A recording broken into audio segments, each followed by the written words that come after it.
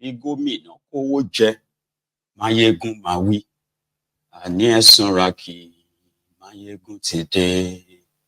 Hello there. Good morning to you, my lady Linda Obi. Good afternoon to you, my own person, Lababs. And good evening to you from wherever you are joining us. This is Maiyegun Live. And thank you very much for joining me. Please, as always, as a reminder, read beyond the caption of the broadcast. Take your time. Read the description as well. Then like it. Share it. Invite your friends. Invite your not so friendly friends. Friends, which are the frenemies. Tell them that Maiyegun today.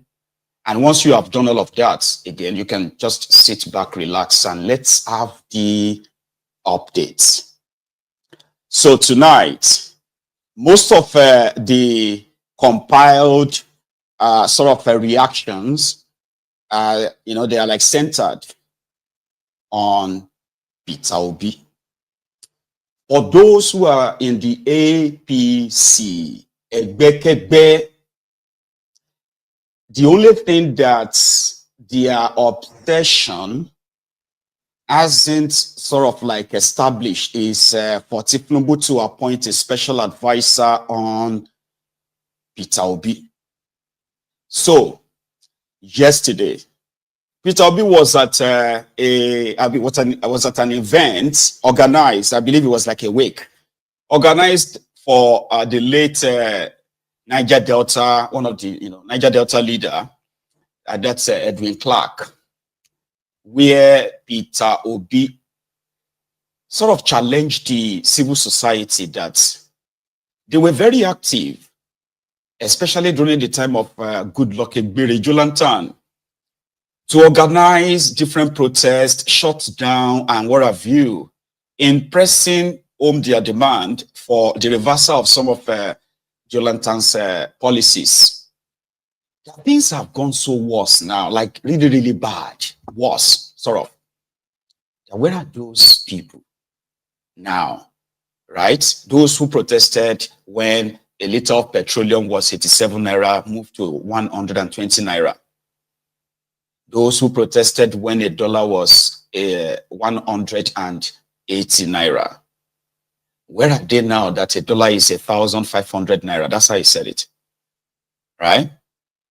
So Akpabiole, among others, so many others who have responded. It is believed that the idea of opposition, I want to believe, is so alien to the fake democracy they are practicing in Nigeria. Or maybe it is just that your democracy is evolving into something that is, absurd.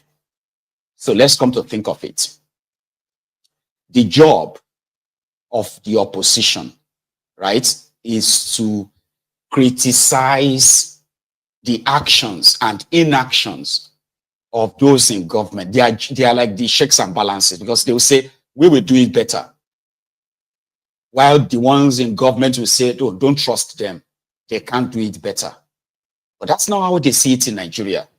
In Nigeria, whenever they are having their Charade elections, it's pretty much like war of words, tribal this, ethnic that, religious this. It was like then violence and all of that stuff. And after the charade, once one side is declared winner, the best in region will be declared winner. Most of the time, the supposed opposition will be busy trying to fight for a place in the new government. So even when you see some of them that are not in the government, when they speak about the government, they will be speaking like, somebody talking about their estranged sort of like a partner but they still have something that they are, you know, what do I mean? You will be hearing them say things like, you see, the country is, you know, it's not where it should be, but, you know, kind of like trying to patronize them because they are likely going to jump ship too. But if you are not joining them, you are expected to go straight into oblivion. Because the moment you begin to call them out, like you are witnessing now, they can easily label you as an unpatriotic person that is demarketing Nigeria. When you talk about the poverty in Nigeria, the insecurity in Nigeria, back them up with data, you are demarketing Nigeria. As if to say the world doesn't even know what is going on in that place. It's like they are living in their own bubble where they are telling themselves that they have done so well, greatly for you, that you should be, in fact, worshiping the ground they walk on. Do you get that now? So this is what their politics is all about. There's no idealism, there is no ideology, there is nothing. It's just about, you know what, gidigbo, gidigbo. Anybody that's the best rigger, declare the person winner takes it all. So since everybody knows that it is a winner takes it all, they jump a ship like you are witnessing now. Somebody needs to actually really speak up. Whatever relevance or advantage they have, they are to speak up. All right? But that is not how they see it. What did Obi say yesterday that triggers this? That's what we're going to start from, because Akpabiole has responded. And somehow, even though they are not the same with his response, right? But first, what did Obi say that triggers this avalanche of reaction again? From somebody like me who has just been part of this 2023 elections, he lived a life of courage, a life of sacrifice, a life of justice, a life that is valued. But most importantly, he's continued living that life to the end. I listened to my brother Mike when he talked about, may the labor of our heroes past not be in vain. I'm sorry, I'm happy that the one is here, and I'm happy that Jonathan is here. But I can tell you, their sacrifice is in vain. They have sacrificed for nothing. When in this country, when people were protesting, when there was no need to protest under Jonathan, where are those protesters? Have they died? Where are they? So why are we saying it should not be in vain? Jonathan increased fuel from 8 to 7 naira to 120, and people were protesting in this country. And when it was 900, they were not protesting. Are they dead? So why are we saying it should not be in vain? People protested when naira was 180, and when it was 1,500, they are not protesting. Are they dead? So let's not say it should not be in vain. I spoke a few days ago, and people said I'm demarketing Nigeria. When it stood being demarketed, World Bank has just shown that 75% of Nigerians in rural areas are poor. Is World Bank demarketing Nigeria? UNICEF 2 days ago released that Nigeria now have over 2 million malnourished children, the second highest in the world. Are they demarketing Nigeria? Let's face the reality. Their labor is in vain. We have a country now that is not democratic. We are not a democratic country. Let's tell ourselves the truth. Is the election that happened in Edo, is it democratic? Just the last election in Edo is the most democratic election. Everybody knows who won that election. So why are we keeping it and saying, let their work not in vain? It is in vain. So we can start picking the pieces now, because they've destroyed everything people have sacrificed for. Look at what is happening in Nigeria today. Above all, Charade sacrificed everything The country people sacrifice has turned into a crime scene. All we do today is stealing. You know, and we have to do something. All we need to do is live a courageous life. May God Almighty that called him home grant him eternal rest and grant us the courage to look into what our Father lived for and start picking our pieces. May God bless all of you. Now, in fairness, did he lie? In fairness, he didn't lie, but somehow it should have been said by somebody else. What did Obi say that is wrong? He said, the sacrifices, the labor of our heroes past is now in vain. Because if you want to contextualize it, right, you will say, maybe your heroes past labored for you to have good life. But look at you today. Rather than be a country led by reasonable, responsible, and then people with track record for real, not thieves, criminals, career criminals. So as Nigeria is today, do you think if they wake up your supposed, they contributed to it, if they wake up your dead heroes past, which on this platform we have actually dissected that as well. Nigeria does not have any heroes pasts.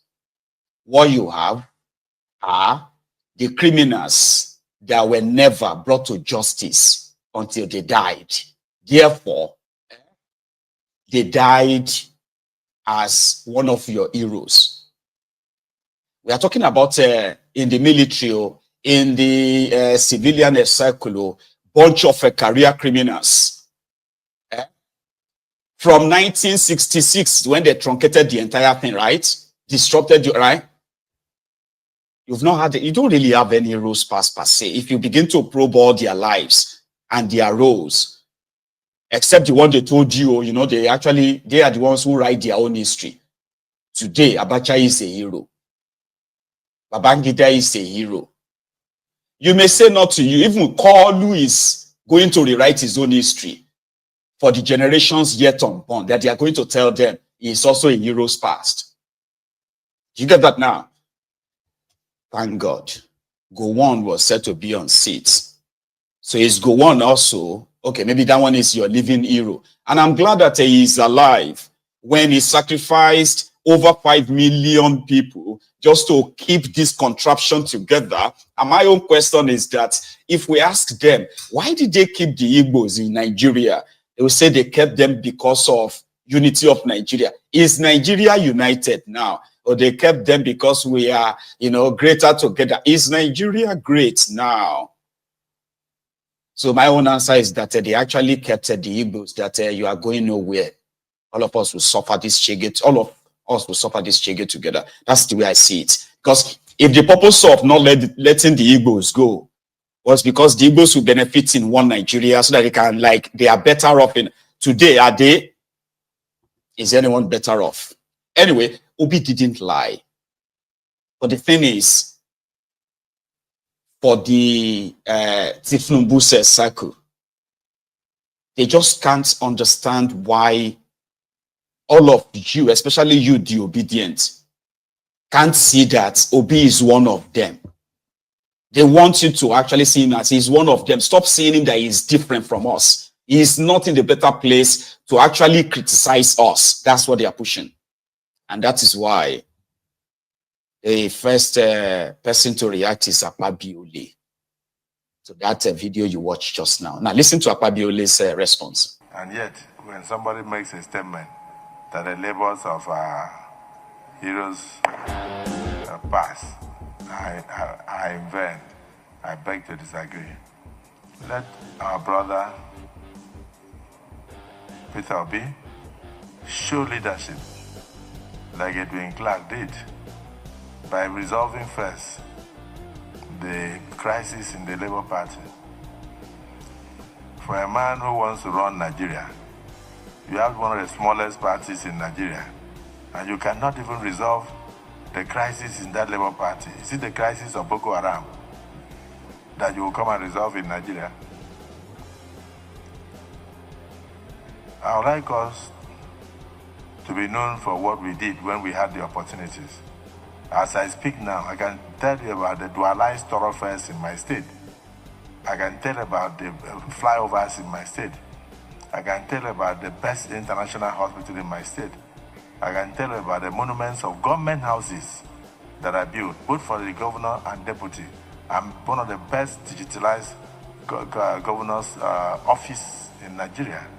I can tell you about the best international stadium in West Africa. I can tell you about the free and compulsory education that I did for all Nigerians.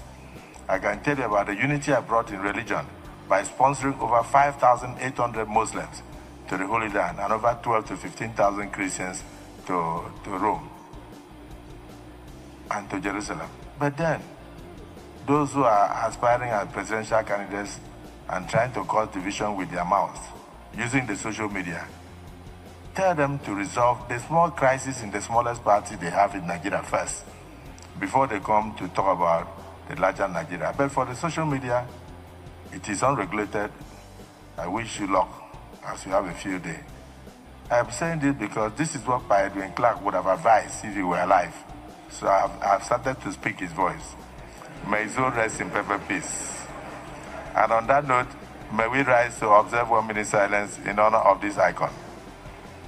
Nuisance leleyi. Nuisance leleyi. Now that's Akpabiole. Now let's look into what he said, so that it's not as if like we're just going to jump onto it and begin to like abuse it. Let's kind of review that. According to him, that Peter Obi pointed out, for example, the latest World Bank report of 75% of Nigerians living in rural areas are living in abject multidimensional poverty, right? And then the issue of insecurity in that place, the state of the economy and all of that stuff, right? This way is sort of his point. But for Akpabiole, all those points are divisive. That Peter Obi needed to show leadership. Somebody who wants to rule Nigeria, or to say he wants to fix Nigeria, can't even resolve the problem in his own political party. Well, you might say that's a punchline. Then he went on to say, what did he do when he was governor? You know, the popular jibe against Obi is that he invested his state's money in a brewery business, so that Anambrans will get drunk, while Akpabiole invested in building what he called the best football stadium in West Africa. Now, apart from all the publicly available record of whatever Obi did in Anambra and all of that, right? But let's just kind of take one that they love to use to ridicule him, or want to use to ridicule him, as kind of like a clowning, as this sounds out there. When, Akpabiole was a governor of Akwa Ibom State, a state that takes more than about times 5 of what Anambra takes as allocation to start with. So Akpabiole, good for him, actually successfully implemented what is called free education in Akwa Ibom State when he was governor. Credit to him. Allowing the poorest of the Akwa Ibomite to have access to education. Great. Same thing Obi also did when he was governor in Anambra State. In fact, from what it is also public record, from 27th position in a national examination, they became first enough that it's part of whatever awards that Obi parades everywhere. So Akpabiole and Obi. Akpabiole, they have access to more money because oil producing states, 13% derivation, and on and on. He had a lot to his equity. But in Akwa Ibom states, yeah, it is considered as one of the poorest, the state with the poorest people in Nigeria today. Simply because there is actually no real sort of like economic activity that can say, oh, got those educated people engaged in Akwa Ibom. Meanwhile, in Anambra, before that, right? In Akwa Ibom, Akpabiole built a stadium that became part of the probe of the stolen 107 billion naira that he was sort of arrested for by the EFCC as their governor. So part of that stadium project, part of the looted money that he was kind of held for then, the stadium project was part of that. Now, also, value added, or what have you, you can say the stadium, which the Nigerian Super Eagles and the rest of them uses once in a while for their qualifiers and what have you, right? Then in Anambra State, the guy that according to them now, used the state resources, right, invested the state resources in a brewery business he brought to his state. 15 years after that, the same brewery business is still running. The shares of Anambra State in that place is kind of like skyrocketed, like quadrupled over the years. That brewery has hired on a steady for the last 15 years, more than 20,000 direct and indirect workers from Anambra and outside Anambra. That's also like, brewery or beer business, you get, that they love to ridicule. Today, that brewery is the highest payer of tax in the entire Anambra State. All this you can also cross-check and fact-check, you get. So in the long run, the guy that challenged them that if they found any corruption on him, they should make them public now, and it will stop all this waka waka about and the rest. And up to this moment, nothing. Left over $150 million in the kitty of, saved for his own state.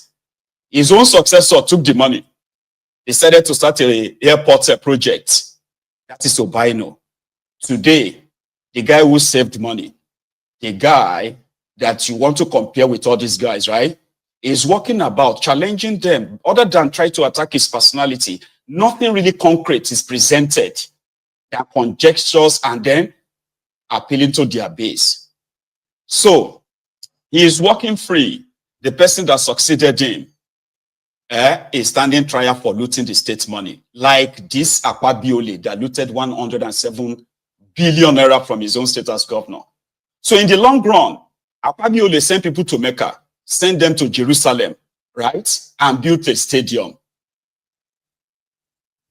These are his legacies, right?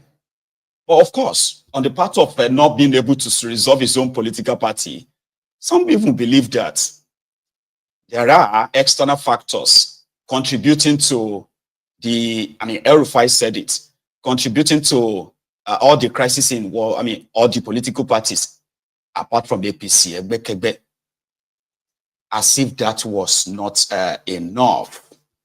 Today, Kolu was in Anambra State. Another very strong critic of Obi is Soludo. Now, Soludo has come out severally to say Obi is a distraction. In fact, what Obi is doing is tantamount to tantamount to further marginalization of the Igbos. I don't know if some of you remember the letter he published to try to chastise Obi before your 2023 charade. Soludo make it clear that, right, Obi has no real record in Anambra State, and he's not hiding it.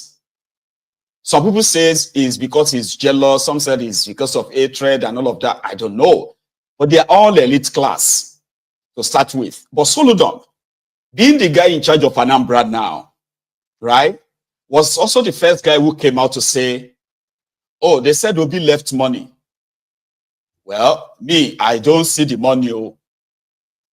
Like everybody, even till this time, everybody jumps Obaino that succeeded Obi. And it's always Obi. And we can actually understand why, right? Because he's the only real threat. It may be a little bit kind of like sad that the same Obi will never actually punish the establishment, even if he has such power. He won't. He's told you many times that somebody can come into your shop and steal something, and then you leave the shop open to chase the thieves. So he's not going to go after all these criminals and thieves, wherever they are. Sure, you get right now. So even if he has the power, the likes of Akpabiole and co probably will never see the jail wall. But with Soludo, he is like I don't know how to describe it, or maybe I am not going to do it perfectly in a way, right, that is going to be fitting, right? I mean, Soludo is like a necessary evil that somehow just doesn't fancy Obi, and he never sort of hides it.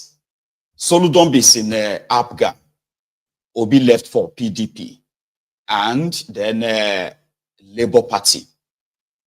So he's been everywhere to say he can't see what they said Obi did in Anambra State. However, he decided to bring in Kolu today. Kolu was in Anambra State to come and commission the projects of Soludo. And rather than for them to just enjoy it, right, like just have fun with your outing, Baba, they see how to kind of send a jibe to Obi from their gathering. First, the traditional rulers in Anambra State decided to give Tifnumbu a new title. Sorry, I have forgotten the head. I mean, they give him a crown as DK Simba. That's Tifnumbu is now DK Simba of Anambra. And that simply means hero from another land, deliberate, calculative. In that same gathering, they had some of their praise singers to sing, now our daddy, no, sorry, now our papa be this you. We no get another one. Now our papa be this you. Hey. Not just that as well. Soludo, when he took the podium to praise Tifnumbu and what Tifnumbu has done to Anambra State and all of that, great singing, you know.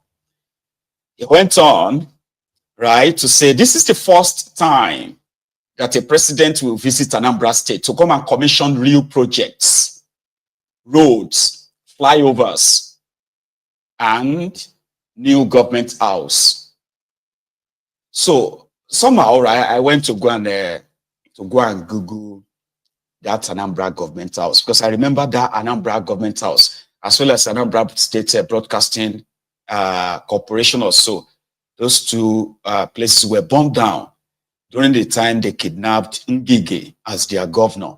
And I remember when Obi came back, right, they had to reconstruct the same Anambra government house. So I went to check that and I'm like, oh, okay. Because I also remember that, if some of you will remember too, when they impeached Obi, because he won't approve, was it 270 million or something for the renovation of, reconstruction of the state government house. How many of you remember that, by the way? And it was because he wouldn't approve like over 500 million they want to spend. They impeached him. And it was away for like another 8-9 months before court returned him. So the government house was like never. Anyway, Soludo has sort of like refurbished it, built some new blocks, painted the everything, constructed the inner roads and all of that. The whole place looks really, really new, even though it is not. So I'm going to take you to Anambra State when Call was there and all that transpired. As much as I can, please. Let's go to Anambra State.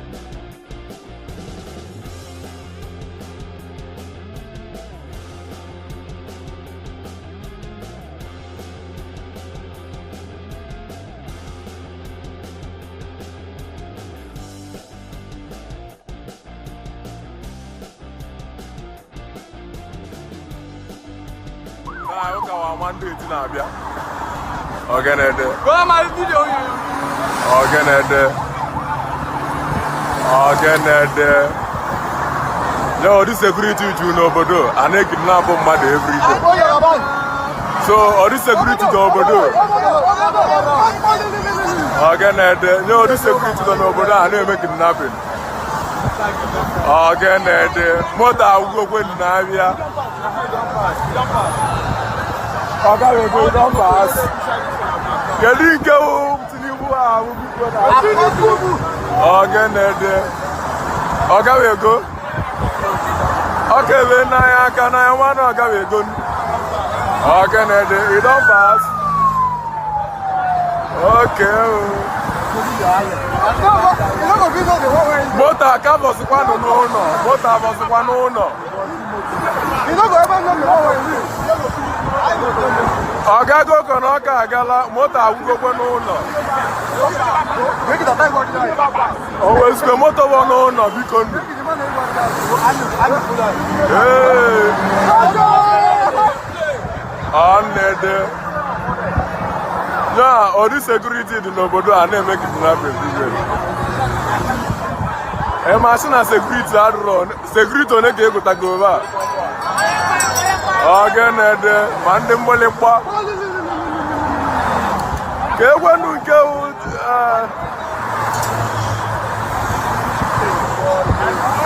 Tinibu Wekona Yakakama Mogago. Again, you ain't call some motor. Or some motor do you ain't care because. All right. I want them more. Brother Dalu, no way do.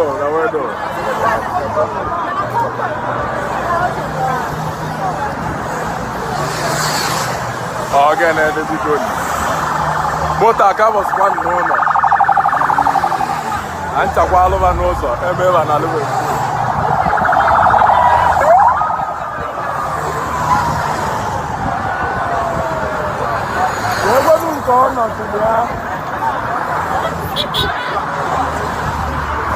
Always when there me want a barrack because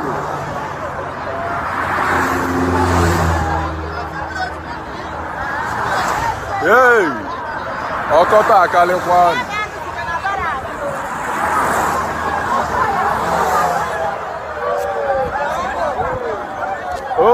Onya nke so Tinubu agaghị ga ya mala nke ọba abụ.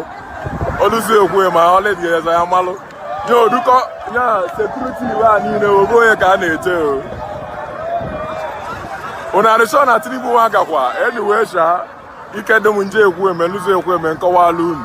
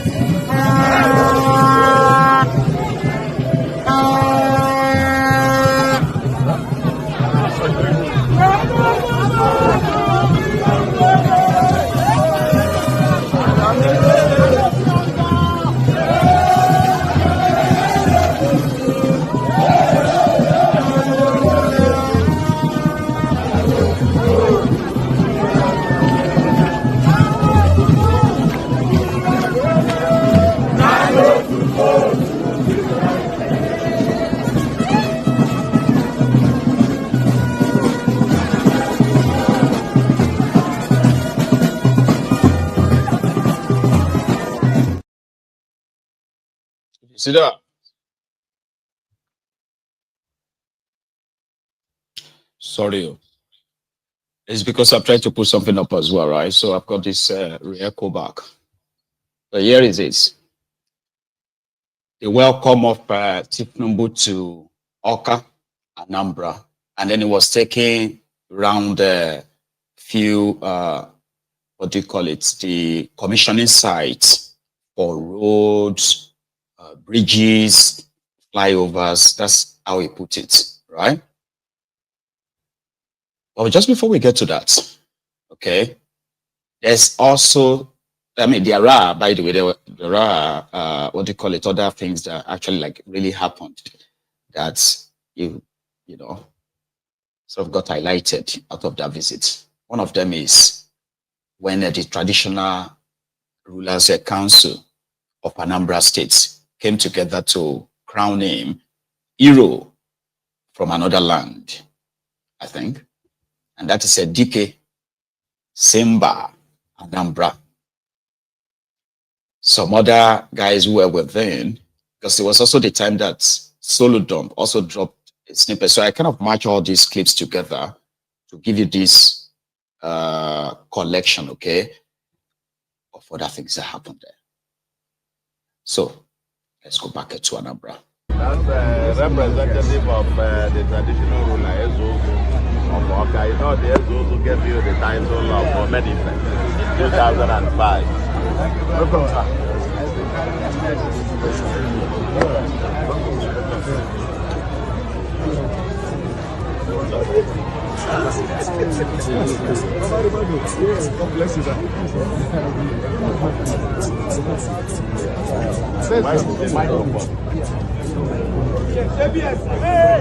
Where's the microphone?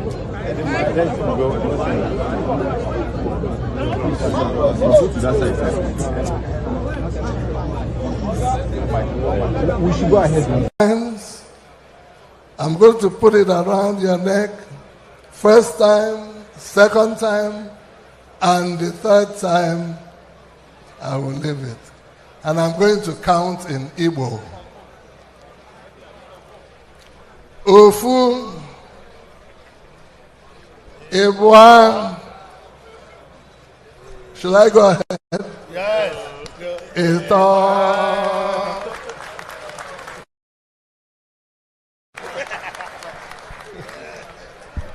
don't know which one will fit better. I like this one better. Yeah, this one is nice.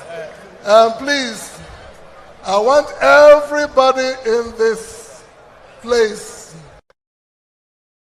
in this Ekwueme Square, to count with me as I place cap on our president's head. And we are going to count in Igbo, 1 to 7. So say 1, 2, go. Ona-Ofun-nuga. Ona-Ofun-nuga.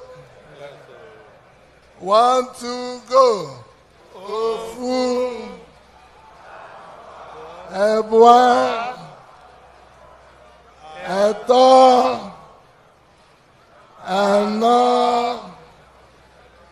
Ise. Isi. Olwe na omume. Ambia. Ambubi enya. Andokwasa. Ndokwasa enya. Mr. President, should I come? Yes. For the next one. Twenty Adika Simba Anambra. Dika Simba Anambra.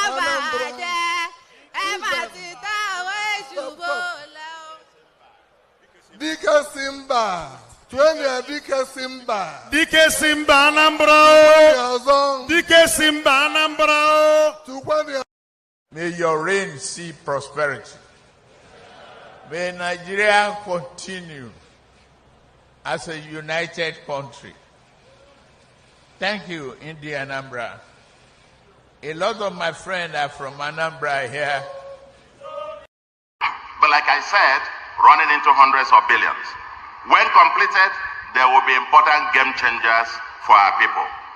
We are complementing your efforts, Mr. President. Part of our transport master plan for Anambra is to dualize all the trunk A roads in Anambra, both state and federal. And so far, we are spending over 170 billion on sundry federal roads, including ambitious dualization of about 140 kilometers of them. Your Excellency, we want to, in a summary form, signpost the point that the partnership between Anambra State and the federal government is working well. We benefit fully from all the federal programs, including programs on education, health, ICT, agriculture, infrastructure, flooding, ecological response, social interventions, etc. A few months ago, the federal government with donor agencies rewarded Anambra with a cash prize of $500,000 as Southeast Regional Champion and $700,000 as National Champion in Primary Health Care National Challenge for 2024. We are benefiting. Whatever is due to us from Abuja, we are getting. Thanks immensely to you.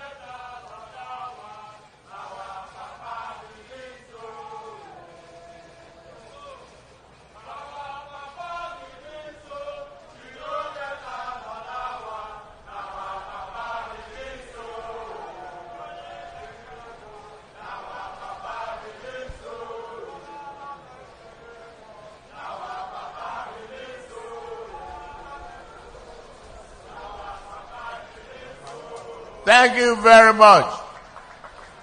God bless you. Going forward.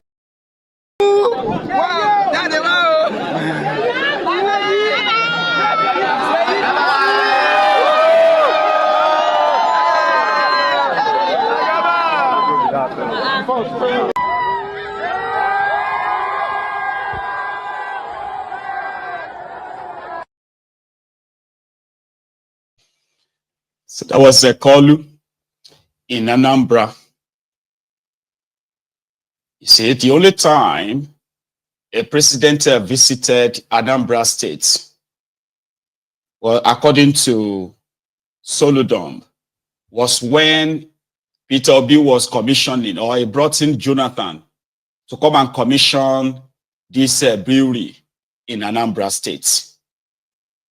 And it was 12 years ago, according to, 12 years ago, according to Solodom in his overall speech. Let me bore you for just about 2-3 minutes of that, right? Solodom today. President, and this is very important, and we need to repeat this point. In 2011, before I joined APGA in 2013, APGA took an official position to support and work with the political party and government at the center. Indeed, in that year, APGA adopted the sitting president then as its presidential candidate. And I want to report that that policy by APGA has not changed. Coincidentally, Mr. President, at this moment in history, the party, a government as the center, is one that also professes progressivism. Then, as the foremost progressive party in Nigeria, APGA is ideologically and strategically aligned with the center. And so far, Mr. President, ladies and gentlemen, the progressives are working well together. And are working well together. And I said to Ndi Anambra, yes, APGA dominates the place, but even the others, for all those who profess progressivism, who profess progressives, those who are in All Progressives Congress, we are All Progressives Grand Alliance, those in All Progressives Congress, APC, are our brothers and sisters. And that's why, Mr. President, in preparation for this particular trip, there were issues raised that we wouldn't make it, there is no partisanship about it. And when they told me, and I said, they must allow APC with their colors and uniforms to come out in mass to also welcome the president. All in the spirit of progressivism. We are progressives together. At the end of the day, we are all brothers. The only thing is that here in Anambra, we know who is the leader of the progressives.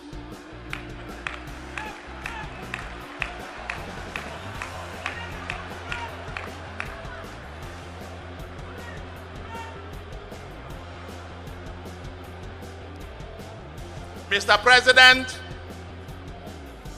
I want to put on record that it is in time for all progressives. It is time for all progressives, for all the federalists, and all parties with social democratic, centrist, and left-of-center credentials to unite, to advance the purpose of a united and progressive Nigeria. We request you, Mr. President, as the leader of the biggest progressive party in Nigeria, you lead the one of the biggest. I lead the first one, the oldest one. The APGA is the oldest, but the APC has overtaken us as the biggest. We must unite. We must come together. All those who profess federalism, all those who are centrists, all those who profess left of center, ideologically, because we must give this country ideologically driven governance. And Mr. President, as the leader of the biggest of the bunch, we urge you, Mr. President, to lead all of us in this new movement. Finally, Mr. President, I want to thank you again for this great honor to Ndi Anambra with this historic state visit. The Presidential Lodge is ready, and we are looking forward to your next visit. Perhaps it won't be a bad idea to relocate to your office and operate from Anambra for a week or two. Ndi Anambra, uno chokwali etu ae. Uno choka president bieba abia nonyala 1 or 2 weeks. Where President, they said they will be happy to host you here 1 or 2 weeks. that day Asorok will relocate to Anambra State. May God continue. Your visit to Anambra State today, Mr. President, is historic and consequential. The last state visit by a president was in 2012, ostensibly to commission a brewery and another private enterprise. This visit is not just to commission projects. We have over 500 kilometers of roads, flyovers, bridges completed and waiting for commissioning. We have about 5 brand new general hospitals and world-class trauma center completed, equipped and waiting for commissioning. We have new smart schools and water projects waiting for commissioning. New markets and bus terminal, etc., waiting for commissioning. Previously, we had insisted that only the users of our roads and projects should be the ones to commission them, and we have commissioned. So he was referring to this in that last part of that clip, Soludom. And indeed, I could smell the sycophancy from far. Others are saying that the reason why he is praising Tifnubu is because their allocation has tripled. So they have more money now. That some of them are even paying off their debts. That as a lot of us are focusing on Tifnubu, most of these state governors are actually really cashing out. And indeed, with a solo dump, they're saying, oh, he's been good to us and all of that, and throwing a jibe at Peter Obi for only commissioning a brewery with a president. Remember, it is all politics, right? And their politics is so dirty enough that they actually have their own base that they kind of like, appeal to. Nigerians won't really check out themselves anyway, would they? So still on Peter Obi, and everyone throwing a shade at him. Now, if you leave the Soludom and you leave the APC, you can come back to the Labour Party where Akpabiole actually challenged Obi to try to fix the Labour Party problem before you can think of a fixing Nigeria problem, because Peter Obi has no capacity to fix Nigeria problem. That's the point he's making, right? Indeed, there are different kinds of crises in Labour Party. But the characters, the individuals behind all of these are not unknown. They are known and why they are doing what they are doing. It's just that I don't know if, from my own perspective, right? If you, the obedient,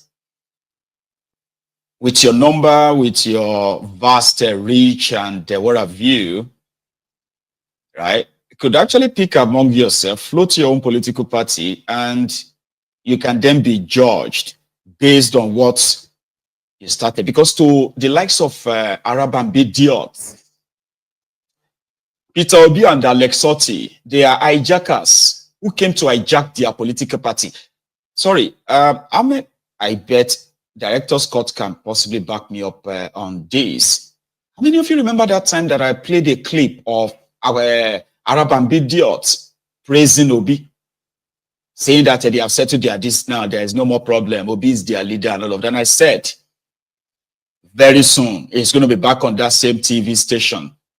The moment, whatever it is, that he feels his interest is covered now, if it became obvious that it's not covered anymore, the guy will be back on TV and back to pre-2023 and post-2023. So yesterday, a group loyal to Julius Sabure, somebody said Judas Sabure. I don't know about that one. That's not patented mine or patently mine, right? Anyway, a group who came together, or a group yesterday, claimed to be loyal to Julius Sabure, accused Obi, Alex Otti, Ireti Kingibe, and some of those who became their member and elected members of their platform, of their political party. They have now suspended them, except Obi. For some reason, they are yet to suspend him too, because what they are suspending others for, Obi is involved. You get what I mean? Like, the court says Abure's convention was void, like, invalid.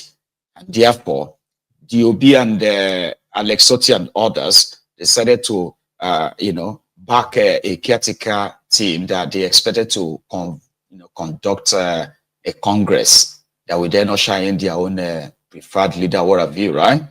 So by design, by the Supreme Court ruling, it seems the OP side are on the advantage side, kind of.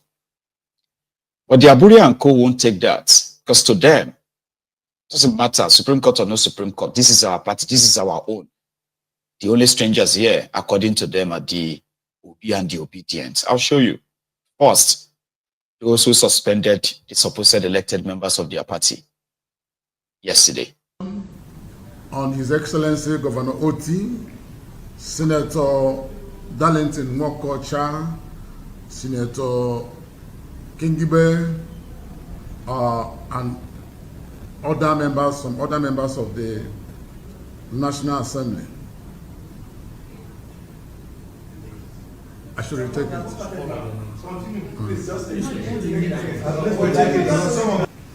Labour Party slams indefinite suspension on His Excellency the Abia State Governor Otti, Senator Nwokocha, Senator Kingibe, and other members, some other members of the National Assembly. Challenges Nenadi to speak about her plea bargain with EFCC. Recall that last Friday, 2nd of May 2025, the National Executive Committee of the Labour Party set up a 5-man disciplinary committee headed by the Deputy National Chairman, Dr. Ayo Olorufemi, Alhaji Omar Farouk Ibrahim, the National Secretary, and 3 others to investigate Abia State Governor Dr. Alex Otti and any other party members over allegations of anti-party activities. The disciplinary committee has concluded their assignment and has submitted their reports to the party leadership. The National Executive of the party met today, May 7th, 2025, and after exhaustive deliberation, in line with powers donated to it by the party constitution, has ratified the recommendation as submitted by the disciplinary committee. Consequent upon that, the following members of the party have been suspended from the party and all its activities indefinitely and with immediate effect. Number 1, Dr. Alex Otti. 2, Senator Ireti Kingibe. 3, Senator Darlington Nwokocha. 4, Honorable Victor Afam Ogene. 5, Honorable Amobi Oga. 6, Honorable Sheyi Showumi. By this suspension, these former members of the party will no longer act on behalf of the party. All concerned institutions, including the Nigerian Governors Forum, the National Assembly, INEC, and the security agencies, amongst others, are to take note. It will surprise Nigerians and party faithfuls that the name of one Nenadi Usman was conspicuously omitted from the list of these suspended members of the party. First, we have said repeatedly that the said Nenadi Usman was and is not a member of the Labour Party, being not a card-carrying member of the party. We are aware that he is a member of the Obedient Support Group that worked and is still working for the party's 2023 presidential candidate. We would therefore not honor her or dignify her in any way with any sanction, being not a member of the party. Again, we are aware that Ms. Usman recently, in a well-televised television program, in cohort with a former Kaduna State governor, joined another political party where she pledged loyalty to that party. We are clearly confused where Usman Nenadi's loyalty lies. The party leadership is also surprised that Nenadi Usman has the temerity to talk about corruption in Nigeria, when indeed she is the headmistress of corruption. Nigerians are aware of all the EFCC cases against her, and we expect Ms. Usman to come out and explain to Nigerians the story behind her play bargain with EFCC and all the property she allegedly forfeited to EFCC. She should also tell Nigerians how she acquired her radio station in Kaduna State, all her properties all over Nigeria and abroad, her companies in Cameroon, including her plantation. Nenadi Usman simply lacks the moral capacity to commence on any probe or even talk about corruption in Nigeria. We know her antecedents, and it is all over. It's not even coming from me.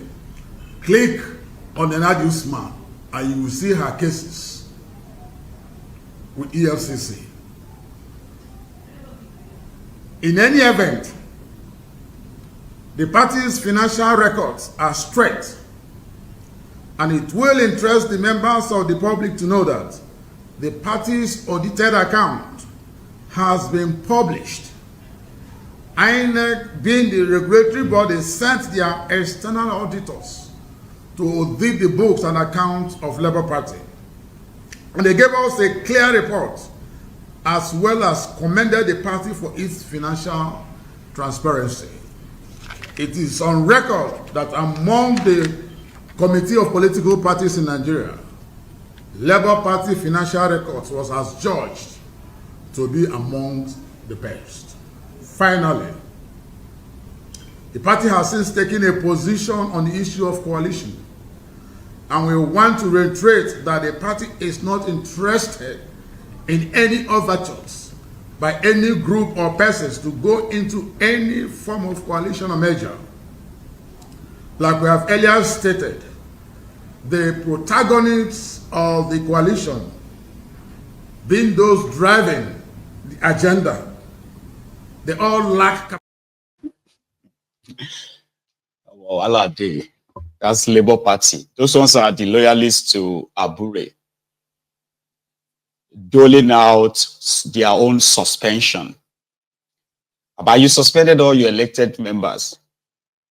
So it's like you've practically sent them to go to APC. Abi now, share you get. Anyway, those ones are believing that these ones are clowns. We're talking about clown or clowning. I mean a clownery. Araban Bidiot takes the medal, and you can't find him missing in something like this. He laid the entire blame of what he called the problem in their party on Obi and Oti attempt to hijack their party. Araban Bidiot, ladies and gentlemen, he is a leader in Labour Party. What is happening in Labour Party is beyond what most of you are saying. It's actually as a result of people who we got out of 2023 election. And the two people responsible for this rigging of Labour is Obi and Ona-Ofun-nuga. And I'm going to set the record straight, because now, we are now at the crescendo where part out of the Labour to Nigerians. In 2023, deliberately, Obi and Ona-Ofun-nuga hired one Aisha Yusufu, who is not a politician and doesn't have any political background. They hired Pastor Ito Igbadalo to manage for account of the party, and we are still going to EFCC. You see, we are going to expose them now so that Nigerians will know exactly what is the problem in Labour Party. These are the people that ab initio did not upload over 54,000 polling unit agents out of the 199 of Labour Party. They were the one in custody of the several billions of naira that came into Labour. So we lost 54,000 polling units. That means we have cost zero in 54,000 polling units against Tinubu and Atiku. So when they went to court, they wanted to shift the blame. They were now shouting on the judiciary. They were calling INEC all manner of names. They were exposing the photographs of the Chief Justice of Nigeria and other judges of the Supreme Court. Of the Supreme Court. Please go ahead, we can hear you. Yes, and other judges of the Supreme Court, just for them to cover up, what they were doing. Now, in the build up to that, we told them that look, we cannot continue to lie to Nigerians. Let us rebuild our house against 2027. And what did they do? They started donating money. Do you know that we were unable to pay our agents? If you Google, you will hear Akpabiole, the man that they imported from Zenny Labour into our party as the Director General when the EFCC, the court to EFCC find guilty our former DG. May God, bless his soul, because he's dead now. So they were not trying. The man said they were unable to pay party agents. Now a party that was unable to pay party agents, we now have a president candidate donating 50 million, 30 million to people, which is not bad, but you are unable to pay 10,000, even to the remaining 130 something thousand agents. So they did not; those people did not release our result sheet, and that was why we failed, to go to court with our Formisio 8A. That was why we failed to go to court. But in order for them to cover up, they started, manufacturing all manner of lies, especially Peter Obi. And if you see, during the government election in Edo State, we have a candidate. And also as far as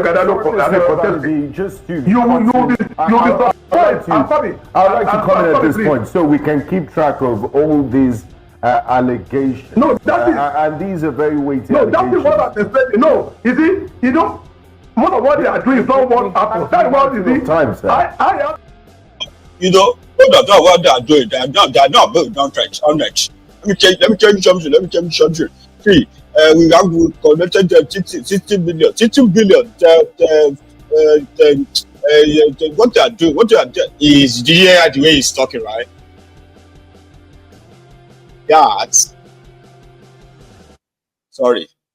That is the Arabian B idiots. Like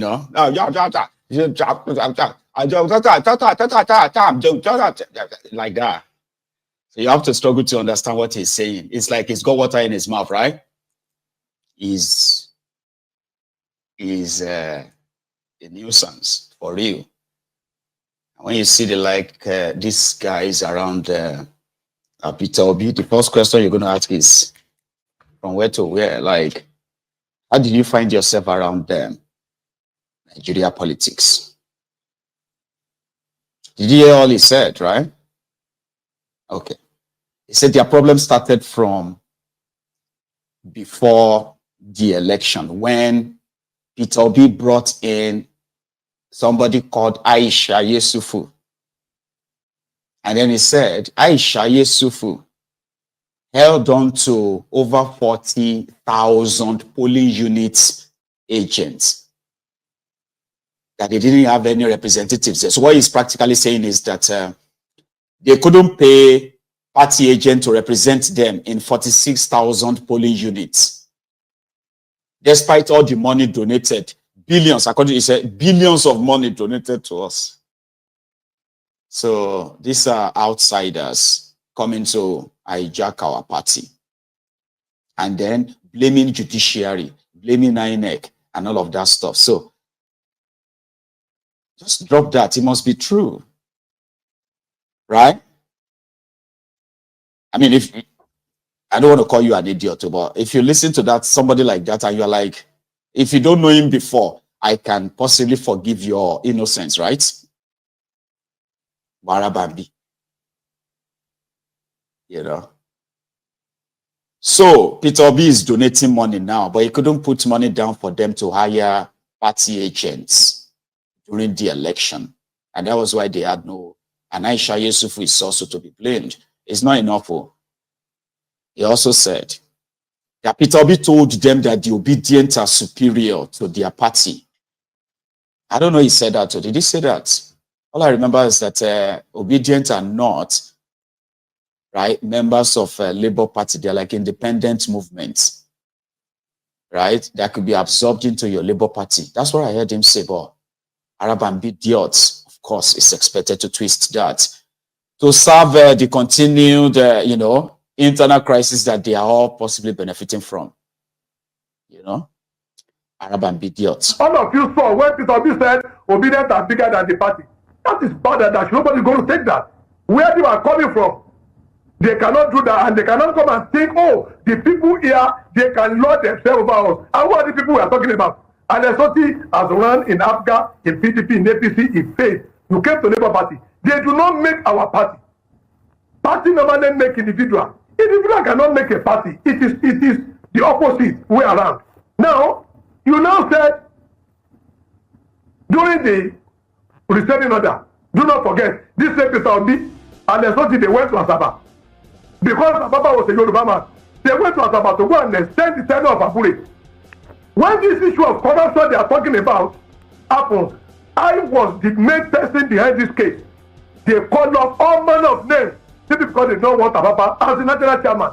I kept wondering, when did they, when did they suddenly realize that Abure was a criminal? Simply because Oluchi, an Igbo woman, now wrote a petition.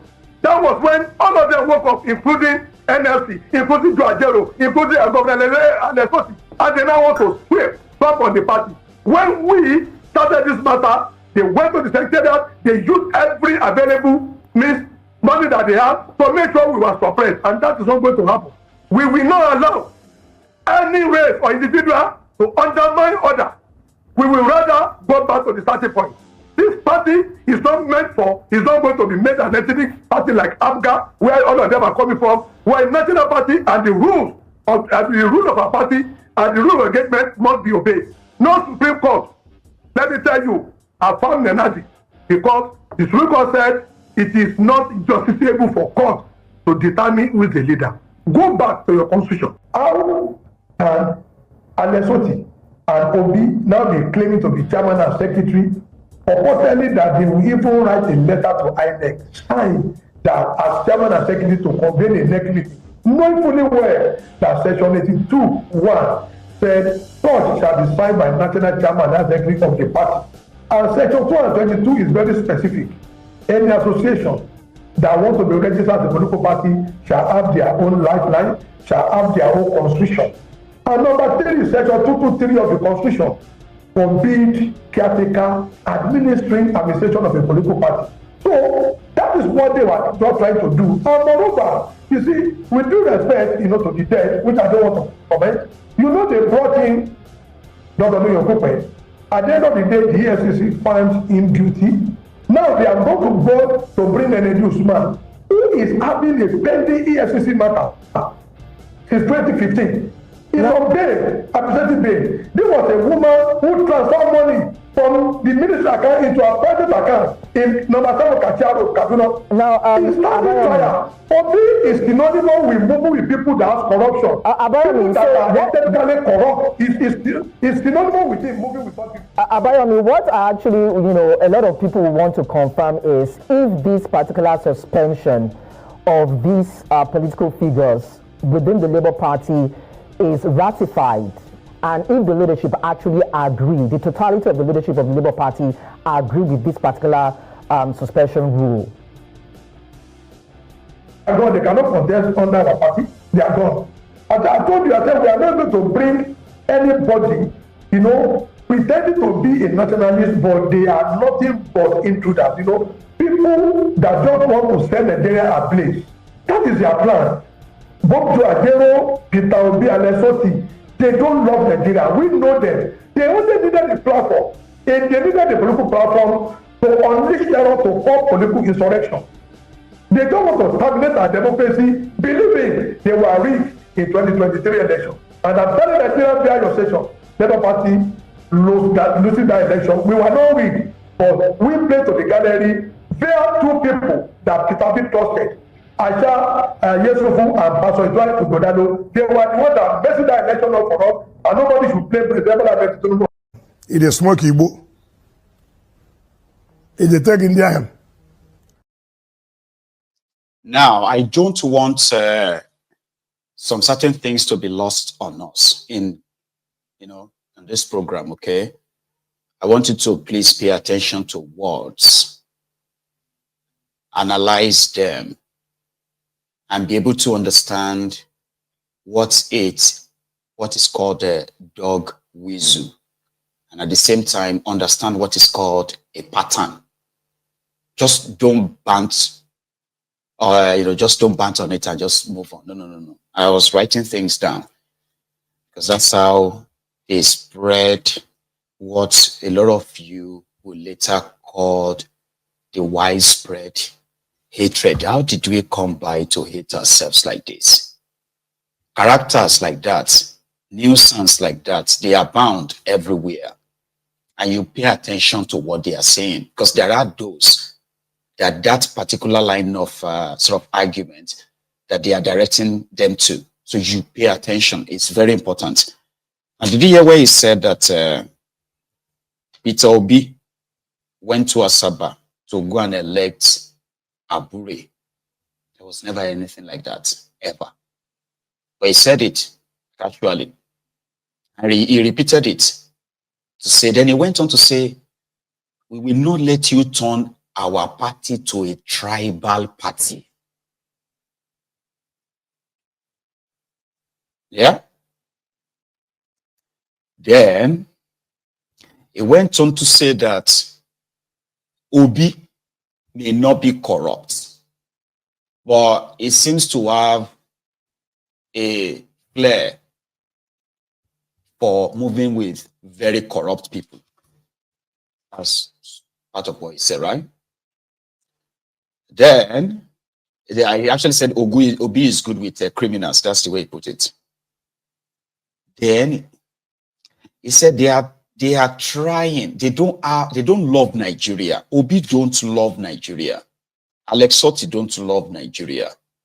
They are just trying to use Labour Party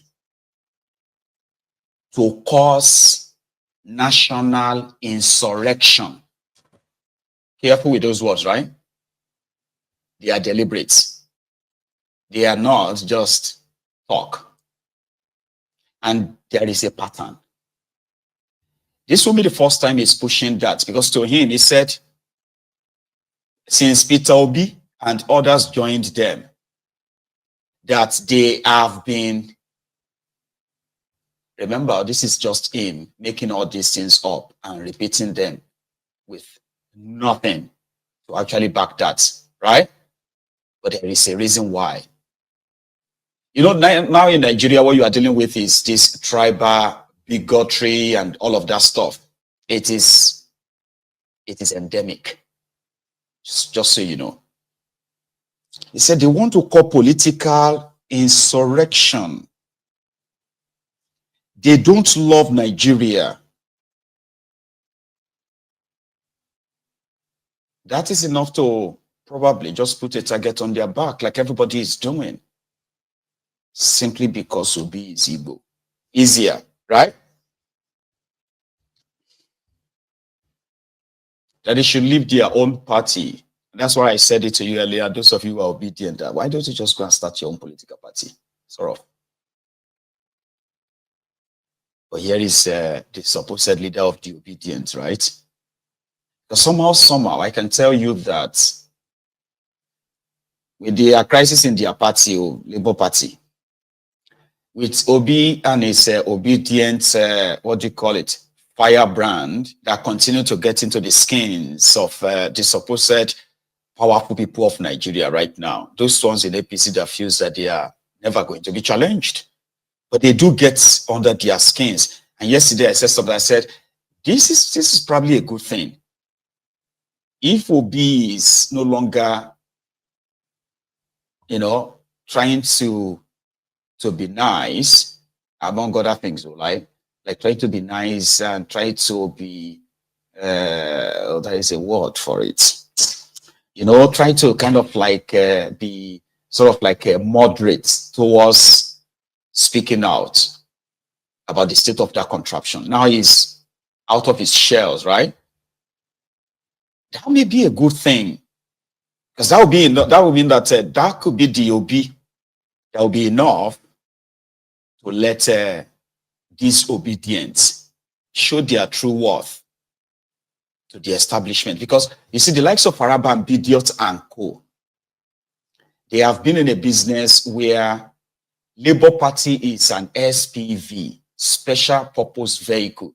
You just use them. You pay these guys, use them temporarily. If you are able, that is, if after you have lost out in APC and PDP and you need a place to run, you go to them, you pay these charlatans. And they don't care. It's cash and carry. You pay them. They don't care if you don't come back again. So after you got what you want, you can then they come to APC and PDP. Go back to your colleagues that rejected you the first time. So telling them they have tenure.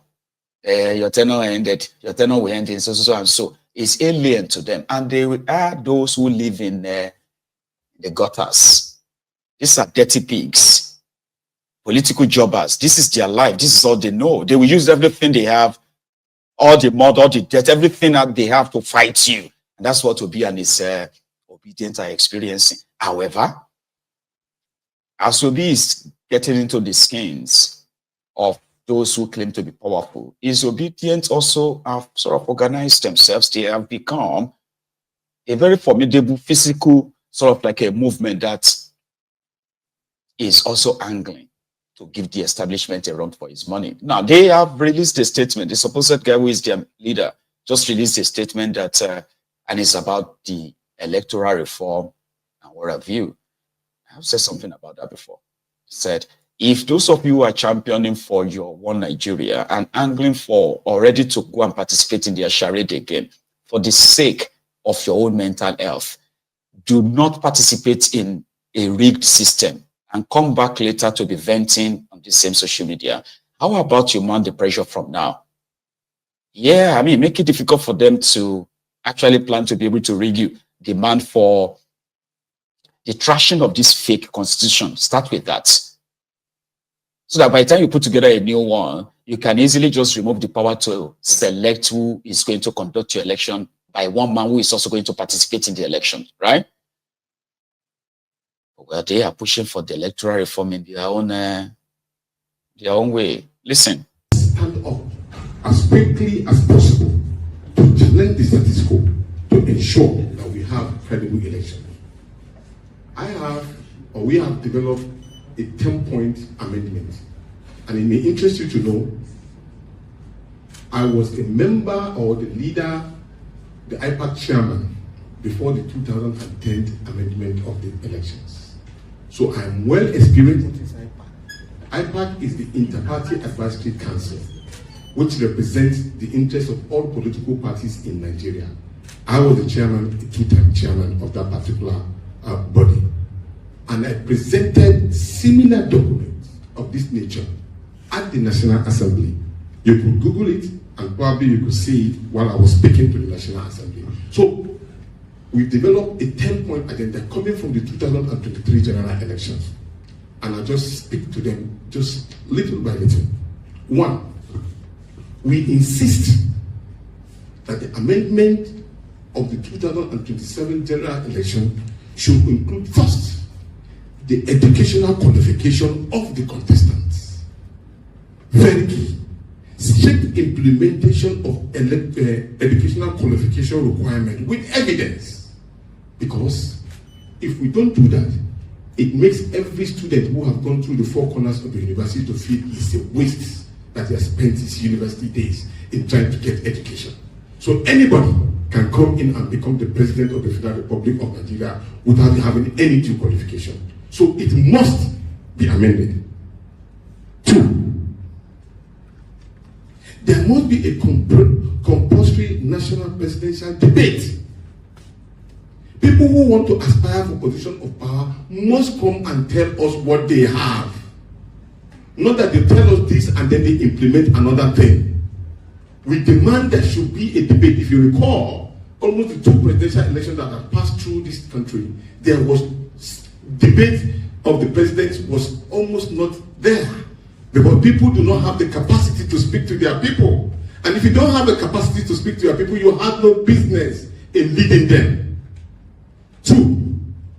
3, we have 93 million registered voters before the 2023 general elections. But guess what? Only 23 or 24% of those particular people voted. It does not even have 50%. And yet, those are the people that are governors. Is it acceptable? No, I can't hear you. Is it acceptable? No. So, our position is that every registered elected voter must vote. Must vote. In other countries, they fine you if you don't vote. Because it's your civic right. Because you are now putting your position saying, look, I want so person to represent me. So imagine if 93 million Nigerians voted at that time. Do you think we will have this kind of government? Obviously no. So we must insist that every registered voter must vote. And here is the catch. Wherever you register, you should be able to vote there. You don't need to move from point A to point B to register and to vote. Because normally what happens during election is that when you register to vote, you will leave that particular place. Maybe it's in Kano. You now want to go and vote in Akpabiole. You end up having an accident, God forbid, on the road before you want to go and vote. So vote where you are resident. And the vote should be counted according to where you are domiciled or where you want your vote to be counted. Right. I agree, Sha. So, Mokuna try. Do what they tell you. Waiting me at their interest inside be say, when you can't do all of that wahala, sacrifice, and all of that, they can't review. What you go do after is what I am interested in. So yes, go on. Pace them, fight them, give them a run for their money. Go and get your PVC and all of that stuff, Shashiga. Leaving that aside, let's catch up on the continued retrial of Mazi Nnamdi Kanu. An update, you call it.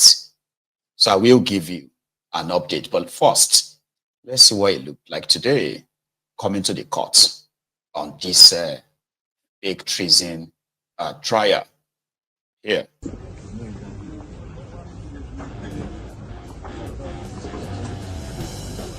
That's what I'm saying.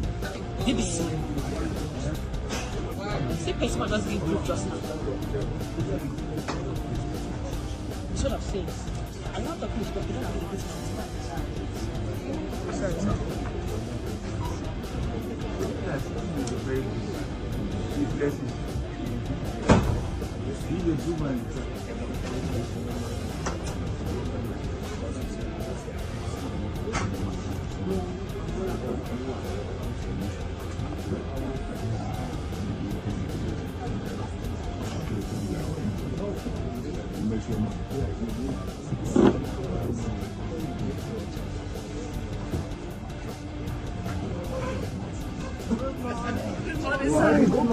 Those who were quarreling there. These two fighters, sir. How are you, sir? Yeah, very fine. I want you to see me. God bless you. And you too. Thank you. Yes. Good morning, everybody. Thank you.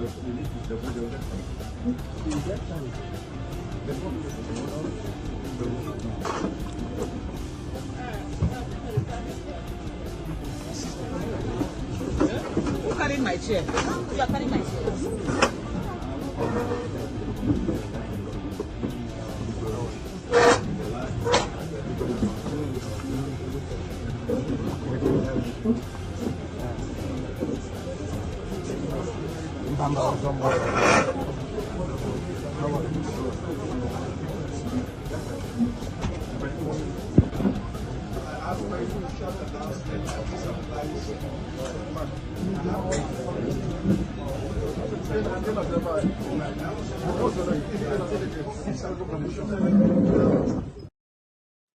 Mazi Nnamdi Kanu. So how did it go in the courtroom today? When the court resumed today, the prosecuting counsel or the prosecution, that is Nigeria, Arowomolu, I think that's his name anyway, it doesn't matter. But the guy representing Nigeria, charging Nnamdi Kanu for treason. He came up with another request that they would be adding an extra 2 witnesses to their team, and this was not agreed upon before now. So it was agreed. There were so many things, you know. That's why I started counting the days of the trial from 2 days ago. Somebody was trying to correct me yesterday, and he said, "Oh, day 3." No, don't be. I don't know. The first thing that came to my head was to say, "How dumb are you?" Because the first day after the assignment of the trial to another judge, Omotosho, what he did, first one is to bring all parties together, present, what do you call it, present their case and what have you. And in that regard, everybody presented what they would be presenting, like the prosecution. You know, we are going to present 2 witnesses, we're going to present some other evidences. And this was like, okay, yeah, fine. Oh, our witnesses are not going to come to the open court. Nobody will see their faces. They will be doing so behind the screen. Okay, fine. The defense, once they are all agreed, a date was chosen for the beginning of the trial. And that was why 2 days ago it all started. And the first witness was called. Yesterday, another witness was called. And today, another witness also is called, or, yeah, continuation of a cross-examination. So that ambush of saying you want to add another 2 witnesses was vehemently rejected, and it is still to be ruled on, okay? Then they presented what is believed to be cut out from Mazi Nnamdi Kanu's broadcasts. Then they also played a copy of what is also believed to be the interview that they conducted on Mazi Nnamdi Kanu the day he was extraordinarily renditioned, kidnapped back to Nigeria with his lawyers in presence. So all these were played in their open court today. So the highlight of the conversation was when the prosecution tried to link NSAS to Mazi Nnamdi Kanu. Like he sponsored, he started the NSAS, or he sponsored it, and also all the carnage that happened during the NSAS where the prosecution was trying to hang that on him, in which he rejected. Now I'm going to take you through the transcription of that court process, like always, all right? So it's between the prosecution, the witness, the defense, the witness. So when they finally managed, because initially they said from this report, right? So initially they said that the prosecutor requested that the court play the CD of MNK Mazi Nnamdi Kanu interview. Court awaits the CD to load up. So, but it was taking forever. So they had to like put it aside while somebody works in fixing that, right? So the questioning of the witness by I think the prosecution started the hearing today. Or should I say the hearing continues today from where it stopped yesterday. So the prosecution, witness BB, remember the witness BBB or PW2, prosecution witness 2, but that is the same person on the stand to continue the line of questioning. The same guy that said he got a letter from Malamun, the attorney general of Nigeria under Bukwari at the time. So the question, or should I say the questioning goes thus. Video of Mazi Nnamdi Kanu interview upon his extraordinary rendition in 2021 is finally being played in court. So prosecution, witness or witness BBB, can you identify the people in the video? The witness, yes, I can. Prosecution, Who are the people in the video sitting next to Nnamdi Kanu? Witness, Aloy Ejimako and Abila, both are lawyers. Prosecution. Mr. Kanu, in this video, could you tell us about the indigenous people of Biafra? Mazi Nnamdi Kanu. This is like from that interview now. This is not today, okay? It's like the video they played, the interview they played was when the DSS, after kidnapping him from Kenya, then the DSS started, questioning him. And from that conversation from the audio, from the video, is where this transcript is cued from, right? So the prosecution, MNK. I am the leader of the IPOB. I was granted bail in 2017 after arrest 2 years earlier. However, I was in my house and army came to kill me. The army invaded my house and killed 28 people. So from that, From that video, there goes the transcription of it, complete one, right? So the interviewer, Mr. Kanu, you made a broadcast, MNK. I do not remember which one specifically. Interviewer, I would rather use DSS, by the way. So DSS, we mean the broadcast made during the NSAS protest. Mazi, the purpose of my broadcast was because the army was killing protesters in Lagos. So the transcription of the interview, the content of Mazi's interview, right, after his rendition. Another one, he said, so the presiding judge, Justice Omotosho, at that point, asked a lawyer to help the prosecution fix the electronic system in court. That's like an interruption, okay? So continue from that Mazi and DSS supposed interrogation after his extraordinary rendition. So DSS, you gave instructions to people to attack federal infrastructures. Mazi Nnamdi Kanu, if you say you have control over Biafrans or Easterners, you are mistaken. We are Republican in nature. We do things, especially what is right, at our own accords, not necessarily adherent to dictation. DSS, you pass instruction to your people. Mazi, I lead the movement. But the day-to-day operation of IPOB is done through the Directorate of States, DOS.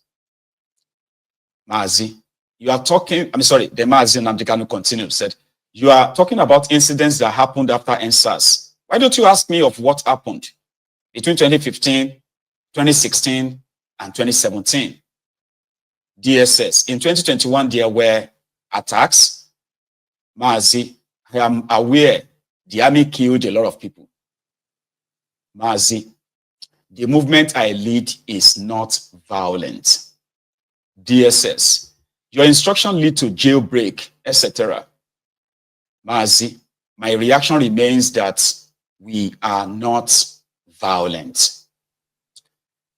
DSS, when you were arrested, Mazi interjects, I wasn't arrested, I was kidnapped.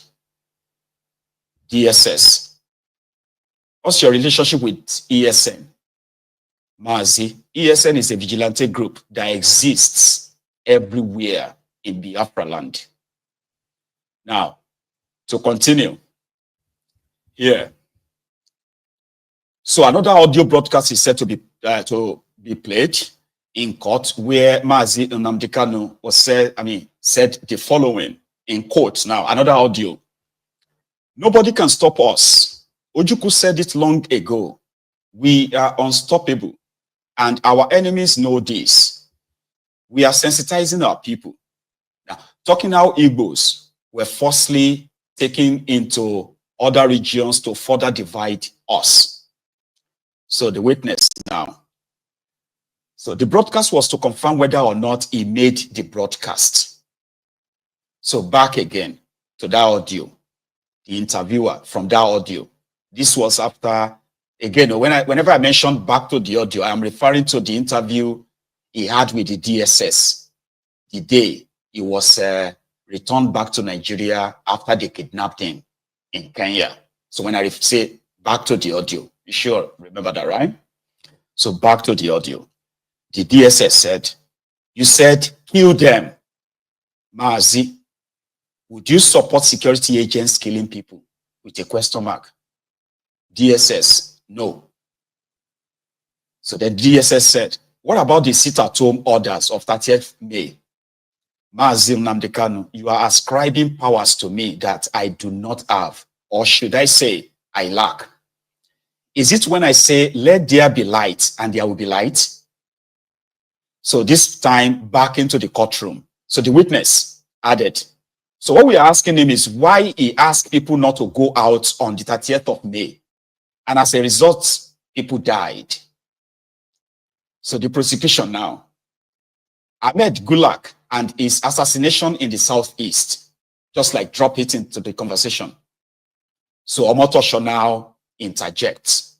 I do not have such name here. It is not on the record.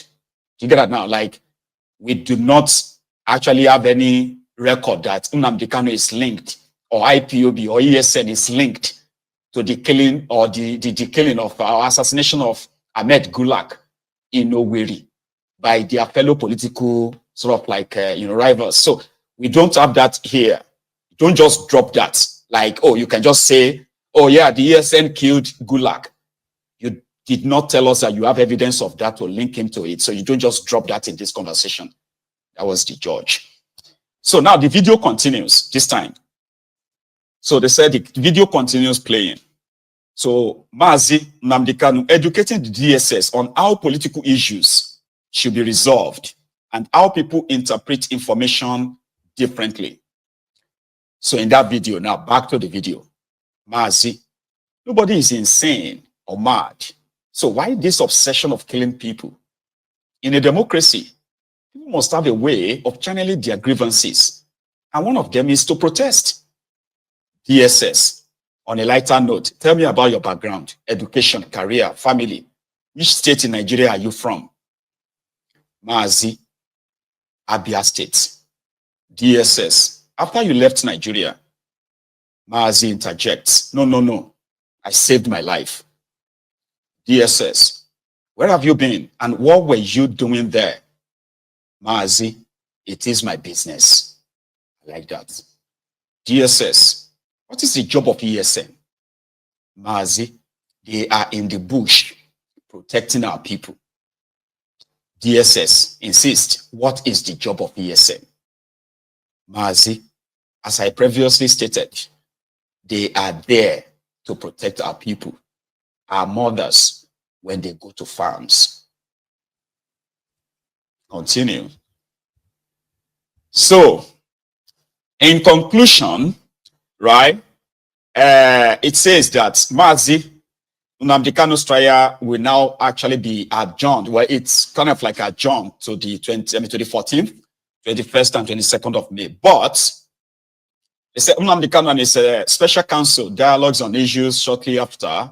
Maazi Nnamdi Kanu continues in that video they are playing. Again, it says, the invasion of my house was unnecessary. I was in touch with Igbo men I had respect for. Whoever authorized the invasion of my house is the real enemy. So video clip ends and it was admitted as exhibit. So then the judge said, are you playing anything else? The prosecution says, no, my lord. Then the prosecution says, witness, is this the letter received from the Attorney General? The witness replied, yes, it is. So the Attorney General's letter admitted as Exhibit G. The witness also requested the letter be read before court. So witness reading Attorney General's letter to court hearing and subsequent statements. So witness PW2 BBB reading the letter. So in that letter, I want to read it out, okay, quickly. So it says, prosecution, Mr. Kanu, do you have any statement to make with regards to the content of the recently read letter?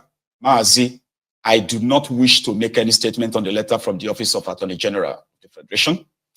And the judge, If your name is not on the list and you are in court, get out right away, or else you'll be charged with contempt. That's kind of like another scenario that played out in that courtroom. So then the witness continued, right? Continues his testimony. He said, apart from taking videos and writing against the defendant, I have worked in investigating IPOB, Mazi Nnamdi Kanu, and ESN. MNK founded Radio Biafra, ESN, and others. We discovered that the Lagos High Court, the Ilasamaja Police Station, and the Muritala Mohammed Airport had all been burnt down, particularly in 2020. He not only called for the killing of police officers, but he also advocated for sit-at-home and instructed his followers to strictly enforce it. Lies. Even as Gulak was killed, Kanu questioned why he went out knowing that there would be sitting at home on May 30th. So then the witness goes on to name states classified as part of the Biafra region proposed by Nnamdi Kanu. So then the witness, PW to BBB, ended his latest testimony. However, the defense has proposed to go into full cross-examination of witness on Wednesday. That will be the 14th, okay? So while they gather information on whether or not those who were killed were as a result of MNK broadcast or not, or other causes. So although, from this report, right, so it was concluded that from the 14th of May, there will be the Mazi Nnamdi Kanu's team questioning the first two witnesses who gave their own false witnesses. The same, make I remind all of you, whatever you are hearing right now is not new. This same old thing, right, that they conjured together, right, to try to link him to any of their politically sponsored violence in that eastern part of Nigeria. They've done it severally, right? But the last time they did, the same Nigerian court, their own court, struck out the entire thing, released Nnamdi Kanu, like freed him, just that they didn't let him go, unfortunately, right? So don't let any of this sort of like sway you.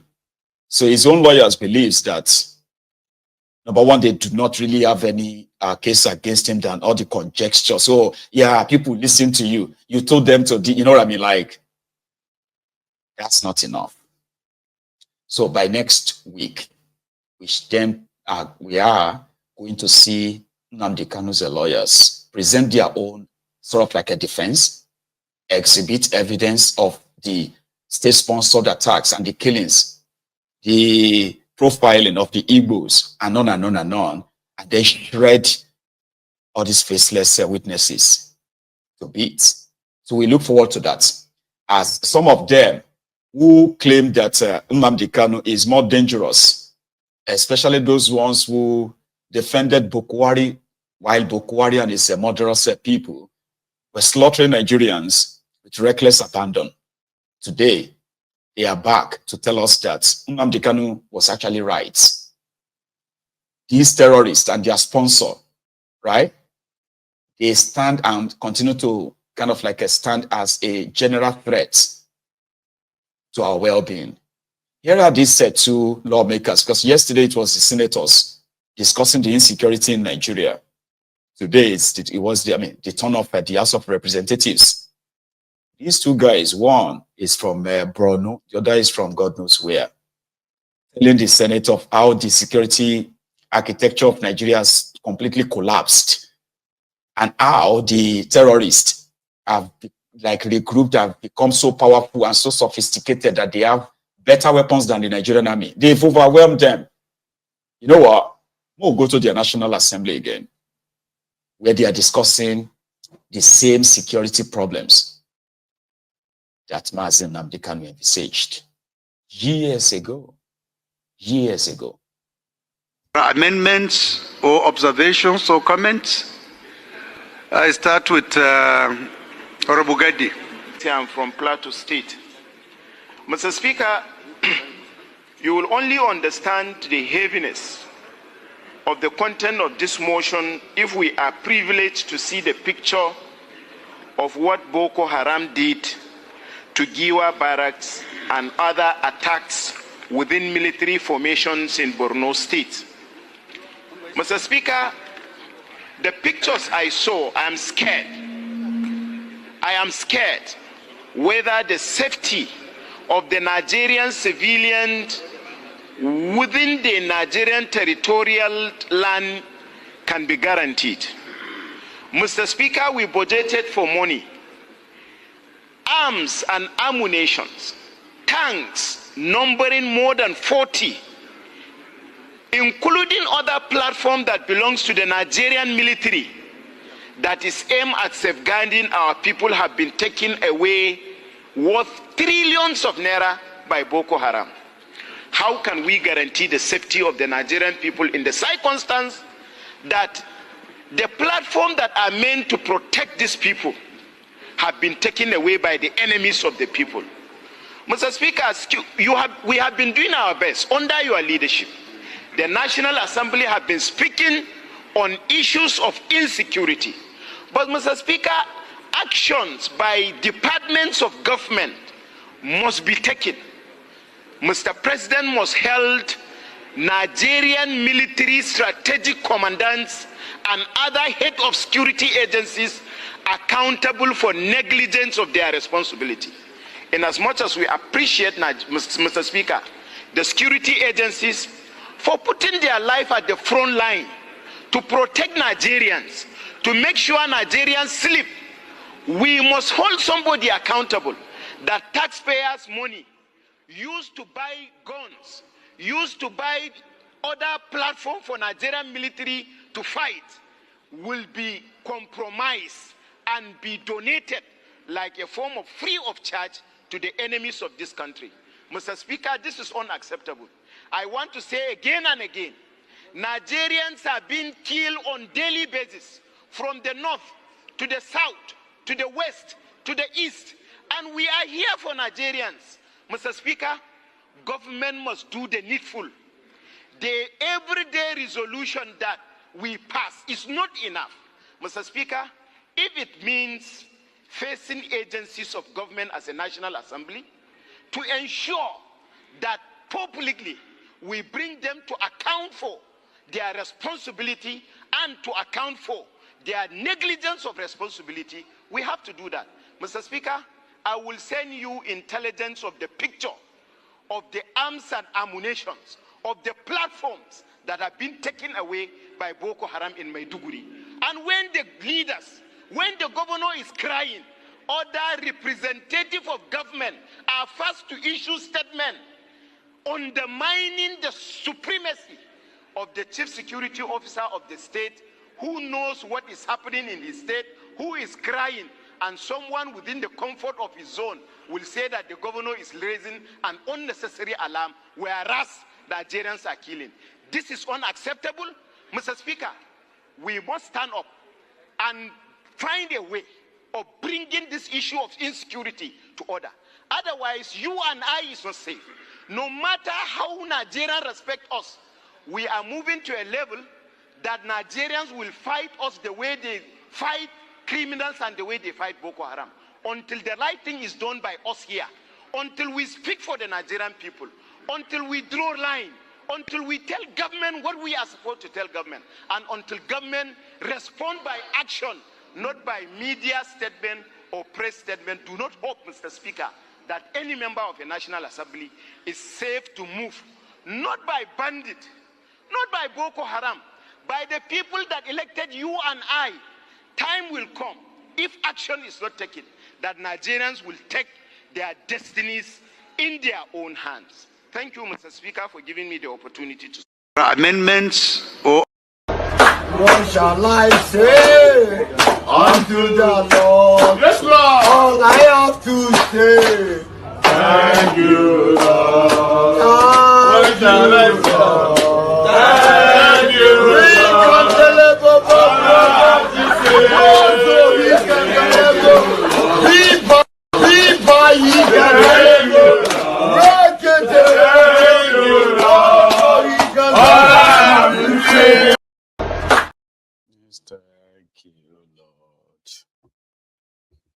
You know, once in a while, they actually do remind themselves that this thing, where would they do? So this thing we are doing, a day is coming.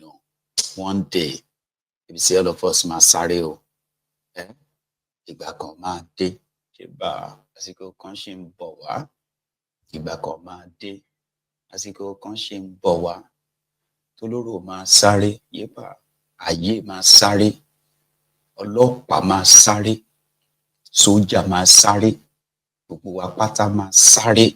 The time is coming and they know.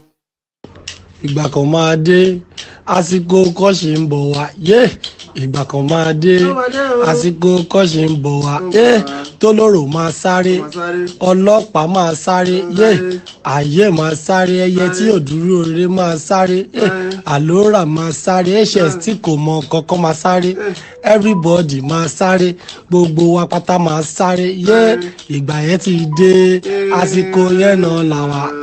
Ìgbà yẹn ti dé, àsìkò yẹn náà là wá, everybody máa sáré, ọlọ́pàá máa sáré, àwọn tó ń ṣòro gan máa sáré, olúmọlẹ̀ máa sáré, àpènà máa sáré, olúwo ìlú gan máa sáré, everybody pátápátá máa sáré.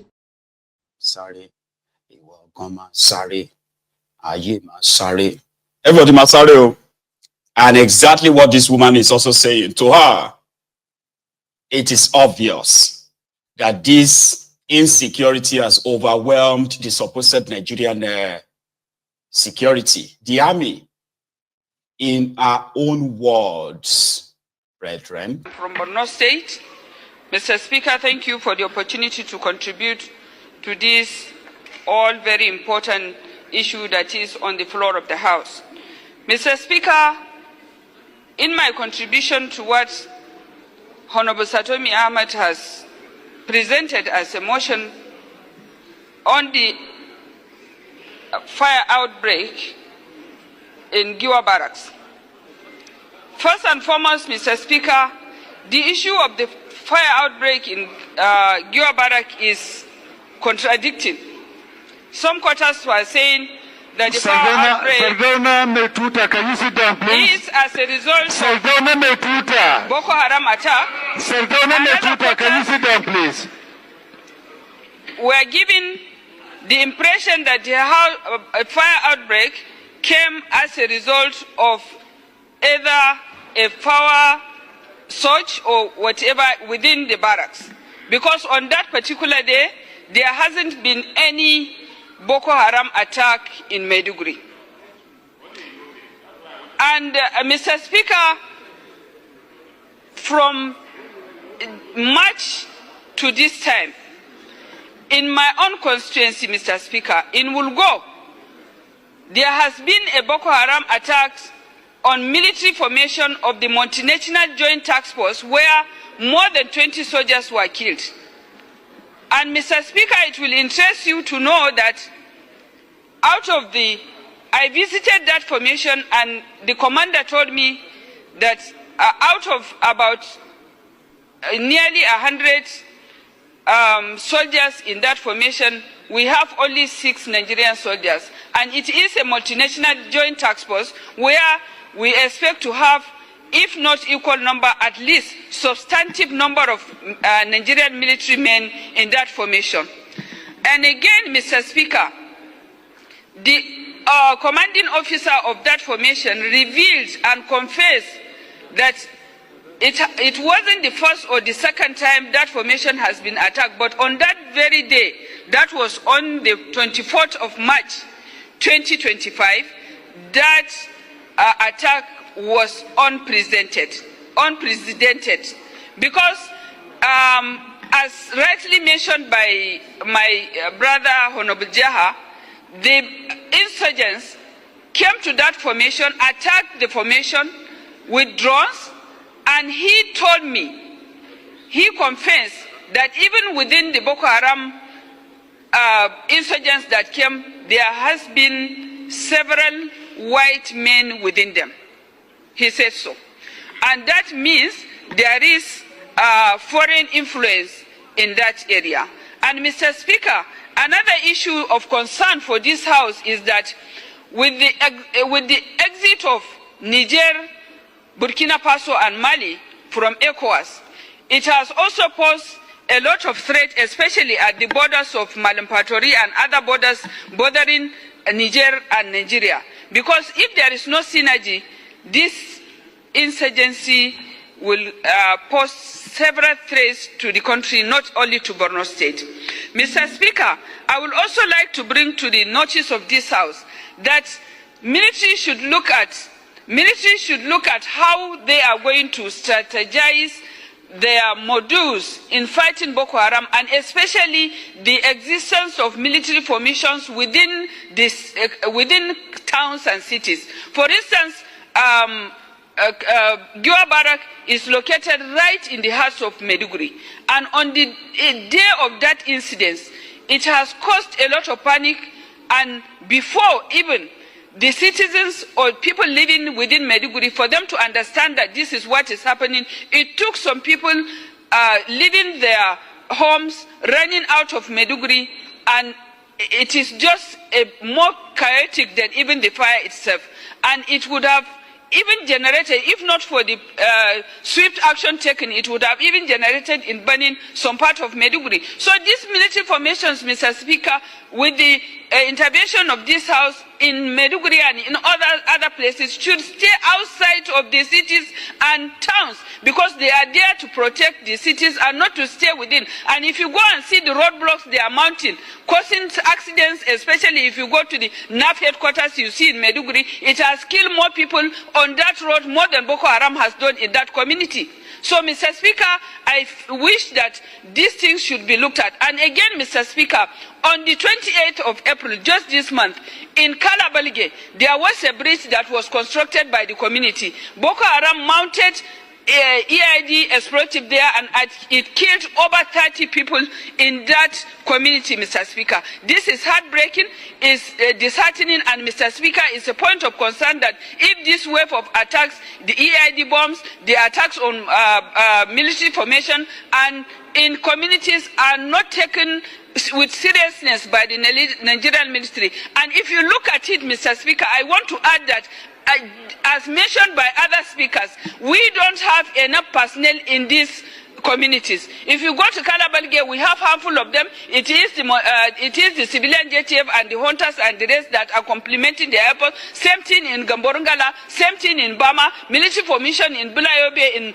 Bama has been attacked. Their ammunition has been carted away with. Mr. Speaker, this is also a point of, there is a point of investigation in all this. Mr. Speaker, I may talk and talk and talk, but because for the paucity of time, I will come with another motion for you to understand the situation we are in Borno State. Mr. Speaker, this thing should not be politicized. Our lives should not be politicized. Mr. Speaker, it has to be taken serious. This House is the last resort, Mr. Speaker, our community has, and we are coming in here for you to understand that we need the intervention of the National Assembly. Dr. Zainab, I think...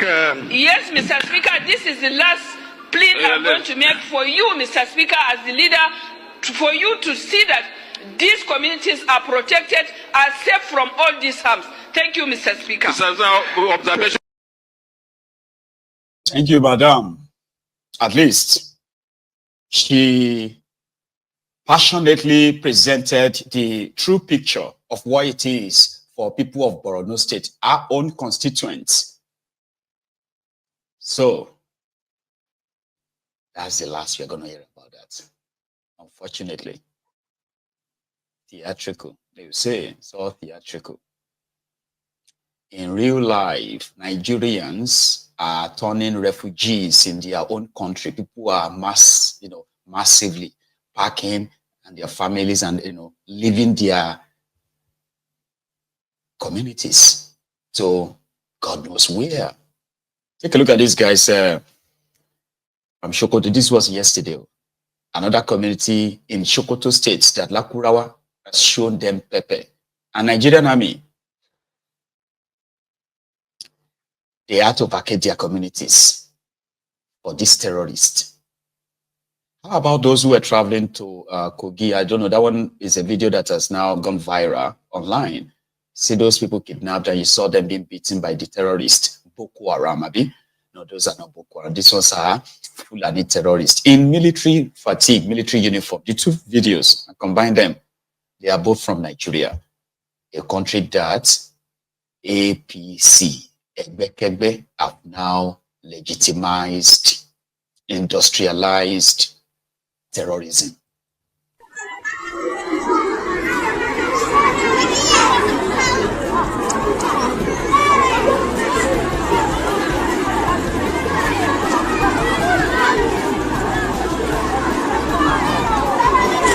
Wallahi ka ganin su abin sai da ce inna lillahi wa inna ilaihi raji'un. Allah ka tausaya mana kawai, an mana cikin kalubale.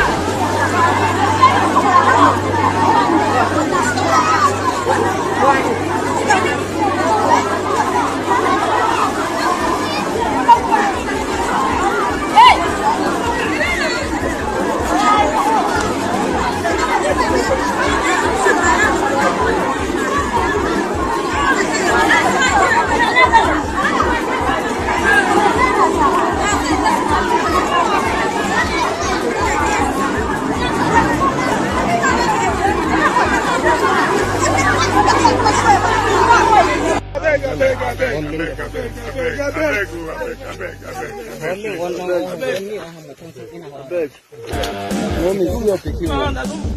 So come. Mommy, see your picking. Mommy.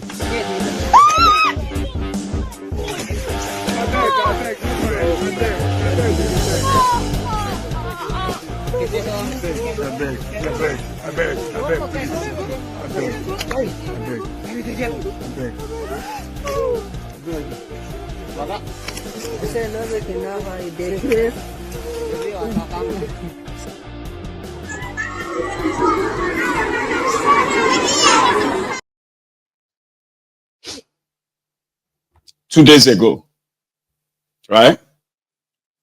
There's a chance that you see the last part of that video. Those people they kidnapped and they are doing a beg. They are the, they are the latest whose abduction video made it to the internet. 2 days ago, they are probably chilling somewhere. If they are regular internet, social media users, which I believe they are, they probably would see my video. Maybe not. I'm just saying, like, it is like you watching me right now, right? But you are traveling tomorrow. Okay, you are watching Maiyegun right now, somewhere in Plateau State or Abuja. And then you are traveling. You're going to be going to maybe Kogi, or you're going somewhere. And just 2 days ago, when we were still talking about how we are all victims, or the awaiting victims of this contraption. That's what I meant. This is what I mean. You may be watching Maiyegun this evening. Tomorrow morning, make Maiyegun they watch you. Because right now, some people are already pointing guns to your head. You should call your family. Now, it will be Maiyegun watching us. Director's court, princess, no be princess with that. I've been another person. God forbid. I know that's what you're going to say. God forbid. I have used myself as an example too. It's like everybody is here. Maiyegun, how are you, Maiyegun? I mean, Maiyegun will soon be live. But what time is it? Maiyegun will soon be live. Man, why is Maiyegun not live tonight? Okay, maybe he's just taking a break. Then 7 a.m. tomorrow morning. My name is Maiyegun General. I want to appeal to all of you in Nigeria to please save me from these people. They have been very nice to me, but they say they will kill me this evening if I don't pay them 500 million naira ransom. Say, Ewa, let me gadus me this. like that. You know that shock, the shock of wait, Maiyegun. No, it can't be Maiyegun. Possible. Maiyegun is in Glasgow because she didn't know that I don't buy tickets. I won't go Nigeria. I don't tell you, but yeah, they eventually announce it. That's exactly what Nigeria is. Now, don't say Maiyegun. Just look at yourself. You are watching me comfortably from the comfort of possibly your home, right? Or the comfort of your car. Whichever place, right? Nigeria is a weapon fashioned against us. Every time you look at these videos, when you see these videos, these are real life victims. They are real life. They are real human beings whose families are possibly in disarray right now, trying to save them. Just like I've also watched many people who have been kidnapped, even killed, or ransom paid, and they are just like, God is with me. I mean, I thank God. God is protecting me. Now, today, it is their turn. Some of them will be released, and some of them may not be released. The fate. So those of you who have not been captured, abducted, and you are saying, God forbid, like that, God forbid, God forbid. As long as this contraption continues, we are all victims. Students who were inside their own classroom, their own hostel, they are not spared. This one happened somewhere in Kogi. Now, police, the terrorists in uniform, men in black, doing their own usual, institutionalized evil to students.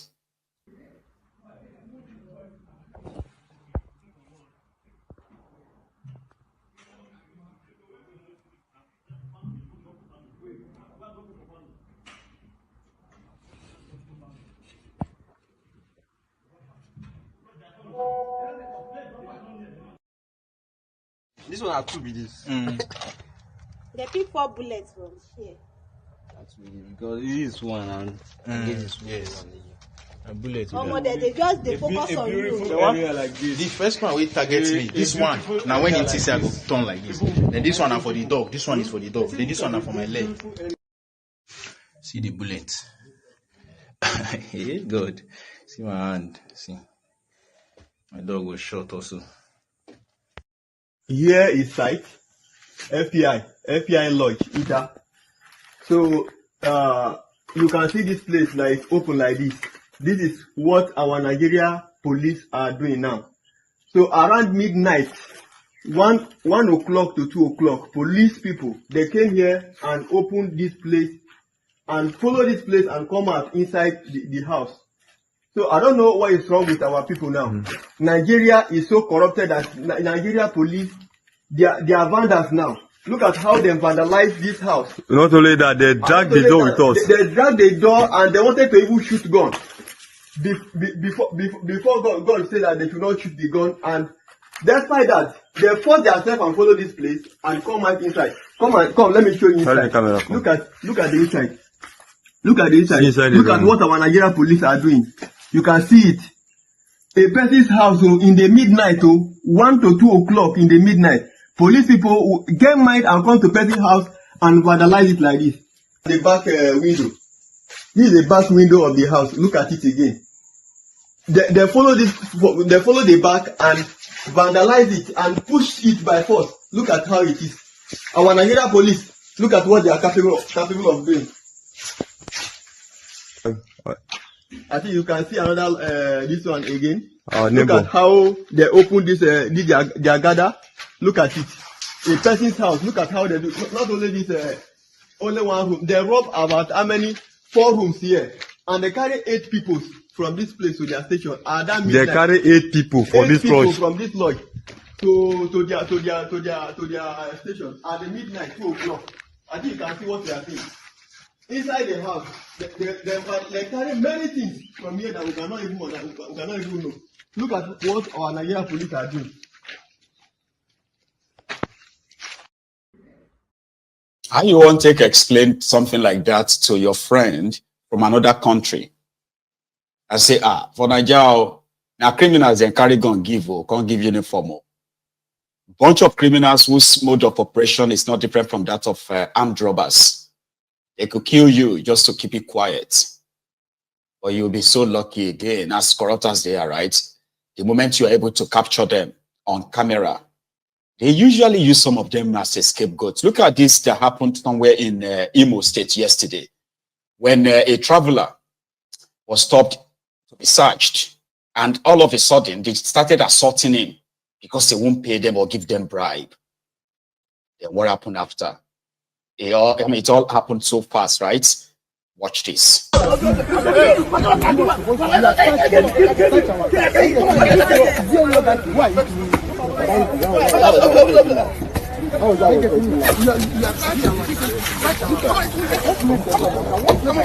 Longer a sergeant of the Nigerian police force, is now a corporal, so his rank is going to be removed. Provost, over to you.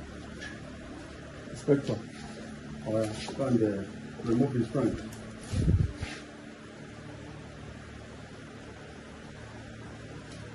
It's no longer sergeant, but henceforth a corporal.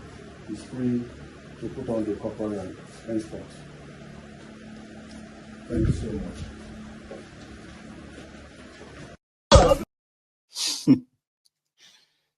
So yeah, the punishment can be very swift. Just to show to us that, you know what, sometimes if you can capture them on camera, there is a chance that they will be punished by being demoted. Unfortunately, these guys are now called corporals. So, but they are still going to, I don't know, do they give guns to corporals in Nigeria? Because they're still going to give them guns. They're still going to send them back to the streets.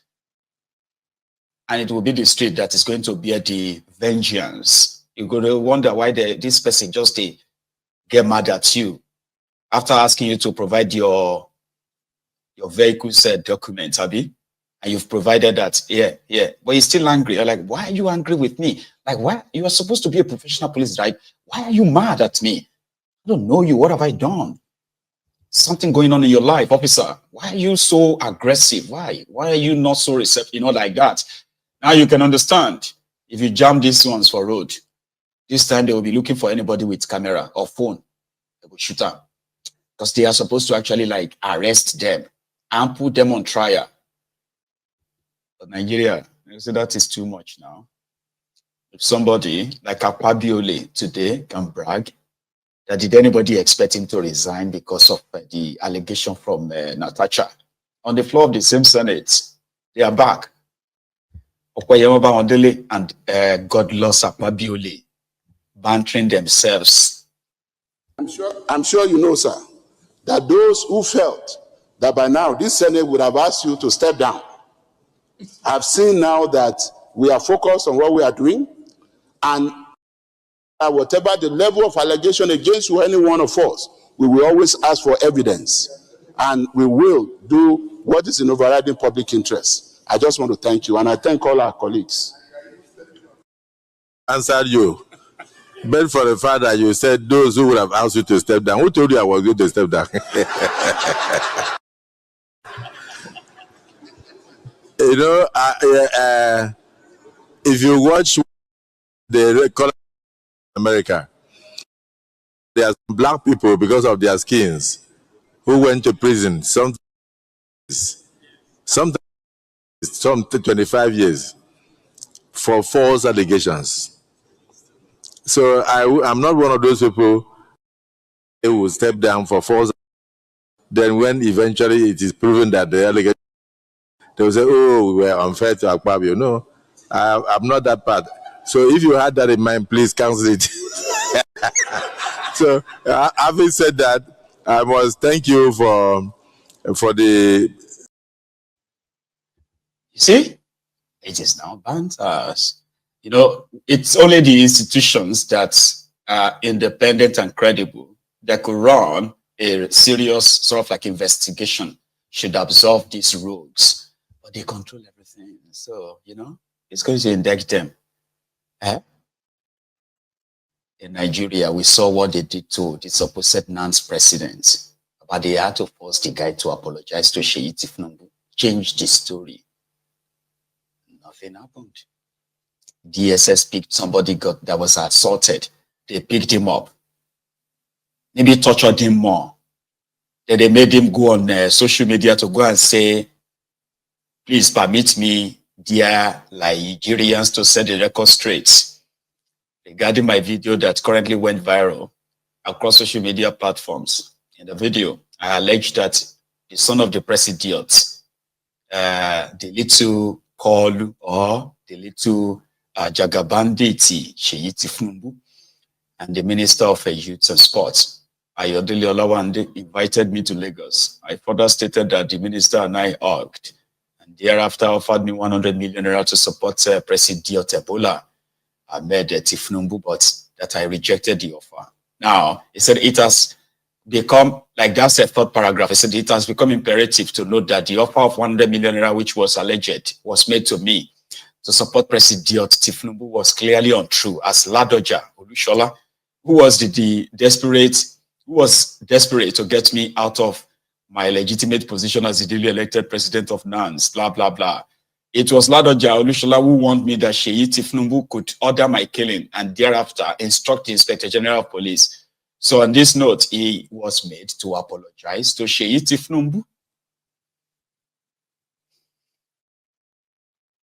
That is the guy that we were told VDM distracted us from reacting.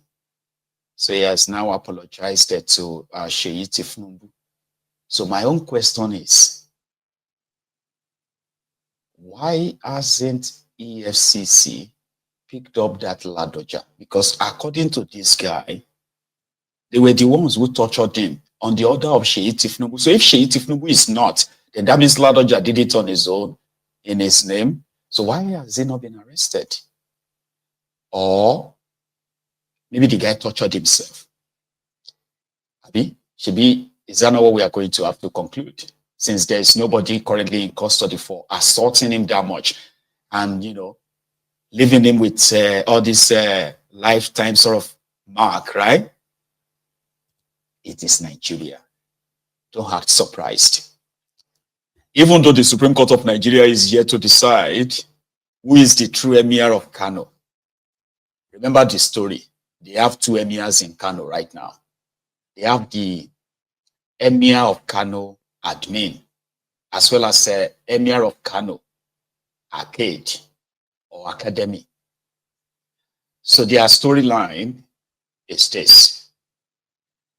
Kwakwansop made Sanusi Lamido Sanusi emir of Kano to avoid going to jail. Obviously, he's probably never going to go to jail. Or because he suspected that Goodluck Ebere Jonathan was going to jail him. So suddenly they quickly drafted him as the emir of Kano to save his head. So Jonathan can fight emir of Kano. So that was it, how Sanusi became the emir of Kano. But that was when Gandola and Kwakwansop were still on good terms. Kwakwansop was governor, Gandola was deputy. So by 2015, when Gandola became governor, of course, he was meant to continue to protect Sanusi Lamido Sanusi. Unfortunately, Lamido Sanusi, a thief, a criminal himself, has perfected hiding his real him. You know what I mean now? Behind that fancy phonetics, is it phonetics or grammar? I mean, whatever. You shall know what I'm talking about, right? Sounding like he's this, but it's not. He's a criminal. And I have evidence. So that's not the point, by the way. So he was shielded, he was protected. But they said when he became the emir of Kano, he continued living his lavish, extravagant, money-misroad life he was living when he was the central bank governor. That almost got him jailed. It got him sacked, but he escaped jail. Now, fast forward to when he started calling out Gandola, the Babanriga mobile banking CEO of Kano, as a disgrace to Kano Emirates, to Kano people, for being caught talking words of dollars into his Babanriga, a kickback from the awarded road contracts in the states. Anyway, Gandola didn't take that lightly. Immediately, he dethroned him and broke the entire Kano Emirates into 5. in such a way that there will not just be one emir of Kano appointing. No. Now you are going to have 5 emirs of Kano, but not just Kano. The one will be, this time around, you, that is emir of Kano, you are limited to this side. Then we have the emir of Bishi, emir of this, emir of that. Those are just village heads. They were not emir, but Gandola upgraded them to emir. Then fast forward to 2023, right? Remember how he has now become the supposed political enemy of his own godfather, Kwakwansop, since after the dethronement of Sanusi. He's been living like Ewure Jele Jele, and he's been moving from one place like Ewure Jeno Jeno, kind of. You can Google that. I don't know the English of Ewure Jele Jele or Ewure Jele Aguton Jeno Jeno. He was just like an internally displaced emir, kind of. Then he went, then the table turned. Gandola lost his attempt to replace himself with his own stooge to continue his legacy and cover his ass. He lost. And Kwakwansop came back to power. And so was Sanusi. So they were like, you know what? Cancel all the actions of Gandola then and bring him back Sanusi. So what will now happen to this emir? That was how they became 2 emir in Kano. The emir admin, emir of Kano admin, emir of Kano arcade. So Bayero that replaced Sanusi as emir under Gandola is now the one holding the current latest judgment that says he is the emir of Kano. So in between. Now they are waiting for the they are waiting for the Supreme Court of Nigeria to say who is the emir of Kano. While waiting, currently, the lavishness, extravagance, the lifestyle of Sanusi, let me dump Sanusi, or let me Diot, I don't know, anyway, Sanusi Shah, right? Is now having the blessing. Probably that was what he enjoyed under Gandola, under Kwakwansop. That Gandola expected him to keep his mouth shut. When you are called to the table like that, you have to maintain table manner. That's what everybody is expected to do. Once you join their system in Nigeria, you must learn the table manners. You don't talk while you are eating. Sanusi kept talking. So that got him dethroned. So then he got him reinstated again when Kwakwansop and Co came back. It seems, the Dorime will continue because the Kano state government has now ordered in a circular to all the 44 so local government areas in Kano state that from their own monthly allocation, the state government will deduct a total of 670 million naira. I heard that they told them that they would have to contribute 100 and something million or so. Anyway, so 670 million, 25 million, 600 something million to buy cars. See what they want to use the money for, right? Sorry about the text, okay? So they need to complete the refurbishing of, which one is this? Anyway, they need to get him one unit Toyota Hilux, 1 unit Toyota Hiace bus, 1 Toyota Land Cruiser, one Prado Jeep 2024 model. And all of that stuff, because Sanusi is the emir. And this money will be deducted from the local government allocation to all the 44 local government areas in Kano State. And they will hand the money over to Sanusi. Just the caption of the broadcast. Read the description of the broadcast as well.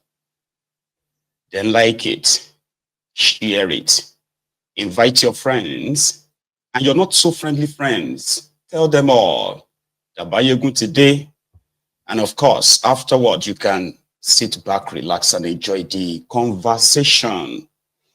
So tonight, after a day break, by the way. So anyway, we are starting with the media run being given to Araban Bidiot, The same guy that told us a few months back that they've settled whatever it was, their differences, and Peter Obi was his leader, has made a very fast, not unexpected, the expected U-turn. Right now, he has now hinted that whatever is going on within their party, the Labour Party, they would have to see to the expulsion of Peter Obi and Alex Otti.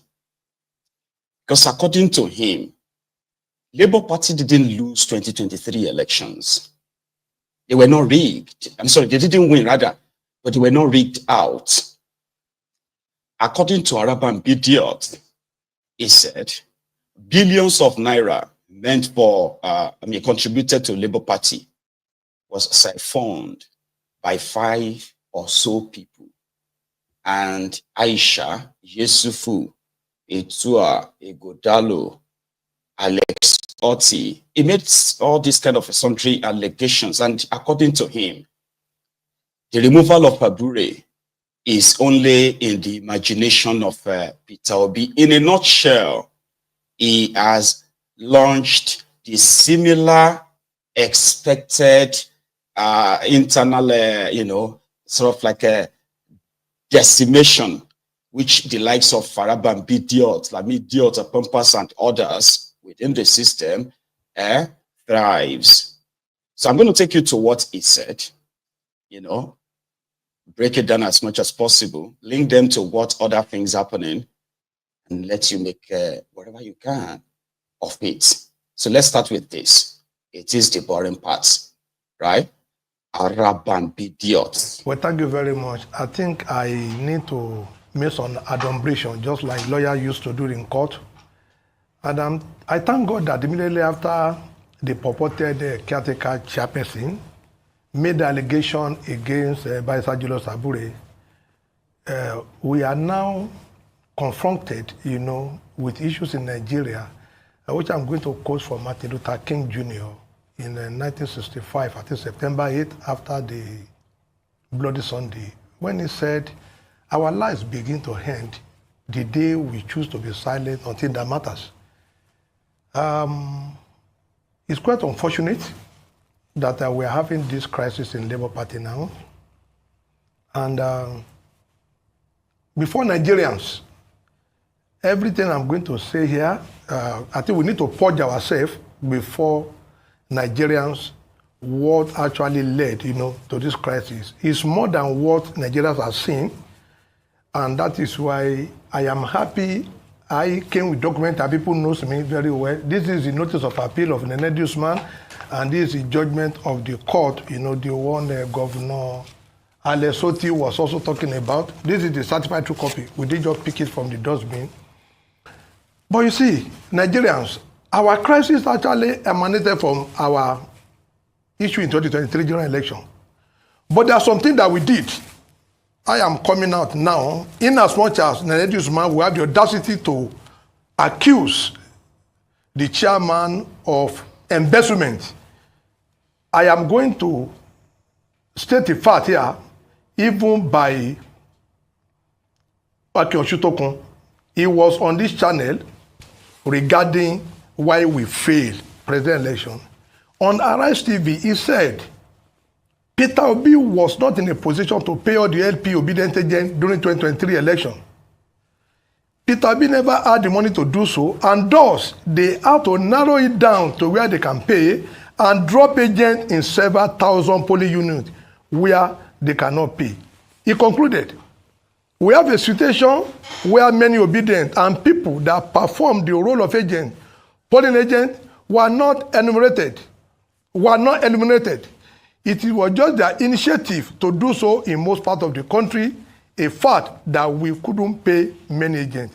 Now, why did he say they were not enumerated? You see, I am going to lay it bare and to ask for forgiveness of Nigerians because we actually misled Nigerians over why we failed the election. But why we failed is what I came out here. In my car, I have the CTC of all the judgment of the Court of Appeal, that is the Court of First Instance regarding our election petition, and also the Supreme Court. I made able to say that 3 people were responsible for why we lost the election, and therefore, after this, I will be making an open apology to the Chief Justice of Nigeria. Which election are you discussing? You said? Which election? The 3 people? Yeah, the 2023. That was where, they model something to deceive Nigerians. I am also part and parcel, but we have to purge ourselves of this fact, and I'm happy it's going to be on a rise. That's why I say I came with that fact of what transpired. It is not in another issue. It was what I want to say here that actually causes that problem. Now, in the 2023 election, you see, we were unable to field agent in 54,000 polling units out of 189. We were unable to field agent. When Mr. Peter Obi came, he took over the party machinery and handed over to Aisha Yusufu and Pastor Itwai Gadalo, and the man that absconded now, Valentine Osigbo and Oseloka, is SSG. Those were the people that managed the upload. Now, in 189 polling units, 89,000, Labour Party failed to account for 54,000. That was why he said we were unable to enumerate, some agents. That is actually talking here on this channel. I knew it was Dr. Bati and my friend, Read Fire, that did that interview. What now transpired is that we failed woefully in 54,000 polling units. We do not have result to go to the Election Petition Tribunal. In that vein, those ones that are there, he said they were unable to pay them. They used a lot of the obedience to be the party agent. Because they were unable to pay them 10,000, they absconded with that result. And in line with paragraph 4, 5, and 6 of the first schedule of the Electoral Act, petitions must be filed within 21 days, and your written statement of your witness on oath, your formisio 8, everything you have to attach it to your petition within 21 days. Labour Party failed to do that. What they now did was that there was a meeting. How do we cover ourselves up? We went to that court to lie against the judiciary because we were the one that failed. Like I said, the 4 people responsible, one just resigned 4 days ago, that was Oseloka. The other one and absconded to APC. While we have Aisha Yusufu and Pastor Gadolo, they were the ones that handle all the party finances. I am going to challenge Nenadus or anybody that we should join here. We will bring the account that Labour Party did not touch the party campaign fund. It was handled. The 2 signatories are Pastor Itwai Gadolo and Aisha Yusufu. Those were the 2 people. But why they are unable to pay agent remain the internal problem. But we went to the court. You see a lot of Labour Party faithful publishing the names of those judges. You see them accusing the INEC, accusing the APC. Now, if you have 189,000 polling units, you fail to feed agent in 54,000.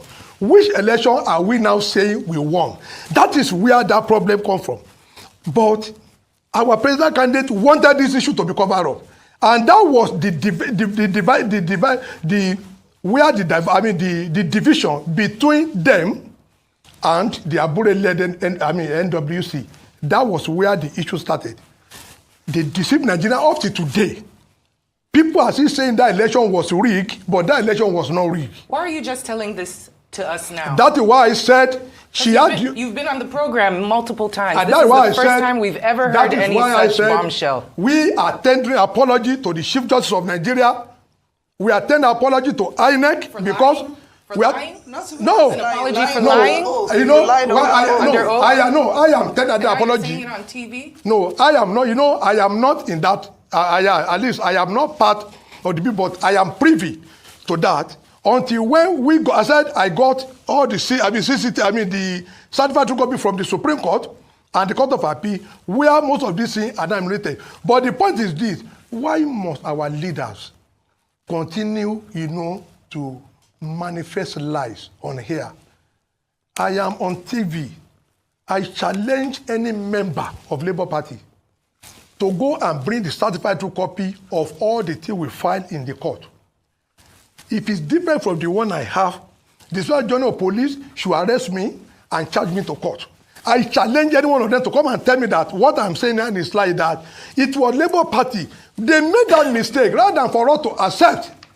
They now put up to today. You will see a lot of my members accusing the judiciary they rigged 2023 election. I am here to say nobody who rigged Labour Party out. It was just a mistake, a calculated mistake by 4 people. Osaloka, who was absconded from Labour Party now because they caused the crisis. Valentine Osigbo, who went to run for governorship in APC. Aisha Yusufu and Pastor Itua Igadado. Those 4 people messes our election up. But I think, in the spirit of fairness, Mr. Peter Obi ought to have at least eat the humble pie. He knew about this, but they wanted to make... Well, thank you very much. Nuisance Lele. Nuisance Lele.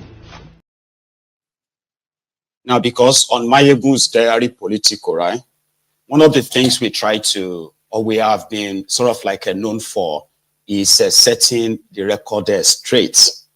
Doesn't mean that no matter how, like kind of like a sound, which is what they sell in Nigeria always, right? But the publicly available information, right, should possibly help everyone, okay?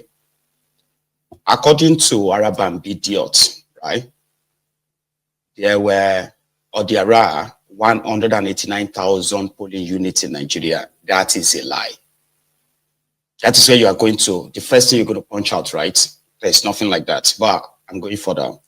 So the total polling unit in Nigeria, as at your 2023 Charade, was put at 176,936 or thereabout polling units.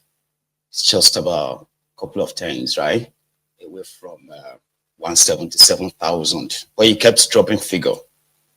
Labour Party said that, there is a Labour Party, there is a Obi presidential campaign. Now, Obi presidential campaign came out that they raised about 416 million naira in that short time. And then Obi had to double it. That kind of campaign that if you donate 1 naira, I will add another 1 naira, kind of. I don't know if some of you probably remember they did that. Now, out of the whole 2023 election charade, before the issue of Koto, right? Out of their whole election charade, it is, including Labour Party too, it is the Obi presidential campaign alone that gave account of what they raised, how they spent it. And they were very clear to say, indeed, their resources couldn't actually cover 176 or nearly 177,000 polling units. They were honest that they didn't have, because in Nigeria, you have to, even if they are your party members, you have to pay them on the election day to go and monitor your election so that another people won't steal your election, or kind of. So they were honest that they didn't have access to the same money that others had access to. But with the little they had access to, they were able to make enough impact. But where is Labour Party in all of that? Do you know that they also sold their party ticket? I've been a form. What do you call that thing? Everybody that went to them to collect, because that's the initial bone of contention with this Akpabiole was that Abure sold Labour Party forms that is over 1 billion naira. Right? And the party didn't see a dime. It was Abure. They said Abure was transferring money here and there. And they actually wrote a petition against Abure. So Obi and his obedience raised money after they joined Labour Party. Or whatever money the Labour Party actually realized from selling party forms to House of Assembly members, House of Rep members, senators, governors, all those candidates that rushed to them at the time. They all paid for form. Will not be free. It wasn't free. Right? So that money, Abure couldn't account for it. That was what led to their first fight. That they thought, this same Akpabiole said, Peter Obi was protecting Abure because Abure is Igbo. Meanwhile, Abure is from Benin, from Edo States, right? Say Abure, because Abure was Igbo, Obi was shielding Abure. But when Abure became sort of like removed now, right? Akpabiole and Abure are friends now. Now the problem is Obi. So they didn't lie about what they got, except if you have anything extra. So now his own angst is that, which is what they have done to that lady, Aisha Yusufu. They were like, no, they made more than that money. They collected cryptocurrency. They collected their dollars. The diasporans gave them money. They kind of like Their minds were running like wild, with wild imaginations. But the end goal coming. Here is what this other group, or Angon, let's first hear from Nenandi, the one that is now representing the Itaobi faction in Labour Party. Just before Araban Bidiot announced that with the way things are going, they would have to expel Peter Obi as well as Alex Otti from Labour Party. But Nenandi, the woman that is currently like in the middle of it all, the one they claim that is not a member of their, you know, let me see, let me put that up. And Usman. Clarify this because yesterday Julius Abure said you're not a card-carrying member of the Labour Party, as if I knew that was going to come, and therefore he would not, bother to suspend or to expel you. I need you to clarify that first off. Are you a card-carrying member? I am a card-carrying member, and as if I knew you were going to ask me, I decided to come with my card. Fantastic. So at least you have seen it. Great. Registered, signed, sealed, and my level. Great. Okay. Yes, I'm from Kaduna State. My ward is Jere South. My local government is Kagarko. And my polling unit is Fada. So you're a card-carrying member. Yes. Now, I think we got here as a result of selfishness, greed. People who knew their time was up should have left or conducted elections starting from the ward level, like you have ward congresses, local government congresses, state, zonal, then you come and have the national convention so that you can emerge again if you want to remain as a chairman. But when you say you don't want to do that, but you want to remain a chairman, then there's a problem. And if you remember, the umpire, INEC, at some point stopped recognizing Abure as the chairman. He went, I think, on 2 occasions to attend meetings, and he was told to leave. We watched it on TV. So I think that this just summarizes how we got here.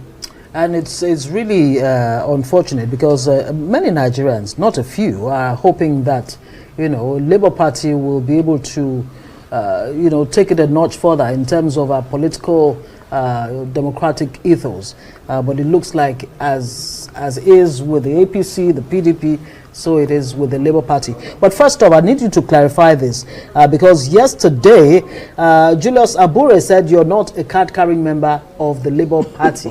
As if I knew that was going to come up. And therefore he would not bother to suspend or to expel you. I need you to clarify that first off. Are you a card-carrying member? I am a card-carrying member. And as if I knew you were going to ask me, I decided to come with my card. Fantastic. So at least you have seen it. Great. Registered, yes. Signed, sealed, and my great. Okay. Yes, I'm from Kaduna State. My ward is Jere South. My local government is Kagarko. And my polling unit is Fada. So you're a card-carrying member. Yes. Now, okay, that's it's good that we clarify that. The Supreme Court, the highest court in the land, has ruled on an issue and said, look, this is the internal affairs of the party, whether it be Labour Party or any other party for that matter. But in spite of that, you still haven't been able to, find it within the party to, look for that internal, system that you can use to resolve your internal party issues. Well, as I said, it's all out of selfishness. Because if the party is supposed to fix what is wrong internally, in the absence of having done or conducted congresses from the ward right up, the only other people that you can rely on to take decision on behalf of the party and choose leaders are delegates that are qualified to do that. And who are these delegates? The delegates are members of the National Assembly, that's senators, members of the House of Representatives of Labour Party, members of states, houses of assembly, and the one governor we have and his deputy.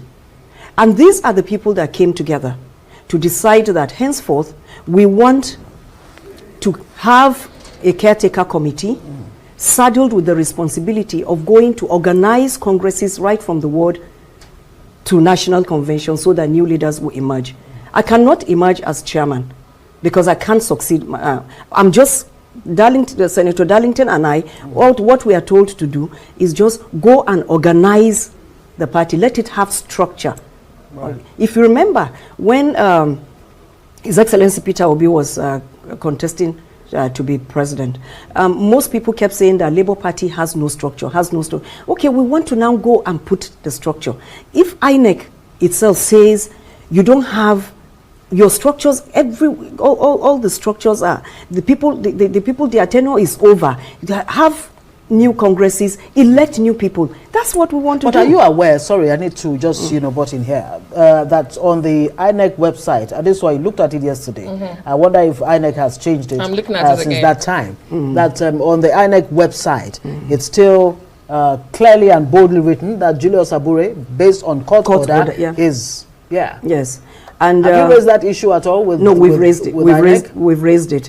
But INEC, like all government institutions, they have their own system of doing things, the bureaucratic way of doing things. So they have, I believe, systems and processes. So they are following it through. And at the end, when they are done, they would be able to take the decision to change it. And from what I'm told, they will need to have a meeting of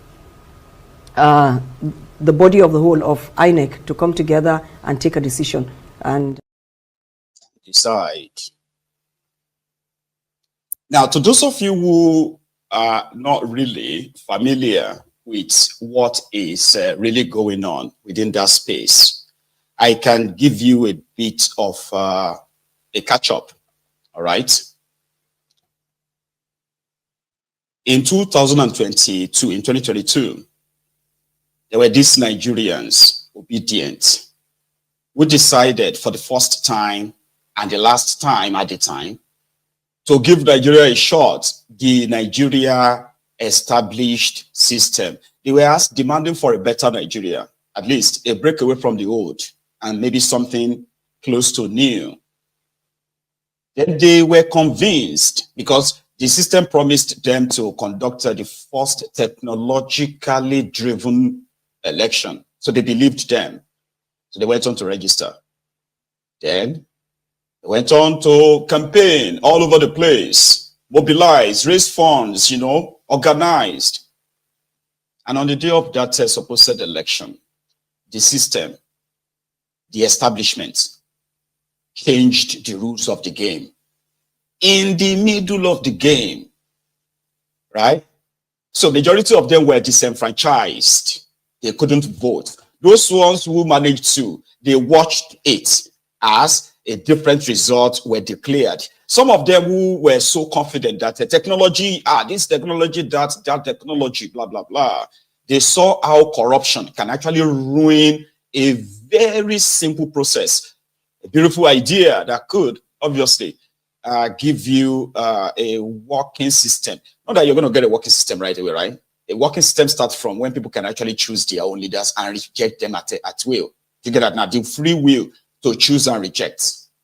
Once they take that away from you, you don't really have any country anymore. It was more or less like a concentration camp. That is why we call that contraption an open concentration camp, sort of. Then the judiciary didn't help. They watched the entire system, the entire establishment ganged up, right, against their supposed dream.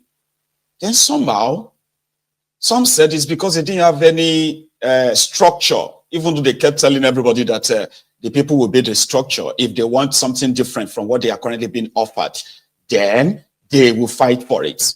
That's the obedience, no matter how you see them, right? They strongly believe that a new Nigeria is possible. But who is going to give it to them? The establishment, the corrupt system, so rigged that even to be your own political party, you have this selfish, sort of like a rotten group of people who are the product of the system, unfortunately, who are sort of like resistance. I mean, they resist any form of change.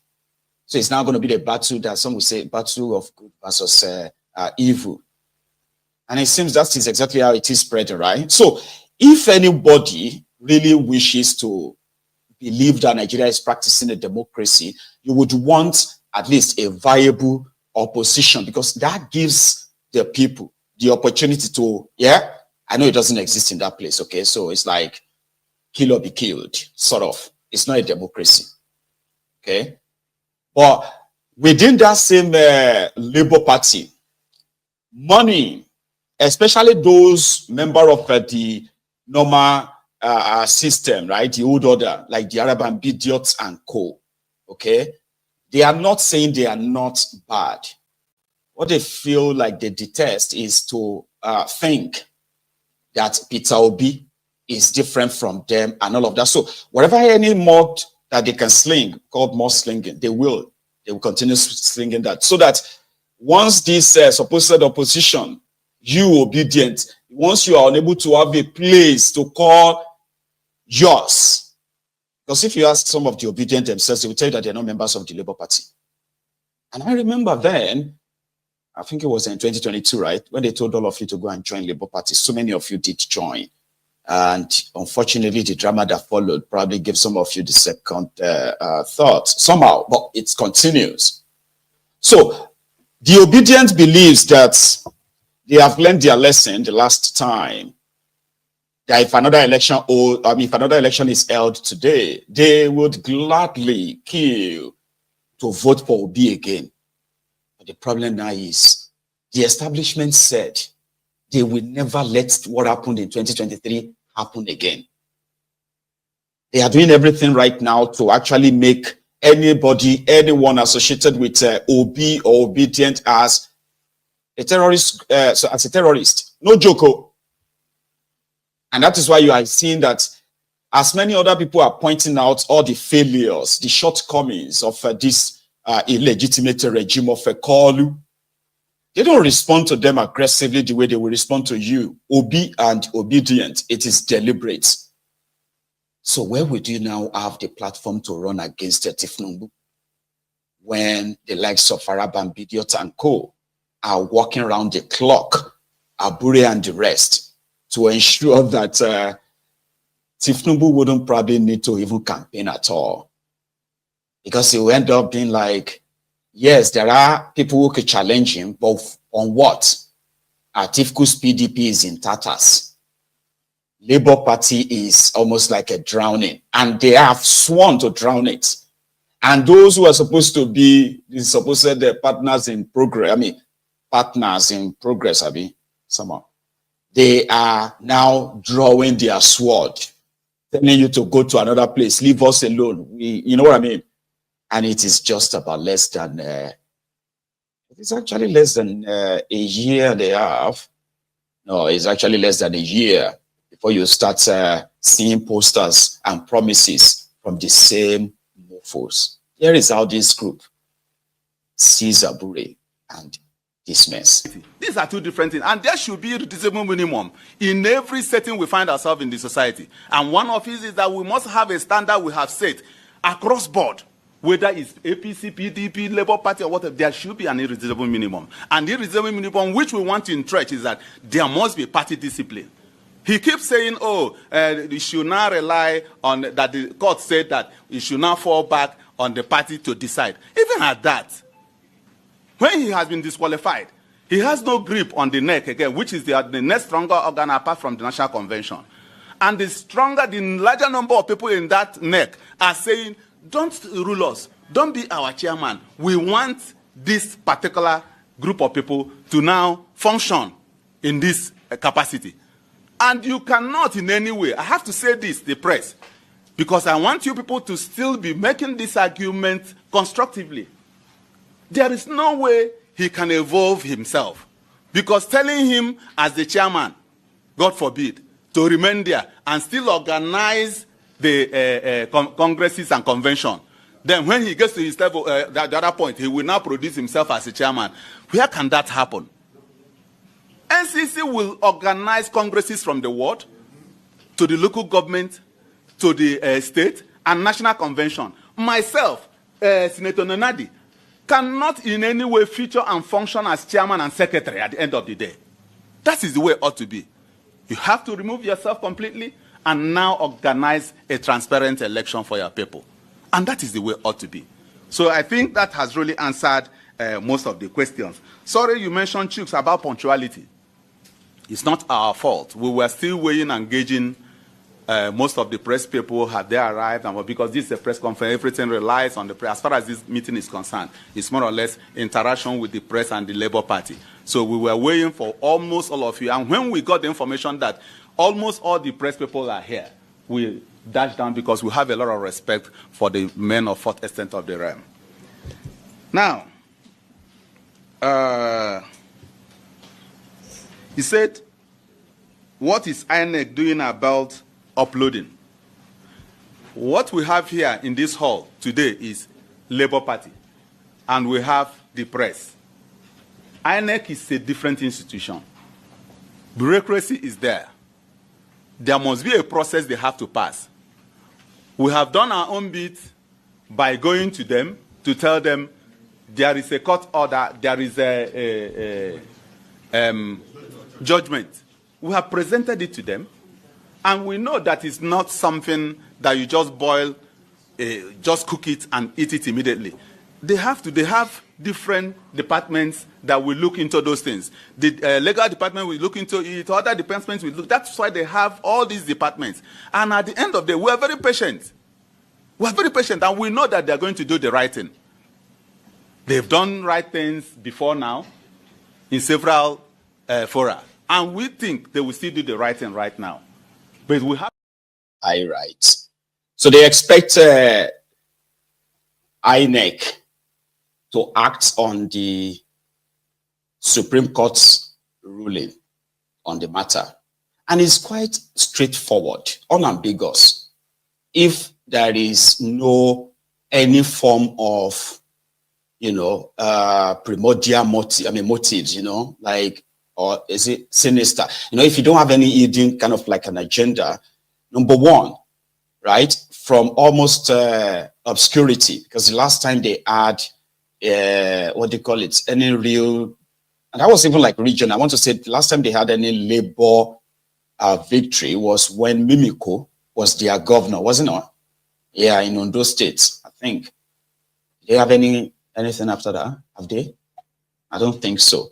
But from that almost obscurity, right, you just came to like almost number one in that contraption. But unfortunately, you didn't have enough, you didn't have enough tools or enough weapons to neutralize the establishment, unfortunately. So to Obi and his own team, it's like they have figured out that the Jeon-Jeons, they call this, these Jeon guys, will take them nowhere. So they want to build a Labour Party in their own way, which this one feels like they will be shortchanged.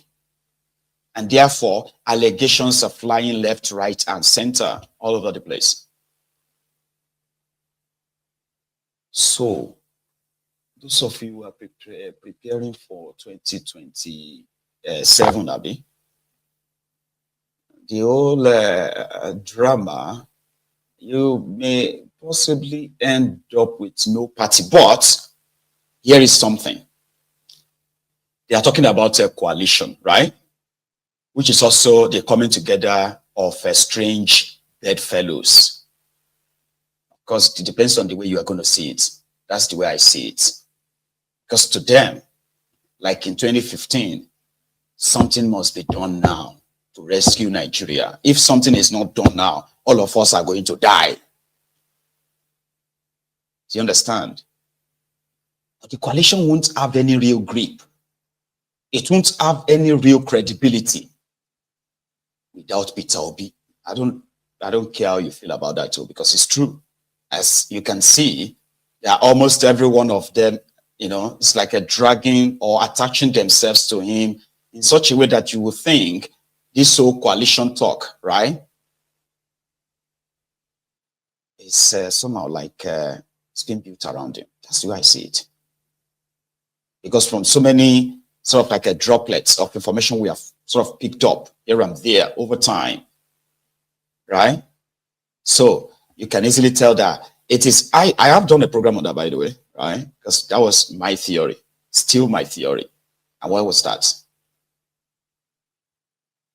With this drama going on in this Labour Party, Peter Obi and his group, they would have no choice, right? Similarly, Atiku and his own group in PDP, with the way things are as well, right? They would have no choice as well to move. El Rufai is already on the move. So by the time they pull all these names together, right, the least they would then do is that, oh, you know what, we are just going to go and do primaries for the interested ones, and Atiku will get it. Around that time, half of you, the obedient, you will lose interest. You're not interested anymore. Because Obi can't go to anywhere again to say he wants to go and be a candidate anymore. He would have to support wherever the coalition is. So half of you, if not a third of you, will be like, I'm not interested again. And whatever is left will be what everybody will now use to face a call. It's my theory. And by that, at least Kolu won't face Obi. Because I don't know, something tells me that the only person that Tifnubu won't want to face again, not to avoid any form of revolution in Nigeria, I think it's going to be that Obi. Like, you don't have to agree with me, but if you look around, it is more or less like there's a special project Obi on Tifnubu's desk. Do you understand? Like, they'll just say, Minister of Darkness, come. Here is your workload, right? See as heavy as it is. And you see, this is like 2,000, sorry, this is like a 1,000 page book, right? 1,000 page. You will think it's about the development of electricity in Nigeria. By the time the minister opens it, right? You will realize that only the last 2 pages actually talks about electricity. And guess what? There is no plan. Just tell them about electricity. Tell them that we are going to give them solar. We are going to give them 20,000 megawatt of solar energy. Tell them we are going to give them 500,000 megawatt of power. Megawatt of electricity supplied by gas. Just promise them. Last 2 pages. But you see these 998 pages is about Peter Obi. I'm not joking. Every one of them, every single one of them, whether in our social media they employ him to be doing propaganda, whether they employ him as a direct minister, near BPA to minister. Here you get on social media, everywhere, on TV, everywhere. Now, don't pretend that you don't know that. So that makes me feel like the only person, even though you see that most of the time, right? The way they come for him is to diminish him. Do you understand? Like, they diminish him so much, like he's like nothing. He's a failure. You know what I mean? Like, with the passion they always go about it, right? Despite the fact that the internet is there for them to see his success and his failures, all right? Without sentiment, they have them there. But the level, it has gotten to a stage whereby I think it is a serious obsession. Like, no, not just obsession anymore. It is like a project. If you have not noticed it, that means you have not been paying attention. He is the one everybody says he can never be president. I don't see him becoming your president. And it is not because, he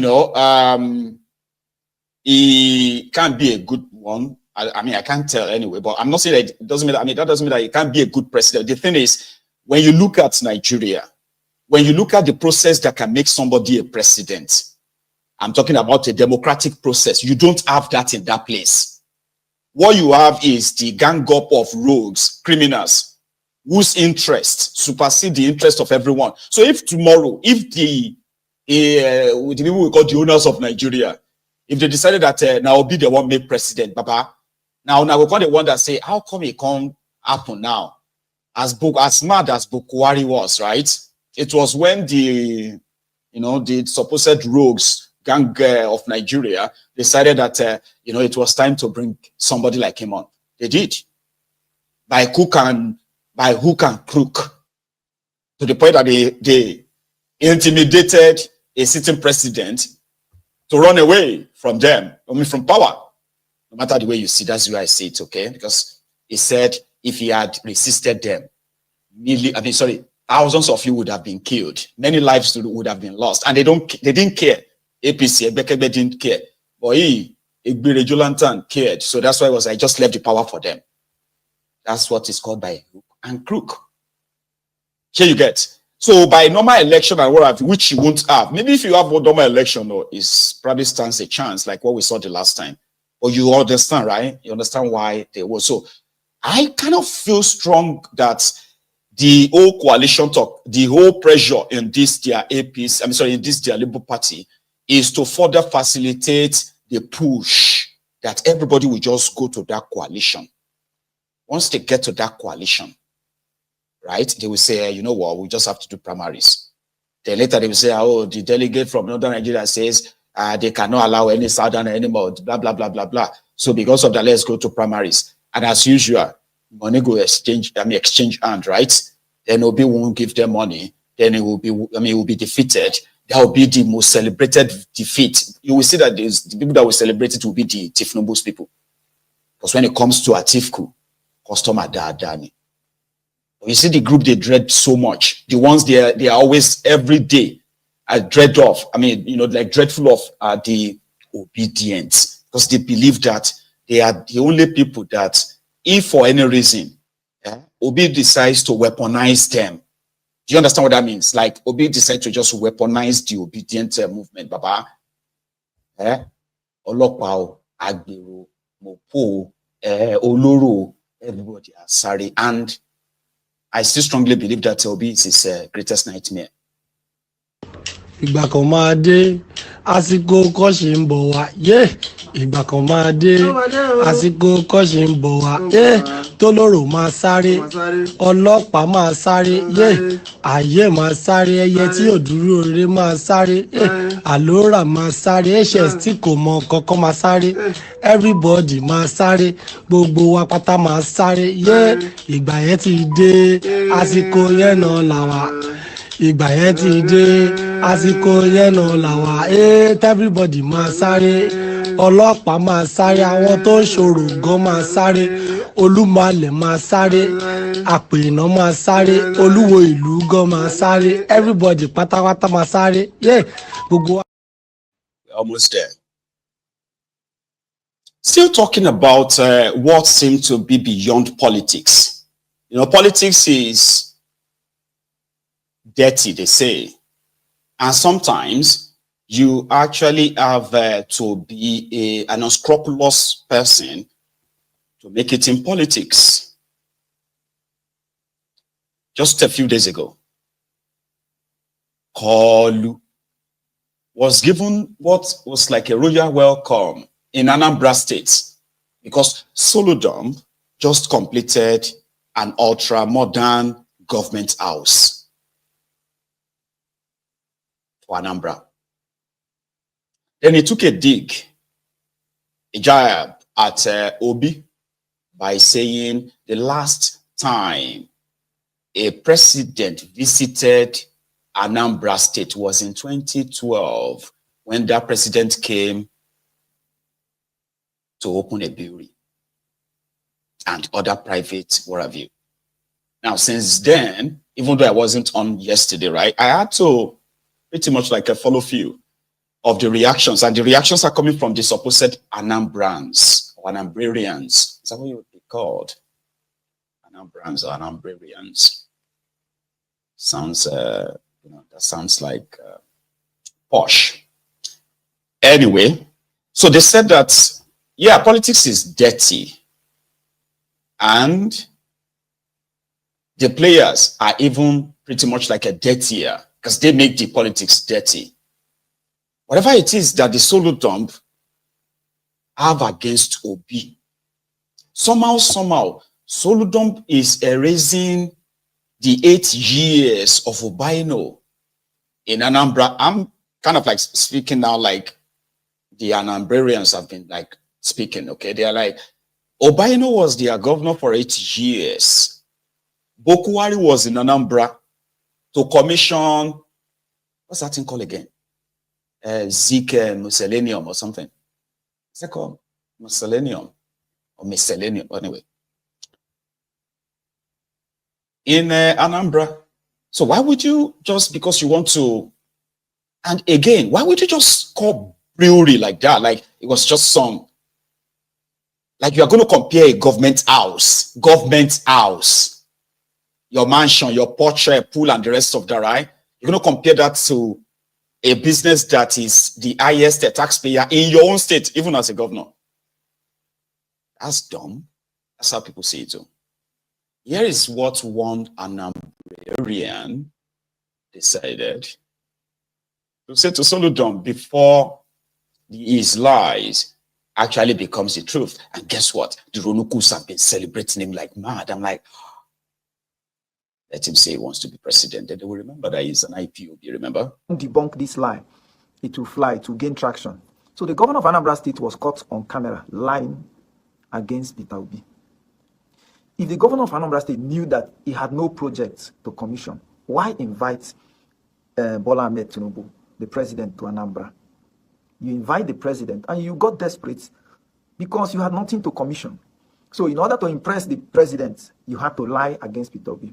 What did Soludo say? I want you to watch this video and see what the lie that the governor of Anambra State told on camera. Your visit to Anambra State today, Mr. President, is historic and consequential. The last state visit by a president was in 2012, ostensibly to commission a brewery and another private enterprise. This visit... Have you seen it? Soludo lied that the last time a president visited Anambra State, he came to commission Sabmila, and he said one private enterprise. First of all, let's debunk the lie. It is a lie from the pit. The last time Goodluck visited Anambra State, he commissioned, let me list them. Number one, Orient Petroleum. The reason Anambra State is an oil producing state today is because of Orient Petroleum. It was that day that Goodluck commissioned it, that he mentioned it, that Anambra have become an oil producing state, which Chukwuma Soludo is enjoying the revenue from it today. He also commissioned Sabmila, Orange Drugs, Criso Company, Onitsha Inland Port, Opiweka 8 lane. That 8 lane you are seeing at Opiweka, it was that day it was commissioned. Kenneth DK Library. The list is endless. Peter Obi did not just touch Anambra, he changed Anambra. Juhel Pharmaceutical was under Peter Obi. Anambra Teaching Hospital under Peter Obi. Jerome Udoji, the 3 biggest secretariats in the whole of Nigeria. Jerome Udoji under Peter Obi, commissioned. Anambra Emergency Management, commissioned. Even Innocent, the one that Chukwuma Soludo recently went and damaged things for, it was under Peter Obi, commissioned by Goodluck Jonathan. Innocent, under Peter Obi. So why would a professor, a governor, be lying, caught on camera lying? If Chukwuma Soludo, the governor of Anambra State, is too lazy to do his research, why not commission your aides to research for you? But rather, even the way he said Sabmila, let us get it. What did Bola Ahmed Tinubu come to commission in Anambra State? He came to commission a luxury home for the governor of Anambra State, a luxury home, a liability for the people of Anambra State. And he had the God to be comparing it with Sabmila. Sabmila has about 300 staffs. 300 staff. And indirect, about 2,000 indirect staff. If you add the distributor, retailers, transporters, and allied services, 2,000. And Soludo he has the mouth. Since Soludo came to Anambra State, which one company has Soludo private has he attracted to Anambra State? Which one? If you ask him, he will say he employed teachers. Are you not supposed to be employing teachers day one? Every governor is supposed to be employing teachers because some teachers are retiring and you employ more. It is not part of your performance. Okay, look at NECO just released the ranking performance for this year. Will you believe that Anambra is not in the first 12? Anambra that P2B moved to number 1 is not in the first 12. Look at it. Guess who is the number 1? I did a video last time and I ranked Abia State Governor as #1. In the NECO ranking, Abia State is #1. Abia State is the #1. The governor of Anambra State left what he is supposed to do and wasting the resources of Anambra on a luxury home. Our people say that Onyama no ye chiozo. That is the case of Chukwuma Soludo. How can you, without shamelessness, you invite a president to commission to housewarming of a luxury home you have built for yourself? What a shame. Look at the list of companies that P2B attracted to Anambra State.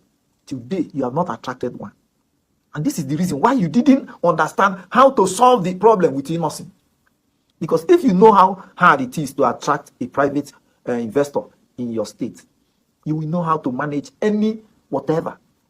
You will know how to manage anything that comes out. You won't be caught pulling down their properties. You will do it in an orderly way without this rascality that I saw. Everybody saw them. The governor of Anambra State must wake up. He doesn't know what he's doing. He's supposed to be a professor. A professor. You pull the president with all the long queues of, did you see the convoy? To waste Anambra resources just to commission your luxury home. Hey, this is the shock of my life. This is the shock of my life. Well, it is shameful. Southeast is indeed. Bless you. And just for the record, right, on the issue of Anambra State becoming an oil producing state and also collecting the Charade that comes from this same oil proceed, something that Soludo once acknowledged, by the way. Here was Obi pushing for it that time. The Orient Petroleum facilities, among other projects. Since then, some groups and states have been trying to lay claims to the ownership of the oil fields located in Anambra State. It is pertinent to recall that Orient Petroleum Resources PLC was formed during the government of Dr. Chinwoke Mbadinuju in 2001 and allocated oil fields domiciled in Anambra State. Ngige, in 2003-2006, Anambra State government invested the sum of 100 million naira in the project.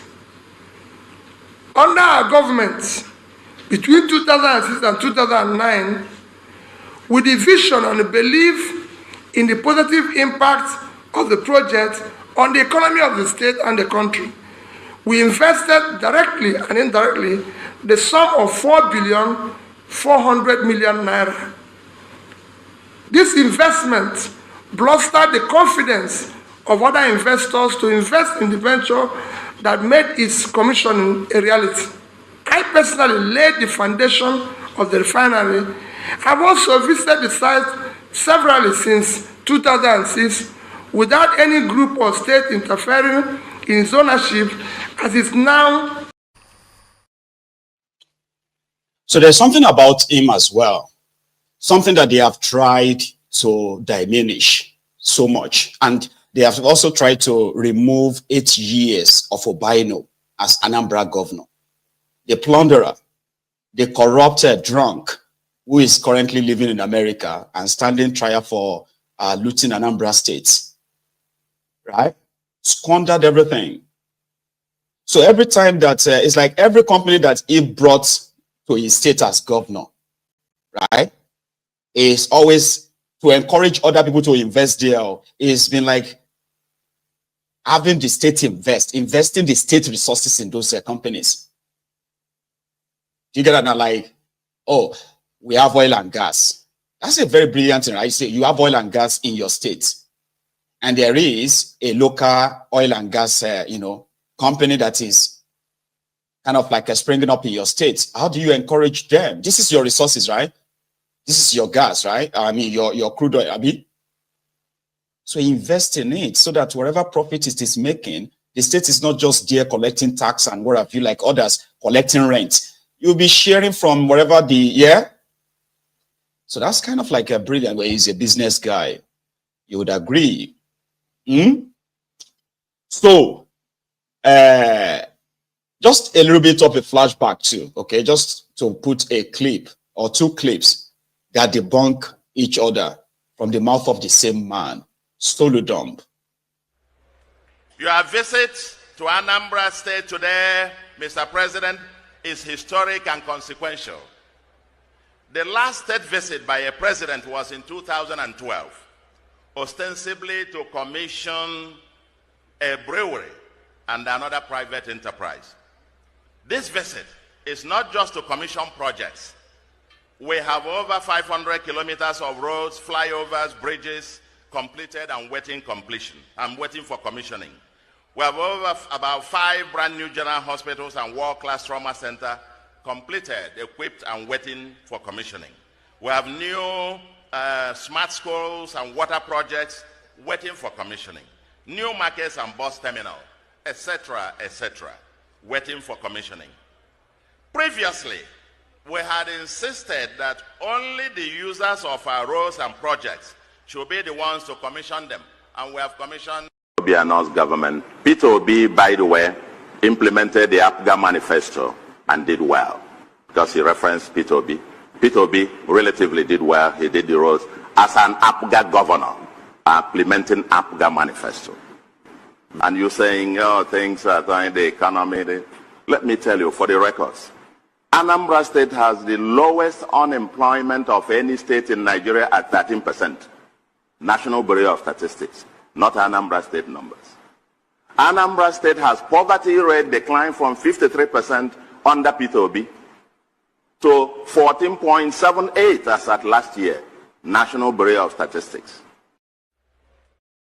And that is the same guy who now turned around and said, oh, he didn't know where the money is. Oh, they said Obi invested money. Well, I mean, I didn't see the money. Why would you see the money? Obi, no 8 years, don't already squandered it, and even tried to build an airport, Anambra Airport, from what Peter Obi saved Obi. Now, like I said, there is politics, and there is also agenda. You know, any hateful agenda that is now hidden behind the politics, the ideal thing is you can break them apart. People can't hide behind politics to be spreading hatred. And I'm talking about, yeah, you can cook up lies against yourself, that's fine, but not to the point of, feeding trolls to just create hatred, like, say you get, the way you are witnessing right now by the APC, in Nigeria. So when the same Sowore, right, said that Obi didn't do anything later, I mean, when he became friends with Bokwari. Let me tell you a story about the two of them, by the way. When Peter Obi was governor of Anambra State, Sowore was your, It was your central bank governor. And Jonathan was the governor. I mean, was the president. So they said that while Sowore was trying to get, was it a second term of 5 years, by then, Obi had finished as governor. He is now an economic advisor to Jonathan. So it was purported that it was alleged that Sowore blamed Peter Obi for not getting a second term as a central bank governor. And since then, it's always been like, it's always looking like he's in rivalry with him. So when they asked Obi about that, he said, well, you know what? I am a trader. Sowore is professor, right? So he's older than me. I think he said something like, he's older than me. I have done my part as a trader. He is a professor. He should also do his part and leave an impact. When you spread your investment, some will go up, some will come down. But overall, the company is still there. The company is still doing well. It's still part of a global chain and everything. I needed to explain it, not because I'm defending comment by my brother. My brother is the brother. I remain my brother. We're very close. I remain prayerful for him. For other things which I didn't succeed, God has given him opportunity to do it and succeed. For me, yes. So if there's anything pending, governance you don't finish. People are still in government in America. So you stop where you stop, Other people will continue from there. I don't look back. He's the governor of my state. I'll always, he's my senior brother. He's even more intelligent because he's a professor. I'm a trader. So he knows more. So he will be able to do things better than I'm doing it. You know, I've done my little own as a trader. Now the professor is there. He will do his own as a professor. The schools that didn't roof, he will roof them. That's how government goes. Another person comes, do his own. But let us think about, finally, like I tell you people, for those of you who are, just please get involved. When you spread your investment, just get involved. So they were comparing him to Akpabiole. Akpabiole was reading out his achievements. Then at a point, like this old cassette, remember those old cassette tape, right? That the radio will just like begin to chop it. He said he built a stadium. I built stadium. I built many roads. Over 1,000 kilometer road. I built government house, the best digitalized government house in Africa. And then I sent people to Mecca. I sent over 20,000 people to Mecca. I sent over 40,000 people to Jerusalem as his achievement. And some actually believes that is so modern. Because on record, right? Disabled be on record. Also built roads, built bridges, right? Schools, hospitals. And he brought investment to his state that created jobs. Akpabiole can say that. And the other one, devalues, that the Ronukus also love to compare with him. That one spent 58 billion naira to build an airport. Now, Sunday service that they do for the airport in Ebonyi right now. Whenever it is not flooded, though. Look at the airport yesterday. This was yesterday evening, or be afternoon. Just that small rain that fell yesterday night. Everywhere is soaked now. Jesus.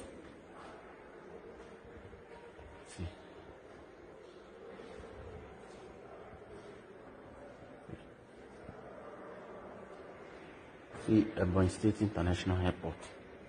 Squan Airport. No.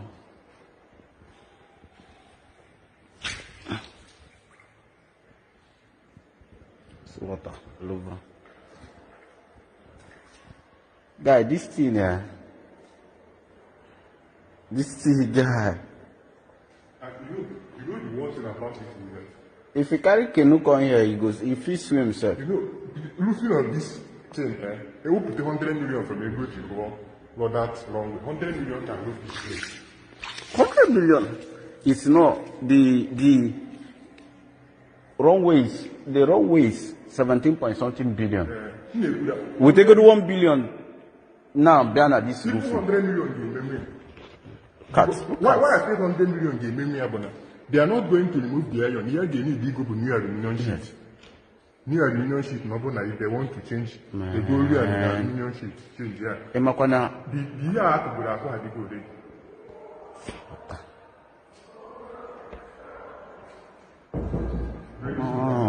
This thing is spoiled. Oh, plywood. That is the guy the Ronukus are praising. Is your work minister now, the one that is constructing Lagos Calabar coastal road. 17.5 billion naira. I need to take the runway. To maintain the runway, he spent another 15 billion naira. This was after they have already supposed build the airport with 58 billion naira.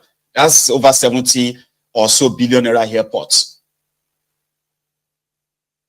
Seagull are not even landing there. No. Not even like Gonogun is landing there. Talk less of drones. Like, okay, maybe drones they land. Or those toy drone. Nothing they land there. But guess what?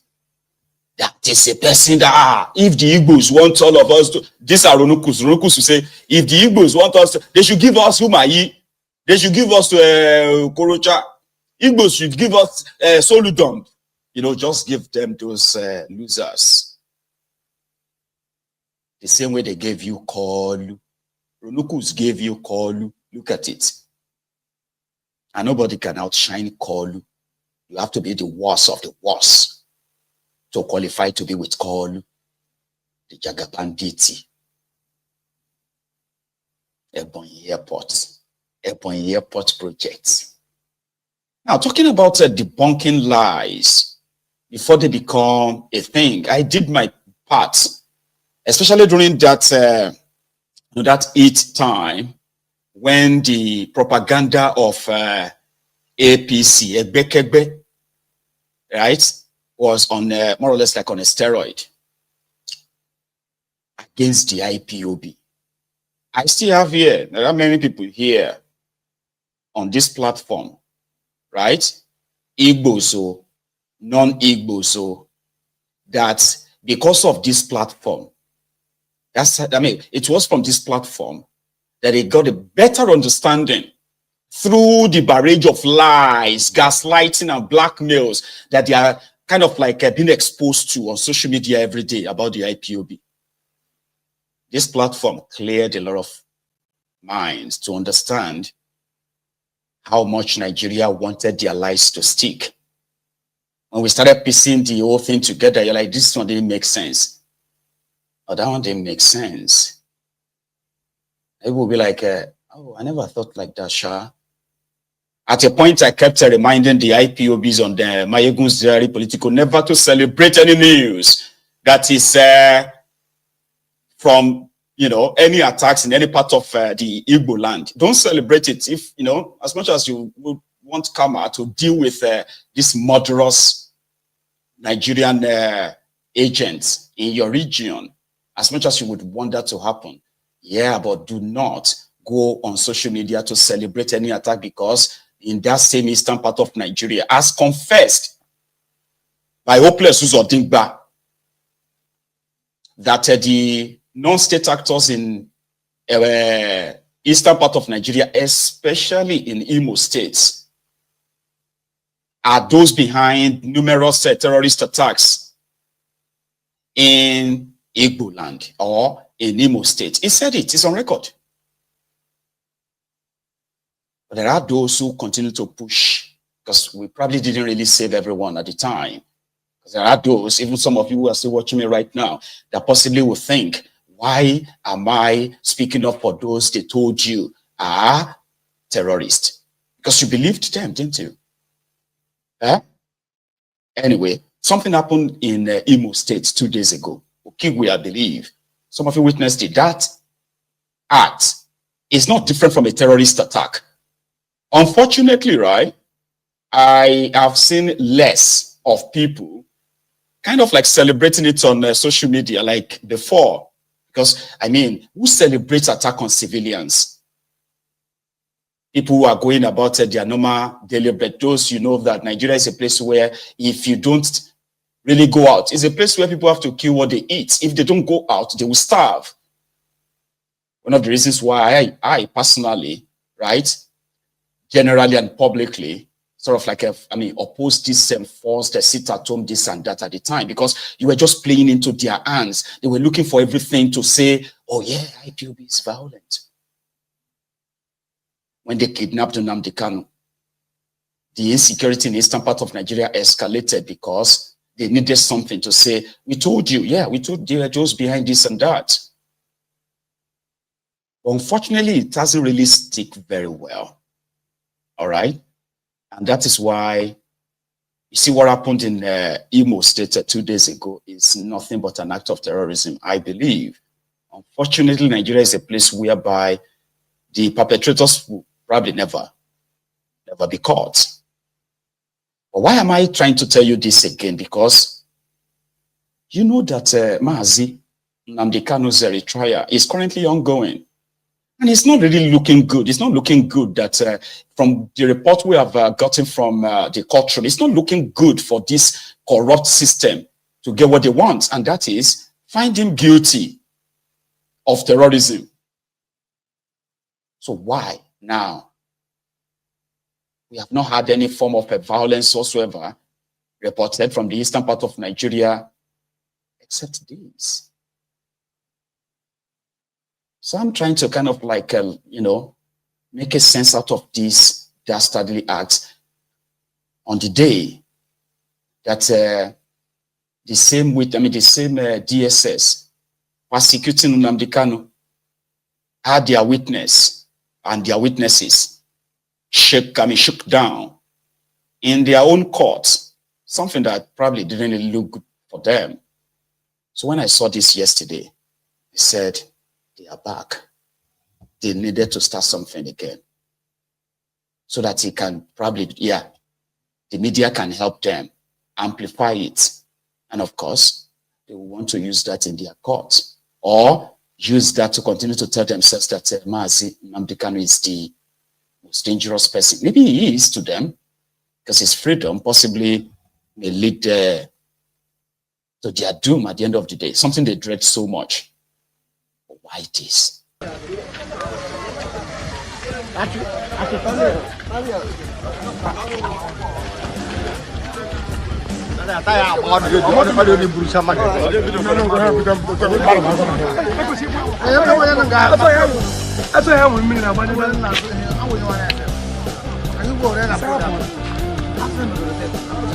Boy, motole 1, 2, 3, 4, 5, 6. Hey, plus in the can number kwebe.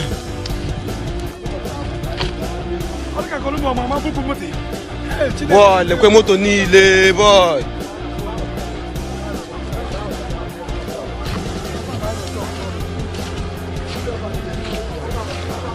Ana gwa mara so. Ako na ba ni no shop. O tia pu moto na na ta. Chapoto na ta na ta. La ba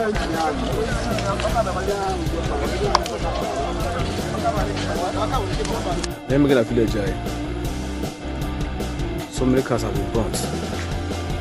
So many cars have been burnt. Car this is gonna bullshit.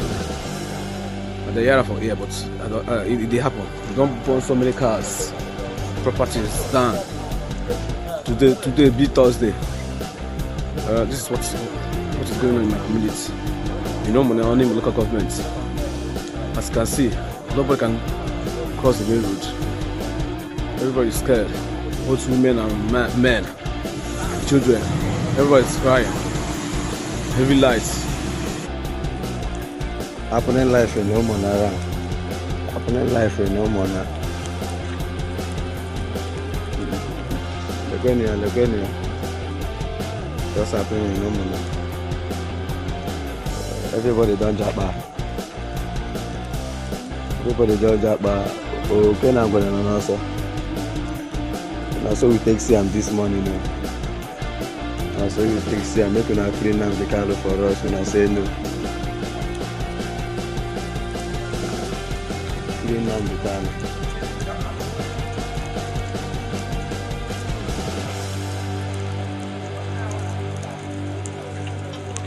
Otibu. What's it about?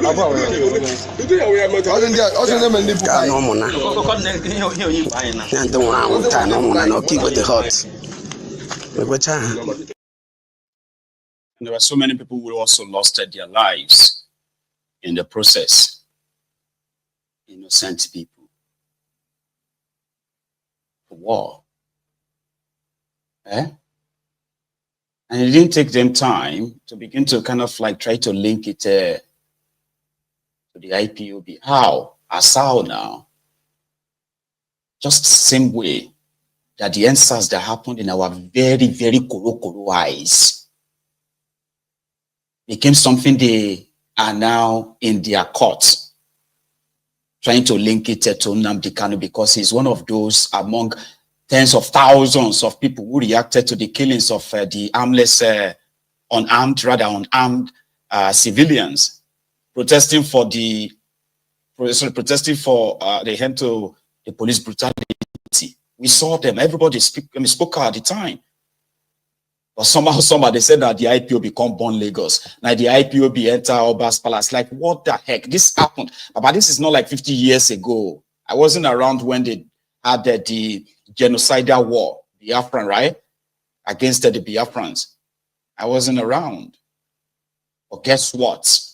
I witnessed, I reported, I documented everything that happened during that the NSAS protest nearly 5 years ago. But the Ronoku is continuing to say that it was Nnamdi Kanu who told them to go and burn police station. It was Nnamdi Kanu who told them to go and burn the BRT. Guess what? The internet never really forgets. And there are those who believe that. I actually have those who said bigotry. To appeal to them, they said, you know what these Igbo people did during NSAS? Please don't pretend that you've never heard that before. No, don't pretend that you have never heard that before. The Igbo people burned down Lagos. They wanted to burn down Lagos. That narrative is that of the Tifnumbu's Ronukus. It is deliberate. And the more they push it, the likelihood that say, it's them or it's true, it's them. All they need to do is to go and cut the video or the audio of Nnamdi Kanu that said, if they come for you, kill them. If they do that, face them. Pick up anything you find. Don't let them just kill you, you know, when they were killing people. So they can cut off that part of the video and put it on the internet and say, Utomani. So Nnamdi Kanu told them to burn down Lagos. Who did he tell to burn down Lagos? They said IPOB. But guess what?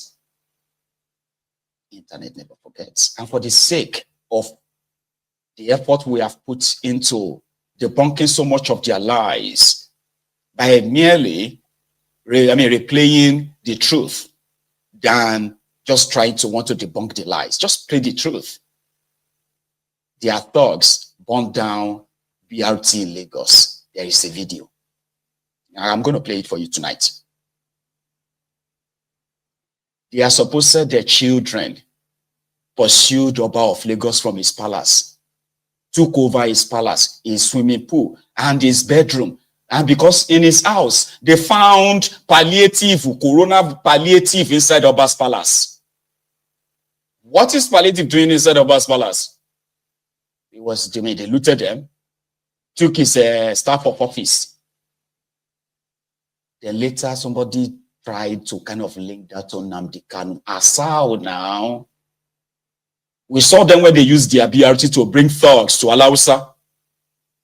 Right? We saw them when they ordered their soldiers to go and kill people at Lekki. We covered everything. I covered everything. Right from their barracks when they moved up to the point when they started shooting those protesters. And when they started picking their bodies too. Internet, everything is on the internet. So you must be so dumb to be easily deceived or lied to because you are a Yoruba. And somebody sat there and tell you that the Igbos want to burn down Lagos, this and that. The same thugs who did all of that because they believed that was the only way they could save their Lagos. I have a compilation of all that happened. Not much, just some handful to rejig your memory. October 2020 in and around Lagos, including Abuja, where they are using the House of Assembly, National Assembly members, security, DSS, using the National Assembly vehicles to ferry thugs from Kano, from Nasarawa into Abuja. Evidence in there.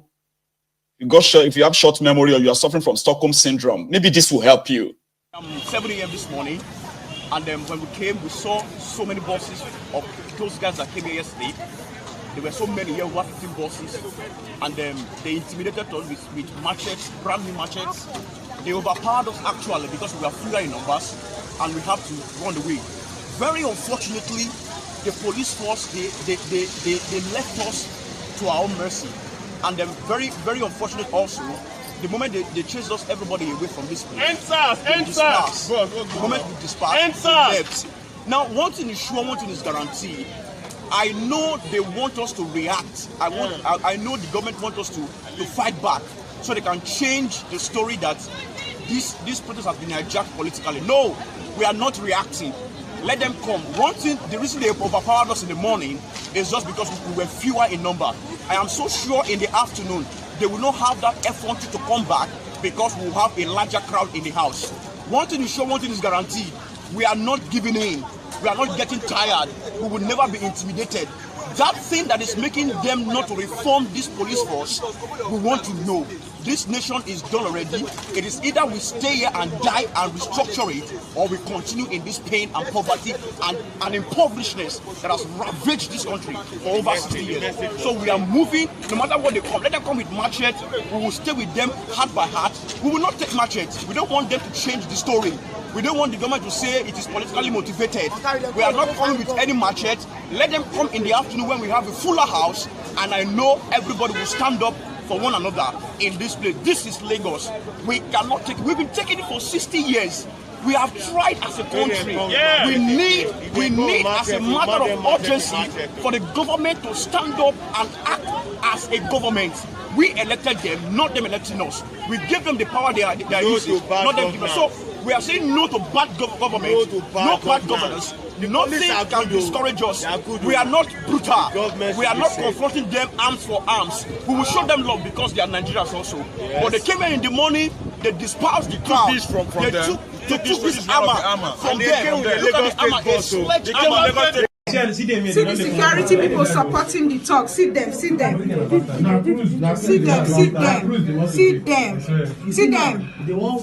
See talks, they go listen to talks don't enter motor. Talks don't enter motor. See talks don't enter motor with them. See the security people. See them. They don't go back the talk, so they don't go back the talk. See them.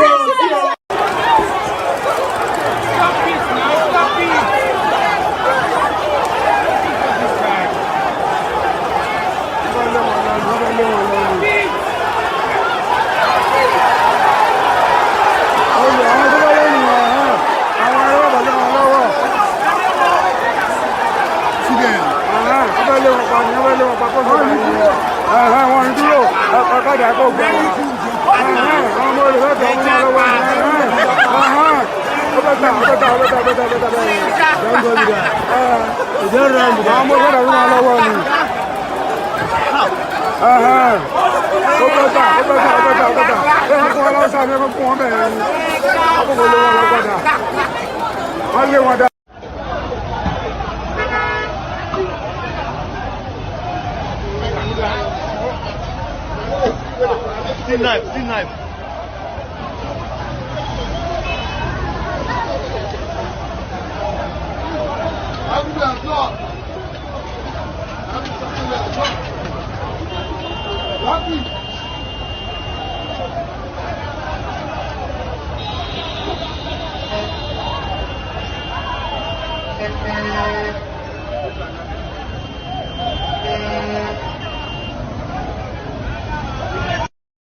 See people cars or more. Over 200 cars gone down like that. Fuck.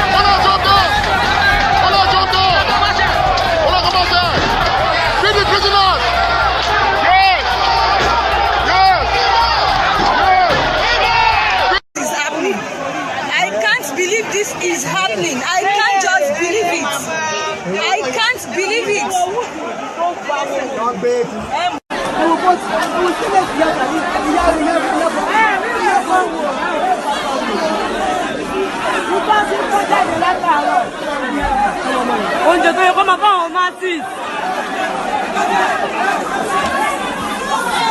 Àdáyé léṣe yẹn léṣe o. Ọmọ ọmọ mi rẹ̀.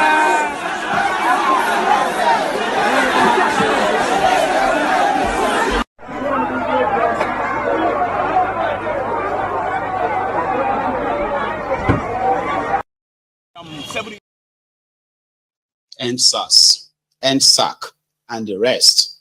The one that the Ronokus, the Agbadorians, the Batidiots, always want to share a link to anybody. But you heard, you heard them speak in that video, Abi? They were Yorubas. They are Lagosians, they are residents of that place. They are like everybody who came out believing that they are fighting to end police brutality. So there was nothing like Igbo, Yoruba, this or that at all. Everybody was just out. It is a Yoruba land. Of course, you expect the Yorubas to be in the majority. So why would you, who participated in NSAS, suddenly, because of Tifnumbu, now you are now pro-Yoruba, and you are also joining them to point fingers at the Igbo? So I saw them trying to bring that back again on this retrial of Mazi Nnamdi Kanu. So those of you who come across this video, I hope it helps you, right, to have a closure, the kind of characters you are actually dealing with. They're not interested in ending any form of insecurity in Nigeria. They are interested in sustaining it, just like poverty, right? There is no plan or intention to end or reduce poverty in Nigeria. The only thing is to manage it. Because if poverty gets reduced, that means they would have less people to have power over. And that is not good for them. Because in their effort to try to make Nigeria one-party state right now, Gandola led the team of I want to say future, I would say, where they would be the campaign to APC to join the, to join the long list of those who are leaving their parties to join Tifnumbu.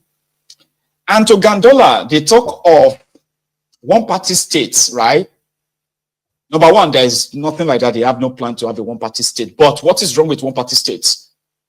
Because according to him, Nigeria has too many political parties.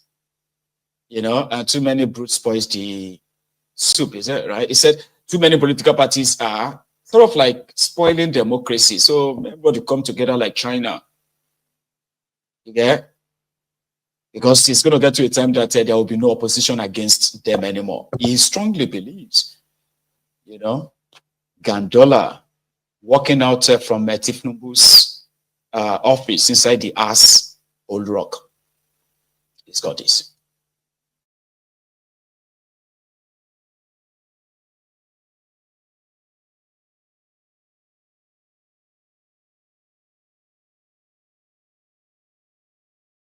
Thank you, Your Excellency. Good to have you in the state. Thank you. Okay. We just realized that you met with Mr. President. What may we know about this? Thank you very much. Seeing is believing. You saw us with timber and caliber of politicians from the caliphate, that is Sokoto, Kebbi, and Zamfara states. You could see the governor of Kebbi state, the governor of Sokoto state, and senators from the 3 states, and even former governors of Kebbi state. In continuation with the initiative of Mr. President, that APC, we must do all what we can do democratically in order to increase our numerical strengths. And in this instance, not only numerical strengths, but also our quality and capacity of our followership. In this respect, in particular for Kebbi State, a lot of discussions, underground negotiations went on between the major stakeholders in Kebbi State. And now they have come to the conclusion, they have resolved the 3 senators, PDP senators from Kebbi State, the agreement and the resolution, they are decamping to our great party, the APC. This is a good development, and it is in consonance with what is happening in Nigeria today.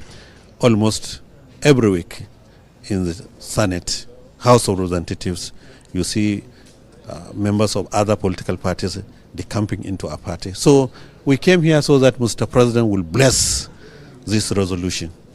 And Mr. President has graciously blessed this resolution. And by Tuesday, I will urge you to go and see what will happen in the chambers. Your Excellency, this is really something good for your party. Like you said, numerical strength, that's what you're looking at. But how do you manage this new influx of people coming into your party? Our constitution is very clear about this, and not only that, our political dexterity in managing such affairs is on the table. So I assure you there will be a smooth integration. And leaders have also warned against a one-party state. Are you disturbed? Is that what you're looking at? Is that your agenda?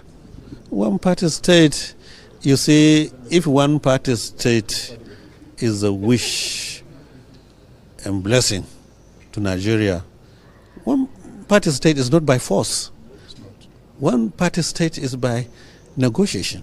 It's by other political parties seeing the effect of the positive governance of our party. If they decide to come into our party willingly, I think there's nothing like that. There's nothing with that. Today, democratic China is one of the most strong countries in the world, and it's a one-party system. We are not saying that we are working for one-party system, but if that is the wish of Nigerians, we cannot quarrel with that. You know, they say too many cooks spoil the soup. Too many political parties spoil governance. Thank you. That is Gandola, the leader, the chairman of the APC. If Nigeria was a country, right, a real place, that guy now only for picture you go to recognize him. Say, who is this one? So now that guy will say they had to cut off his head. Oh, it's the guy that stole Kano State money, former Kano governor. They put him inside a helicopter, flew to about 10,000 what do you call it? That's his judgment. You say, oh, you fly to 10,000 10,000 feet in the air, and then drop him. If he survives, then he leaves. If he doesn't, do you hear what I mean? Like somebody will say, suppose probably like day jail, or is the leader of the supposed ruling party in that contraption. So those who didn't know Gandola, this was how he earned his name.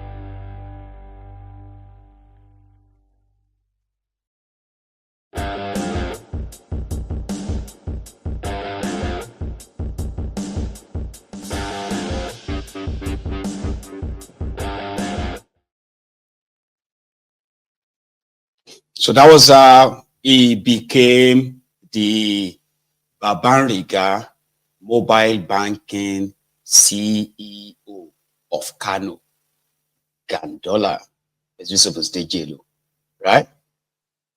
But we'll leave that one for now. And I'm trying to take a detour, right? I'm trying to see if I can still manage my time and possibly still take calls, okay, tonight. So I'm working through it one after the other. Here is what the latest step from Kemi Badenoch. So those of you who lives in the UK, or you are planning to, no, sorry, not those who live in the UK per se. Those of you who are trying to jump up from the contraption to come down to the UK, please do so legally. And with Kemi's proposal, if she ever becomes our prime minister in the UK, this is what she will do. Another from Kemi Badenoch. From next year, 2 million immigrants could automatically claim British citizenship. 2 million people. That's nearly twice the population of Birmingham. That's massive. We've introduced a deportation bill because we're committed to bringing immigration down. Back in February, we demanded Labour triple the time for new immigrants to get a British passport. They voted it down. And now they've brought in some half-assed version that's not going to work. Here's what will work. Deport all foreign criminals. Mandatory age checks. No more pretending to be kids. Tougher visa rules and salary thresholds. Disapply the Human Rights Act to immigration cases. No more abusing human rights laws to dodge deportations. Make asylum support repayable, and no permanent right to stay in the UK if you've relied on benefits. Until that's law, we won't fix this. Labour should adopt it now. It's time to get tough. That's what the Conservatives' deportation bill delivers. And we're going to go further. Our country is a home, not a hotel. And if we don't defend it, no one else will. From No wahala. So I have yet, I am yet to also to see the reactions of some of the Nigerians, in the past. Well, anyway, she probably will be removed as their conservative leader before the end of this year, because there are those who felt like, no, she's not like appealing as much as they wanted to use as their poster girl somehow, right? But yeah, immigration, that should be our business, right? That's coming from Auntie Kemi. Is a daughter of immigrant herself. Anyway, that's as well on the side. Okay, so I picked this up from what is his name again? Rufayo Oseni, right? It is about the trafficked Nigerians, most of them girls, to Abidjan. Abidjan is Côte d'Ivoire, isn't it? Right. It was the very dark man, I believe, that kind of made the expose on these victims of trafficking outside Nigeria, those who were promised, better lives, but otherwise. So the hairpiece was in Abidjan. If I was there, he made this video to report her back as well, right? From Abidjan. Right, so we're with some of our sisters that are going to be coming back to Nigeria. And this so I've got to represent of the Nigerian community here. What's your name, sir? Yeah, my name is Chief Davidson Ogu. Okay. The public relation officer of the Nigerian community. So these girls are going back home today? Yeah, they are going. And my president is somewhere there. Okay. Yeah, I would like you to meet him. He's the President General of Nigerians in Côte d'Ivoire. Okay. So can you really tell us what's the count how many girls are going back home. What really transpired with most of these girls, you know, and the advocacy that was started to bring them back home. You know, as you know, most of them were trafficked and they are victims of trafficking. Yeah. And being the Nigerians here, we are doing all we can, you know, to rescue them and to, you know, see how we can bring them back to Nigeria. Good. You know, so that the government in Nigeria, we're looking forward for them to see how they can do one or two empowerment for them, because they are victims, like you see. Yeah. So is there any message the Nigerian community here in Abidjan has for others that might be back home, that people might be enticing with such opportunity and all of that? The truth is that a lot of them have been lured by hyper-pay job, and there's nothing like hyper-pay job anywhere. You know, even in America, Europe, nothing like hyper-pay job. People will tell you, come, you work in a restaurant, they'll pay you $5,000. It doesn't exist anywhere. You know, so what we are telling our young girls and young boys, you know, they should be very, very mindful of who they go with. Most of these girls were actually kidnapped, you know, adopted from schools, you know, like some of them are crying there. You know, they didn't even know how they get here. They never knew they were coming to this place. So they were deceived. So that's the situation. We are also parents should also educate their parents, and the government too. They need to do more. You know, if Nigeria was, you know, what we expected of it, many of these girls will not come here. They're actually suffering. Look at them. Many of them are very sick. I can see one or two of them are pregnant already. Yeah, many are pregnant. Some are even having children. You know, so it's such a appalling situation. Okay, thank you so much. Thank you, Mr. Rufai. Ladies and gentlemen, it's a symbolic day. I just came on a flight to Ivory Coast today. You remember the girls trafficked to Ivory Coast from what happened as regards, you know, that situation where I think it was a very dark man, Martin said, that revealed when he came to Ivory Coast one of the girls trafficked. We're currently in the flight, you know, in Abidjan, where Air Peace in its magnanimity has said they were going to evacuate those girls and bring them back. So we are right there in the flight. Very next video you're going to be seeing here are that of the girls coming back to hope, coming back to health, and coming back to healing in Nigeria. And this is kudos Air Peace. They made their effort as regards. They said they were going to do it, and now they have done it. So we're just making the arrangements here. The crew and everybody is getting ready for the girls. I hear, as we speak now, the girls are coming out. We're just here in Abidjan, Ivory Coast. Very soon, the girls are going to make their way in from that terminal, and they're going to be able to come in, and you will see the girls as they come in. So, just watch it, everybody. We have the exclusives for you right here on the Arise News. Well done. Rufai. Same story. See, human traffickers always preys on impoverished countries, the people within impoverished countries. And most of the time, these traffickers are always like known people too, you know. The friend of the friend to the friend of the friend. And they're actually like moving them into what is believed to be even worse than what they are experiencing in Nigeria. We have had victims who have shared their own personal experiences and all that, you know, yeah. So the guy who reported on this, a very dark man, spent 5 days in the EFCC detention, remember? Well, he's been released and he has been talking. In one of his recent videos, like explaining what happened or transpired while he was in their detention, or even before he got to their detention and after as well. This video was one of them. And if you want to probably like follow it up if you haven't already, yeah, where he extensively, there's another video where he extensively explained how it all happened. But here is a bit. All right. So first of all, before the story go starts, make I don't go straight to the point with this one about EFCC, right? So my phone is with the EFCC. As a matter of fact, I got another phone when I came out. You understand? Because I have a feeling that they will not give me my phone again, right? I got another phone. I was trying to log into my own iCloud.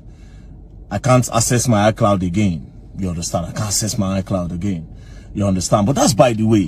What I want to say, EFCC, when I don't say we want to start a friendship. You understand? I said I should put this here before I give the story because you people know I must talk and I don't miss out on any detail, right? Now we won't do friend. Wait till go spoil the friend. Now I just want to talk. If you people took a picture of me, right? You people took a picture of me, right? Where Wahala go day? That picture wanna take of me. Wanna release them. Make I consider money laundry on top. That's what will cause the problem between us.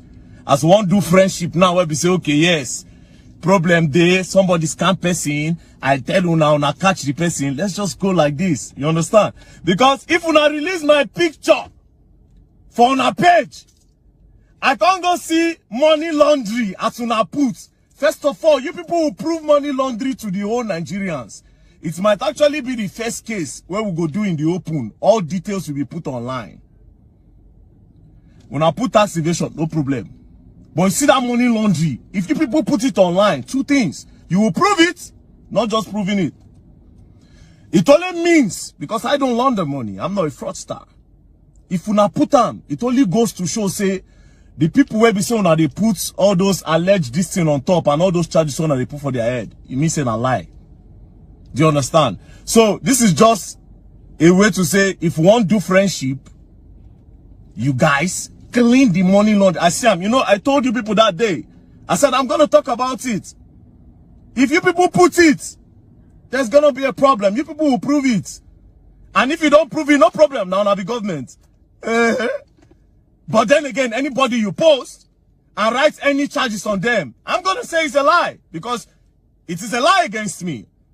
Do you understand? So you got to put out that money laundry. Do you understand? Then whatever one want to put, no problem. I won't use that thing. That's on a placard. I won't use that until they do my profile picture. I don't have a problem. I'll give the full story, obviously. Do you understand? Because for some reason, now when I do house, I can't say, wait, this is why they don't log out my iCloud. Now then they in control everything on that phone. Now my phone literally has a lot of evidence of a lot of different things. Evidence on a lot of things is on that phone. Different evidence of a lot of things is on that phone. So I have a feeling they will not give me the phone. And even if they want to give me the phone, it's gonna be bugged. That's my feeling before they say I accuse them again. Do you understand? So that phone is as good as gone. And again, I had a feeling that, oh my, if I say these people no go on, make I post. Do you understand? But I don't get another phone, and I'm going to get another better phone. Because this one when I go find now, I gotta go collect iPhone 11. Do you understand? I don't get access to WhatsApp. I don't get access to nothing. Everything has been taken away from me. Everything has been taken away from me. And like I said, in my own feeling, they ain't gonna give me back. Do you understand? And I Yes, we do. So, like I said, he went on to explain what happened, why he went to the bank, and then what he found when he got to the bank, and then how the bank invited the police. How he was rough-handled within the bank and all that stuff. It's like said a lot. But from this particular video, right, he said they took his picture. So that means they have his mugshot. And he kept saying, the day you are going to post my picture holding that placard, I'll be waiting to record that board. You better don't write that money laundering that you mentioned when I was with you, right? He said, you want to do friendship. Now that you want to do friendship. So whatever that means, right? After his encounter with them, maybe they told him that they would now be his friends, like let's be friends or something like that. However, before they told him that, they took his picture, his mugshot. So when he kept mentioning, when he kept saying, don't put money laundering, you can put tax evasion. So that means these two were possible the straw that the EFCC is using to hold him, right? So which is that he evaded tax from all the money he's got, right? And then money laundering, which he says is not laundering money for anyone, but they did put a money laundering on his mugshot. So I want to see that. I actually would love to see that, all right? So then his phone, they took his phone. They have no right to take his phone. Like they don't have any right to take his phone. Confiscate his phone. So I don't know what Deji did there. Obviously, no. Even if the court says they should get the phone, they will still keep it. But evidence on the phone, or evidence will be on the phone that the people sending you all of the details of those who were owing them, right? That means the personal information and all that. So don't call it evidence. Evidence, bow. These are just supposedly, right? Except if there's something indeed behind all of that drama. Now, don't get me wrong, go, right? So the point there is that whatever the EFCC is up to, okay, and whatever they did telling as well, is public display right now means things are not as they're not as in black and white as they should. As they appear, right? So I don't know comment that one. So that's as usual. I can see where this EFCC, very dark man, and maybe others will end. So, brethren, I have this. My time is up. That's what is making me become like, oh. But I do have something I want to share with you. Okay, I'll keep the rest for another time. And after this, maybe we can take calls if there is time. Last week, Sunday, I think it was this, right? So a few days ago, I remember telling you a story. I didn't tell you the whole story, but it's a story of a young woman. She's 19, who is an Andy Walker learner somewhere in Ikorodu. Then she became pregnant. As if getting pregnant with a baby was not enough. There were two twins. So she went into labor again, just about 2 weeks or so ago. She went into labor. And she had no real money. It was more or less like they didn't know they were pregnant or got prepared. But that was how, economically disadvantaged she was. So when she went to labor, they had to operate to get the cesarean operation. We call it CS, right? So the hospital took very good care of her to the best of their own ability, but there is minimal to what they could do. So they saved the mother and they saved the children, the babies.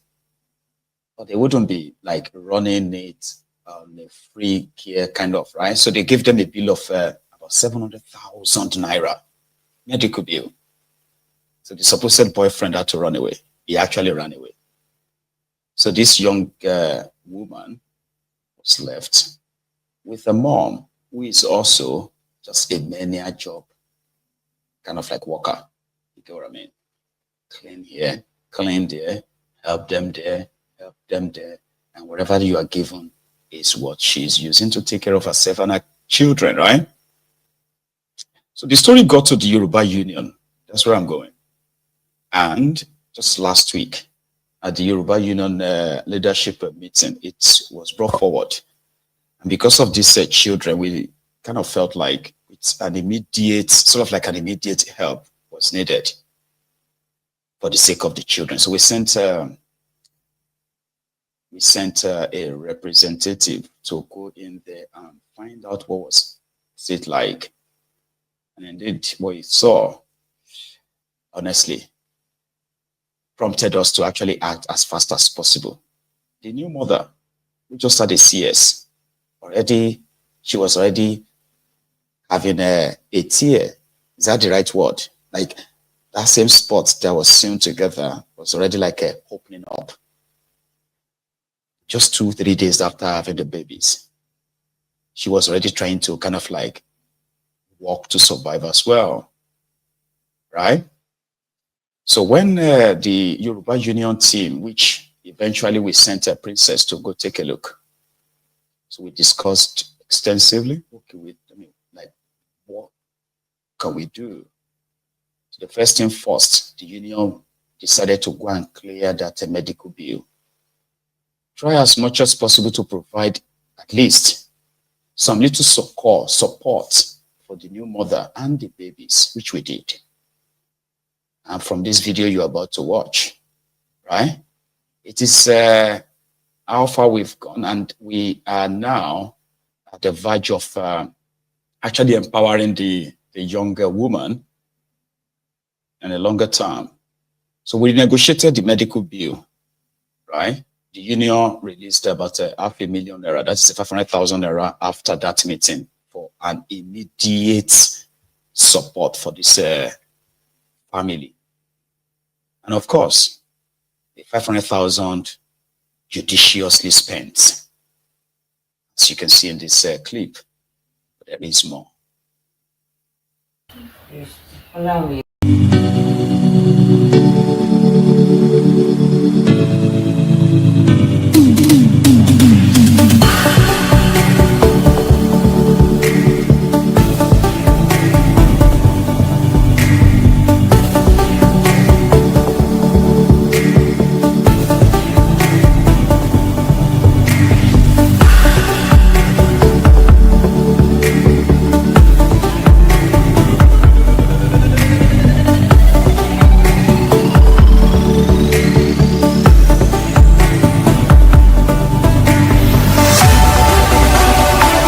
Ẹ̀jẹ̀ kí lórúkọ yín mà? Akpabiole. Kí lẹ lè bá a sọ ń pa àwọn ìbejì méjì? Àwọn ìbejì méjèèjì tí mo gbé lọ́wọ́ ẹ̀ ọmọ mi ló bí wọn. Obìnrin lọ́mọ mi tó bí wọn, ìyá wọn, òun ló bí wọn. CS náà dẹ̀ ṣe fún. Àwọn ìgbà tá àròwó san wọ́n lé wa jáde ní hospital. Ẹni tó dẹ̀ bí àwọn ọmọ ìfún bó ṣe pé bá ṣe pè báyìí pé ìbejì ló bí, iṣẹ́ abẹ náà dẹ̀ ṣe fún àròjú kan. Ààrẹ ni tó jọ. Torí pẹ́lẹ́ wa kó lọ hospital tá àròwó san, treatment tó yẹ kó gbà, tó yẹ kí ìyàwó ọmọ gbà, tó yẹ káwọn ọmọ gbà fún wa. Ibi tán ti ṣiṣẹ́ abẹ yẹn gan, abẹ́rẹ́ tó yẹ kó máa gbà, ìgbà tí àròwó san fún wa ní abẹ́rẹ́ náà ojú ibẹ̀ ibi kan abẹ́rẹ́ kan ó ti tú tó jẹ́ pé ó ń rà gan. Ìyá ọmọ náà kò sóúnjẹ, kò sí ìtọ́jú fáwọn ọmọ yìí, kán ràn wá lọ́wọ́, ìrànlọ́wọ́ la béèrè. A gbọ́ pé wọ́n láwọn kan ní iṣẹ́ gbọmọ kalẹ̀ àbí nǹkan kí lẹ lè rí sọ sí. Ìgbà tá a ti ṣẹ̀ṣẹ̀ bí àwọn ọmọ yìí, ìmọ̀ràn oríṣiríṣi làwọn èèyàn mú wá fún wa. Orí ìgbà tá a bí wọn mú mú. A lè rówó ra jẹ fún àwọn ké nínú wọ́ọ̀dù gan. Ibẹ̀ làwọn kan ti wá pé àwọn kan ní èdè ọmọ pé ká gbọ́mọ yìí fún wọn kan sanwó fún wa. Ó ní àmì lè gbọ́ ọmọ mi sílẹ̀ láyé lè gbé lẹ̀. Ìyá wọn gan ní sí méjèèjì mọ́ ní tó bá wá jẹ́ kan kọ́ mi ò lè gbé wọn lẹ̀ pé kàkà kí n gbé wọn lẹ̀ pàdé ìbọn bá wọn gbálẹ̀ lọ hospital. Ó ṣe ọlọ́pàá kan fi tí dókítà ló máa fi mú wọn kò mú ní kó jẹ́ kí wọ́n wá. Èmi náà máa mú mi lè gbá wọn mọ́lẹ̀ láìláì. Ẹ̀kejì ẹ̀wẹ̀ kí ni ó ti tó ọ̀sẹ̀ bíi mélòó sí tán ti bí àwọn. Nígbà bí àwọn ọmọ kò tí ìjọsẹ̀ méjì lọ́la ìtọ́rọ̀dù 15 oṣù kan ọ̀la bí wọn. Ní àwọn fámìlì ìbàbọ̀ ọmọ wọ́n wà bí wọn. Àwọn fámìlì ẹnìkan la rí nínú wọn ó dẹ̀ fẹ́ràn ó fẹ́ ní wọn sọ. Again, I had to put you all on notice, okay? It's such an emotional one for us while we were at the meeting, right? A lot of us, especially most of us who are also parents, it was different that we felt like the union rather than allow, because here is the story.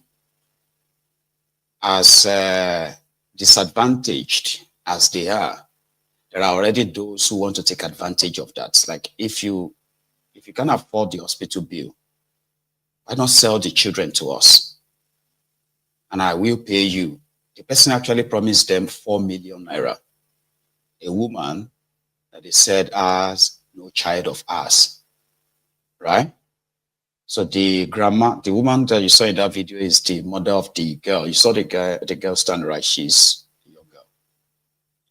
So the grandmother was like, I would rather become a domestic worker if I have to work in this hospital to sweep and clean and wash and do all of that for you to pay your hospital bill. But guess what?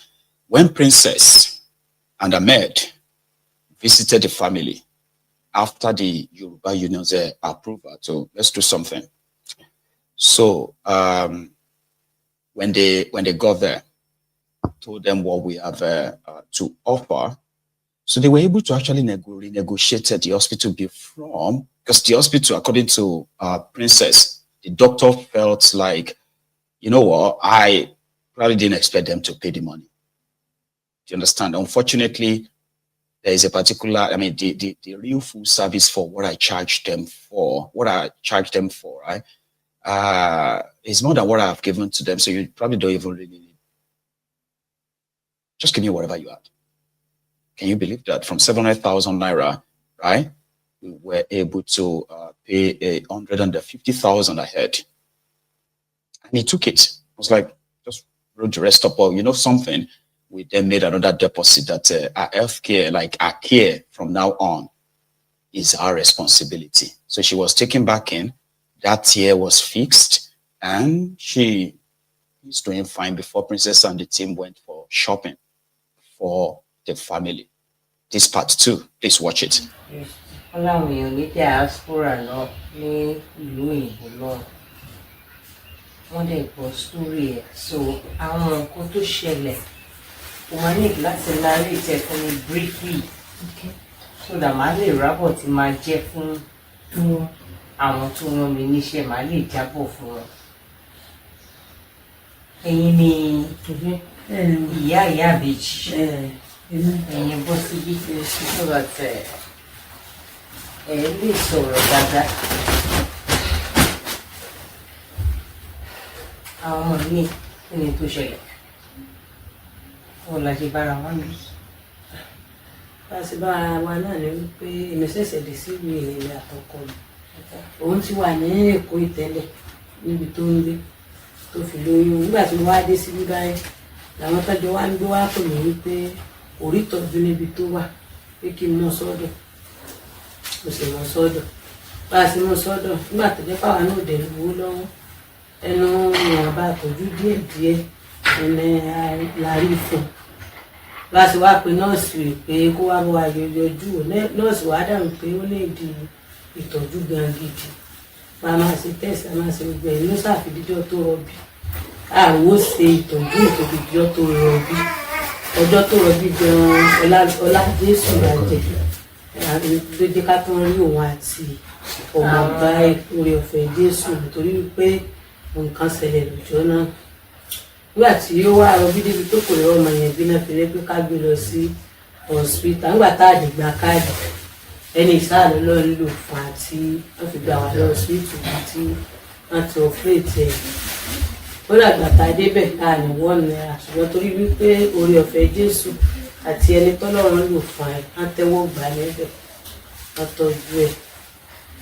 Ìgbà tó dẹ̀ fẹ́ operate ẹ̀ wọ́n ní pé 10% lẹ̀jẹ̀ tó wà lára ẹ̀ pé kí n lọ wúwọ́ ẹ̀jẹ̀ wà kò sẹ́ ní bọ́ọ̀dù.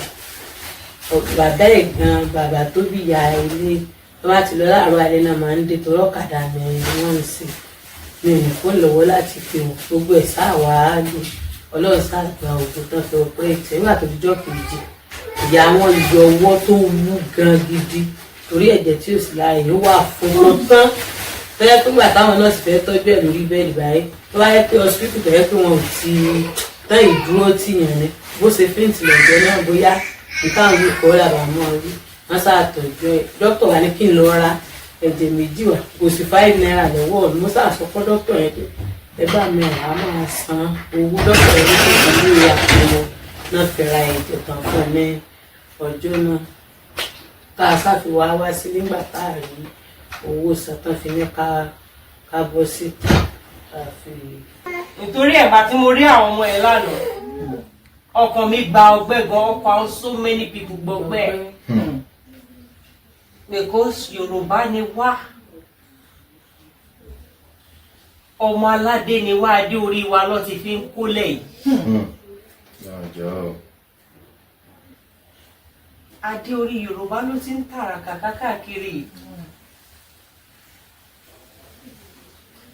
ìwọ ló máa dira ẹ mú tó bá ti gbádùn táwọn ọmọ bá ti dàgbà díẹ̀ tó bá fẹ́ ṣe ó dìde ó ṣe inú èṣìṣì ò kì í jóyàn lẹ́ẹ̀mejì o tó bá fẹ́ ṣe yẹn tó bá ti mú ṣe kò sẹ́ni tọ́lọ́hun lè ṣàánú fún kò lè sẹ́ni tí ò lè dìde ẹni tó bá máa wá dìde láyé ṣùgbọ́n kì í dààmú ẹni tí ò bá ní níláárí ṣùgbọ́n àbò dáhùn ẹni tí ò bá ní níláárí tí ò ní tó fẹ́ ṣe ní ti dáadáa ní ayé yìí èṣù ò ní fọwọ́ bá.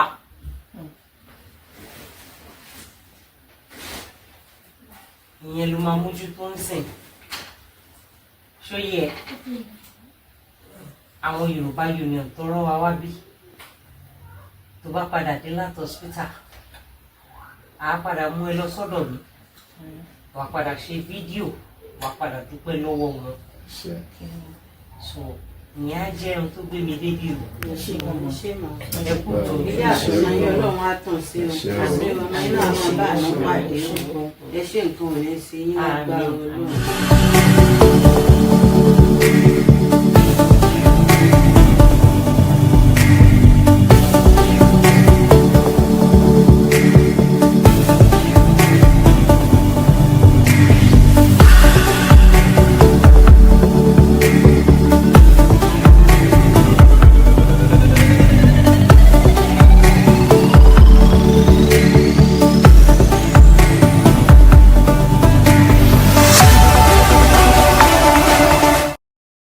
Princess, thank you very much. Now, let me now tell you what we intend to do. Because, you know, somehow, a lot of us, especially a lot of us in the diaspora, we have become disinterested in giving our hard-earned money to support the people back in that place. You know, it used to be like easier. These days, people just feel like people are comfortable with these, their ruiners. They are criminal leaders. So why waste your money in subsidizing them? And I've noticed that, however, as a union, what we intend to do for her, right, apart from our care and all that, is to actually, you know, we asked her what would she love to do, not us raising money and giving her the money that will be blown off maybe in another, 6 months or so. She's got 2 children to take care of. She's young. Luckily, she's got a mom to give her a hand. So that simply means that she can easily just put her life back on track. So Princess asked, what would you like to do? And she said she was training to be a dressmaker, a tailor. But she's yet to conclude that training. And she would want to go back to complete it and possibly set up her own shop and a business. And that sounds so fantastic that the union intends to actually raise money for her, put some of this money in a fixed account for her, while at the same time put her on a steady, her and her children, on a steady support system with the Yoruba Union, something that we can put as a plan. So while we were at it, right, the Yoruba Union leadership, this is not even like the union boss. This is just a private people within our group. They've already raised $500,000 again. Personal fund that should be given to her. And that is going to be the foundation of whatever we're going to raise for her. So tomorrow evening, when you are coming to Maiyegun's Diary Politico tomorrow evening, you will meet Iya Beji and Princess, in this studio. So we are going to have a one-on-one chat with this lady. And of course, we will be raising funds for her as well via the Yoruba Union, the fund right? That is expected to be judiciously put into a judicious use for her. So on that note, as I prepare you, good afternoon to you and good evening to you from wherever you are joining us. It is Maiyegun live. Thank you so much for joining me.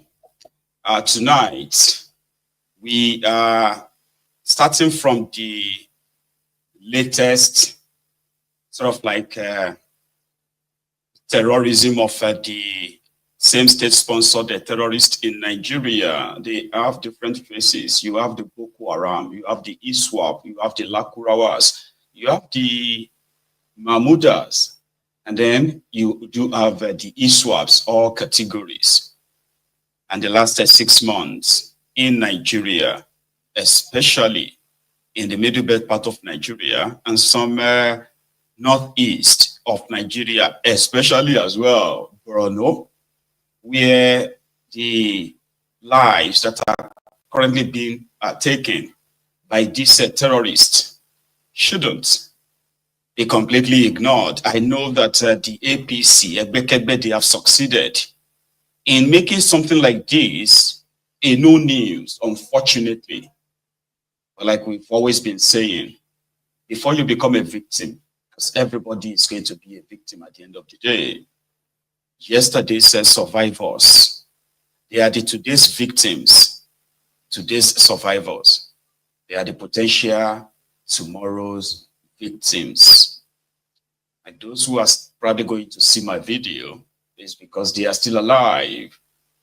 There are those who possibly saw the video yesterday, and today they are part of the victims of this terrorism. So we shouldn't completely become so sort of like a cold towards news like this. Unfortunately, APC, Ebekebe and their gang, they have sort of normalized this. So what happened? Yesterday evening or night, the unknown terror group entered the Raqqa, a community in Safe local government area of Zamfara State, to kidnap, not just to kidnap first, they actually killed 8 people, including one retired teacher, as reported, and 3 students have also been reportedly taken by these terrorists. Similarly, in Benue State, 4 local government areas have reported at least, the killings of 23 farmers and villagers from 4 different local government areas between Monday and Friday, which was 2 days ago. 23. So these and more are what we are going to touch on tonight, if not for anything, at least for posterity. So please read beyond the caption of the broadcast, read the description of the broadcast, like it, share it, invite your friends, invite your not so friendly friends, and tell them all that Maiyegun today. And if you have done that already, thank you.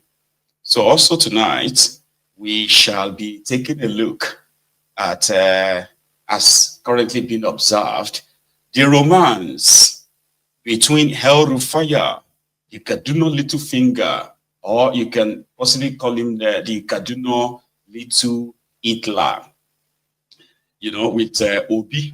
A lot of people have been sort of like sounding the note of caution.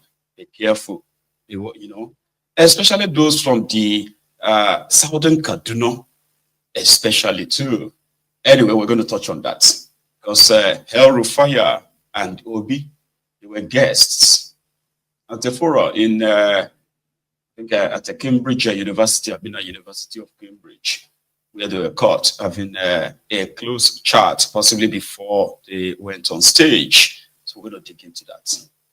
Also, tonight, as you possibly must have noticed, there's been drama all over Lagos simply because they did their supposed APC, did their party primaries for local government areas in in Lagos. So I've got something on that for us tonight. So I actually I saw APC supporters shouting fraud, scam, lies, and all of that when their usual, their usual kind of mode of operation is Baba Sokwe. So once the order from above came, everybody is expected to file on a single line. It seems these ones are not falling in line after the announcement of those that will be their candidates in a local government election expected to take place next month. Okay, so going to get to that one too, and a few other things. Also tonight, we are going to have guests. The guests from Yoruba Union who are going to come here seek for our support for a young mother, which I told you about yesterday, right? And if there is time, enough time for us tonight, of course, we shall take calls. So let's get down to it, brethren. So in the news, right, is that they use bandits for them, bandits, okay? So bandits entered a community, a government day secondary school in Raqqa, Safi local government area of Zamfara State. Zamfara State is a state, right, that is so kind of like at the center of the modern kind of terrorism we are witnessing in that contraption.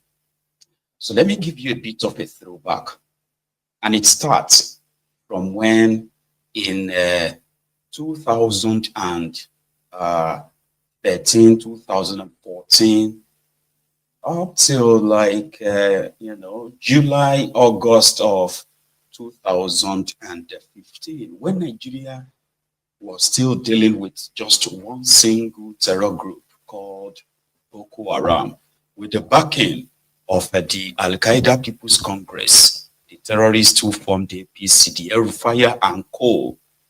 They were able to kind of like gain the attention of the supposed almighty Nigerian army. But it became almost obvious then that the Nigerian army were either new to the terrorism fight, or corruption, or or incompetence. Whatever it was, people kind of made different kind of allegations then. The reason why the Nigerian army couldn't defeat Boko Haram. So it cost Igbire Jonathan his presidency. But before that, the other factors that make it almost easier, right, for the Boko Haram terrorists, as well as their sponsor, to have a complete field day was the intervention in Nigerian politics by the American government under Barack Obama. I won't stop telling you that because it's true. So that factor, right? Despite all of that, I'm talking about beyond the internal factor, we also have the external factor. Not like those who kind of give them weapons directly. I'm talking about those who ensure that some diplomatic cover were given to them under different guises or what have you, right? But Jonathan went to South Africa, I remember.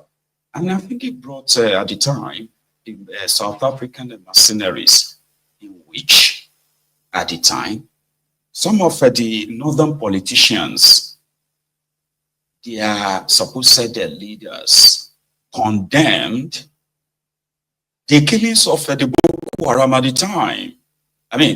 Today, I don't know how old you are. This was like 10 years, 10, 12 years ago, by the way, all right? So they condemned it. They said Nigerian army, not the mercenaries, because it was the mercenaries. They were like, already, if you remember, they had to postpone an election in 2015 because of this Boko Haram fight. Now, the point is that they had those whose contract was to decimate them. Because I used to ask myself, which we later found out, that it was the combination of all of what I listed as the reason why Nigerian army couldn't defeat Boko Haram. the Boko Haram inside the Vigilantes government that he said helping within to either share intel with the terrorist or ensure that any intel about the terrorist did not get to the right table and the right action was not taken. Corruption, incompetence, all join, right? So it exposed Nigerian army. And guess what? Like football, a lot of us sort of had ideas of how to fight terrorism and all of that stuff.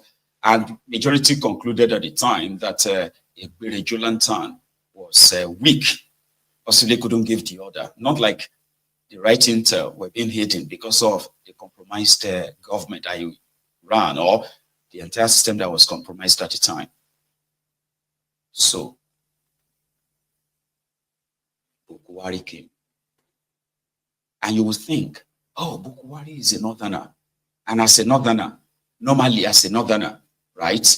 If you are seeing all these killings, all these kidnappings, destructions, and all this stuff, like naturally, all right, you are going to feel like if a northerner was your president, I'm just saying, like the government from the north, but it was actually the idea that when they had a northerner, they would not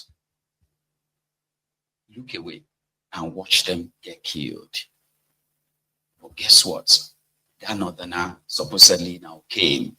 Bukuwari, the first action of his was to send those mercenaries back. And with that, the same corrupt Nigerian army compromised, as well as the underpaid or poorly paid soldiers, right, were now expected to finish the war. So it's like, I don't have to tell these guys to stop fighting these terrorists. But at the same time, I can weaken them from within. Now, throughout that time, the insecurity in Nigeria escalated. It became more than just Boko Haram. Or then we had ISWAP. Then Fulani terrorists joined. And then Lakurawa joined. We currently have Vamuda on that. If not, terrorism in Nigeria became an industry. But surprisingly, the killings in northern Nigeria, especially in the middle belt part of Nigeria, quadrupled. I'm talking about tens of thousands of people slaughtered, women, children. Mass killing, mass kidnapping of school children became a normal thing. The people who said Jonathan was weak were now watching Bukuwari give excuses. Excuses why, lies after lies on why, the terrorism continues to grow in Nigeria. Everybody watched it too. All of us watched the growth of terrorism in Nigeria. In 10 years, now you have more than 10 different kind of terror groups in Nigeria, including those ones in uniform. So a northerner was Nigeria president. Like naturally, you shouldn't be comfortable that you came to power because northerners were being killed or Nigerians were being killed, right? Only for you to come and then turn it into a profitable enterprise. That terrorists are now kidnapping people, showing their ransoms. They collected ransom, showing them. I'm showing that on social media. Terrorists now have TikTok, going live on TikTok. People are joining terrorists on TikTok to have a chat about what they are doing. Nigeria, so they normalized it. As more people ended up in the hands of these terrorists, right? In northerner. Meanwhile, you may not have to see it as a northerner or a southerner of a thing, but rather as the policy of APC to legitimize all illegitimacies, legitimize the rigged election, legitimize the terrorism industry, legitimize the corruption industry, legitimize impunity, legitimize, name it. So whatever it is that people used to kind of get mad for, APC came to legalize them. And if you fail to agree, then they will charge you for cyberbullying. Suddenly, the North is no longer bleeding.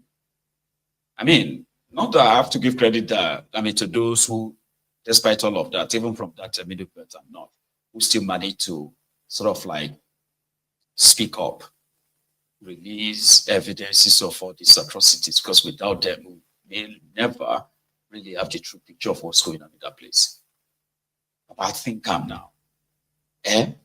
If you put Nigeria on the map, and then you are like, just like I said, that some of us will say we have an idea, except there is actually an agenda that some of us have a clue, but we do not have like a whole evidence of it. But we have clues, because this is not normal, this is not right. Do you get that now? The terrorists sponsor in Nigeria, right?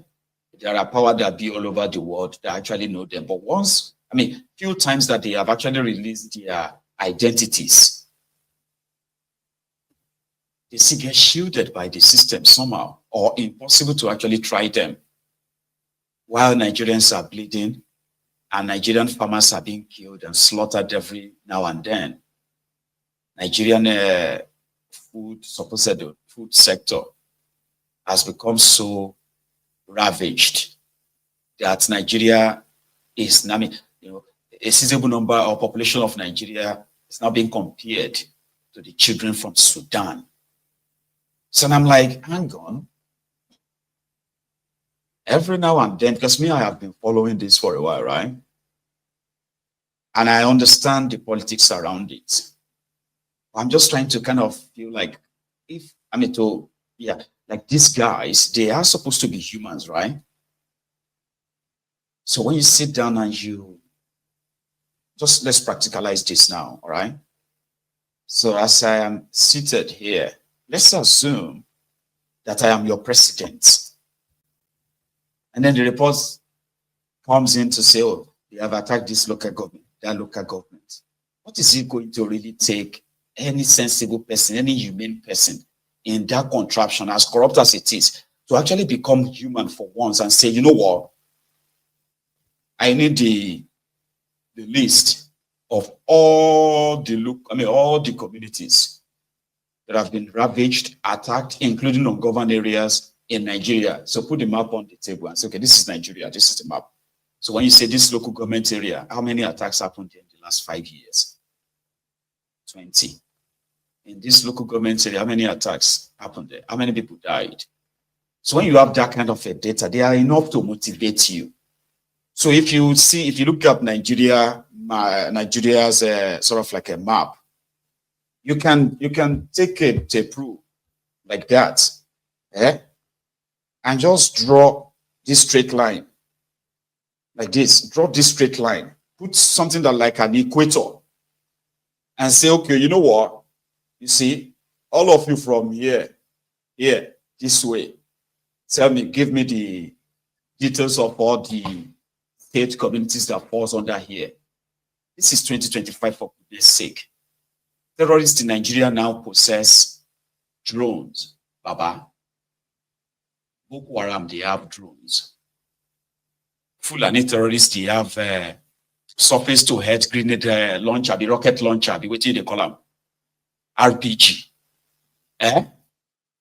In Nigeria. But hang on. So if I happen to be your president, like, is that something that is impossible? You have the military.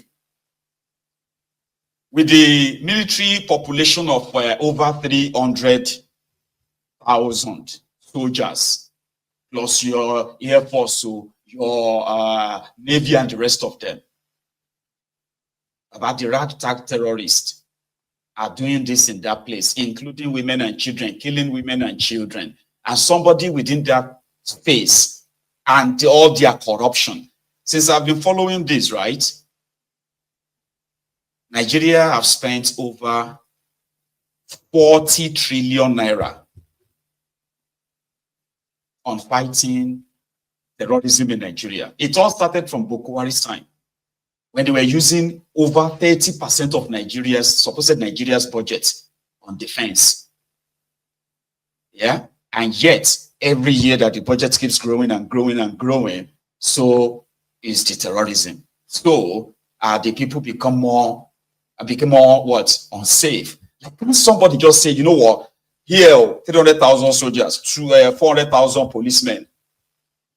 Like, you can actually put together 1 million and you don't even need all of them. I just need 10,000 soldiers and call them special forces or special force.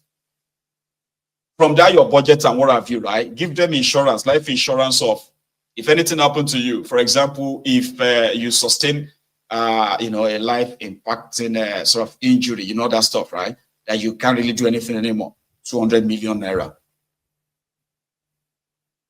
to take care of you. Meanwhile, your health care, your everything, including if, will be covered by the army. Each person. And unfortunately, if you by any chance should die in the fight of this particular assignment, right? Your family, right, will also be paid a total of 500 million naira. Put the value on it. And yeah, that's your insurance. Meanwhile, that you are still here and you are going to have to still fight. If none of this happen to you, yeah, your take-home pay starts from 5 million naira each. Special operation, Baba, from your trillions, 10,000 of them. Now draw that map, draw a line on that map and send them to, it's going to be like a sweeping. As some are on the ground, mopping the entire forest, the whole place up, as you have already, as they are mopping the ground. You have your Air Force. You don't even need your Air Force in this day and time with all these armed drones. You can save a lot of lives, right? And you can smoke these guys from one part of, it's going to be like, as you are sweeping them this way, some of them are running through the border. They can't even run through the border. We are calling something Operation Smoke Everything Out. Why can't that be done? In that same vein, for you to know that they can track you, if you say something about them, anything about them, they can track you, lock you up. But they can't track the terrorists. That is deliberate. So who are the sponsors? Who are those within their system? We have names. We have some of them. One of them is Bello Patawale, the guy that stole over 500 billion naira when he was Zamfara governor. He is the Minister of Defense in Nigeria right now. He was actually accused of having his own terror group in Zamfara. And everywhere you see all these terrorists, back in the days, you had the Boko Haram. So Boko Haram was about, we are fighting for caliphate, Nigeria to become a caliphate, Muslim or Islamic country. But when you see the Fulani terrorists and some of these recent terrorists, I don't think it is about fighting for, Allah, turning Nigeria to, it is about land grab the land, kill everybody, because under that land lies some of the precious mineral resources that prompted the entire jihad in the first place. And that's why it is the same MO. Attack a community in the middle of the night. Shoot and kill as many of them as you can. Burn down some of the properties. And when these people run away in fear, they can't come back. And then we can actually close the place down and turn it to ungoverned area. So that we can begin the mineral resource exploration, illegal mining. So you tell me, you don't need your governor or your president to go and fight them. You have all the resources, but because this seems so deliberate, for those who also know other factors, so they'll tell you that most of these communities where this is happening, right? They are communities where they are mostly Christians too. That is it is like a systemic, ethnic or tribal cleansing. At the same time, being of a Christian sort of religion, they automatically put a target on your back. So what do you think people should run to? When criminal politicians will tell themselves that they are doing so well, we have done so well, Nigeria is safer now. In Benue State, from another report, 23 farmers and villagers were slaughtered by these Fulani terrorists In Benue State, do you know that they have, according to their governor, Benue State in 2025 alone, Fulani terrorists, they have killed over 117 people. Just this year, okay, this is May. In an organized terror attack that their governor came out and said it was actually because of land. 23 people, just like that. And where is Dickhead Simba of Anambra in all of this? Yeah? You see, there is this sort of a style. And I think it is part of them being so lucky, right, to be in charge of that contraption. They are so lucky. Yeah? Dickhead Simba, Kolu, would rather just not say anything. You know, since he didn't say anything, you can't quote him. You get that now? You can say, oh, when they kill people in Borono, that's what he said. Oh, when they attack people in Imo, that's what he said. You know what I mean? The same thing, the same thing. Why don't you do something? They'll just keep quiet. You mean they don't say anything, like they are murdering your people for goodness sake. And it all seems like there's nothing anybody can do. Because to them, they are doing fine. But they are killing Nigerian soldiers like they are just ordinary. They can't even, I don't think they will kill the vigilantes like that. But Kolu and others, they won't say anything. As long as you don't say anything, nobody will hold you to it. Once they shout for a day or two, if they shout at all, they will all go back to go and look for something else to talk about. But we are talking about your own citizens. They are lucky, oh. They are so lucky, but practically, this is not something that is too, I mean, this is not something that is impossible now. Is it impossible? For the people who can track anybody that says something about a rat or battle, which is, as somebody said, is Dickhead Simba of Anambra. You know, some Anambrans are so like angry with Solo Dump that they are like, DK, who is going to call him DK Simba? It's a Dickhead Simba. Apologies to children who are there, right? I've told you, right? Sometimes you should not let the children be here all the time, okay? Just by the way. Here is one of, the Northerners who have chosen to possibly just try to say the truth. I mean, this is completely out of hand. Because right now, people will say, oh, the terrorists, the killings have resumed and like it's getting kind of like, more and more and more escalating simply because the northern politicians lost power. This is what I'm saying. Now, if you actually really have a government, if you have a government, for example, let's say this Kolu, who is pretty much not liked, and for obvious reasons, of course, right? So if you then have people who, because they left power, they decided to now make the place ungovernable, not that the place is governable in any way, or sure you get now, but now this is you are the one there. What would be the best thing to do? To allow those people to do that? Well, there's nothing you can really? Hi. Well, listen to this, bro. He's on afar, challenging themselves. That see, when our own was there, what did we do? And now, what are we doing? You cannot just sit down watching them to do whatever they feel like doing simply because they are professionals. You cannot talk to them. Give them target. During Jonathan, we brought mercenaries. They were about to finish Boko Haram. But because of our complacency and personal aggrandizement and personal interest, we asked them to go back. And we are still battling with the issue. I was in Borno State as a member of a State House of Assembly when the mercenaries were in Borno. There were less than 30. They operate in a place like this. Everybody with a laptop before him, observing what is happening in the bush. The moment they discovered an enclave, they will be able to identify how many weapons do they have, what kind of weapons are they using, how many AK-47 do they have, how many explosives do they have. They will take only 3 or 4 people in a chopper, go and clear everything. They will snap pictures before clearing them and bring back exhibit. We are about to finish it. And because of interest, personal interest, that if we allow mercenaries to finish this thing, we are not going to get anything. How much was the bill given by the mercenaries?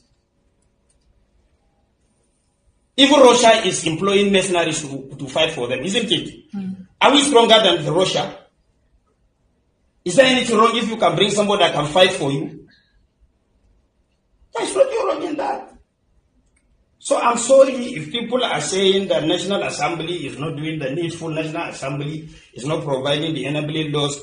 We have provided all the enabling laws. The enforcement of such laws is not ours. If government is not ready to implement, there is no way we can compel government. The only thing we can advise government. If government refuses to do it, there is no way you can force them, because they have the machineries for implementation. You do not have. He is right.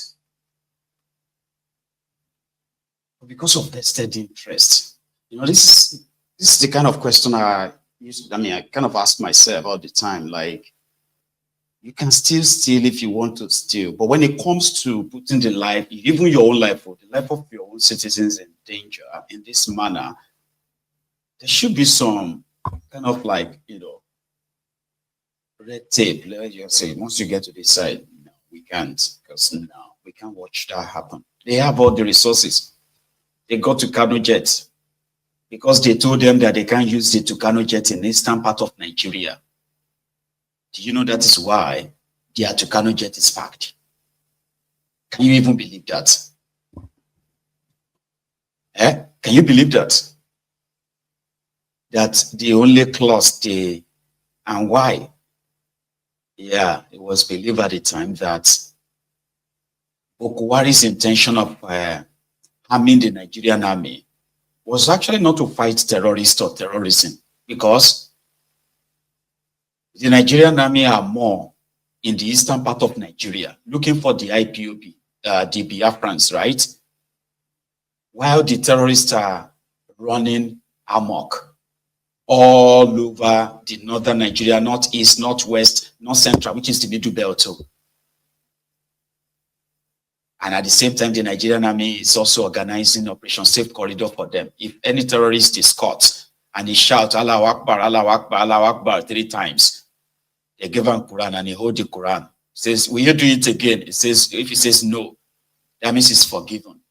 Hundreds of billions of naira is budgeted to compensate terrorists in the name of rehabilitation. So when they told them that they can't use the Tucano jets in the eastern part of Nigeria, they did use it, by the way, they used it in Olu. Was it Olu also? I think it was Olu. And also, where the Nigerian army went to drop a bomb on civilians, so not houses, so and all that, or inside village. They went there. So they have all the weapons. They have Papa, this is 2025. These terrorists will be showing video. Can you believe that? They will be showing videos of Nigerian army moving from with their own drones in Nigeria today. But Nigerian army, almighty Nigeria army, with all the trillions. Do you know what Nigerian defense budget is? In Tifnumbu's 44 trillion naira budget for 2025. Defense alone is taking more than 8 trillion naira. 16 trillion naira for defense. But the soldiers are not well paid. If they ever get paid at all, they get paid poorly. You can read all of that out there. But terrorists, they are able to track Nigerian army and their movements with their drones.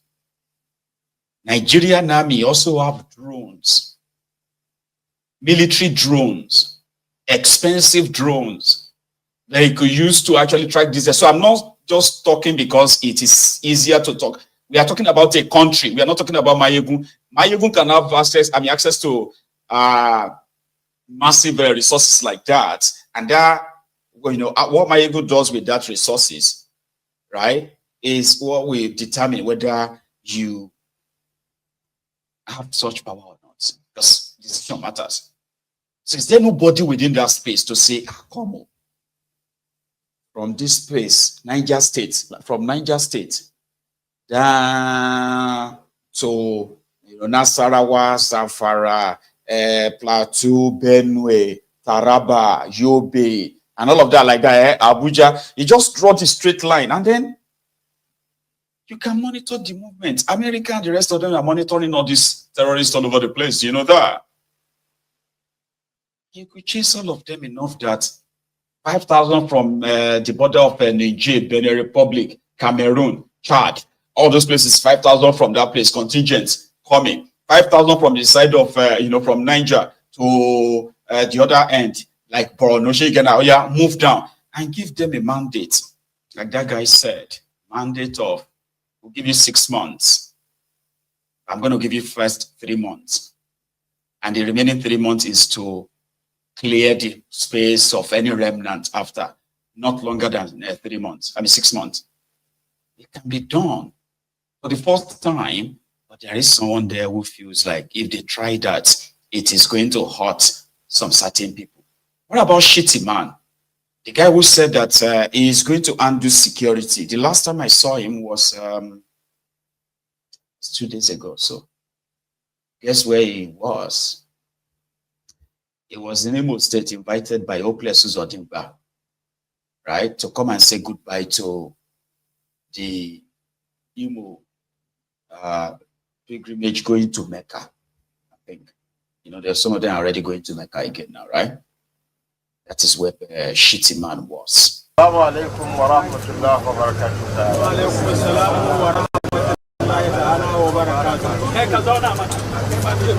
Our intending pilgrims, I bring you glad tidings from His Excellency President Bola Ahmed Tinubu. The President enjoins you to be worthy ambassadors of this great nation. You are going to a foreign land with cultural dissimilarities with our own. Will enjoin you to be law-abiding, to play by the rules and regulations of the Saudi authorities. And most importantly, will urge you to pray for the nation,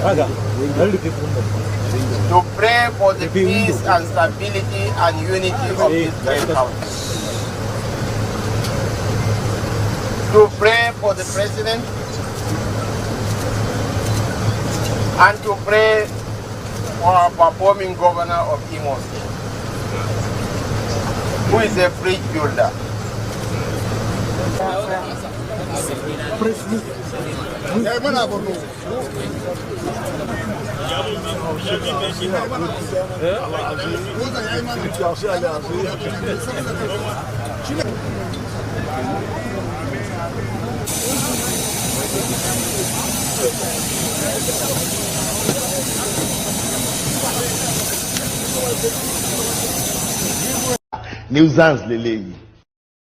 No doubt. They will tell them after, number one, after enabling terrorists, releasing them through the back door, looting the resources that could have possibly helped the soldiers, they would then turn to religion and send people to Mecca to go and pray in Saudi Arabia, to go and pray for Nigeria, to go and pray for unity of Nigeria, to go and pray for the president of Nigeria. And shall go and pray, Sha. So these rogues, right, among other things they used to sort of entice their shippies is to send them to what they call the Holy Land. Send them to Holy Land to go and pray for Nigeria. And every time they go and pray at the Holy Land for Nigeria, Nigeria gets worse and worse and worse and worse. Because prayers don't fix any jack shit, right? Not when people are deliberately and intentionally actually compromising the system. So it's like you are playing God, like you want to deceive your God. That's deceitful, that's blasphemy, isn't it? So they send them abroad, go and pray in the Holy Land. Father Lord, Nigeria. Allah, Nigeria. God damn it, man.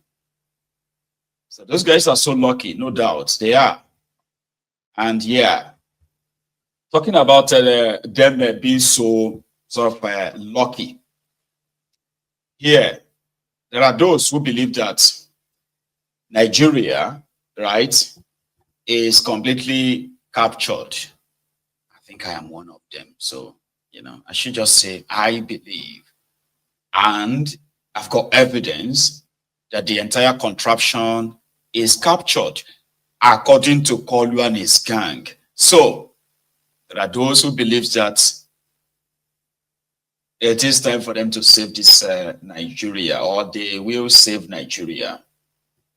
So those ones where they in charge of Nigeria believes that they are saving Nigeria. They are doing like, here you get anyone who doesn't agree. These are individuals who don't love Nigeria. The emergency lovers of Nigeria, Kolu and his gang, have gotten to a stage where they kind of, I'm going to believe that they do believe that all of you are just dreaming. That you want to come and take away this power from Tifnumbu. Okay. We have the obedience. We have the articulators and articulated Mugus. Then we have a one-man mopo. Kaduna Little Hitler. That is a hellfire, the Kaduna Little Finger. Right? Who people are now calling Minister of Coalition or ministerial bandits. I saw all of that today, just same way I saw the dickhead Simba Anambra, which is Tifnumbu. So whenever you hear dickhead Simba Anambra, that one is Tifnumbu. El Rufaya is the one they are now calling ministerial bandits, since they don't make a minister, or some are calling him appointment bandits, meaning since they don't give him appointments or they didn't make him a minister, he became a political bandit. But for me, I call him a IDP, an internally displaced politician. Of course, so he's a loner, injured, angry, sort of like dog. So it looks, or so it seems, because there are those who also believe that this whole thing is just an act, that they don't believe that Tifnumbu and their fire, with all that happened that time, they are fighting. So, anyway, we will leave conspiracy and just face what is in front of us, okay? Yeah, stuff I've been hearing. So we saw Obi in Cambridge, right? Yesterday, okay? So it was a guest where, as usual, I was to talk about the developing countries, Nigeria, and whatever the future is, and all that, democracy and other stuff, as usual. So he was there, giving his speech, as usual, and that didn't really interest some of the people I have followed their reactions, okay? That didn't really interest them. To them, why is Peter Obi with El Rufaya? Here you get El Rufaya. There are those who are saying in politics, there is no permanent friend. There is no permanent enemy. We are talking about the Kaduna butcher here, the Southern Kaduna butcher, the terror enabler, a man that has got no remorse for all he did to the people of Southern Kaduna. Now people are now saying, but you don't have evidence of that. Nigeria, Stockholm syndrome strong. You go to Lagbaragon. So now, I call them strange bedfellows, Abi. Those who are talking about coalition. They have a name for everything. Coalition. These are strange bedfellows. These are people that ordinarily they won't even like stand one another. But for the sake of power and the catchphrase to save Nigeria, they have to come together. Right? So in reaction, a lot of people were just like, and the people of the southern Kaduna, those ones are not even hiding it. Because people, when they saw this posture, right, we had people who have started making posters. So here is one theory I read. Don't take it to the bank, all right? So they said, what Obi needs is to be accepted in the North.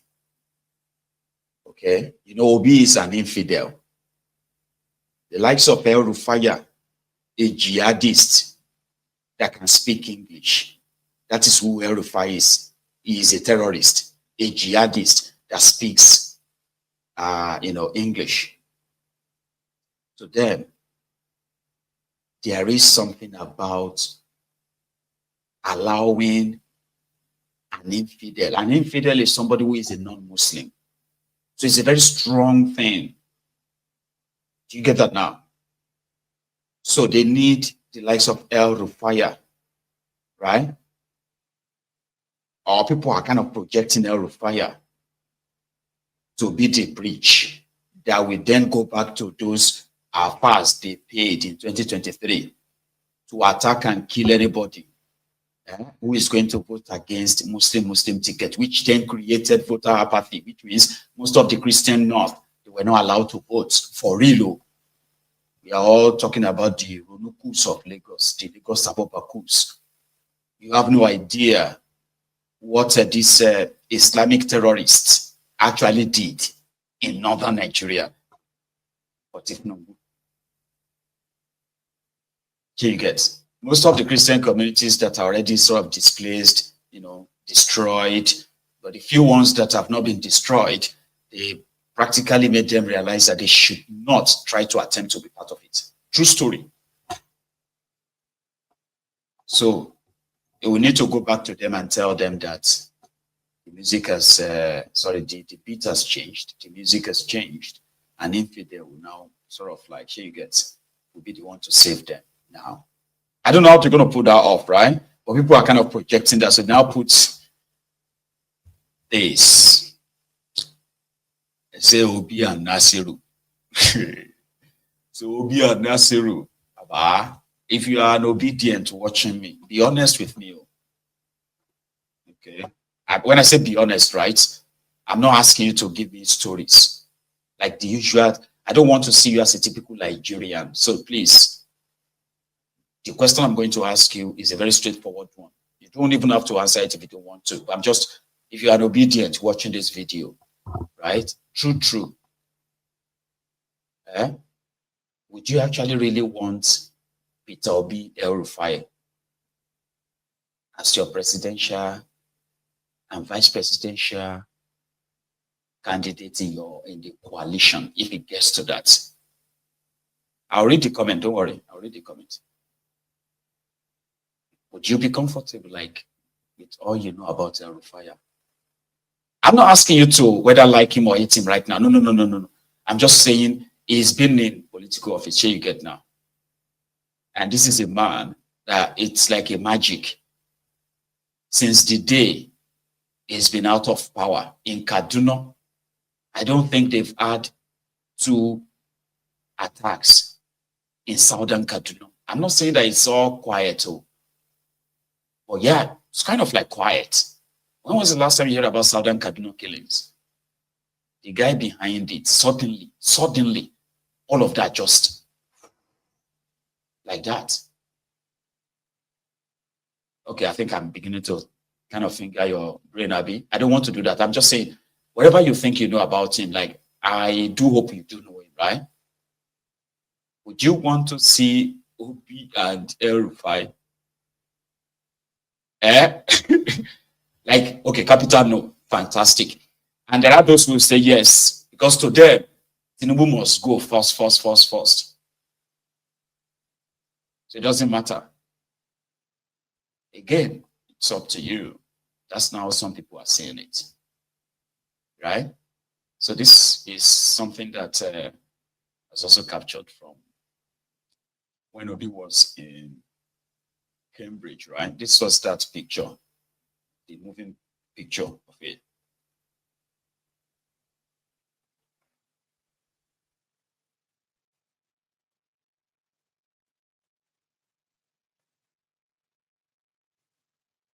Right? Yeah, somebody said Obi can cage El-Rufai. Well, maybe. I mean, I don't know. It's just El-Rufai is El-Rufai. El-Rufai is not shitty, man. I get you. I keep telling people that,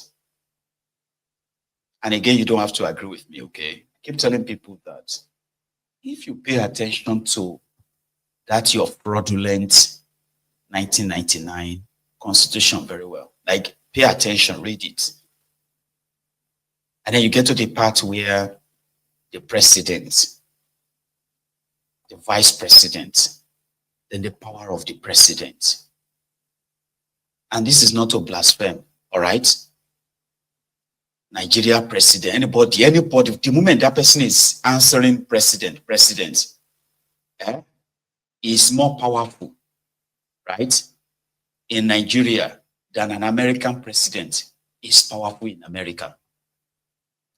Anyone that is parading himself as president of Nigeria, doesn't matter, even if it's just going to be for 1 month or 2 months or 3 months or 1 year or 2 years. If you check that that fake book that you call Constitution, the president of Nigeria is more powerful than God. Now, don't see that as a blasphemy, because I'm not trying to kind of compare in that manner, but I'll give you instance. You know, God is patient.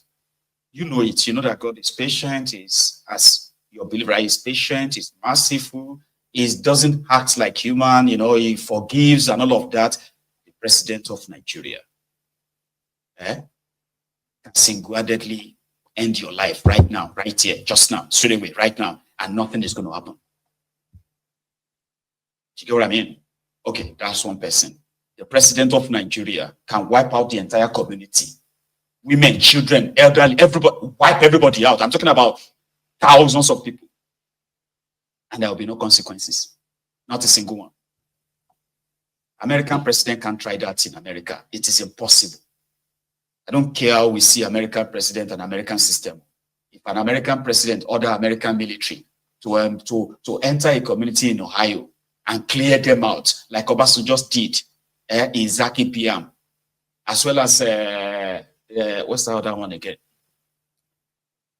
That president will likely be arrested before evening. He won't do it. That's not going to happen. Such order may not even be like followed. Like you say, okay, you are looking for some certain people, and you say, oh, you are clear this whole area. It's not possible.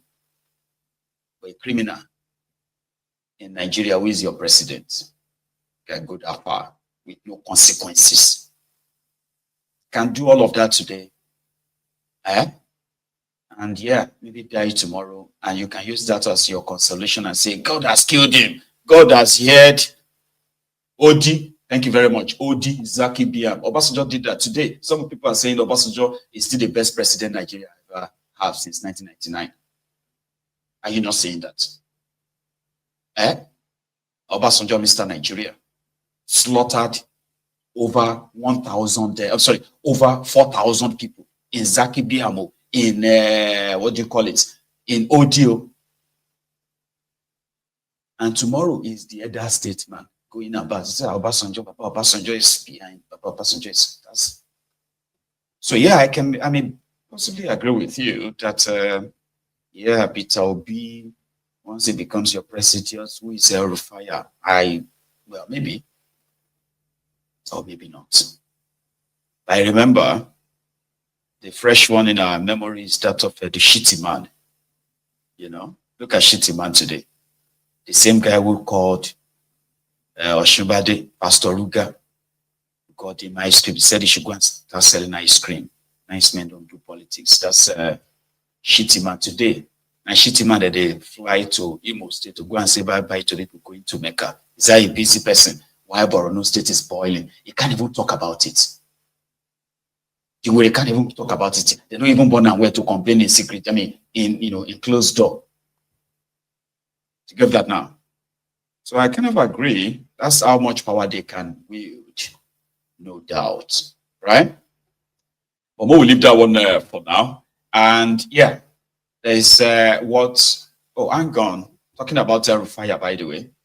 So the last time Rufaya had to weigh in on Obi, even though maybe that is also the reason why he possibly has swallowed whatever he said in this video. Because he was so confident here. This was before 2023. Now, after 2023, that Peter Obi is now the toast of all of them. Peter Obi win any election. Peter Obi is polling 1% in Sokoto, 2% in Katsina, 5% in Kano. That's why the votes are. All states are not equal. The fact that you are doing 70% in Anambra State does not mean somebody doing 10% in Kano is not better than you. Kano is 4 million votes that actually happen. Anambra is what? The number of votes in Anambra is the size of one local government in Kaduna State. So all states are not equal. If you poll states and you make them equal, yes, Peter Obi will sweep the southeastern states. He will do well in South-South. Where else?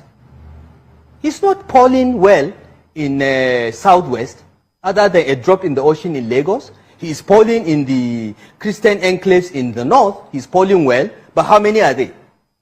How many? Peter Obi cannot win the election. He doesn't have the number of states. He doesn't have 25% in more than, the last time we checked, in more than 16 states. He can't go anywhere. Peter Obi is a Nollywood actor, and that's all he will be. This election is between the APC and the PDP because they have the footprint, they have the spread. Ethnicity and religious bigotry will not take you anywhere. And that's what the Labour Party campaign is about. Peter. That is the Olori Buruku that actually kicked off, calling Peter Obi as the person who is using tribal and religious sentiments. Do you know how they twisted that?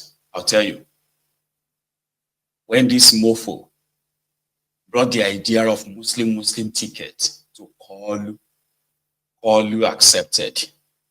So how were they going to sell it to Nigerians? Very simple. Because they knew what your reactions would be. Muslim ticket. What about Christians? What kind of a thing is this? So what we're going to do is that we're going to attack anybody, right, that condemns the idea of Muslim ticket. Just attack them and say they are anti-Islam. That this is not about Islam. It's not about Muslim or what have you. You know that he confessed later. I'm telling you a true story. He confessed later. He said, we lied to Nigerians that this was not about religion, but it was about religion. Well, guess what? It worked. It almost worked. Because you see this tribal, ethnic bigotry that you are seeing at this level today. The person that actually kicked it, she was like, the Ronukus are bigots anyway, right? So it's like, oh, what's it been got they just went for it. So rather than if you dare say something about Muslim ticket like this, yeah, now you they go enter. My friend, what concern Muslim for all of this? What is the Muslim? What concerns the Muslim with APC? Is it not just APC that are just doing their own thing? Why are you trying to talk like that about Islam? Why are you hating Islam? Why are you? So suddenly, like magic, ethnicity, tribalism, and religion, join them together. You have your audience, Nigerians. So right there, you see some people, they are saying, well, even I didn't want to vote for Muslim ticket before. Or when I saw all these things that all these people are saying about Muslim, I'm going to vote for Muslim ticket. Because I'm a Muslim. I can't let anybody be insulting my religion like that. I will vote for anything economy or policies or no concern them. Religion, I'm going to defend my religion. See, all these things, since Tifnumbu is the candidate, people have, all these guys have been abusing Yoruba. They have been abusing Yoruba. Me, I don't like APC. Me, I don't support Tifnumbu. But because all these people are abusing Yoruba, because of Tifnumbu, I'm going to vote for Tifnumbu. It worked. It did work. Because we are not done with it yet. That is the kind of tone they are using in northern Nigeria. How is he going to do it? He's asking the Christians not to vote. He's asking them not to support Muslim tickets. Can you imagine? How can he be telling Christians not to vote for, meanwhile they are telling Muslims not to vote for infidels? Openly. So today, he's talking to that infidel. He's talking to that Nollywood actor. Now, the Nollywood actor is going to be needed to balance whatever they think they are permitting. Is God not wonderful? Here was him talking about, if you don't steal, your wife, your children won't steal. Obi at the Cambridge. One of us who have been in office here, there's nothing called a list capture. You have to capture yourself first. If you're not part of it, you can dismantle it. You know, because it's like people telling you you can't fight corruption. I disagree. If you are not stealing, your wife, I make emphasis, not stealing, your children are not stealing, you reduce it by 50%. I have served as a governor. If you are not stealing, because for people to steal, you have to be stealing first. Because you have to approve what they'll steal. So if your own is included, everybody will add his own. But if your own is not there, everybody will be scared to put that. The same thing goes with the elite capture. If people see you doing the right thing, there's no way they will support you. There's no way, because you could see it. You could even see the gaps that are there and everything. In a country like Nigeria, which I used to, I'm talking about Africa, we have all the potentials to be a great nation. So nobody can tell you that, oh, Nigeria is hungry. No, you can't say that. Because we have all it takes to pull ourselves out of there. Nigeria doesn't have this, we have all it takes. So the elite captures that if you don't, you yourself have to say, listen, this is where we're going, this is what we want to achieve. And when people see you going the right path, they will. I've been in office where initially people didn't understand what I was doing. And I was impeached. I was removed from office to work. But the moment people knew what I was doing, they agreed with me. That's why I always say to people when they say, why were you impeached in the nation? Initially I said, well, listen, at times you become a driver, driving passengers who have since passed their destination. They didn't know where you're going, but you're going to a better destination. Well, because they passed that destination, they pushed me out of the car. But the moment they knew that I was going to a better place, they followed me. One of us who have been in. Anyway, that was him. That question and answer after. I think that was after the events. Then they had this question and answer. Where are you?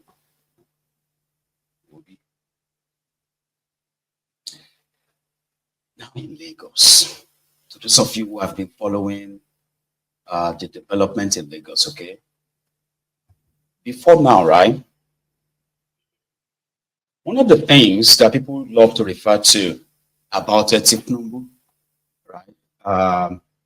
Fighting to keep Lagos for himself and all that stuff, starting from when Obasanjo seized the Lagos State local government allocation simply because Tifnumbu created 37 LCDA, local council development areas, apart from the 20 recognized by the constitution. So Obasanjo said it was illegal. Despite the effort of Tifnumbu and his team at the time to say we would share this money among these new SCDAs, don't have to give them any fresh allocation. Obasanjo and Lagos State went to court. Lagos took Obasanjo to court. And then the court ruled that Obasanjo didn't have any rights, right? So we thought the Lagos State local government allocation. Yeah, the constitution does not recognize these 37 LCDAs. Tifnubu said he created them for development. And somehow he told his followers then that sooner or later, there will be an amendment whereby these 37 LCDAs in Lagos will be added to the 774 local government areas in Nigeria. I remember that. So to them, until that time, Lagos can fund its own programs, its own projects, and what have you. So they left the LCDA on after the Supreme Court judgment in 2003 or 2004. Now, fast forward to today, Tifnubu is the president of Nigeria. He's been there. In another few days, Tifnubu would have been in charge of Nigeria for 2 years. And do you know something? Apart from the lies that they keep spreading through their dummies and zombies and all that, Tifnubu is actually yet to write anything. For example, like a bill to the National Assembly for the restructuring of Nigeria, something he became famous for, something they used this APC to campaign for as well. He hasn't done anything like that. Oh, leave that restructuring. Lagos. There's no single bill to amend the constitution of Nigeria to say, oh, local government creation. And those who have created their CDAs here and there, get them all inculcated and like add them to the local government you are. Because without adding them to the constitution as it is, right, they will remain illegal. I'm just pointing that out, okay? But today, it is been announced, right, that they will be conducting local government elections into the 20 local government areas in Lagos State next month and the 37 LCDAs.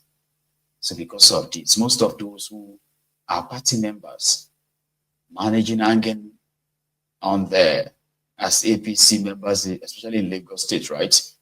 It's not because there is anything real for them, but they have been on the queues like turn by turn. So maybe it will be their own turn too soon to be compensated for being loyal party members. So those who have aspiration, those who wanted to become local government administrators in their own political parties were told to go and purchase forms.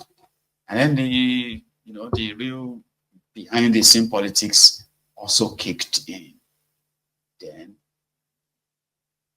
today, or starting from yesterday, so the APC leaders calls, including the deputy governor, they called for their primaries around the Ikeja. Rather than people to go in there and vote for their own preferred aspirant to become candidates. Another list came and said, no, nobody shouldn't bother. This is how it's going to be. So they told them that these are the names. All you have to do is just all of you just go and line up behind these names. What happened to others? No, they are not approved to participate. And that seems to have created some little ruckus here, in Lagos. I want to take you there to how it all began. Thank you very much.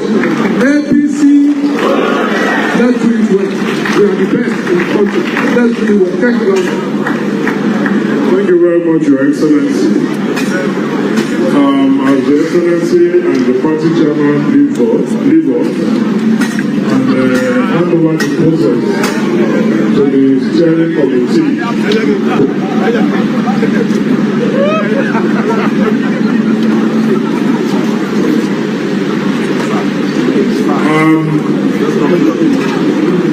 I believe and I know accreditation has been done and well done. So we need not use time going through that process again. So what I'm just going to do now is to announce to you how we are going to go about the business of the day.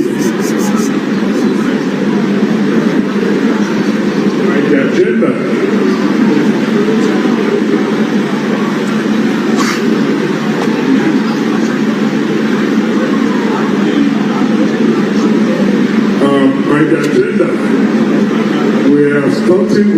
accreditation of delegates, aspirants, and or their agents. That, I believe, we seem to have successfully done in the last couple of hours. We then proceed now to how we will go about the process. Like it's been mentioned to you, some local governments seem to have done their business at home. So we will take them first, so that we dispense with them and they can depart. Then, I do know that we had announced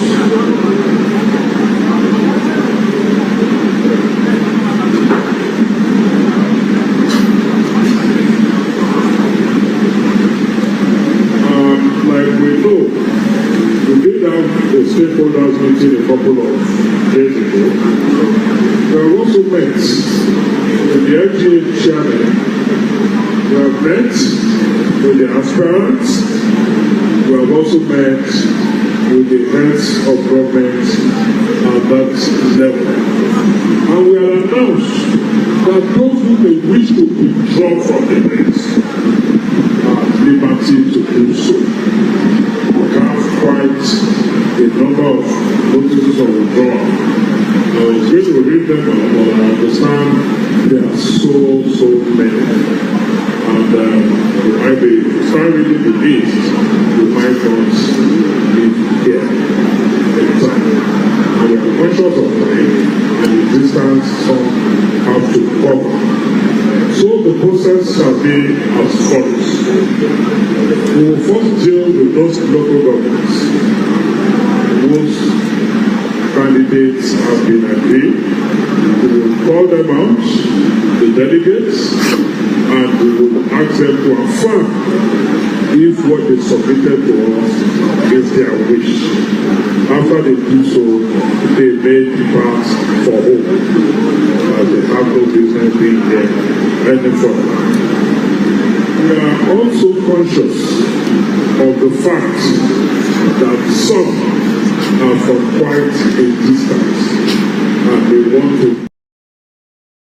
So despite all of that reading, I am happy to tell you that none of those instructions was followed, because those were just for camera. After all of that reading, right, then the vote was supposed to follow, and the delegates were supposed to start choosing their own. That was when the abracadabra took place. The reactions that followed is coming from those who believe that they have been shortchanged by their leaders. Because the leaders have to, majority of their leaders have to present their children. Some have to present their own, just a member of their family, not directed children, right?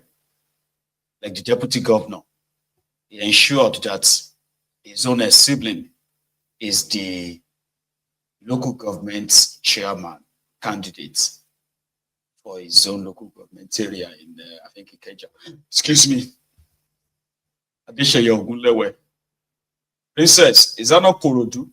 So they said K2 Isheri. Is there something called K2 Isheri now? Because they said they have divided all those places. Agboyi K2, Shena K2 Isheri is called anyway. So they shall have shared it among themselves and their members. They feel shortchanged. And the drama started with this one. You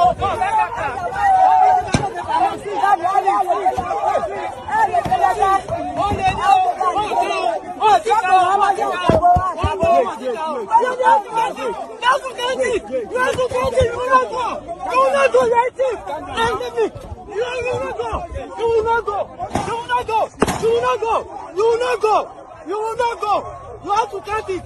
You have to count it. You have to count it. See, they are stealing our ballot paper. Which is going to be for another person. Today can be your own. Tomorrow can be for another person. Whatever you are doing today, do it well and wisely.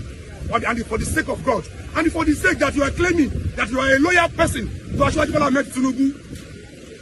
We are here, all of us were part of the election in 2023 when Asiwaju Bola Ahmed Tinubu lost Lagos State to Labour Party. This is they have started another one now. If care is not taken, we still lose Lagos State for Labour again because of this their practice. This practice is not fair. It's injustice to one and it's an injustice to all. So they should the party should just take Cornelius or Jalabi, the party chairman, should just not be there because of money. He should be there for the fair and just of the people. We are the local. There's no third time agenda in the local election. If they want to do it, we agree, we let them for God. But we are going to use our tongue to say what we don't want in 2027. God bless you. Thank you, Nigerians.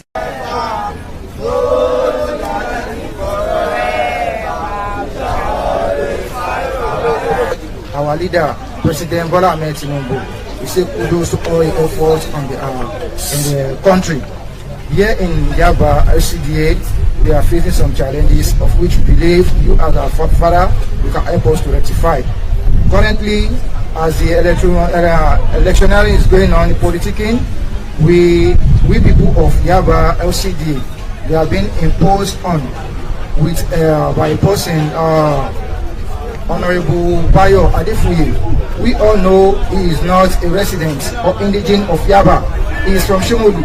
So we don't want an outsider to come and lead us. And we believe in you as a father that you can always help us in maintaining justice. We want an indigene of Yaba. Both the vice and the chairman being imposed on us. The vice is a weak man. While the chairman imposed on us is not a resident of this person. Both offices will need changes. And we expect and we believe in you as our father who believe in justice. The person we want is a grassroots politician who can always mobilize, and also that we assist our 2027 presidential election. We believe in you. May God help you, sir. Okay, and I'm representing the students of Yaba, which consists University of Lagos, FCE, FCT, and Yaba Tech. So we want to say we want Allah Shehu. Our man is from the grassroots, and he's going to represent us well. We want to endeavor to please speak to our mandate, to please give us our mandate and let Allah Shehu win, because he's the man of our dream, and students are in support of him. Thank you very much. Monsieur, so Yaba SCG, local government. Yeah, but we at the Ndemijo, who Mijoro Mininani, Marike is a mede for Sophie for Bodadu Ganami Blue. No, they buy Yabasi, your poet, they buy SCD, who Mijoro, Mijoro, they must have from Somolu, Maiyegun, or Bariga, or Bariga by Ganami. No, made by Medigo, Philly, they to Yaba, SCD, where Mijoro. Ejo, Mokiola Julo, Bola Ahmed, Jagaban.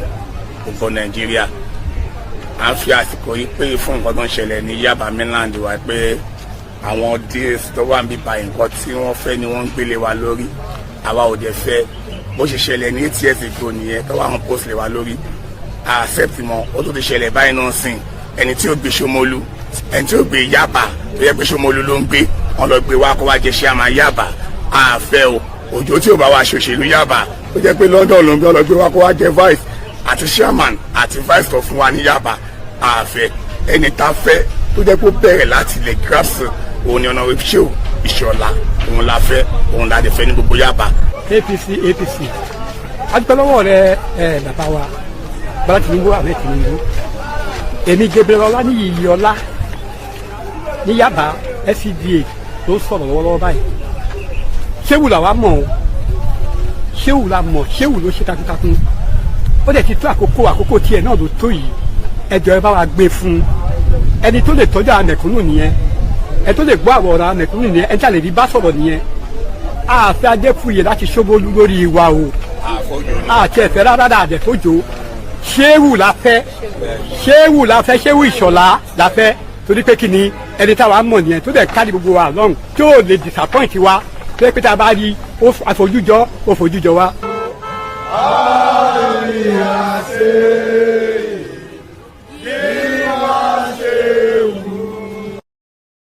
They will give you shewu, don't worry. It's not just from the people of Yaba. So they felt so cheated. And they are now saying that what you saw in 2023 is going to be a child's play. Their implosion is near. Don't take them don't take them too serious. So here you get. But there are more from other parts. I don't think it is just a Shomodu, Bariga, Yaba, Akoka, all those areas. No, I don't think that's just that. The APC leadership, they have done them that thing in this area too. This is a fraud, complete fraud. This is a fraud. That's no candidate. We have 24 candidates. This is a blatant fraud. This is a fraud. This is a blatant fraud. Well, my name is Malam Jida Said. I'm from Etiosa local government, and I am the agent representing Wasiu Yekini Babatunde, who is an aspirant for Etiosa local government. Today we came here, but unfortunately, what we saw wasn't what we expected. At the first place, when we came here, they said the agents are not allowed to be in the room where the delegates will vote. That's the first flaw in the election. Secondly, after the whole election has been concluded, at the end of the day, they brought out the votes and they said, well, the votes will be counted and everything will be credible. But unfortunately, what we saw was a daylight robbery. What we saw was a shame. Was a shame to our party, because at the end of the day, how can an aspirant that has over 15 delegates, then when the counting was going on, you now tell me that another aspirant scored 19, one other aspirant scored 1, one other aspirant scored 1, and our aspirant, who the majority delegates voted for, didn't score anything. Well, I am very sure this thing will not go well for the party. And we are calling on our president, we are calling on our chairman, we are calling on the party leaders to look into this thing. That was what they did. That was what they did. That we lost the 2023 election. As we speak, Etiosa local government lost. As we speak, Etiosa local government in the 2023 election lost to Labour Party. And if we are not careful, this will happen again, just because of the greed and selfishness of our leaders, and they have done this again. This is imposition, and this is not election. And at the end of the day, we are not going to accept it. So the leaders should look into it, and at the end of the day, our mandate should be given back to our aspirant, Wasiu Yekini Babatunde. Thank you very much. 17, 18, 19, 20.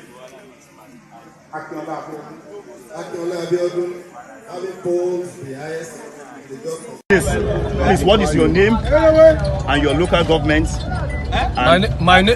tell us who you voted for. My name's Lawandi Abubakar. Delegates. I voted Wasiu Akishemoyi as a delegate for Etiosa local government chairman. Thank you very much. My position in LGA is the welfare officer. Thank you very much. Sir, please, your name, your local government, and who you voted for. I is Mr. Aladuli Pedi. I voted for Wasiu. Thank you very much. I'm LGA officer. Thank you very much, sir. Your name and your position, sir. My name is Who did you vote for, sir? I voted for Wasiu. Thank you very much, sir. My name is Akim Mustafa. I voted for Wasiu. My name is Wasiu. And your position, please. My name is Wasiu Owolabi. I'm the PRO of Etiosa local government APC secretariat. I voted for Wasiu, and my vote did not count. Yes. Thank you. My name is Rashid Kokoro. I'm the Assistant Secretary of LGA APC, Etiosa local government. I voted for Honorable Wasiu Yekini, which my vote did not count. My name is James Aderomi. I voted for Wasiu. I am SFisho 1. And my name is Bello Abatunde. I voted for Wasiu at the Sakri but my vote is not count. My name is Maja Abidi, the Financial Secretary to the LGA. So I voted for Wasiu Yekini, but my vote is not count. My name is Murita Lakile, Assistant Youth Leader LGA, Etiosa local government. I am delegate to Wasiu Babatunde, and then my vote is not count. My name is Adam Simoru, Assistant Financial Secretary, Etiosa LGA. I voted for Wasiu Yekini, and then my vote is not counted. My name is Oluguna Alabi. I'm Treasurer LGA Etiosa. I voted for Wasiu Yekini, and my vote did not count. This is Alhaji Shamsuddin Koto, the Secretary Etiosa. I voted Wasiu Yekini. This vote did not count. Something is wrong. Something is wrong. This place, we are not going to allow anybody to vote for somebody here. We are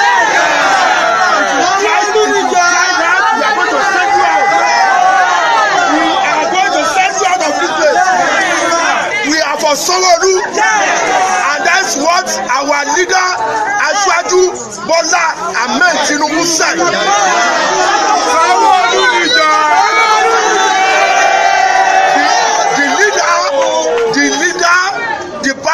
That is the APC.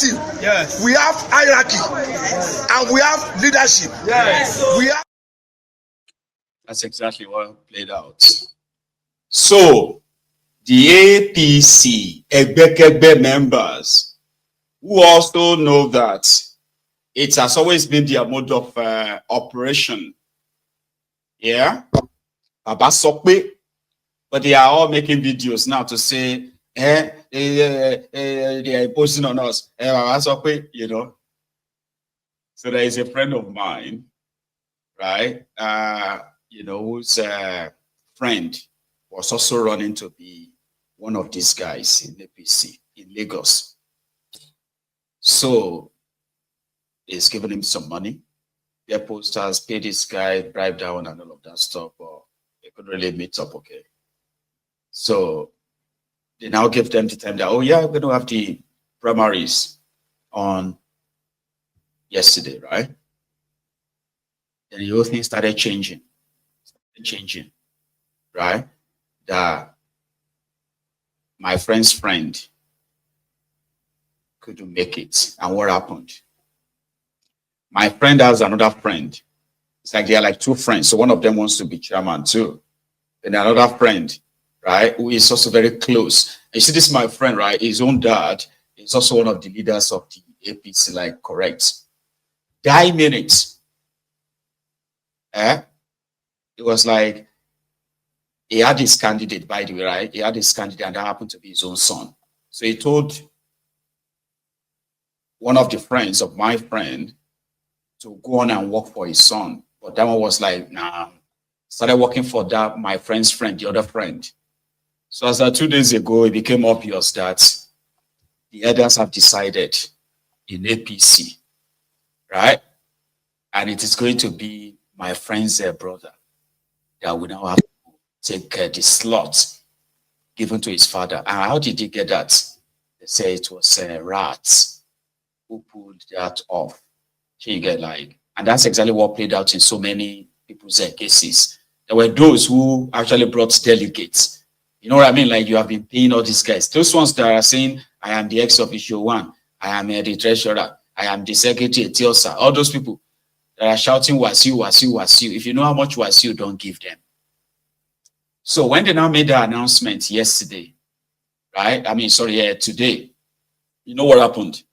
You know, I said I have my friend has two friends, okay? So one of them was supposed to be working for my friend's brother, but he was working for another friend. So once they dropped that one, he quickly called my friend while he was with his dad And the dad was like, you that was supposed to be my son, I sent you to go and work for so and so. You went behind me to start working for those guys. So now they are all going to be protesting that they were cheated.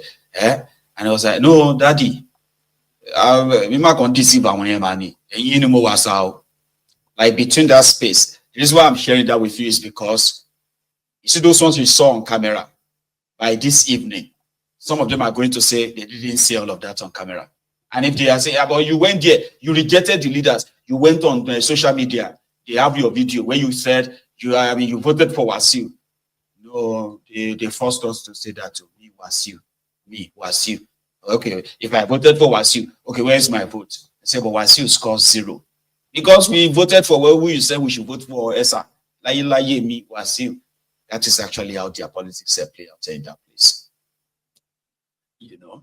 So I do have a few other things to share with us, but I also have a guest. Princess Balogun is with us on this program this evening. Okay, so she is going to join us with another guest. In fact, it seems to have a full house on Maiyegun's Diary Politico tonight, where we have Ayomide. Ayomide is the 19-year-old mother of twins. Give me a second. Coming on. Let me see if I. So Ayomide is that younger woman who had twins, and in this Tifnubu, Nigeria, right? So the father of the children, father of this newborn, was said to have actually like absconded, and since then it's been them, and it's been a mom, and then a nurse who happened to be the friend that, in fact, recommended them to the hospital that saved their life. Right? So in the last 1 week, when the Yoruba Union picked up this story, right, I believe that we have now taken it up as our responsibility, and they have brought that to you tonight on Maiyegun's Diary Politico. So please welcome Princess Balogun, our own princess, of course. Princess Bawodi. Sorry, I need to unmute you. I'll do it. Let's see if okay, you need to do it yourself. Sorry. You can unmute yourself, please. Okay. Maiyegun, good evening, everyone. Good evening, ma'am. How are you? To be here. It's good to have you, Princess. I'm so happy to be here too.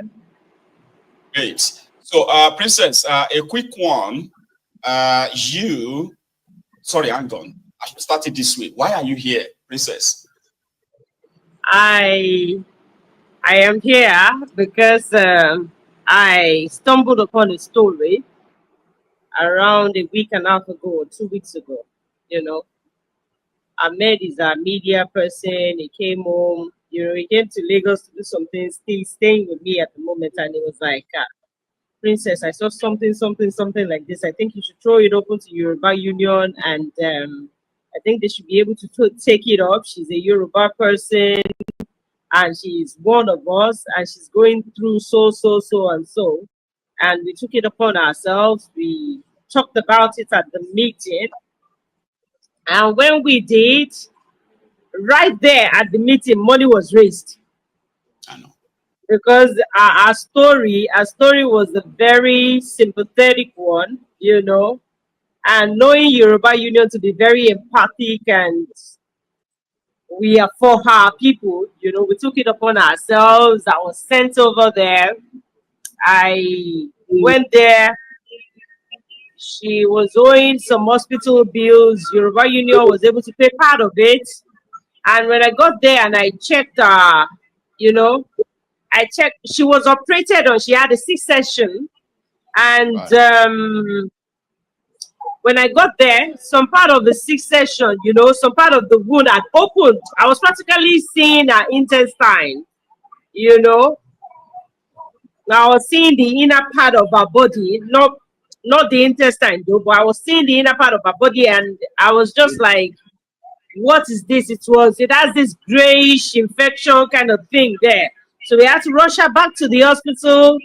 They took her in, they started treatment with her, well, treatment for her, and we were able to get food for the, you know, formula for the children, and we got mattress for them. We got we will even get to that.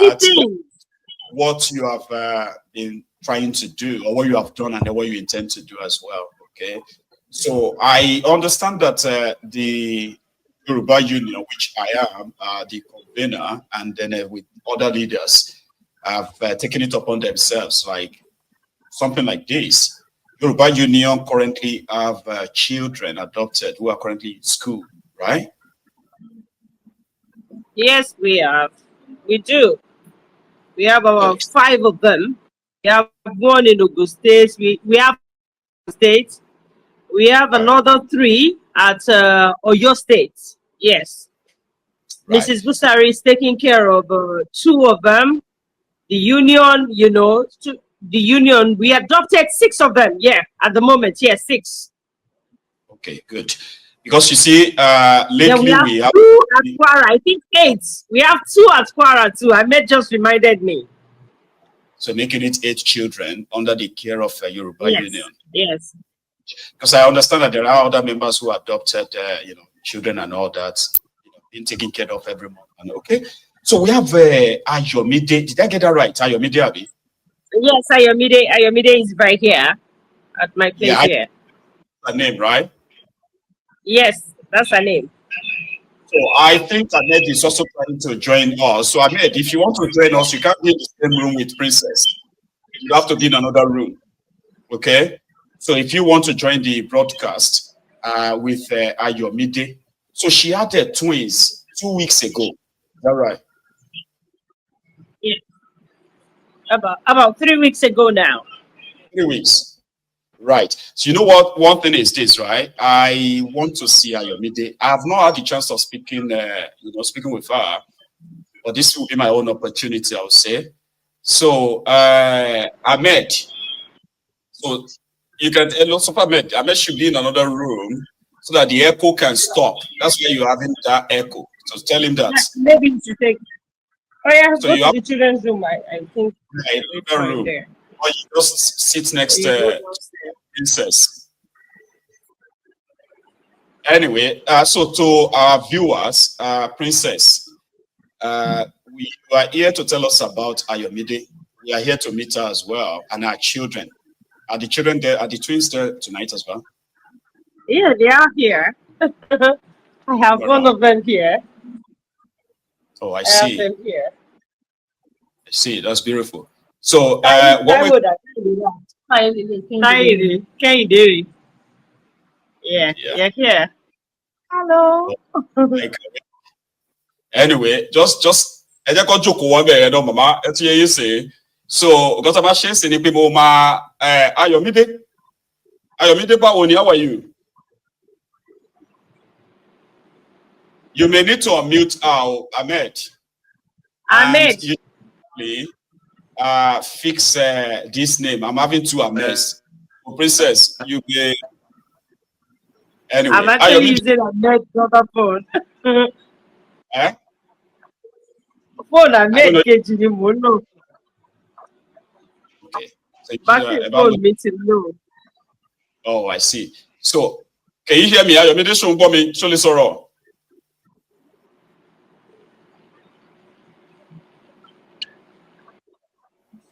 For some reason, I don't. Mr. Lukman, as of now, Ahmed, many call mute phone here. Put everything microphone here. Yes. Is that on? So I don't know. Boya network near.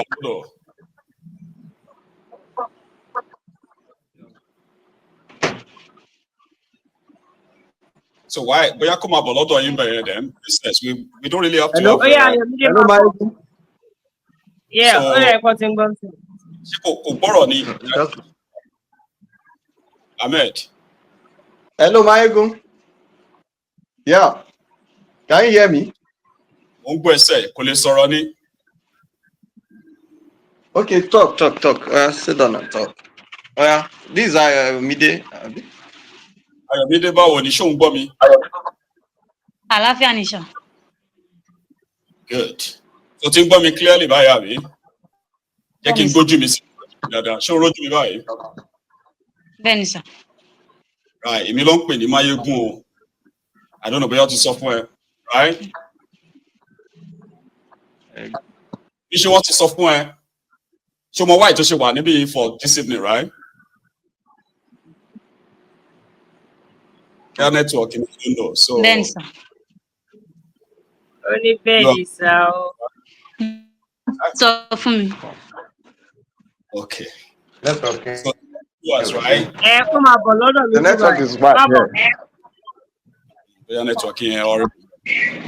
Jókòó báyìí.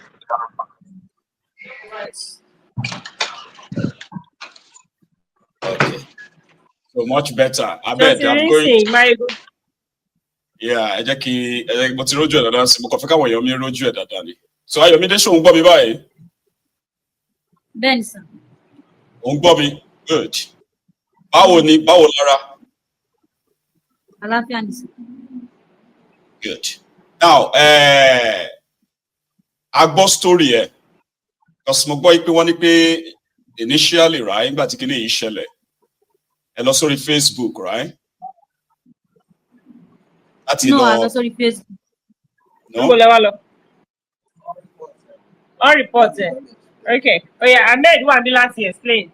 Right. Though one lost on Facebook, it was being reported on Sahara Reporter, and that is where we pick it from. Oh, that's the origin, Abi, because initially I heard that they were trying to do a fundraiser for them on Facebook, especially when the hospital bill was around 700,000, but Facebook shut it down. Is that right? No. Only Sahara Reporter. Okay. Now, Ahmed, you know, I want to sorrow a few times. So, yes. Ayọ̀mídé sọ̀rọ̀ ni mo fẹ́ kí Ayọ̀mídé kó ṣé you get. So I want to ask her a few questions without delaying her too much or TNC because it's already almost late, right? All right. So mo fẹ́ one-on-one Ayọ̀mídé before we then go ahead. So yeah. Báwo ni ìyá Àbèjì? Yes. So báwo ni ara ń sìn yín, by the way? Àlàáfíà ni sà. But you feel better for real, yeah? Bẹ́ẹ̀ni sà. Good. Now, mi ò need láti go too much into the prior anymore. So because of our time, what you see. Or Ayọ̀mídé, right? Now oti diya or mobile is and good enough for long to le better jomo around and the rest of that, right?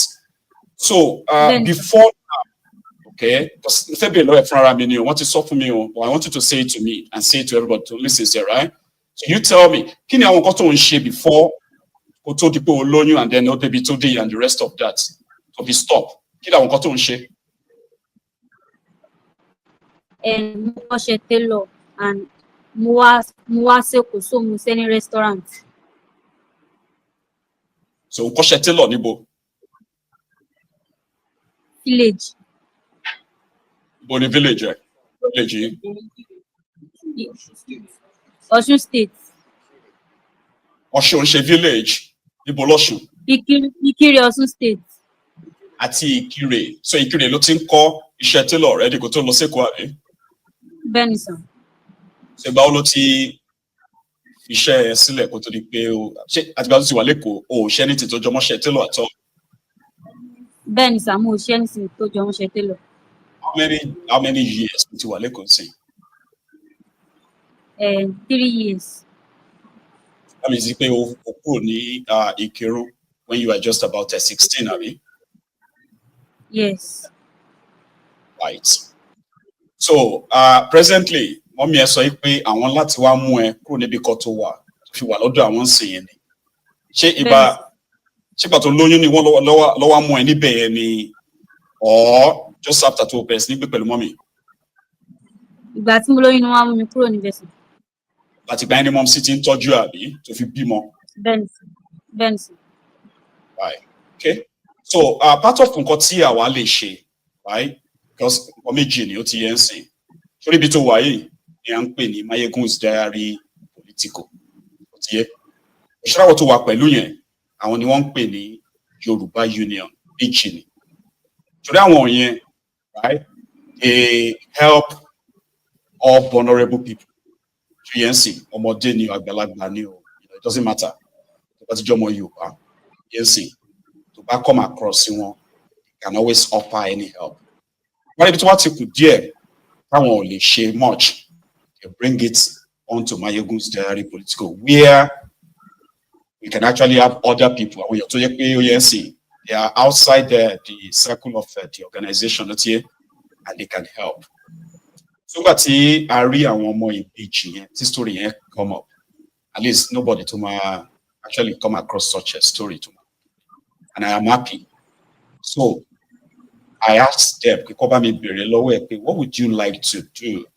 I mean, to be months, you get. You still have to have your life. You are still so young that you can still have so much. Like you still have so much ahead of you. So you can get back, you can put together the pieces of your life and then get back on track. As you are growing, your children are also growing. So it didn't yet to feel one be, all right? So one also you mind láti padà lọ cutting law. Is that right? Ben, sir.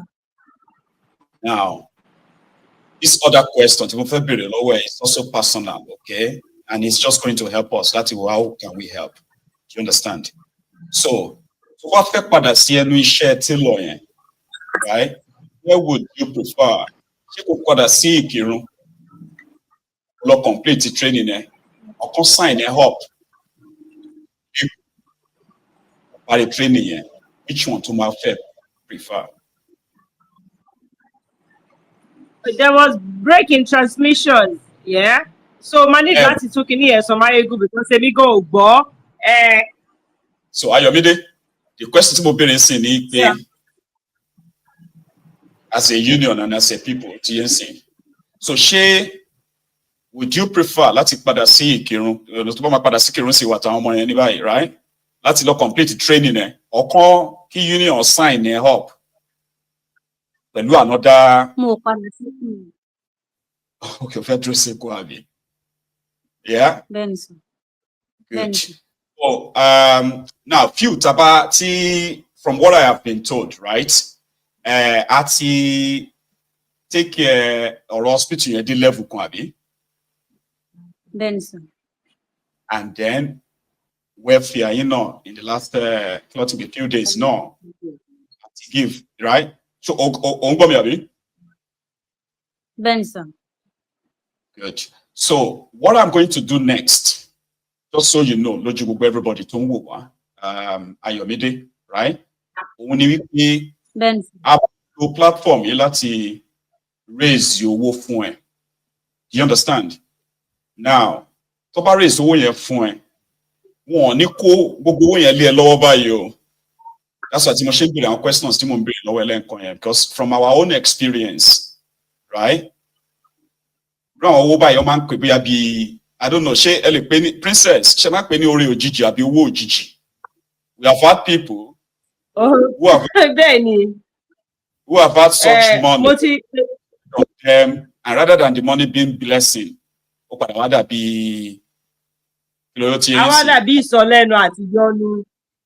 right. So Ayomide is, she's a young woman, and then with prospect as well. She gets insane. So my own kind of suggestion then would be, as we are adopting Ayomide's children, we are also adopting you to Ayomide. Do you understand? So you too much see pe ye ma fun wa ti awon ọmọ ẹni ìrànlọ́wọ́ tí a bá lè package fún ní oṣooṣù, while at the same time be a padà lọ sí anywhere tó bá ti lè complete the training lè complete so máa mú ẹ lọ sí bank ṣùgbọ́n so any owó tí wọ́n bá gbàjọ fún ẹ wọ́n máa open account fún lórúkọ ẹ you get insane. So èyí tó lè fọwọ́ kan máa wà ńbẹ̀, èyí tó lè fọwọ́ kan máa wà ńbẹ̀, ìyẹn wà fún pé tó bá ṣe graduation training you can still have something. You get insane. So it's multi union will kind of be your go-to see. So how does she feel? Ben sir. Oh, all right. So mamanko, mommy no one there.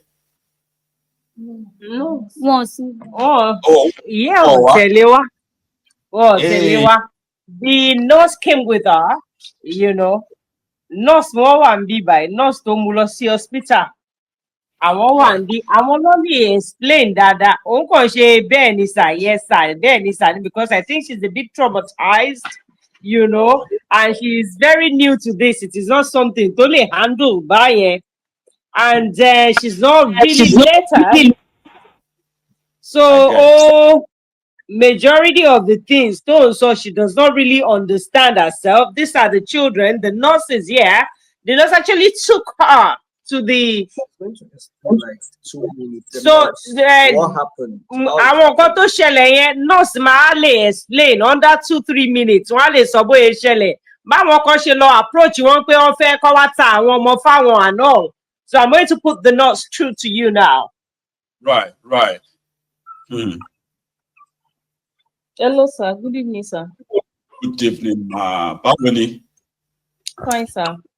So thank you so much. I've heard about yourself as well, all right? And I have to personally say thank you to you. And I'm glad you could make it tonight as well, ma'am, okay?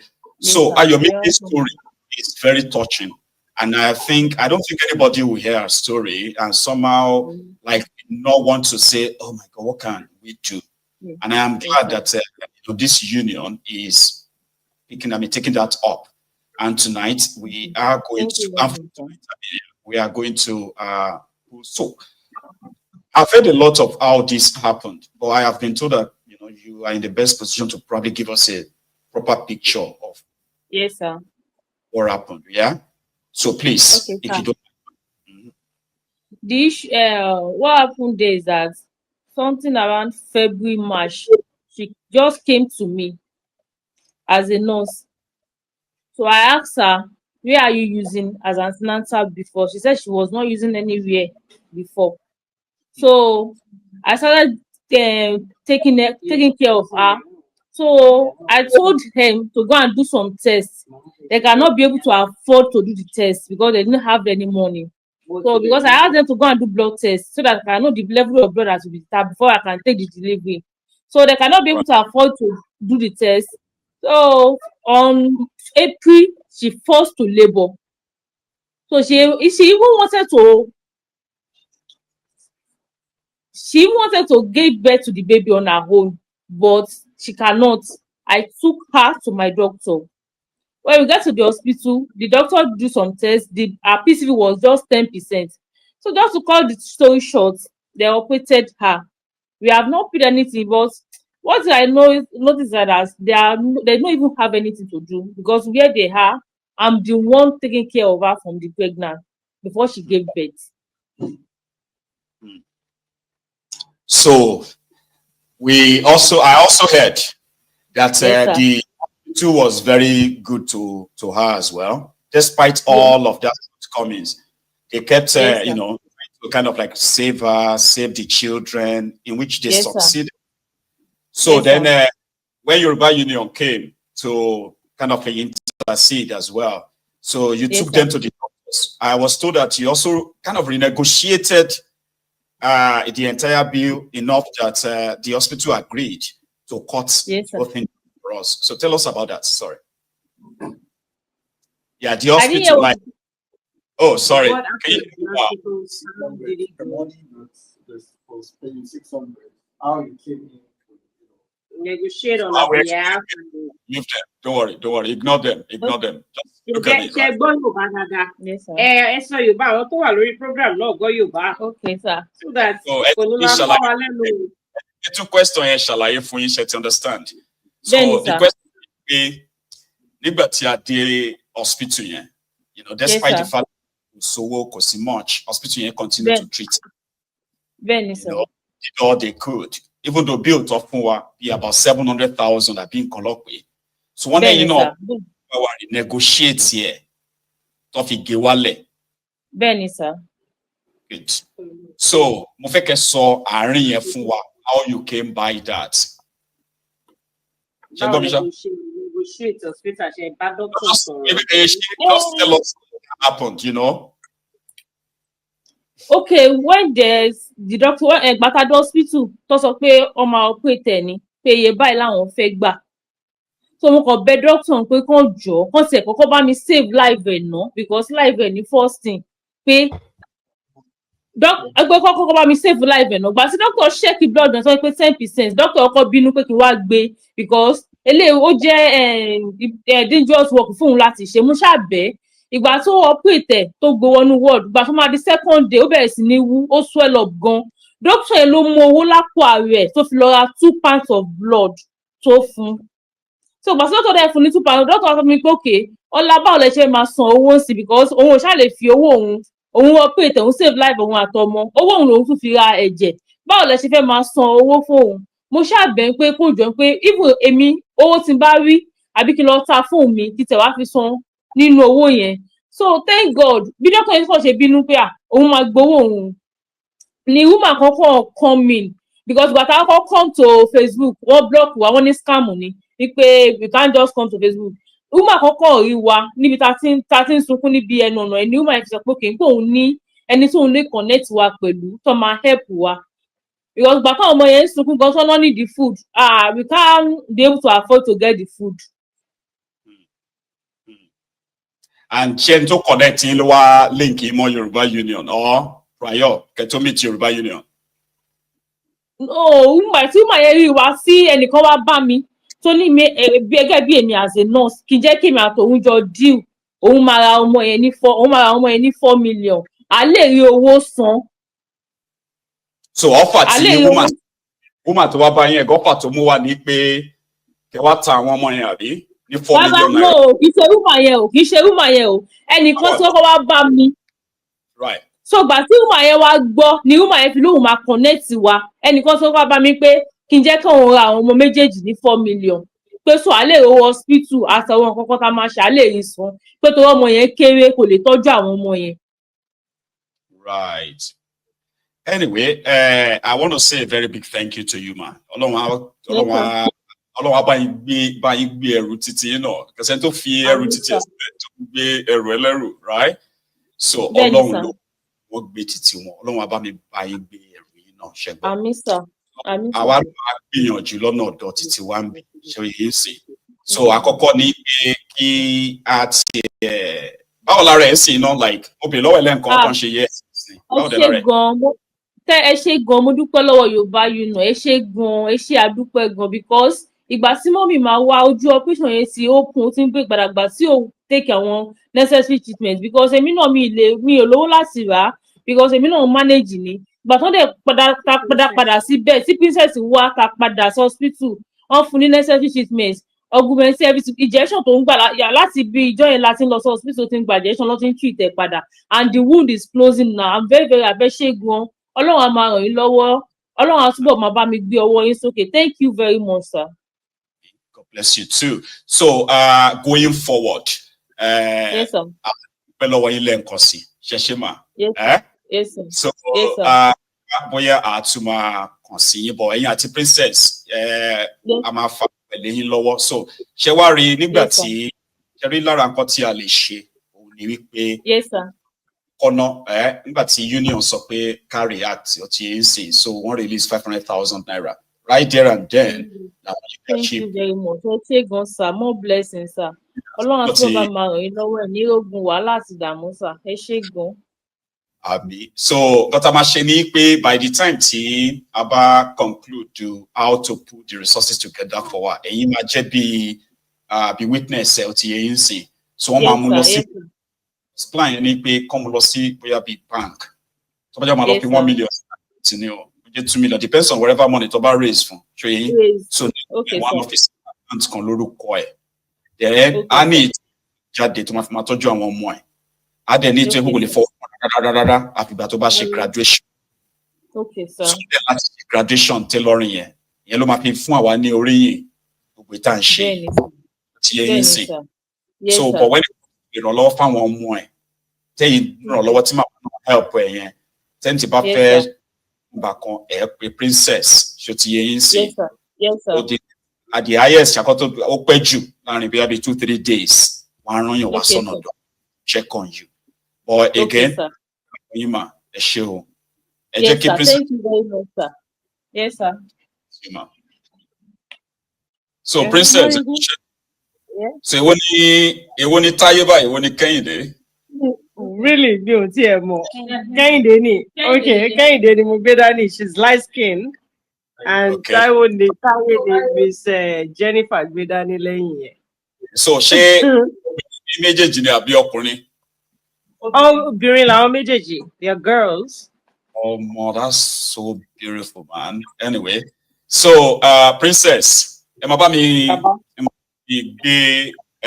Kenny, so you and I will now get down to this and speak to our people. Any form of because the reason is this: we are going to raise this fund.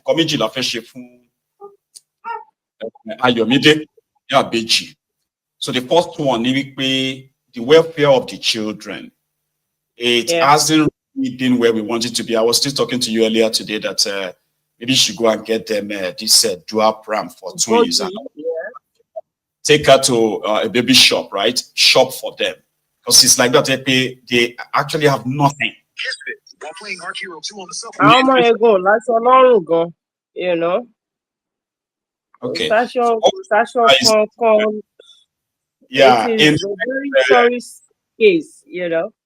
So in the next few minutes, just before we go this evening, okay, so we are going to raise fund, okay, so budget 1 naira, budget 2 naira. I implore you, my viewers, I mean, I don't know what it is going to take care of 2 children, babies, right? I have an idea because I am also a father and I've just not done it like 2 at a time before. So we can imagine that whatever you want to get, you have to get them in 2s, right? But I understand that everything is also not money. There are those who can reach out, who can send things, gifts that can be used, baby clothes, wares, and you know, other stuff. So, Princess, apart from this... Olafioye David just sent 10,000 naira right now. God bless I just you. got the alert, yeah. I want to know... Thank you very much. If you who have Nigerian accounts who can actually really help, it will be a great deal, a great idea, honestly speaking. So if you help us chip in at all. So I understand that the Yoruba Union leaders, the 3 of them actually raised $500,000 as well. Is that right, Princess? Yes, they did. They did. They raised $500,000 about, I think on Sunday. Yeah. So, $500,000 near la wakulo sibe. Right. O la kolo si odo la ara bed nínú ẹ̀. Bá mi mú àwọn receipt yẹn wá jọ. Ó dà pé wà ní drawer yẹn. Ara bed, ara oúnjẹ àwọn ọmọ yàrá ẹyọkan ní 11,000 naira. Ẹyọkan tara ní 11,000 naira yẹn. Ara mẹ́rin. Ara oúnjẹ mẹ́rin fún wọn. Ara mattress. Kí la tún rà? Ara wipes, ara cereal fún ìyá wọn. Asan nínú 650 àbí 700 owó hospital asan èlò lásán ẹ̀. A fún wọn ní 250 l'hospital. Ara mattress 68,000. We have the receipt and everything here. Right. But she know 500,000. 44,000 yeah, o la fi ra kíní oúnjẹ. Yeah, la fi ra ṣé náà ní lára nan one. Ara diaper náà fún wọn. Then gbogbo àwọn meat and other things. Yeah. 60,000. Olówó Olúfẹ́mi, yeah, sent 35,000 naira. Thank you. Just now. Then Tajuddin Nicholas sent 5,000 naira. Lemonade Techno sent 21,040 naira. Right. Then Samuel Hafolabi sent 10,000 naira. Then Alake Kolakbo sent 14,000 naira. It's beautiful. So we expect. Olariwaju sent another 20,000 naira right now. God bless him. So that's super grateful to you guys. Yeah, Beji is very grateful too. So It's okay. Relax. Or relax, Cynthia. No worry. Relax. So I can share Lucy. So there are many things that people can actually put for. Meanwhile, if you don't have any Naira account, you can use the PayPal. Just make sure that you say this money is for Ayomide or Yabiji, wherever you want to title it as, and she will get every penny of it, of that, I believe. So, okay, Tolulope Tolex sent 20,000 Naira. Yeah. Tolex. Juliet sent 10,000 Naira. Lawal Medina sent 10,000 Naira. Ajagbe Sohib for the twins to Karo Ojire, he sent 20,000 Naira. Thank you, yes, Ajagbe. Simeon. Yeah.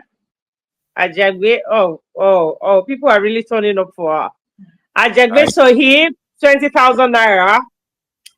Tinkra Techno, 50,000 Naira. Priscilla Yahaya, 30,000 Naira. Thank you. Ogubono, 40,000 Naira. Simeon, 30,000 Naira. Yes, Awolesi Michael, 50,000 Naira. Then Yeroku Oluwaz, 25,000 Naira. God bless all of you. We are super grateful to you all. Thank you so much. Yeah. Somebody calculating that. Pull it together. That means we have possibly gotten to about 200,000-300,000 by now. Yes.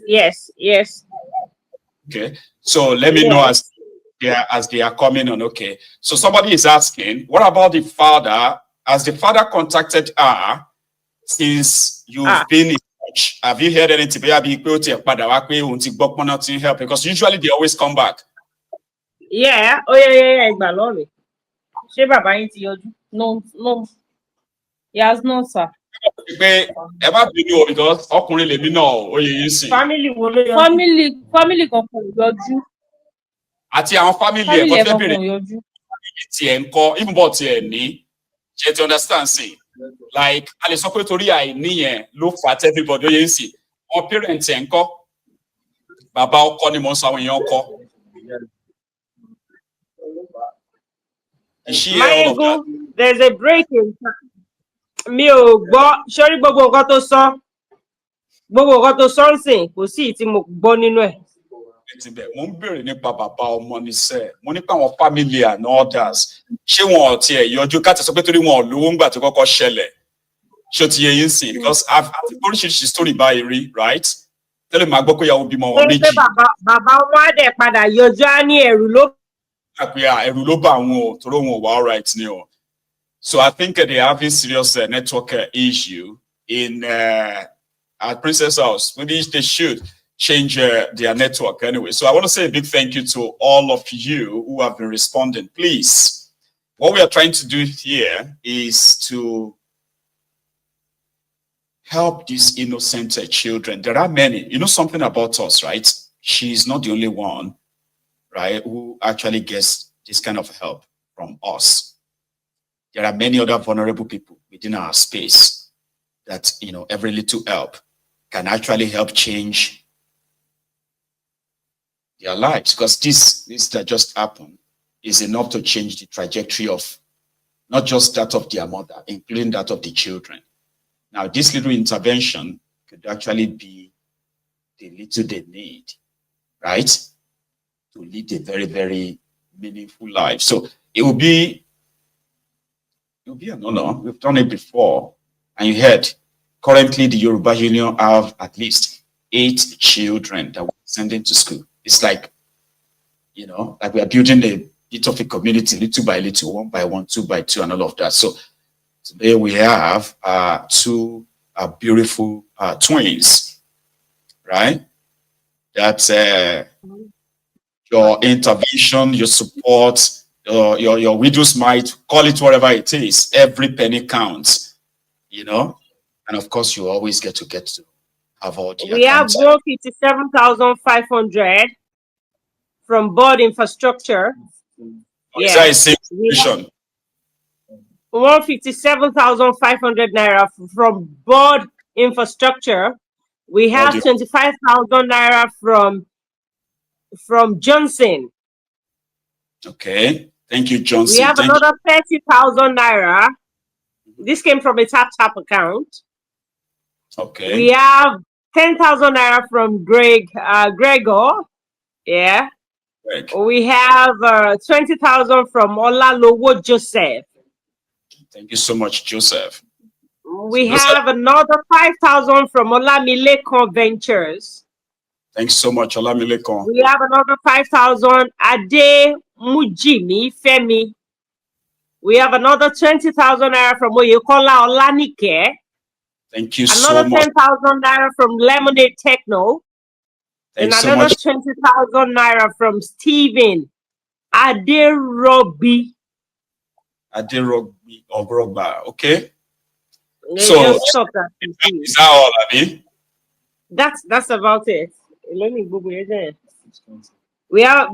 been able to raise 620,000 naira right here. Oh, that's wonderful. That's just about 12 minutes now, because we have been in it. We have done it now for 12 minutes, right? So we can keep going. Maybe we can reach 1 million, maybe 2 million, maybe even 5. Maybe that is a bit of a fast stretch. So what we are trying to do, in which I expect you to come back later, though, Princess, she get to see. So is when we finally put them on the track, right? So you can help them plan this money as it should be. You understand? See, so that we are not going to actually end up turning this into a cost. It should be a blessing. We have another 40,000 naira from Oluwaseun Oye. Thank you so much. We have 20,000 from Aisha. We have 50,000 naira from Okupa Anthony Ho. We have 30,000 naira from someplace, anonymous. We have 30,000 naira from Joseph Moloku. Okay. We have 50,400 naira from another tap account. Understand? So, and we are now total how much? 800,000. Let me know how much. So God bless all of you as you are responding, all of you. And to those who are going to say, what if I drop àti Beji? Yes. So my driver just stepped out with them and with Ahmed. You will liaise with Ahmed and we can report back as well. Once the driver just stepped out with Ahmed now. We have another 35,000 naira from Oluwatoyin. God bless you, Toyi, ma'am. We say a very big thank you to you. We are super grateful.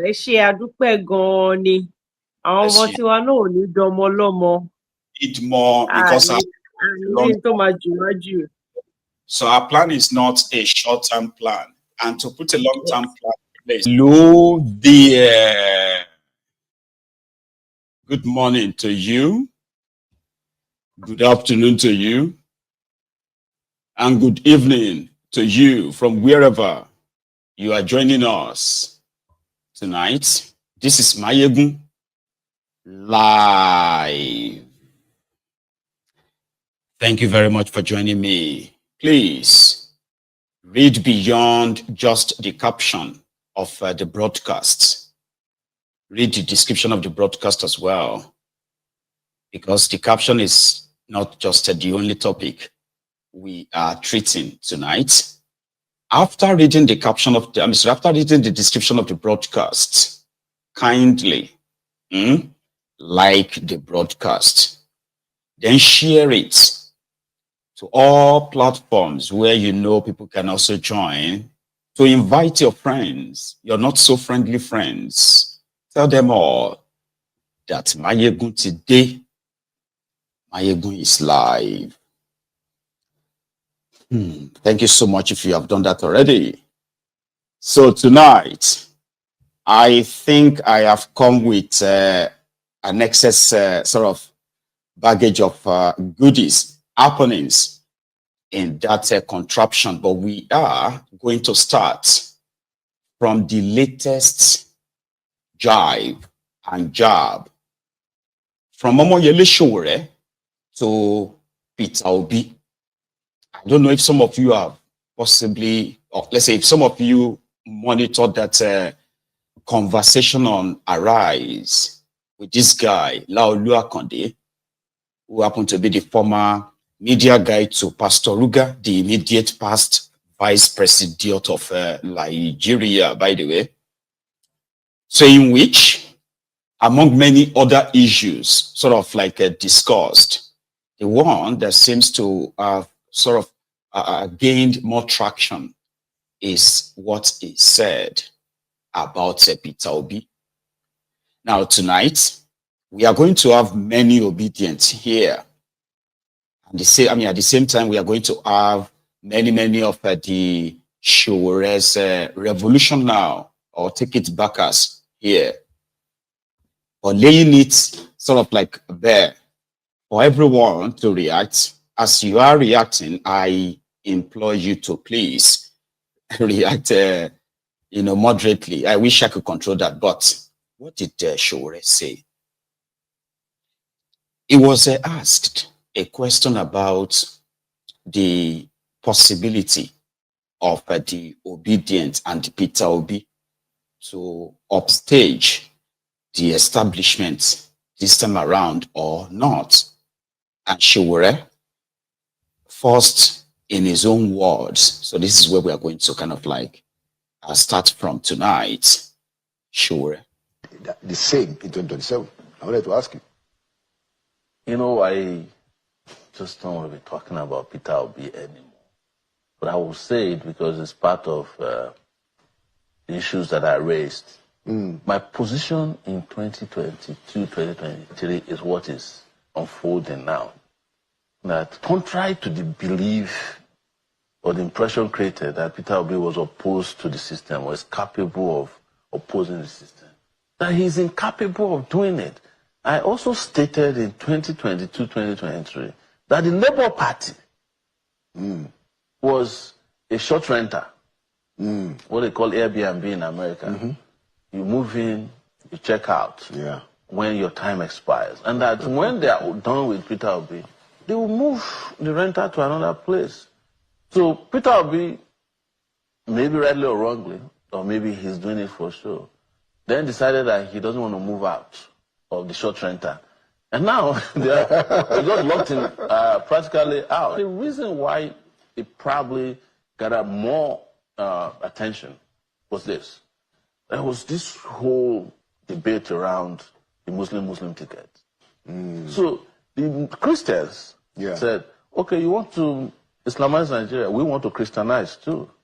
And who was the best person available to them? Peter Obi.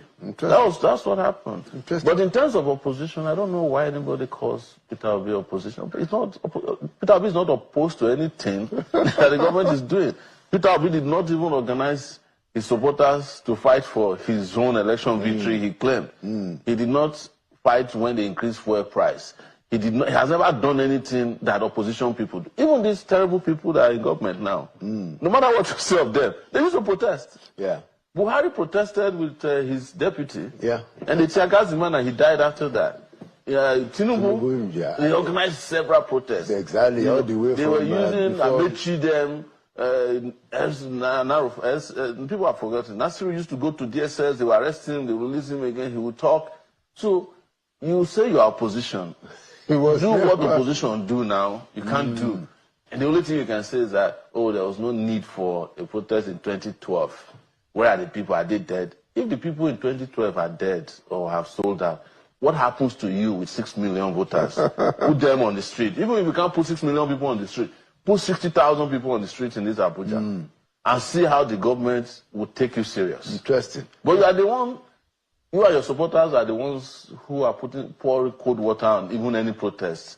Because you don't want the country to change. You want it to be replaced. You want the Tinubu group to either be replaced by your own group or for Tinubu to assimilate some of, because look at all the Labour Party people in the National Assembly. They are not decamping back to where they are coming from. They are decamping to APC. So shameful. And this is the point we're making, that these guys were not real. In 2023, they were not real. In 2027, they're not real. And I'll say one last thing about them. I think the Tinubu regime enjoys their type of opposition. Yeah. So you see that any time they seem to be phasing out, they will throw red meat at them because they know that it's the kind of opposition that doesn't pose any threat. These guys are never going to never get upset to the point that they will turn Nigeria to Mozambique, where somebody stole the election and the person who gave the election and the one who stole have not rested. You know, so even countries like Uganda, you know, Bobby Wine now, they're giving hell to the people, the dictators. So you have them here. You say your opposition leader that is all, you know, attending. Because of our time, you know, one more thing that I want to say. Those were Sowore's words. And now, let us try to separate fact from fiction, emotion from emotional intelligence. Emotional intelligence from just a mere emotion. I try, just to be guided, all right? I try to pick few of his points. And I want you to please come with me because a lot of you right now have already started reacting. Oh, Sowore is this, Sowore is that. Is not completely wrong and is also not completely right in some of his assertions. So let's pick some of them. For real, I'm going to start from the last one, right? He said, oh, sorry, maybe the second to the last one. He said, the obedient who had 6 million votes, they got rigged out as until tomorrow. The obedient believes that Peter Obi won and it was rigged out, right? So, to Sowore, that is complacency. That is, you know, like, how could you, right, have such kind of like number of, even though if you feel like you have been shortchanged, but 6 million, that's substantial to actually make it uneasy for the establishment the way they had it, like Tinubu had it. Because Obi said nobody should protest. Now, talking about that,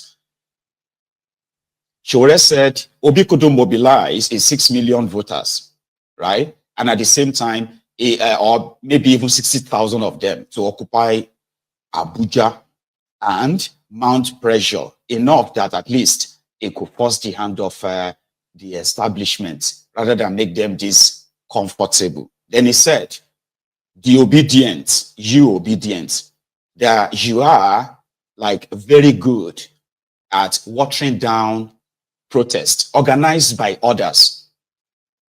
Remember from where it started, though, you won't, because some of you feels like Obi shouldn't, right, be kind of like pushed, is that the word, pushed, right, to lead millions of people who rejected this APC, Egbekegbe, to actually stand for them, whatever comes may. Some said, oh, no, he's done his best. Everybody should go and do his own. And you know, you obedient are very, very, very good at that. You won't protest. No, you won't. And at the same time, you are never going to approve of any protest. You won't, or you won't. So he's right in that regard. You may have your reasons, like we all know so many excuses that some of you have given, okay? So let's start from where he started from, where is wrong, not completely wrong, and then not completely right, and maybe sometimes right too. So this particular one is a far, and here is an example. Sowore said that he has no capacity. You understand? Like Obi has no capacity to take up or take on the APC. Let's use APC because they are the one with the power, right? Obi has no capacity. That is kind of like far-fetched. Because number one, right, we will never know. The reason is this. he has never been the president before, right? So which means we will never know. But for people who knows Obi, this is like fact from fiction now. When Obi became their governor in Anambra State, Anambra was practically like burned down. They get their government house burned down. Their state broadcasting corporation burned down. So many other government properties vandalized, burned down. It was like, I don't know if some of you remember. And it was because there were two guys, Andy Uba and his brother. And these were like the godfathers. They were so connected that these were the guys who kidnapped a state governor. But by the time Obi was done, and up to this moment, Anambra has no godfathers. It was their end. And that's to tell you that what you could possibly do, even when he mingles, supposedly mingles with the same members of the establishment. So that's just like comparing now, right? So Sowore was wrong. Then he went on. Sowore went on to go and, which is very wrong as well. Sowore went on to say the popularity of Peter Obi, right, is because of the Muslim tickets. Really? Sowore? Abba. Sowore said Obi became popular because the Muslim tickets pushed the Christians to say they will do, because Muslim want to Islamize Nigeria. So they Christian will also Christianize Nigeria. That is very wrong. There were others who have said, which is relatively true, that the anger of these supposed young Nigerians, right, towards the APC, Ebekebe, during the NSAS and after the NSAS, the failure of APC, Ebekebe, ordinarily, right, was like anything but APC. So yeah, you might say Obi's profile, social media, sort of like viral speeches and the rest of that convinced majority of his supporters as well. But do not even try, Sowore, to relate what happened in 2023 to Christian or Muslim.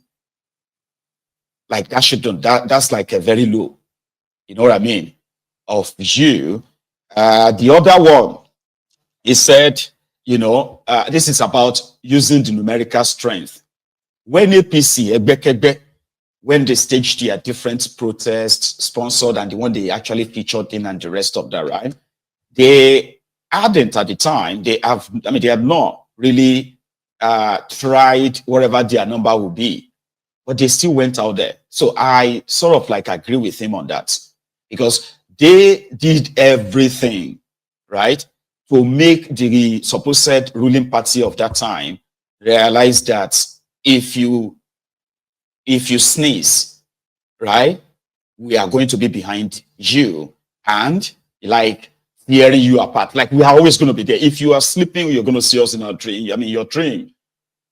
To the point where they became more or less like intimidator to the guy in government. So the kind of opposition you have, right, determines the level of impunity that will be tolerated. So on that part, I kind of give that to him, you know, because there's no point in like leading people on to a fight that for any smart person knows that it is not just a single person's, you are not fighting this person, you are actually fighting the conglomerate of the entire establishment, sure, you know. So because of that, right, there's no point in you not expecting the worst, because even your own supporters are going to, or they are being maimed, attacked. So what is there to actually be afraid of being in opposition in that regard, right? So Sowore may be a little bit, right? But when he said he is not an opposition, okay, potential. Now, in all of this right now, right, I think we should see what Sowore's points, rightly, wrongly, right? Or like if you kind of like averagely know, right? You will say Sowore is practically questioning the usability of the kind of numerical potential that Obi sort of possess. So to Sowore, what Obi possess, right, is enough to charge the criminals in Nigeria to either sit tight or begins to actually pack up. But Obi won't use it because, according to Sowore, if Obi should say, yeah, let's face them, in the long run, he possibly feels like he's going to be affected. He himself will be affected. And that's why Sowore's kind of logic to some people kind of makes sense, even though it doesn't really per se. Okay, so to Sowore is like, okay, you've got 6 million. What's it going to take you to lead 100,000 of them? Demand for this, even if you are going to be arrested, let them arrest you, lock you up. You know what I mean? Let them do anything that will actually keep your own people assured that they would have to kill us in this election. Sure, you get like, it is now like now or never. And those ones who wants to rig you, they too will be prepared to say, so sure you get. But talking about Obi's potential, the half of it, or let me say the tiny bit of it, is the fact that this one is also a fact that didn't come from Sowore and is out there. This potential that Sowore is talking about, this ability to actually shake these roads, right? To either treat you right or begin to know that indeed, whatever they are cooking, okay, it is going to be them versus the rest of you. Do you understand that now? So to somebody like, what do you call it? To somebody like Sowore, right? Such potential that is not using. The people within the, Tifnumbu's gang, you know that when Obi says something, they tend to go into convulsion, go into serious like meltdown and all of that. And that kind of can give you a bit of an idea that they are also aware of this supposed potential that surrounds this Obi, that if he should unleash it, the fear of Nigeria may become ungovernable for Tifnumbu. And the more reason why they are doing everything to try to push the narrative that Obi is trying to make, or Obi is trying to sort of like make Nigeria ungovernable, like people to revolt against Tifnumbu. So he hasn't yet. Sowore says he won't. And I kind of believe that he won't as well. Yeah, I mean, like I said, if I partially agree with Sowore on that, right, it may not be like totally until it happens. So it hasn't. So to me, it's like, he won't do it. Others are like, no, it is too early to judge. But at the same time, you can actually judge based on what has already happened. But overall, to Sowore himself, as Obi is, like Sowore put it, to transited to Labour Party, to it was meant to rent it for some time, for a particular time, and then leave and all that. Fine. Sowore himself, who has been up and doing, like we have to give him the credit for most of his own advocacies, in which many of those the system has tried to silence, and some of them who have been like locked up. You know, we have seen Sowore stood up for them and even bled for some of them.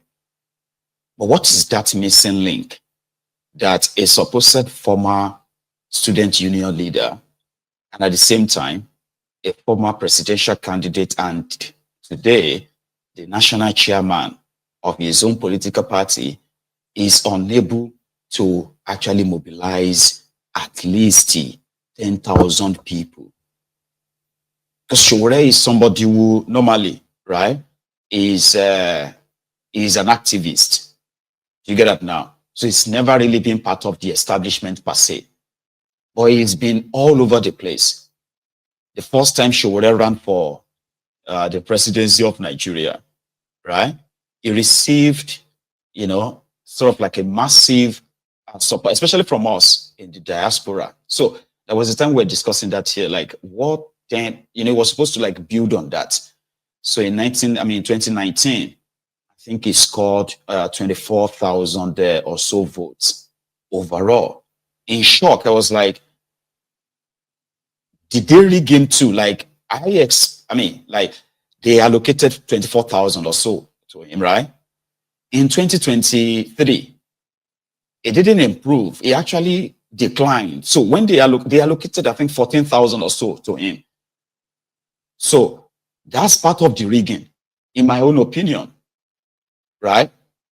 I would expect somebody like himself, okay, to also kind of like be able to pull. Because how could they allocate 14,000 to you in an election, a national election, that is generally believed to have been rigged? Everyone was rigged. So let's assume that Obi is part of the establishment. And whatever Sowore, whatever you missed between 2019 and 2023, whatever that was, that the, you know, whether the establishment want to continue to ridicule you, make you look so ordinary, inconsequential, because that is what would be my own opinion. So I may not have all the supposed facts, right? But at least an election that was considered as a charm, right? At this point, I would have expected at least all over Nigeria, right, yourself, to be able to pull something that a lot of us would have said, imagine, see somebody where they say they allocated 14,000 votes to all over the country. And he said, you know, he said he scored more than this or so votes, which means it was rigged too. So now, look at the number. Have you seen the number in Abuja? Have you seen the crowd in Abuja shutting down Abuja because they rigged Sowore's party too? But it's nothing like that. So the entire establishment is ridiculing everybody. That is where some of their support, especially the obedient, are kind of like angry, right? That it doesn't make any sense. If Sowore is dissipating so much energy in kind of like tearing Obi and his obedient with so much vigor and, like, you know, strength. So is he not helping Tifnumbu to tear down the same opposition that was supposed to actually come together ideologically, even though Sowore himself swore that he would never have anything to do with the obedient? Unfortunately. Anyway, you see the chairman of, no, the president of NANS, that guy that got kidnapped by Sheyi Tifnumbu's thugs, who said he was offered 100 million naira by Sheyi Tifnumbu and the Minister of Youth, Issa Atiku Abubakar, that is his name. The guy that you had all, I mean, you have all these pictures of, you know, bruises and the bulging eye and all of that stuff, right? Then he came back to say, oh yeah, it was misled, that it was somebody called Ladoja, who is now the NANS president, Sheyi Tifnumbu's faction, parading himself as the NANS president right now. So that's the guy he named as the person who was there when he was being tortured, right? And they took his pictures, naked pictures, all the bruises and all of that, to share it online, okay? So this guy came back and said, no, it wasn't Sheyi Tifnumbu, it was what they told him that he repeated. Not that he came out. The last time he came out was when he made that video and that revelation of his abduction. Since then, DSS, they have kidnapped him again. And he has been in their detention now for more than a week. This is supposed to be somebody that's supposed, I mean, the national body of Nigerian students elected as their leader. But the son of the president of Nigeria is interested in somebody else. And since he won't take bribe, right, they got him dealt with.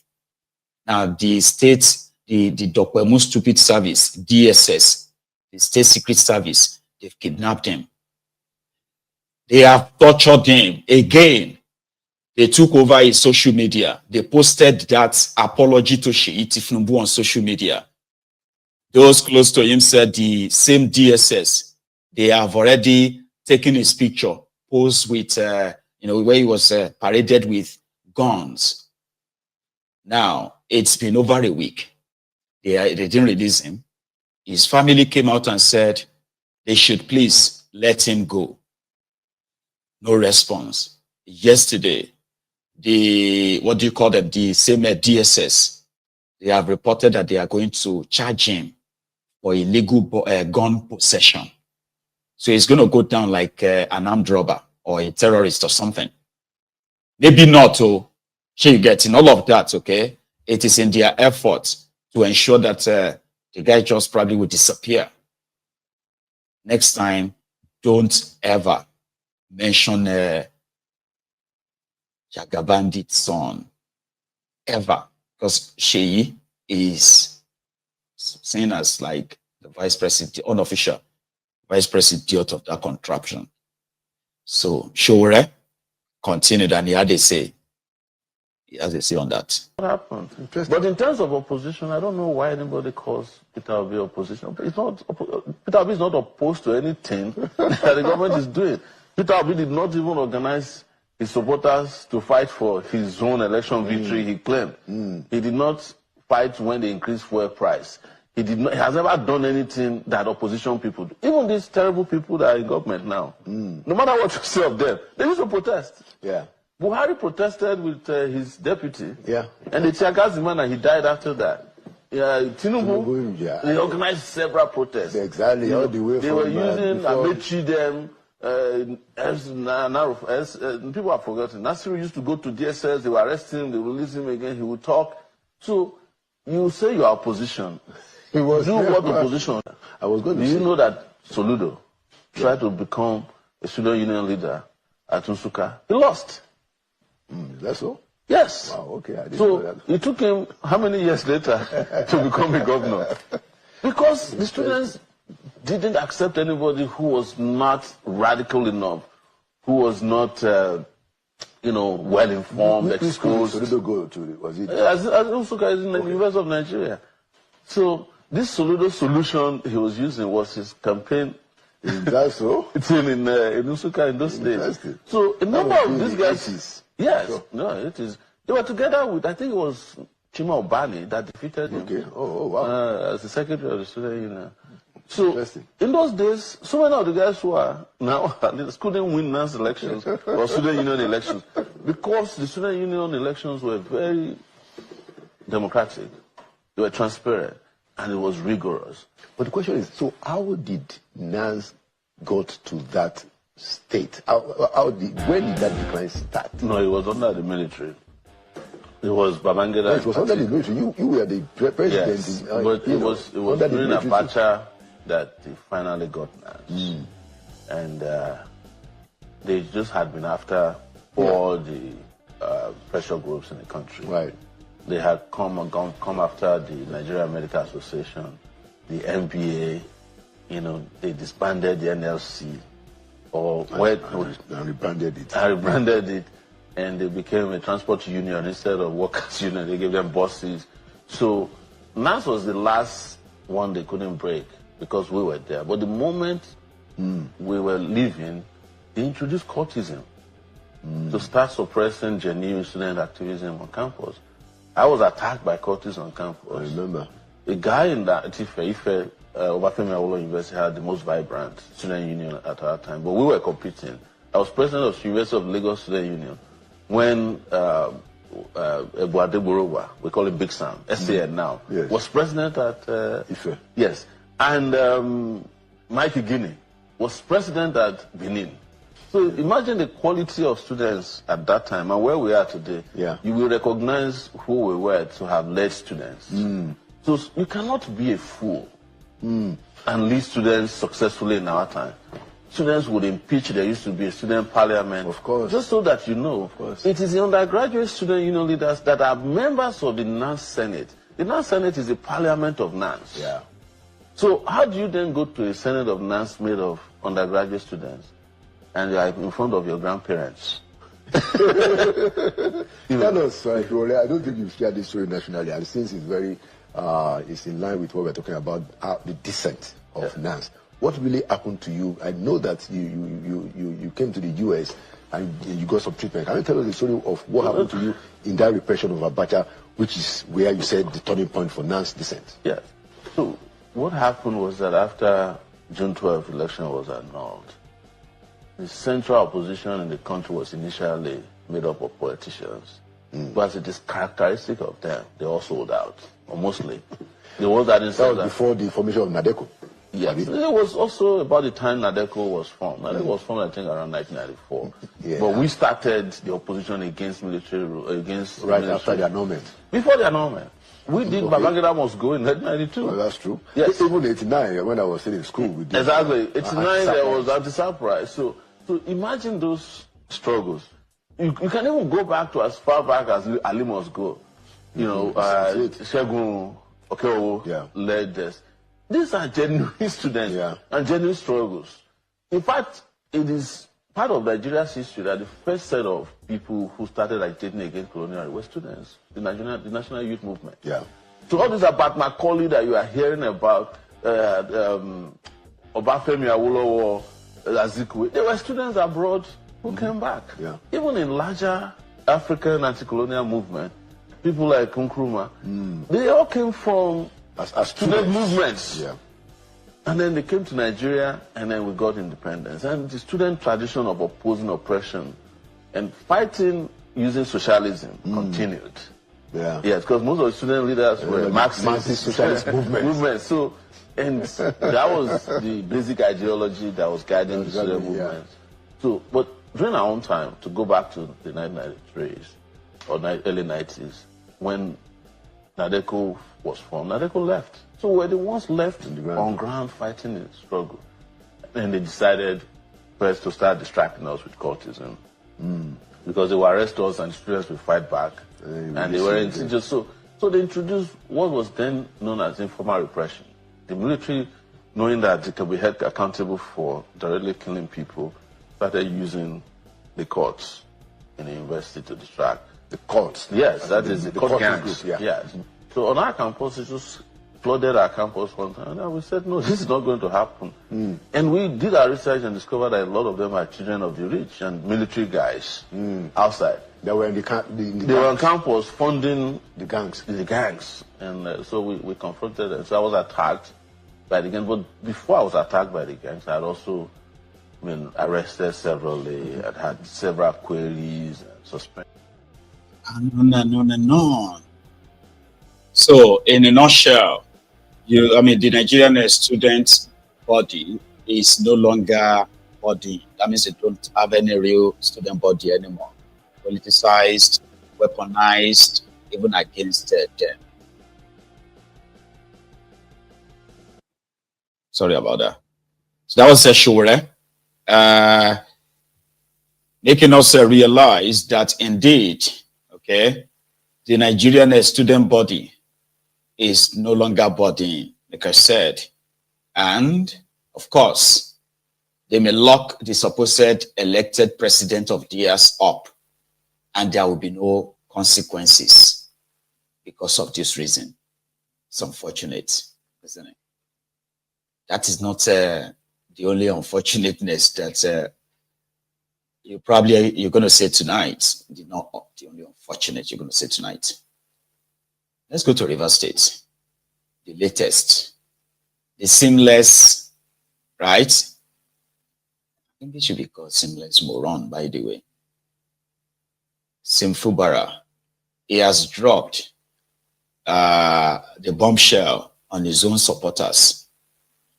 Remember that in the last 2 months or so, Rivers women, they have been protesting endlessly since Tinubu announced state of emergency in Rivers State.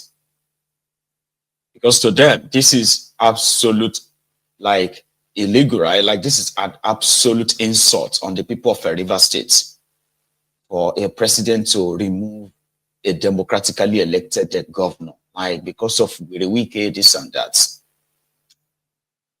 They also staged a protest, which is like a walkout protest on rats.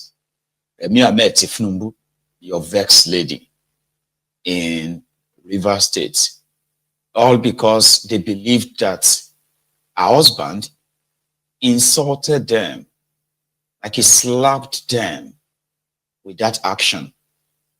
Anyway, yesterday, in what was supposed to be a church, kind of like a church Thanksgiving or service for the late Niger Delta, one of the Niger Delta leaders, the late Niger Delta leader, Edwin Clark, Seamless Moron Fubara also was there. And for the first time, I actually see the guy properly, like, oh, boy, this guy is actually a moron, sha. Like, he couldn't really weigh together any meaningful, sensible kind of like speech for real. That's true. That's the truth. That's the truth. I'm telling you, that's the truth. He will say something and he will be like, that's the truth. I'm telling you, that's the truth. Okay, so it's no longer rumor anyway. So it took 2 governors to go and beg Werewike, right?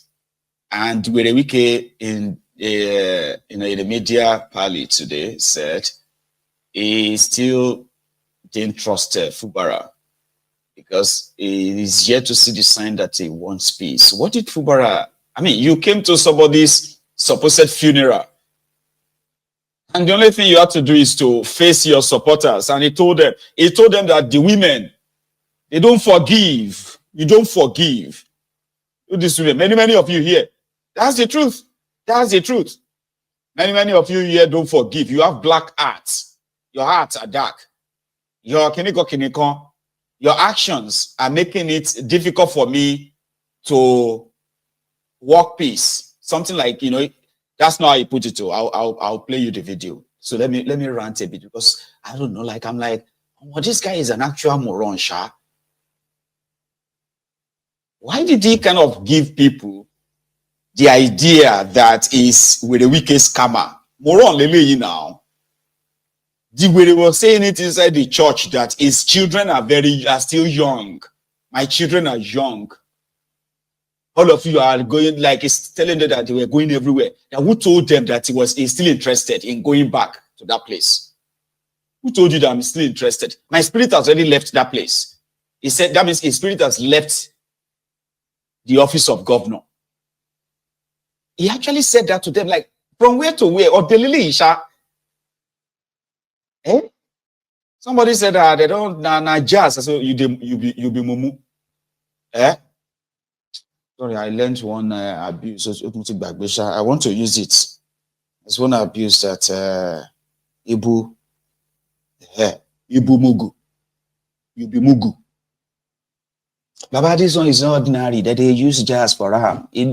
This guy is this thing. I tell you, man, spiritual. You don't know the battle. Some said they have threatened him.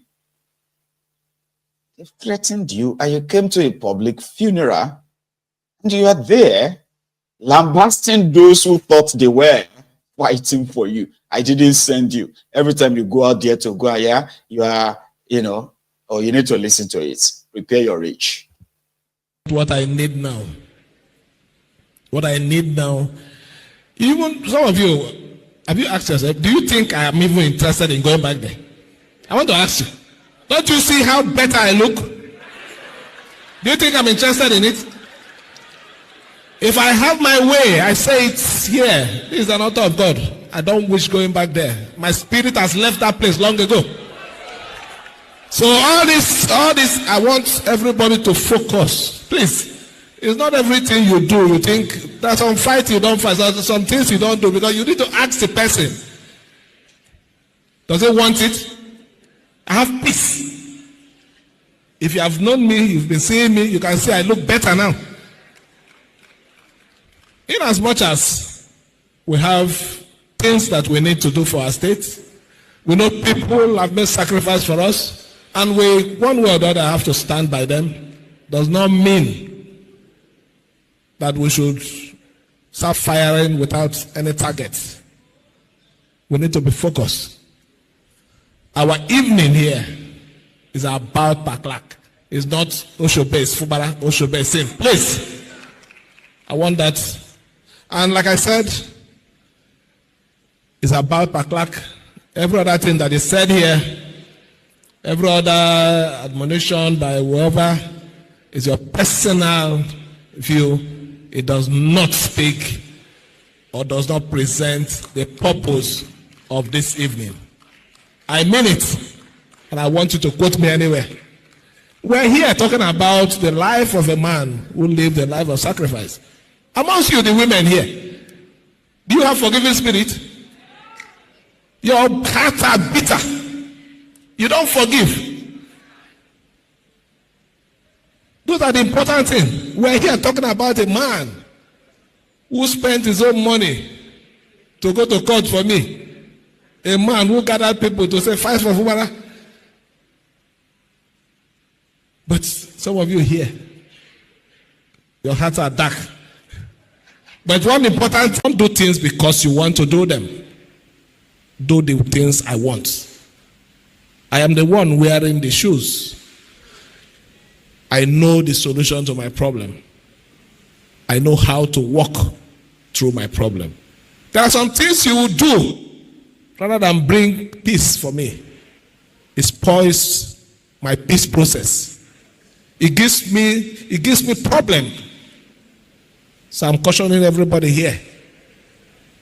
I'm serious, and it's very important to say it here in the church so that it's not something I'm passing a message to anybody privately. Before you do anything that you claim you're doing for me, seek my consent. I said it before. Do you even know what I'm interested in this? My spirit has left this place. I'm already, my body parts, I have it already, but not I'm going to die now. I'm not going to die now. The reason is not that I'm too young to die or too old to die. I have a wife and I have kids that I need to bring up. They need me now more than ever. So when I finish that work and also finish the work of humanity, the aircraft can land. I will board gallantly. So let me thank everyone, more especially Senator Birabe, the chairman of this night of tribute. The Nuisance Lele. Nuisance Lele. You see, number one thing I'm going to say first is that you, yes, you, don't turn your head, you, that usually goes into a feast or masturbating in public because of politicians. If you are looking for the moment of truth to remind you that you are just a fool, there is no better time than now. This is the time for you to realize that if you are a grown-up man or woman that spends his or her energy on social media, fighting yourselves, I am on the side of Ubara, I am on the side of Wiki, I am on the side of this or that. If you are looking for that moment of truth to show you that you be mumu, this time, the first time you should have known that you be mumu was yesterday. Another best time is now. What can you make of what that guy just said right now? For those of you who need to understand, because of this guy, his own guys, they bombed the State House of Assembly. They threw in IED. So they detonated IED bomb inside the State Assembly when he heard that he wanted to be removed. In that same River State, since they started this madness, at least more than 2-3 people have been killed on both sides, because of these guys. Now, in fairness, I do not have access to the full video. But the first question that popped to my head when I saw that video was, did they provoke him were people becoming unruly? Were they singing his praises in that church? What really prompted him to go that sort of like a shameless, incoherent tirade? And selfish too. I mean, if we are picking his words, I could pick few. I actually did pick few. Is he reacting to people's reactions of what people are doing in the church? Oh, now let's even say, oh, people are being unruly. Maybe they are singing his praises and all of that stuff. And he was like, come on, guys, we are in a funeral. You don't need to do all of that here, please.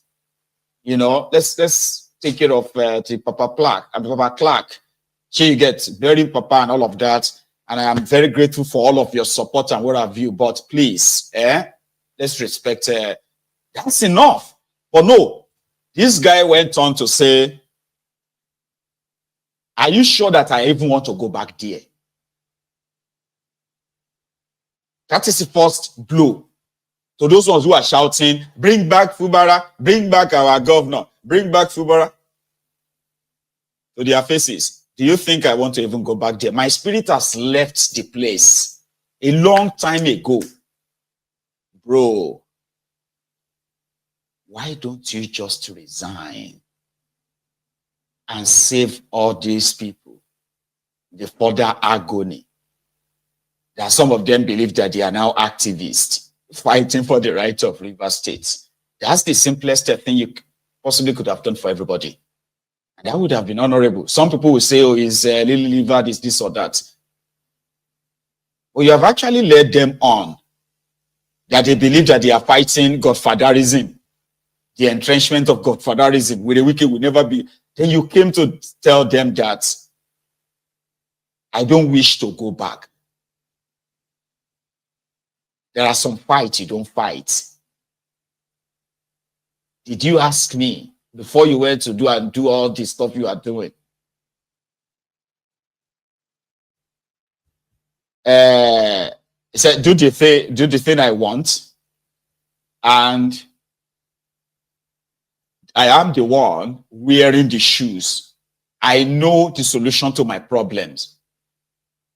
But many things you are doing are making my efforts. Here you get. He said, there are things you do that didn't bring me peace. Your protest didn't bring me peace. All of you are just making it harder for me. I said it before. Do you think I want to go back? I have a wife. I have my children. They are still young. They need me right now. But why don't you just resign and just go back to your wife? And then he added this. Maybe everything they should be, they do. The situation is, it's not about Oshobe. It gets to a situation where Oshobe don't solve problem. That is the truth. So, you know, indirectly also referring to those who believes that they were ready to defeat Fubara. Nobody everything they should be to do. Like, how can you look at that guy and still possibly, to those of you clowns on social media, especially those of you from River State, because I actually see some of you. There's one of them called Chris or something. It was with Wiki, when Wiki was fighting at Tifku. Then somehow he ended up on the side of Fubara because they want to fight with Wiki. So right now, there are many like that. Like you're going to call that thing your leader. No wonder Wiki today he called a media party where he lambasted PDP. That's for sure. Then he told everybody, he told us that where this seamless, spineless Moron Fubara, read this one, he came to his house. He brought two APC governors to come and beg him. But he told him that you are begging me, but your people are still protesting. So that then sort of makes sense. The reason why Fubara was like, but somehow there are people who are saying, he's being smart in it. He's all these people that are praising him online, are they going to be there to take care of his family? Are they the ones that are going to help him, this and that? Here you get the typical slave mentality. you know. So they believe that Fubara is being smart. That's not being smart. That is actually like, yeah. I'm coming back to what Werewike said about him, right? So last night, the PDP, they called a meeting, and it was the PDP governors, they called a meeting. They wanted to discuss about their family problems. Here you get. And it was the PDP governors and former governors, supposedly their neck, right? Then Werewike stormed the venue. He's meant to be there. It's happening in Abuja. He's a former governor of PDP. And according to him, right, he is still PDP. So briefly, when they all gathered last night, and what happened?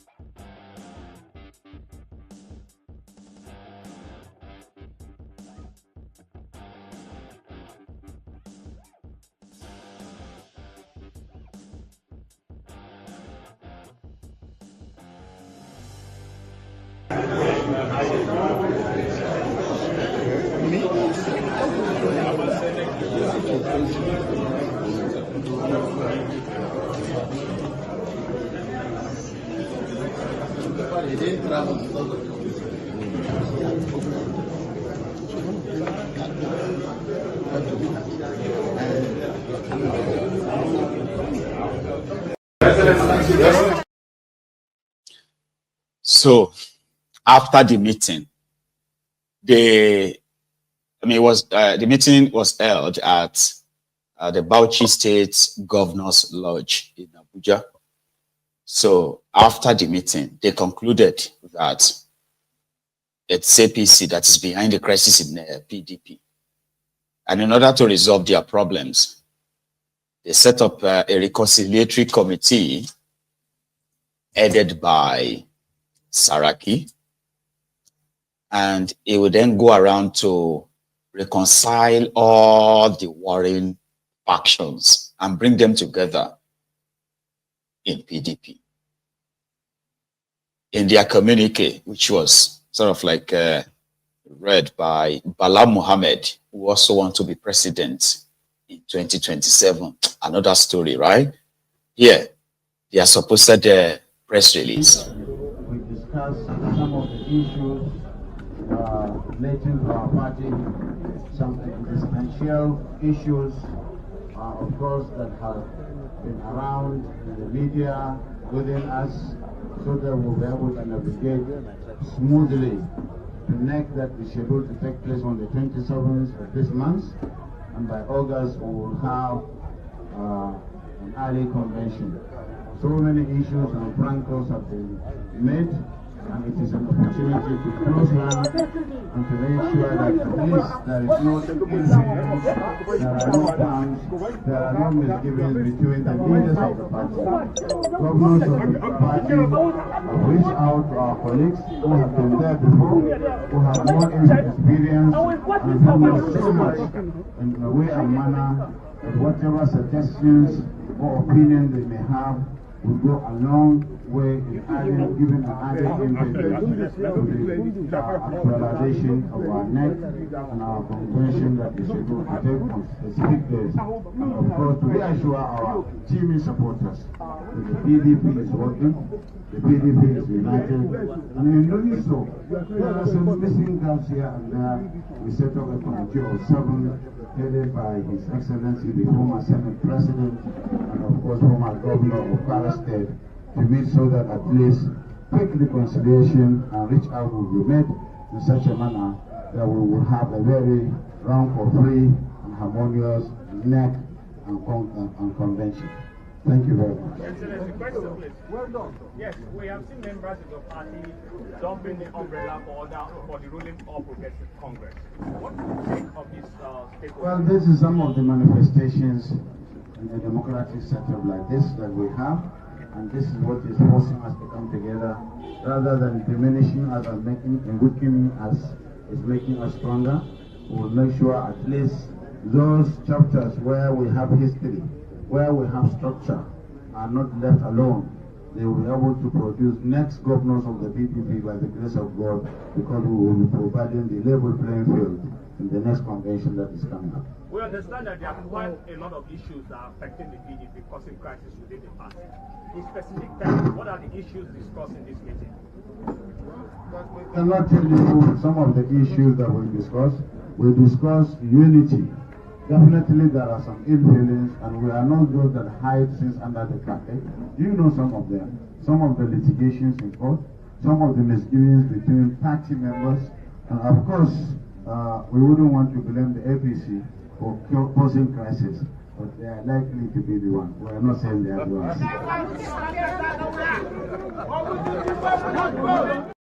They are likely going to be the one, but we are not saying they are the one. How did Werewike see that? Now here is Werewike's reaction. The first one to this dear PDP, and the second one is to respond to spineless, seamless Fubara as well. Werewike basking in his own, basking in his own glory, like that. Listen. In 2027 election, with the situation on ground now. When you stand president to where? You know, can't stand president to the north. No. Was that for Your Excellency Yes, I told them. If someone, see, the point is selfishness can kill a system. Take for example, if Mr. President runs, for example, and wins, for example, 2027, by 2031, APC will send their presidential ticket to where? To the north. PDP will do what then? Then you come back again and say, no, since APC have brought to the north, let's keep it in the north. I mean, what kind of smartness is that? For Your Excellency, what kind of smartness is that? With the current uncertainty within the People's Democratic Party and following yesterday's meeting, were there any resolutions made ahead of 2027, perhaps to get the party back on track? It will not be good for me to let the cat out of the bag. So many discussions were ahead, private and public. We are waiting to see what was agreed will be implemented. We are waiting. If it's not implemented, I will not agree. If it's not implemented, I will not agree. But in your opinion, are these resolutions viable? Even though you are you not your business. You are not a member of our party. Well, you won't tell us what is viable or what is not viable. Are you actually still in the PDP? Because let me just give this analogy. Yes. Your case is like like a driver who is calling passengers into his bus for a particular direction, and then people enter the bus, hoping that he's taking them to that direction. And after they had entered that bus, he came down and faced the other direction on his own. After he had called mobilized passengers for a particular route. That is not the same scenario. Let me tell you. Because no, let me tell by you. Your message, you are luring people away from the PDP. No, let me tell you. Justice must be done. It was injustice. I never left the party, but I came out to say, this injustice will not stand. I will not support this. Is that why you are tearing the PDP apart? No, I'm building it. Really? If you obey, because if you obey, no. If you obey the constitution of the party, okay, take for example. When the governor of River State came to your house, can you give us an insight? And yesterday we saw a very sober governor, and from the readings, from the body language, you will know that this man is calling for peace. So, first of all, can you confirm maybe former Governor Similaye Fubara visited you privately? The president had called for peace severally. Not peace.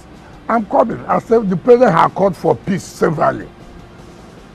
And I cannot sit down and one president had called for peace. He said don't want peace. Yes, he came. He came with 2 governors and 1 other person. Unfortunately, the 2 governors are APC governors, unfortunately. So I will not pursue him. And he said, he wants peace. Fine. I want peace. Right? Have you forgiven him? You see, that's the problem you have. Everybody came. There are steps. You see, I don't understand how a man came. You know, you would think that this thing is just just say to have I want peace. Then you go, and peace has come.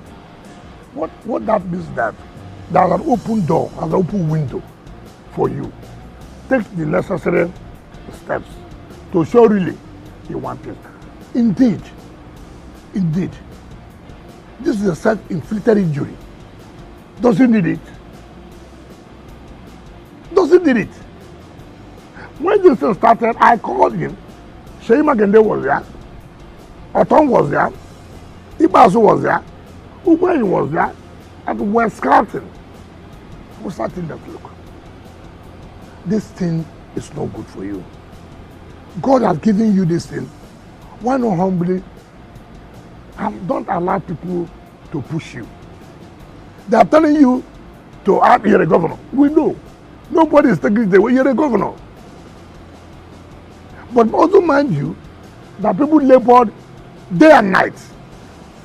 And all I have said, don't abandon people who have labored, who have toiled day and night. They say, oh, we can try to control, demand money, this and that, this and that. I'm sure all of you were of that opinion. There's nothing, they have a television called Arise, who just, without even facts, they are noted for it. They push him and push him. Governors can push him. And where are they now? I think those governors are enjoying their own. You see that? You don't need to have been to that kind of problem. This was a young man. I said, look, go this way, go this way. You will not have problem. People came, don't marry him, they don't marry him. Assert yourself as governor. You are asserted now. Trouble has come. Trouble has come. People push you. Look, they declare state of emergency. Who wears the shoe knows where the pitch is. Who will suffer? Okay, assuming now you don't settle this problem and the state of emergency is called off, has the problem ended? Has it ended? No. One, assembly will still be fed as they have been. So the council will still be there. They will not pass their budget. You won't get money for the federal allocation. So when he came for the meeting, did you give him a time for peace? I cannot. He came with people for the first time. Yeah, did you agree on follow-up? I will not say follow-up now. Why do you talk like that? You came and said it's good. Now, what does it mean? Having done that, you take the necessary steps. That's what it's done. Let's talk about And that's what you need to know about a messed up system that you have in that contraption. Where the Wike is telling media, everybody will sit there, all of those guys, they understood what the Wike was saying. Don't abandon the people that labored for you. What does that mean? When over 70 to 80% of all the political appointees of Fubara, they were appointed by Wirewike. 99% of all the elective positions in River States were filled by those Wirewike appointed. 100%, because even Fubara himself is a nomination of Wirewike. So, what was that? Out of all the personal, the commissioners, the SA, PS, this and that appointed by Fubara, 90% of them were appointed by Wirewike before they resigned. You remember? So, what do you mean those who labored for you should, Until their wahala started, all the local government areas in River State, they were filled with Wirewike's men. He was practically spending his third term. The only problem was that the River State money, in which Wirewike demanded that 30% of River State money must be contributed into a designated account because it will be used to continually oil the political machinery of Wirewike in River State, because that's the machinery that brought you, spineless Fubara, to power. So yes, you are governor, yes, we agree, but listen, if you don't want any problem, give 30%, because this is the money we are going to use to run future election. This is the money we are going to use to maintain our base and the rest of that. Why can't you do that? That's the bone of contention.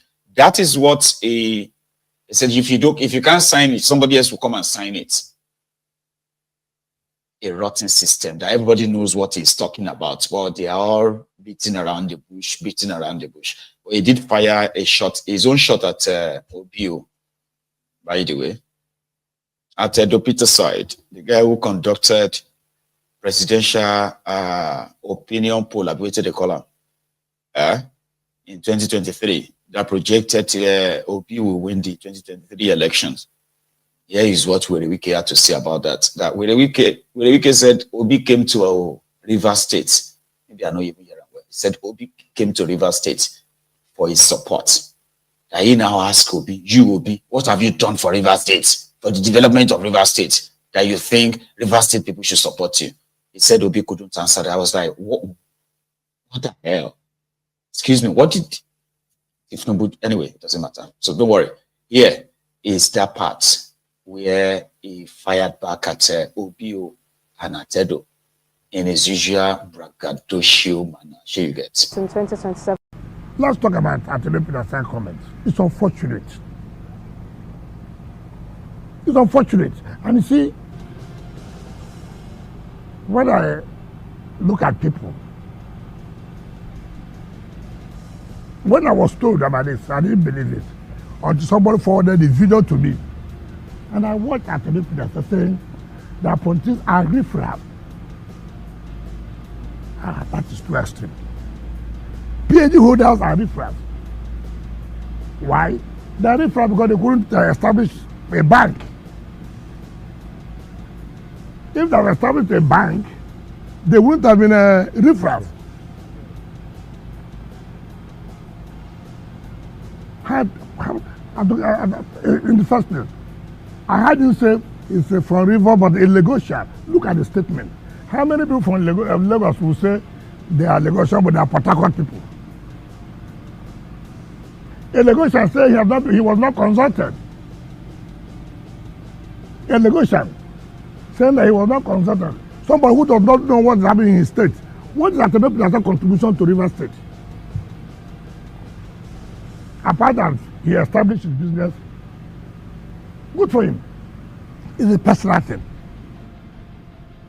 And these are people who cause problems for the governor. When we were making this young man governor, ask what was Atedo Peter's view. He's from a proper local government.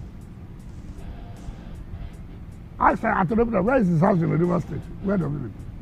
The last time Atedo Peter came was when his father died. I did the road to Opopo. How can a man sit down and give a blanket insult and people like riffraffs? And I've been under of rascality what? Look, wherever you are, whatever position you occupy, your impact on your people is key. When my brother Herbert Uwe was alive, may so rest in perfect peace, I called him. I said, look, Herbert, you are living in Lagos. Every day you fly down here. Yes, Access Bank, needs some business, that's a fine. You, what have you done for Rivers State? At your level, at the level where you are, what can you say today you've contributed for development of the state? He looked at me. I said, yes, tell me. He said he will come back in 2 weeks' time. He came back. He said, look, that he has thought what I asked. And it dawned on him truly. What have you contributed for his state? Establishing of branches is their business. They are making profit. It's not the state. He told me he was going to set up a world-class university. I said, fine. Where? He said, look, the problem he has, he wanted to put it in his community. But there are no roads. I said, no. I will do all the roads. You must put that university. I did all the roads in Isopo, the Tara road, everywhere. And I was happy. He brought that university. It's unfortunate that it's late. I don't know whether the university will still be there or not. I laid the foundation. So it pending when he made that. Now, he had made a contribution to the growth of the state. At the side of all the weather, what is his contribution? Okay, let's go to Opopo, where he comes from. What has he done? That he will come, national television, and say people are riffraffs. Who does that? Who does that? That they did not consult you, a Lagosian, according to you. A Lagosian. And when people believe that they are the only ones who have solutions to problems. No other person has any solution to problems other than them. Now let me tell you, during 2023 presidential election, Attorney General came to my house, not government house, my house, to see me. I said, what's the problem? He said, he told Peter Obi, if we can win the primary, look, it will be hard to support you. We will support the wicked. That's what he said. I wasn't there when he told me. So I said, what do you want me to do now? That we should support Peter Obi. I said, so how will he win the election? Yeah, another difference. I have no point about that. The same man, without disclosing to the public that this is the preferred candidate, he used ANAP foundation, his own foundation, to start doing opinion poll. Skew the opinion poll to be favorable to Obi. Is that a corruption? The man who you are for this man, you now became the head of opinion poll. You come out on television, skew the opinion poll favorable to Peter Obi when you have an interest. Without disclosing to the public, look, Obi is my candidate. That's deceitful. This is the same man calling people riffraff. Because I didn't own a bank, because I was unable to establish a bank. With a wiki. Again, the Obi Akpo, Adolf Hitler, the Obi Akpo Hitler, Werewike, the reason why Nigeria is what Nigeria is because the likes of Werewike are never held responsible for their crimes, unfortunately. So they will still do it again, and they will get away with it. Now, let's leave Wike and others for now. And I am going to take you to, oh, hang on, no, let's stay in Abuja for a sec. A lady has a message which possibly Werewike may not have seen and may actually need to see. It is about the National Hospital of Abuja. I am sorry, but we do not have bed space. You have to go to another hospital.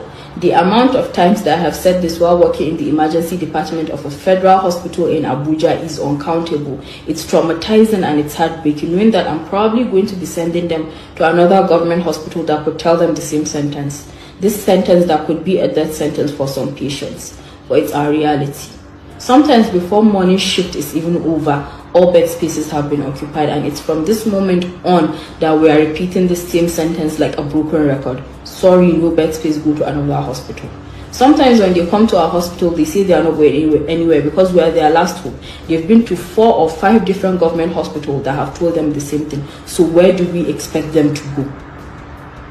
Currently, the average Nigerian can barely afford treatment in a government hospital, talk less of a private hospital. So private hospitals are out of the question for most patients. So apparently, our reality is the bunch of government hospitals in Abuja cannot accommodate the number of patients that we have. And us in the front lines are put in a position to open our mouths and tell our patients that we cannot take them because we do not have bed space, and that is a fact. Some patients literally beg to be admitted on the floor, and we cannot do that. The best that some of us try to do is we try to resuscitate patients while they are in their cars before we send them somewhere. At least let's make sure this person is still alive, they are still breathing before they leave to go to another hospital. That is the best we can. And in this situation, our best is not enough. We do not have functioning government ambulances that are well equipped, that have trained EMT to make sure they stabilize and resuscitate patients while on transport. We do not have that. Most of the time, we do not have a functioning communication channel with other government hospitals to call them and ensure that they have bed spaces for the patient that will be sending them. We don't have that. Primary health care centers are barely functioning. So big government hospitals are the first line for so many patients. We try to take in as much as we can, but then when the bed spaces are filled, we are referring up and down. The fact is, we need a system that works for the staff, for the patients, because this is life and death. And this, we do not have bed space, go to another hospital, cannot be the last resort. It cannot be the only hope. And unfortunately, it is the reality of so many patients in Nigeria. So many doctors and nurses having been put in this situation to say this to the patients that we're supposed to help. I am sorry, but we do not have bed space. Very sorry, lady. That's another worker for one of the government hospitals. Sorry about that. So that's one health worker from a government hospital in Abuja raising an alarm. So raising an alarm on the shortage of beds in the emergency units of the government hospital in Abuja. Right. So talking about Abuja, we might actually quickly then stop in Borno. There's a local government called Mate local government area this morning, right? The Boko Haram terrorists attacked the military base in that area. The number of soldiers killed is currently being put at 7. Others said the number is more than that. But with the image that has made it to the internet so far, the damages covered by the soldiers that survived tells the whole story, right? Please watch this, and viewer discretion is greatly, highly advised. See what the Boko Haram did in Mate, local government area of Borno State this morning. Only actually.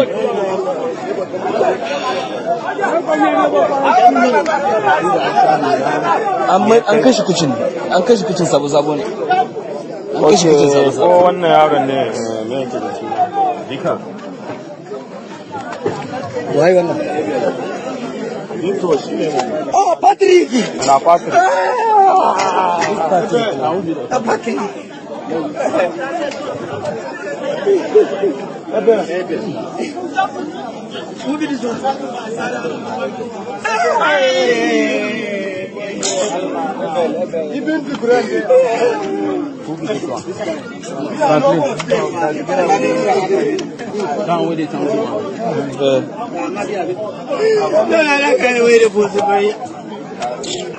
Where this plant? I'm going to finish the put them. I don't want the أكبر أول الله يجيك إبون الله يجيك أما تعمل يا بامي أما تعمل يا بامي أما تعمل يا بامي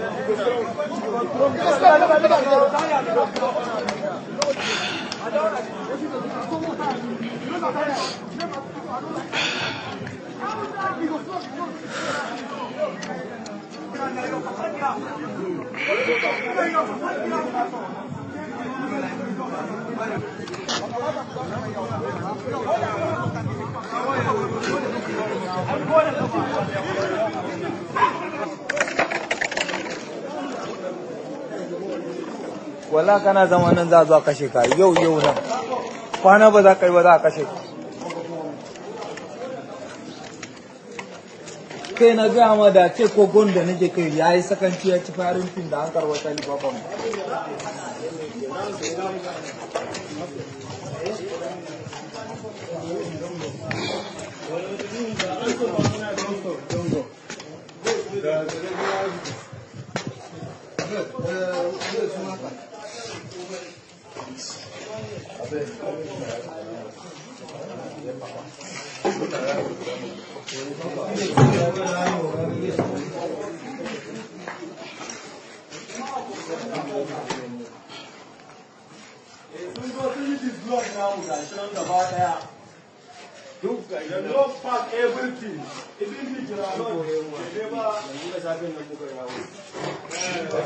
za su ka da ɗakin ka ba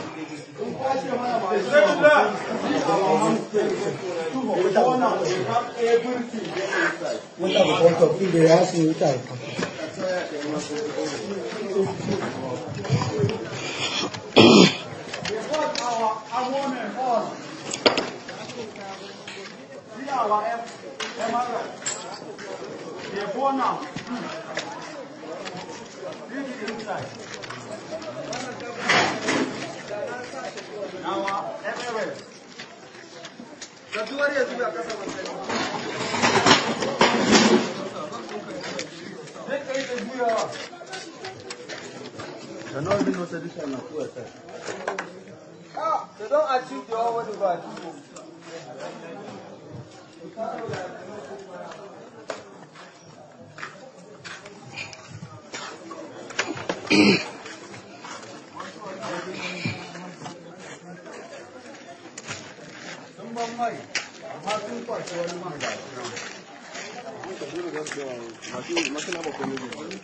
Sinema. Ya yake.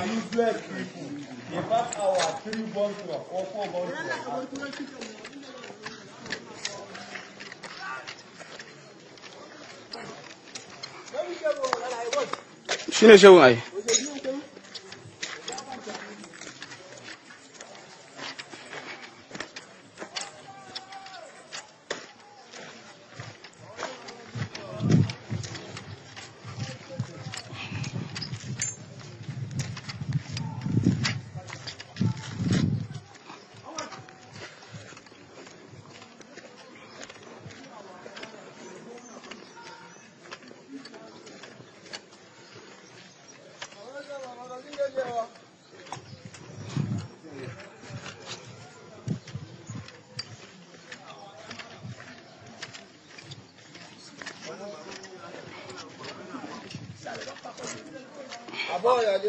The whole machine they back on. Oh, 50 bike. Now only 2 now they no carry abi 3. Oh, then carry on.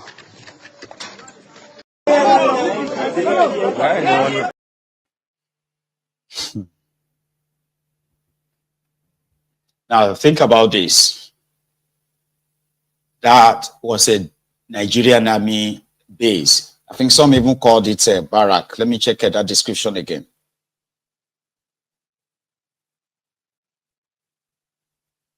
Right. It was supposed to be a military base in Mate, local government area of Borno State. They had all the vehicles, operational vehicles. They had all their weapons, possibly armory too. They were not fighting Boko Haram. The Boko Haram came to their base, slaughtered some of them, injured others, and inflicted a serious damage. I mean, how can you describe that? Everything is in ruin. Everything. They are supposedly be their room, have been at their dorms, all right? There are other camps with, I mean, buildings in the old compound, everything blown up, burned down. Then they took weapons, bags of ammunition. Yes, weapons, ammunition, bullets, everything, they took them away. Then they destroyed all of the operational vehicles in that compound, all the trucks, everything. So what that simply tells you is that the Nigerian military, the Nigerian service chiefs, what do you call it, the dickhead Simba of Anambra, Tifnumbu. So the directive they have given to some of these soldiers in their supposed positions is to sit duck, wait to be shot and killed. The Nigerian army, they are playing defense. Terrorists are now the ones using drones to know the movement of Nigerian army. Drones, commercial drones, not military drones, commercial drones. Now, they are attaching bomb to commercial drones, flying them straight to the position of Nigeria soldiers. Drones, I want drone, be a drone, $50, $100. They are using them to fly weapon, what do you call bomb. Have you seen the that thing again? She na bomb none in Abi. I've seen videos, but maybe YouTube is probably going to sanction me if I have to play that for you. It's online. Go and check it. They are dropping bomb like that using drone. But Nigerian army, who have military drones. You know that Nigeria have military drones. They have military drones, the ones that are just like a for spying, to take pictures, take images, and record videos and all that. They have another one that is actually like armed with weapons that can fly solo and drop weapons to nuke out terrorists anywhere. But they have told them to sit duck. They are sitting duck. So it's like you're just hey, they don't come. Felix, carry your gun. Ah, my God, no, you know, that kind of a thing. Military in a supposed war zone.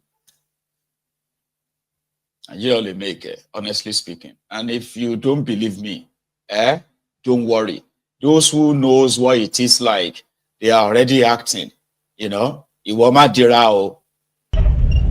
this is the level of insecurity in Yagba West. We are going to Kwara State. We need to charter these soldiers to follow us because they are spraying gun yesterday here in the headquarters of Yagba West. Odwere sporadically. They even kidnap somebody. So that's why we decided to pay these people and to escort us to where we are going, because the way Nigeria is going now, we don't even understand.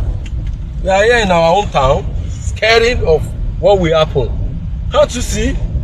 Where Nigeria is going, God will save us. Governor Ododo, come and save us in Kogi West. See what is happening. That is the reality now. Forget social media, this, social media, that. Social media. Social media is not real life. No, it's not. But also, it is a place where everything that happens in real life is well documented. Because in everything we report from that contraption, there are real victims, real life victims, every day. It never just, it's just like it's never taught, it never taught you yet. Once you are touched, then you become part of that content, a lesson to others. In River State, I don't know who these guys are. They say they're vigilantes. Listen to their own kind of like a declaration or so, right? In this combat against insecurity in Oni. One room, some food for champ. One room, over 30 people there inside, waiting for you and juju. All the people wait put juju inside of up. When I get 7 days to pack everything, including yourself, come out. If we catch you after 7 days, you know what you are not pack and community go do. All the landlords will give houses to these people. Go tell them, say na 7 days they get to stay in no more. We don't go stay for community. People go from anywhere, fight to do, they full inside our community. Husband, 7 days only. At the expiration of the 7 days, we shall be moving from house to house. And anywhere we catch such people, the landlord will also be in trouble. Husband, sanity. Number 4, the rate our young girls dey dress today, community say no to it. We no go dey.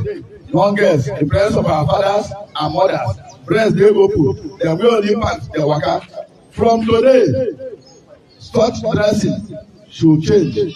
Otherwise, anyone wey we catch, we don get the authority. We go flog you, naked you totally, so that make that way you no wan hide. We go help you open am. All our boys too, all of them follow for the indecent dressing. You go leave yash wey dem dey cover, you go open and go cover laps. From today, as we see you dey do that nonsense saga, we go flog hell out of you. Tear down your nigga, make you naked at once. Husband, sanity. The rate too, as we dey talk of indecent dressing, the way our hair dey, e no fit this community. Community say make every young boy look decent. If you no fit do your hair well, you no be musician, you no be footballer, even if you be, get how they put in the day decent. But if you see that reality in you, husband will teach you lesson. Husband, sanity. One room, some food for champ. Nigeria to work now. In the year rules, that is their own way of fighting insecurity. All of you, when you say you they put juju for house, will come to your house. If we see any juju, everywhere juju, will come to your house, we'll deal with you. Girls who love to dress, to flaunt their breast and their yansh for our elders' face, we will catch you, we will naked you, we will beat you. Those are the lunatics in charge of that contraption. And a rotten system like that, right, will keep popping up. And it is a rotten system, but it is also a system where the dwellers, they love this, what do they call them again? They are like moral soldiers, morality soldiers. People who do worse things, horrible things. But yeah, it is the way you dress. Yeah, that is where they draw the line. You know what I mean? Oh, look at the way you why don't you just walk naked? We have problem with that. They are moral police. How can you? You always, that we raised well. You are working and you are sagging your this. You are plaiting your hair. What is wrong with you? All that stuff. Nigeria, moral policemen. But they are career criminals. Because you see, those who destroyed your contraption, they actually didn't just emerge from the blues. They are from you. And that is why you see today, they have those who want to be like them. Some of you want to be like them though, right? So the moral police are going about and they will be infringing on people's human rights enough that assaulting people in public is not new in that contraption. No? Forget about whatever that pictures they are painting. Horrible, horrible people. But doing horrible, horrible things. When they now use this morality to want to cover that and say, Sophia, hey, go, Ironio. These are treasury. These are people who are friends with treasury looters, state themselves treasury looters, people, bandits, and name it. So yeah, still talking about insecurity. The Fulanese group, they are called the Maiyegun. They have granted their own press release to raise the alarm that they are also victims of the insecurity in Nigeria. The Maiyegun, I don't know this guy, because I'm not sure if he's their leader, but the other one, Bodejo, who happened to be their leader, is still in detention. But another person has been parading himself as their leader. So we are going to call him Maiyegun leader. All right. So they said that 50,000 Fulani herdsmen have been killed. And more than 2 million cows have been stolen. And in fairness, here you get, there are Fulani herdsmen. There are Fulani bandits. There are, sometimes you will see the Fulani bandits with their AK-47 as well as their cousins, cows, that they will deliberately, lead to people's farms and then graze on their farms. If the people complain, then they turn their guns on them, shoot and kill them. But most of the time, the Fulani bandits, the Fulani terrorists, they don't use cows, Okada, and AK-47, and maybe dagger and cutlass as spear. Here you get now. So this Maiyegun, and also verified info as well. There are those who actually go after Fulanis and their cattle too. They call them cattle rustlers. They will kill the Fulani man, take all his cows. Now 10 or 20, they will take everything, kill him. All of these atrocities are mostly rampant, right, in northern Nigeria and part of the middle belt part of Nigeria. Real cow criminals, as we are all talking about a Fulani terrorist, Fulani bandit, this and that, as we know all those, there are also those who are cattle rustlers who kill the man, steal his cow, go and sell all the cows. They track Fulani this, and they are not fighting. They are not like, they are not human rights fighters. So they are not fighting for you in case if tomorrow you say, yes, I like them. They are fighting back for us. They are not. These are criminals who actually target them, rob them, and kill them. 50,000, Abba. I wouldn't mind. They should give us where and where this happened. But of course, it's practically like putting themselves in the news too. But listen to this. Na Fulani Maiyegun be this. The resurgence of insurgency activities in Borno and some other states all put at risk the traditional pastoralists because these terrorists feed on and depend on the pastoralist animals. Our desire for new approach to solving the insecurity crisis is born out of the need for the North to take its destiny in its own hand create enabling environment for investment to grow the North's economy and reduce the unacceptable level of poverty and unemployment. He also raised concern over ethnic profiling, warning that continued stigmatization of Fulani herders could trigger large-scale violence if not urgently addressed. Dialogue to isolate the minority criminals from the majority peace-loving must be prioritized.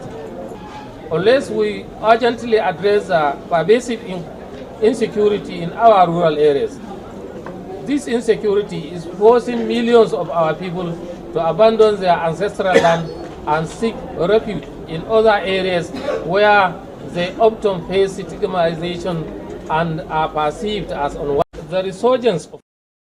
You get?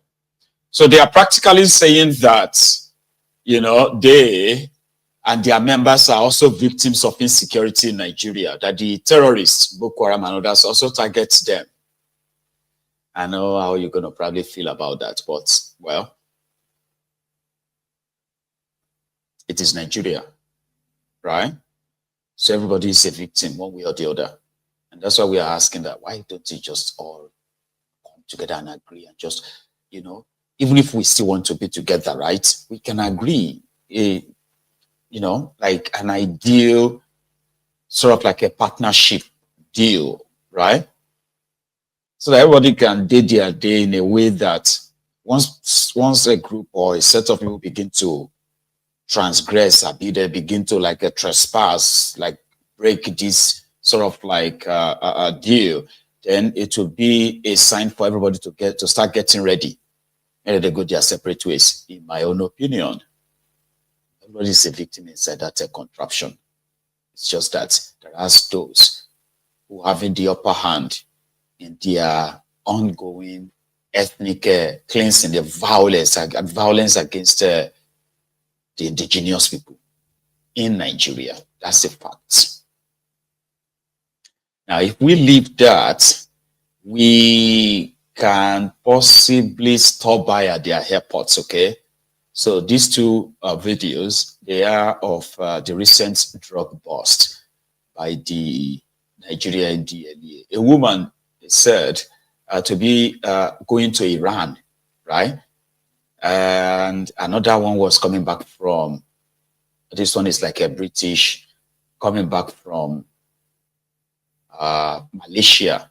Strange, yeah?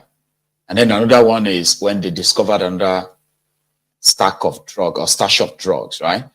In a truck, except somebody kind of like, you know, told them. But let's take a look at this drug bust at their airport in Nigeria.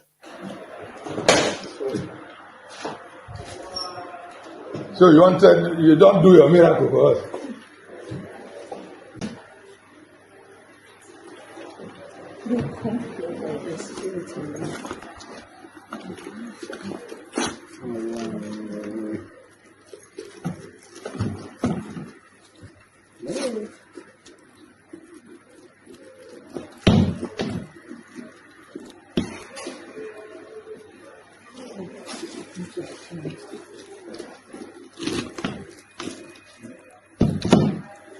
What is this? Eh? No, what is this? Is it part of your bag? Eh? Ah.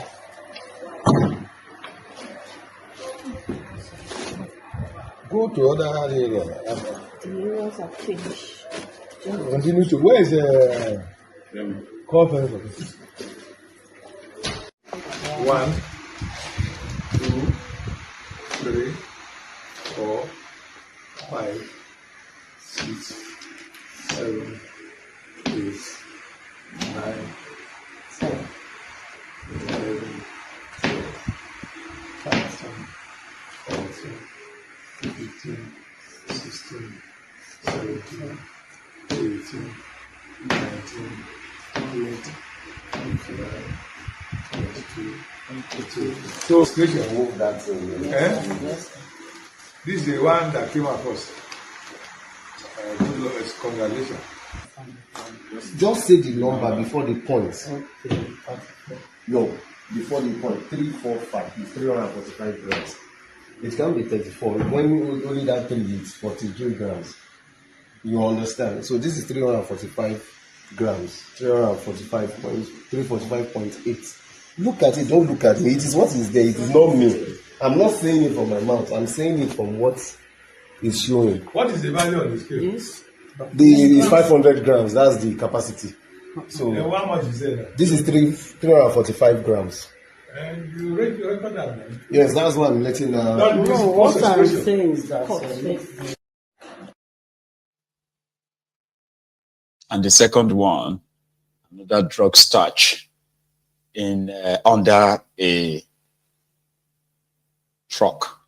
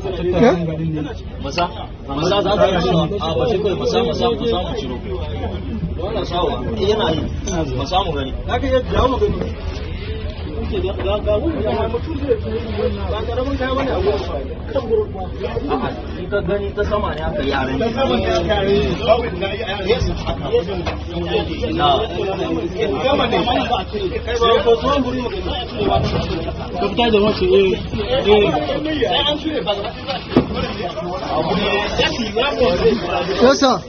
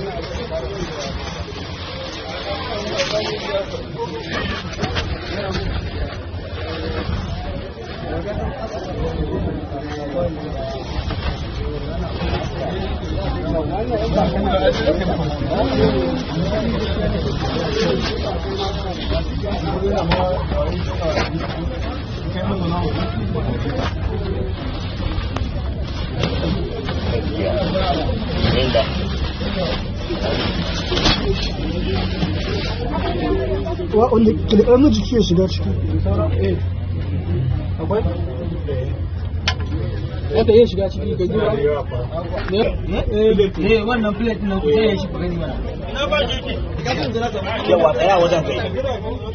Allah, kai rike mai plate.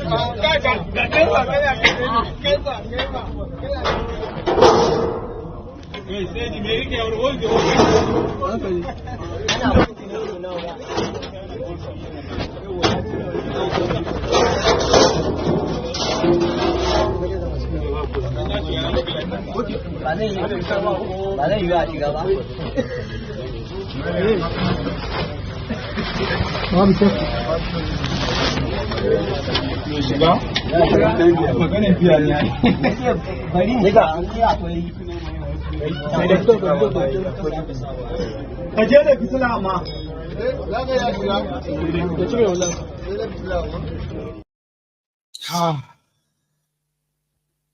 Who could have thought that there is such massive space or storage under their trailer? I don't understand how they came by that. It is like somebody sort of like did that to the truck, because I don't understand. I've never seen this kind of truck, right, with such storage facility underneath. And as they were pulling out the bags containing all these drugs, okay, because they have this drug pandemic as well in the northern part of Nigeria. It's like in depth, like, you know, the same people that will tell you they can possibly harm you for drinking alcohol. The alcohol is against their supposed religion and all that. In northern Nigeria, you know, there's nothing they cannot smoke as drug. Forget it. Like, it's so much that even housewives and children and what have you, they have all been like hooked on different kind of drugs in northern Nigeria. Some of them will drink codeine. You will see a little kid drinking codeine, 10-year-old, 9-year-old on drug. Those who can't afford the money for the drug, some of them have to go and you know, so like a sniff the latrine. Have you seen that before? Soak away. There are those who get high just by sniffing the soak away. You know, that small hole to ventilate the soak away. Those of you who are soak away at home, right? They will just face it. Their nose, their mouth, and the heat. You know, in a sunny afternoon, they've just like that shit. I just imagine because Papa train now. Like, why you go to go soak away now? Why you go to go pick dry sheets? You know, people they will say that they pick dry sheets. They go smoke them. Oh yeah, we already. They will probably say they are Yahweh. So when you now see this, and that is for drug, by the way. But in my own head, I was just like, oh, more. Just imagine how many weapons could actually be stored under this, you know, thousands of trucks that are traveling all over Nigeria. You know, north, south, east, west, back and forth. All you see them carry are the stuff you see on their back. What about those ones under? So my head was just like, oh, more. See that massive storage. And we are complaining about Nigeria having more guns than people. Do you know that? Do you know that? That there are more guns than people in Nigeria? Yeah, they call it a small arms infiltration, something like that, like small and medium arms. These are guns that you have no idea where they made them from. Some of them local, some of them imported and all of that, but they are being transported all over the Nigeria, wreaking havoc everywhere, you know? So here is what should be the latest, right? From the staple of Very Dark Man. It's like alerting us again that he has now been accused, because it's like they told him to be coming back to sign, I don't know, like, anyway, Here is what he just told everyone about the new plot of the EFCC here. Please don't say it's a distraction. Just listen, right? There is more in there. Listen. All right, so I just left CFCC office now after spending over 4 hours there. As a matter of fact, I went straight from the airport. From the airport, I went straight to EFCC. As you all know, I was in Lagos on Saturday because of the traffic victims that returned from Ivory Coast. So I was in Lagos to receive them with Sir Allen Oyema, the owner of Airpeace, who availed this plane to bring them back. So when there, we received them, and then yesterday, I did not even rest. You understand? This morning, because of the appointment I have with EFCC, I had to come back. Now, on reaching EFCC, they brought up one allegation against me that is very crazy. You know, they said, one woman said, I've never been so irritated and angry like this before until today. I'm not gonna lie, I cursed the woman finish. I cursed Sam to the highest level. And like I said, I told them, they record me for video. I said, a guy go reach. Apart from say we go do court case, this woman go still go swear juju for this kind of thing. Yes, we don't they reach there. Juju now our ancestor package. You understand? I'm an African man. I not be church man. Do you understand? The guy we go river, we go swear juju for this matter. We go take person life. No jokes. And I told them, oh, and what happened? They said the woman say, I even play the FCC officials. She later discovered that a social media influencer, Vincent Othe, aka Very Dark Man, had publicly unveiled an identical project. I am meeting up with some tech guys as well to discuss on something I'm bringing up, and that thing is to help combat this online vendor wahala and the rest. I'm putting in a lot of money. I don't put plenty money inside the thing, and hopefully this thing, when I want to, will help a lot of people not to be scammed. The case of Mrs. Udo raises questions about whether regulatory bodies can be trusted to protect intellectual property rather than exploit it. I urge the Nigerian government, the EFCC, and other relevant authorities to take immediate action to 1. Investigate this incident and bring perpetrators to justice. Strengthening intellectual property protection laws. Now, before I say anything, yeah, if you want to arrest me, I want to look for something very reasonable and very, very tight. Not be all these things. You understand? Because at this point, you don't look as if, okay, yes, there's an hidden agenda somewhere. Before I address this issue, I was with EFCC for how many days? They interrogated me. They don't bring this thing up. From nowhere, they carry this one come today, but that's not a problem. Now, let's go to this woman. This woman is alleging that, if you remember that video when I reached China, I said I come here, I don't spend a lot of money so that I'll feed help people so that they will not be getting scammed. You know, all these vendors, buyers and sellers, so we say you go send money to vendor no credit you, or vendor will send something to customer no go pay. You know, all those things. I said, okay, I'm coming up with an idea that I spent a lot of money, right? So it took me to China to do all that research. So this woman is alleging that the idea is an idea. How, madam, first of all? Madam, how is it your idea? This is what I do in this country. This is what I use my platform to do. You get scam, oh, Very Dark Man, I have a big platform. I talk about it and I make sure people get their money back. I've collected millions over the years. How many years I don't did for this media now? Just from 2023 towards the ending of 2023 till now. I'll be towards the middle of 2023 till now. I know how much I don't collect for people who I don't help them recover. Millions! It's only natural. Say all these kind of things, they come my head. Do you understand? You, madam, now where they claim this idea and your idea, who know you? Who know you? Sorry to say, who know you? Who are you in the scheme of things? What have you ever done? How much have you helped somebody to recover, to claim that this idea is your idea? How much? You don't help person recover where you go say this idea is your idea.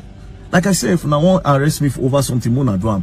And mind you, this same idea where they talk, I am pretty sure that this your idea and my own can never be the same. My own idea, I got it in the prison. I sat down in the prison when I was locked up in Kuje.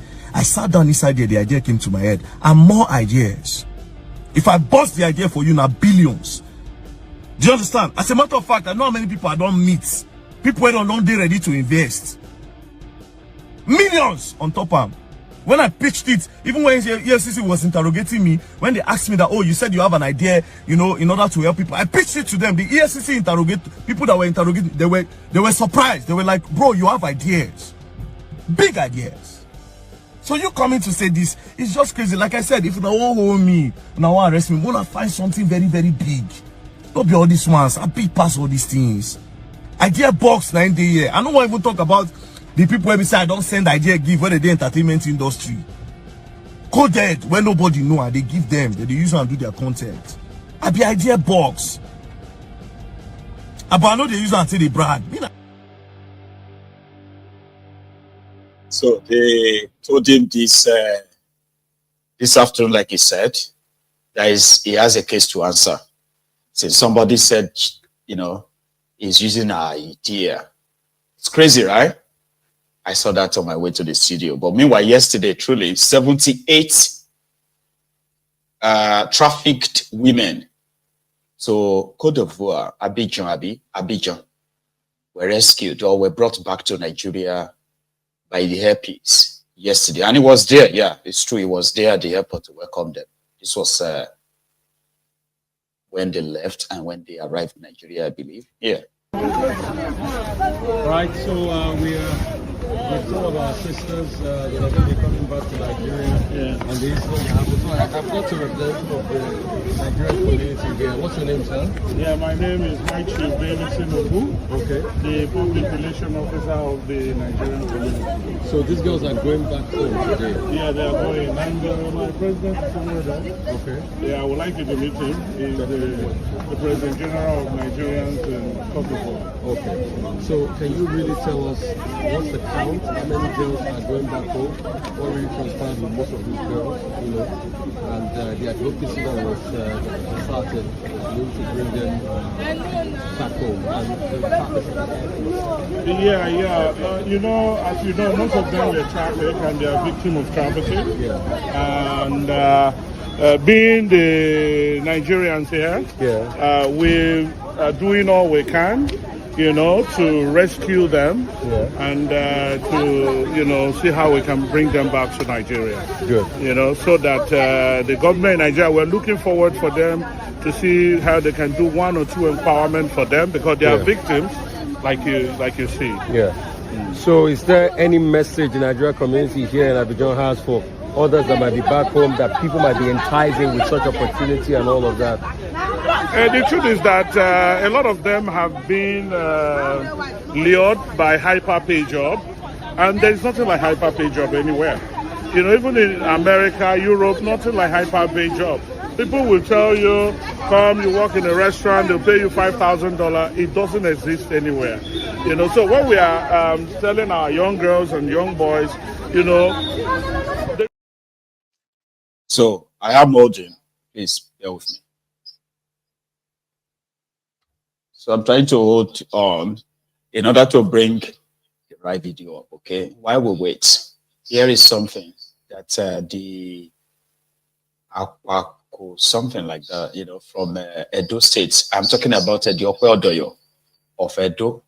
They said he has constructed one of the best roads in this particular local government, and city road.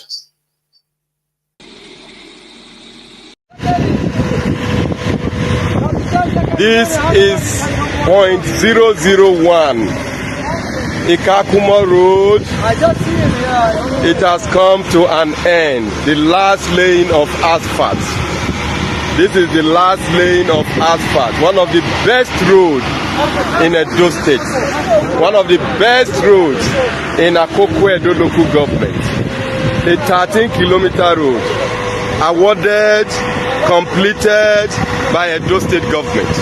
We are grateful to Governor Akpabiole, the governor who believes in infrastructural development. Akpabiole Wonder, thank you. Akpabiole Rescue, thank you. Akpabiole Infrastructure, thank you. Akpabiole Wonder, Akpabiole Road, the people of Akoko Edo, we are saying thank you, thank you, thank you. God have sent you to the people of Edo State.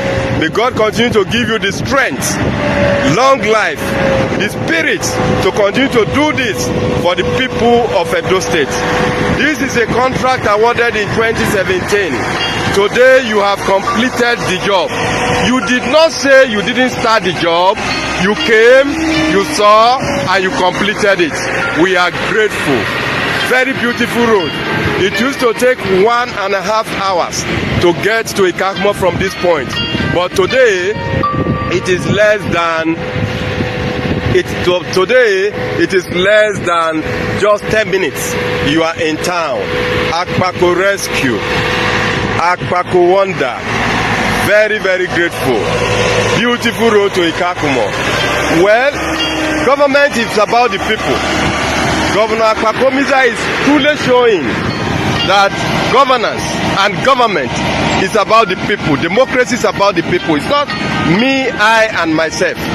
Within 6 months in office, Governor Akpakomiza have demonstrated that government is for the people. This is true democracy.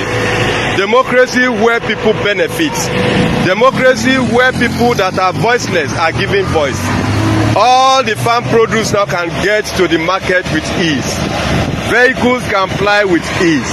Akpako Wonder, Eshe, Kaka, Mogbo, thank you. Naibia, Obulu, thank you. Akpako Master, Okweodoyo Fedo, and then his own hype man. He actually appointed a guy because he never stopped hyping him during their campaign. And then after, he continued to hype him. You know what I mean?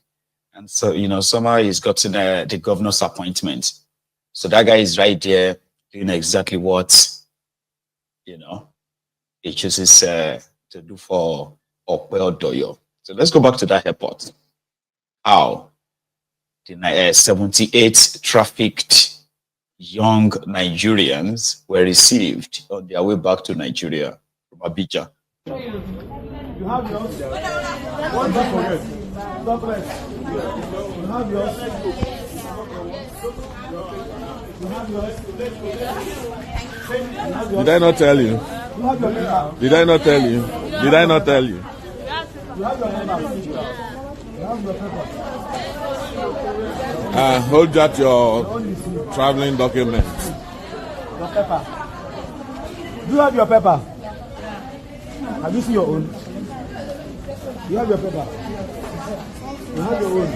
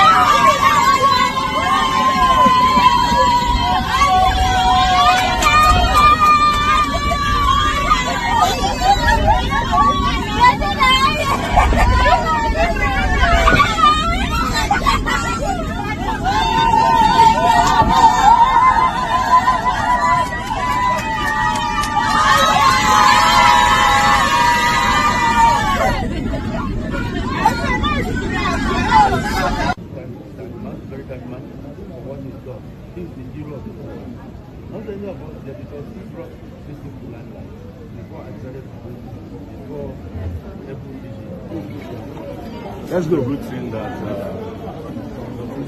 the ladies apart from Ivory Coast. I'll just go straight to the point. The problem is the borders are porous. The borders are porous, the immigration are not doing too much. They waste their time with a bag of rice that is coming into Nigeria, contraband goods, you know. We have more problems. Because of the porousness of the border, you have insecurity in the country, terrorism and all. It's not only bag of rice. The immigration needs to expand. You know, expand what they do with their time. How come over 200, 500 girls are leaving Nigeria almost every day. You know, bringing them back is not the solution, but stopping them from going is the solution, right? Now, this trafficking is not only outside the country, it still happens inside Nigeria. They keep standing on the road to beg you different traffic junctions in Nigeria. It's also trafficking. Some of them are being trafficked and turned into beggars. You know, the problem is really, really big. It's not about bringing them back and then you just bring them back, you do the application. A lot of them will still go back because these borders are porous. And again, a lot of families, you know, one of the methods they use, the president of Nigeria in Ivory Coast is going to throw a little bit of light, so please don't wrap up. I know you people don't have time. You throw some light, I'll give you the floor. You know, some patterns, these people have a lot of patterns that needs to be exposed. One of them, December, when some of all these big girls, big auntie that made it abroad, when they come back, they stay in those villages, they start spraying money. Then the mother of all these children, some of them will just say, how did you get this money? You know, from there, can you carry my daughter? Like that, they carry the daughter. So I know there's no time.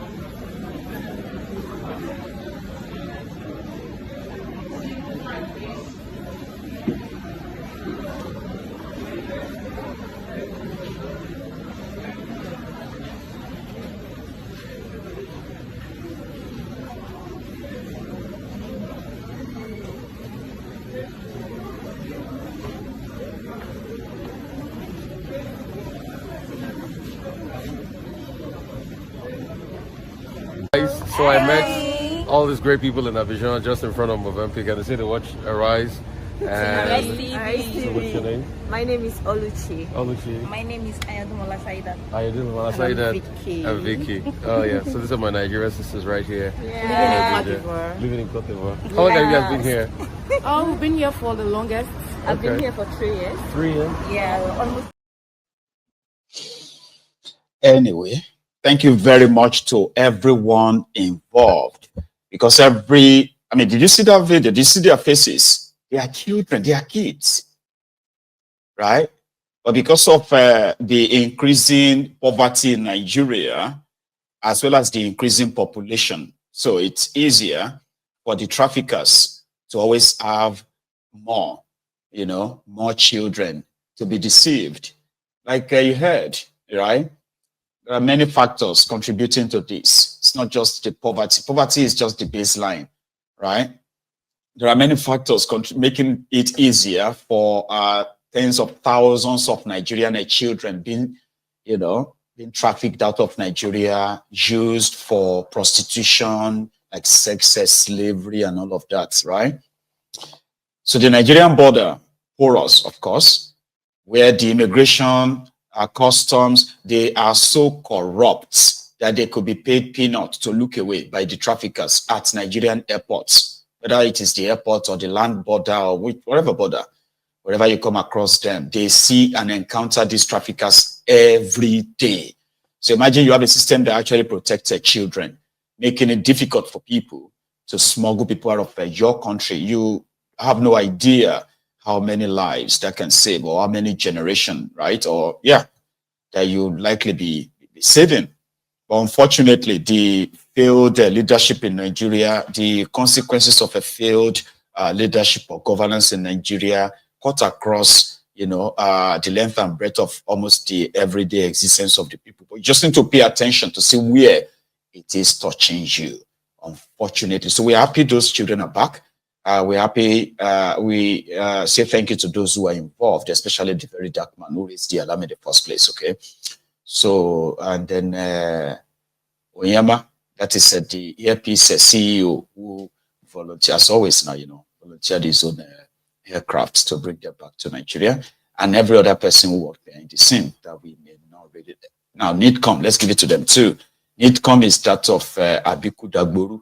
So Abiku Dagboru's team, let's give them their own flowers too, because it's like a teamwork. So the most important thing is that the girls are back, even the boys too. Unfortunately, what they left, right, that pushed them away from Nigeria is still very much there, if not worse. And like a very dark man said, the same process that got them out of Nigeria is still open. And some of them will be going back, unfortunately. Yeah, they will still have to go back. You know what I mean?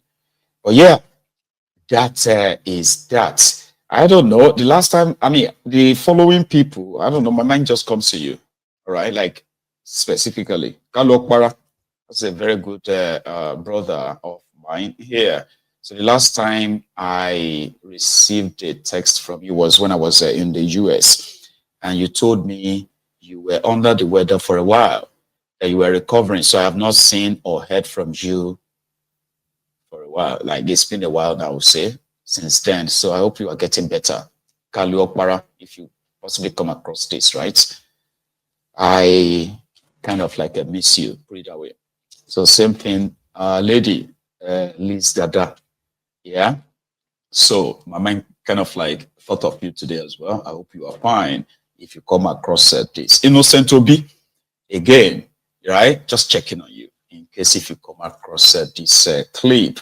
Then finally, Lady Abby. I think I saw her earlier. I saw your comment, Lady Abby. Thank you so much, everyone, for your time. Let me show you something in Lagos. This one is that of Wabi Wole Wole. There were news, in fact, there were images of demolition going on in Lekki right now. But this one is right here in Ketu, okay, where they are clearing drainage inside Lagos. Just a side piece.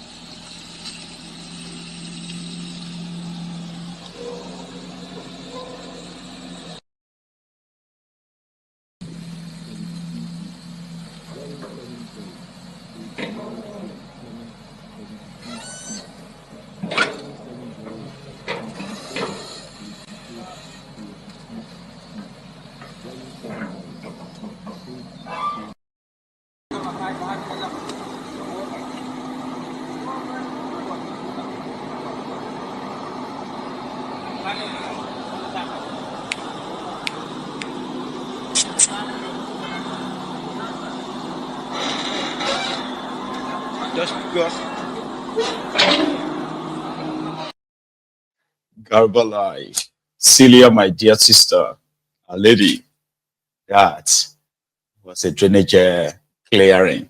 That sometimes you ask, like, when was the last time they did that? Possibly years and years. I don't know, like, I don't understand. Sometimes when, you know, why I follow Wahab Tokunbo, right? The Commissioner for Environment in Lagos, okay? Is a guy that helps us to sort of navigate the in and out of Lagos, the real Lagos, not that edited night picture, afternoon pictures taken of, you know, some of this high-rise building and fine, sort of like a scenery and all that. So no. If you want to see Lagos for what Lagos is, the mega slum, that is the job of a Wahabi. Wabi, Wole, right?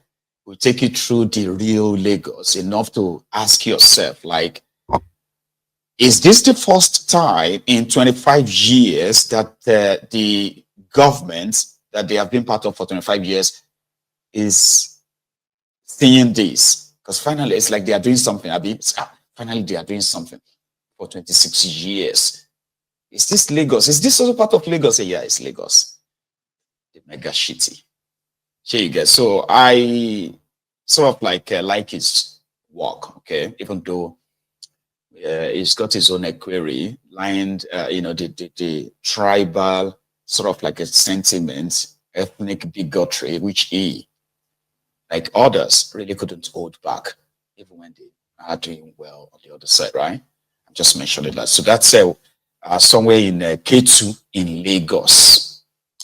So, brethren, I want to wrap it up now, and I apologize that you didn't have the chance of possibly phoning in and have an input tonight. Okay, so I always take the advantage of us not being so many to finish early and get some rest.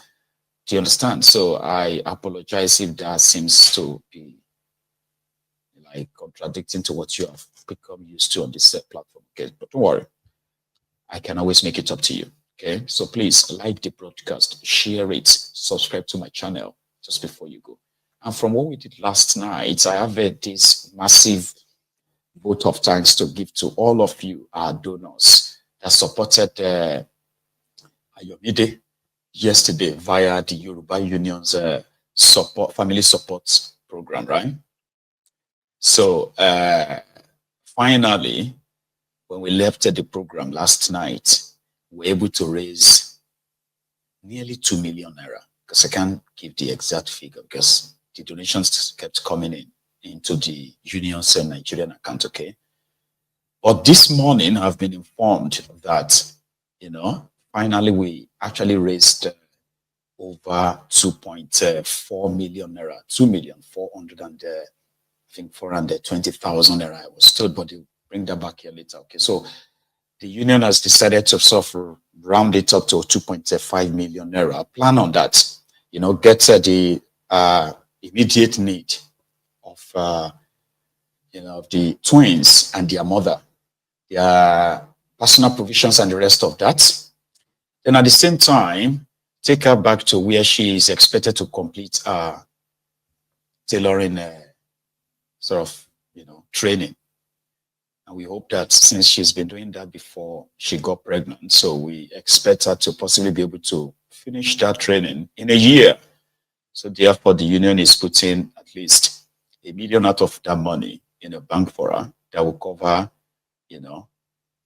when she's graduated, it will cover the equipment like machines and other stuff, include possibly even a place to set all of that up. And if we are going to support her then, at least it's just going to be an extra to what our money can do for her. So that is that. So Princess Balogun will be here in the next few days, because by then we should have been able to execute some of what the money can do for her. And she will come back here to give us an account on that fully, right? Or we do still wishes to take your support if you still want to support them, all right? Because every penny really counts. And we are not talking about a child, or a baby. We're talking about 2. So think about that. So thank you so much to every one of you that really, really, really responded yesterday. Okay. I'm going to see you again after tonight. Enjoy the rest of the day. Maiyegun Mawi. Maiyegun today. Hello there. Good morning to you, my lady Linda Obi. Good afternoon to you, my own person, Lababs.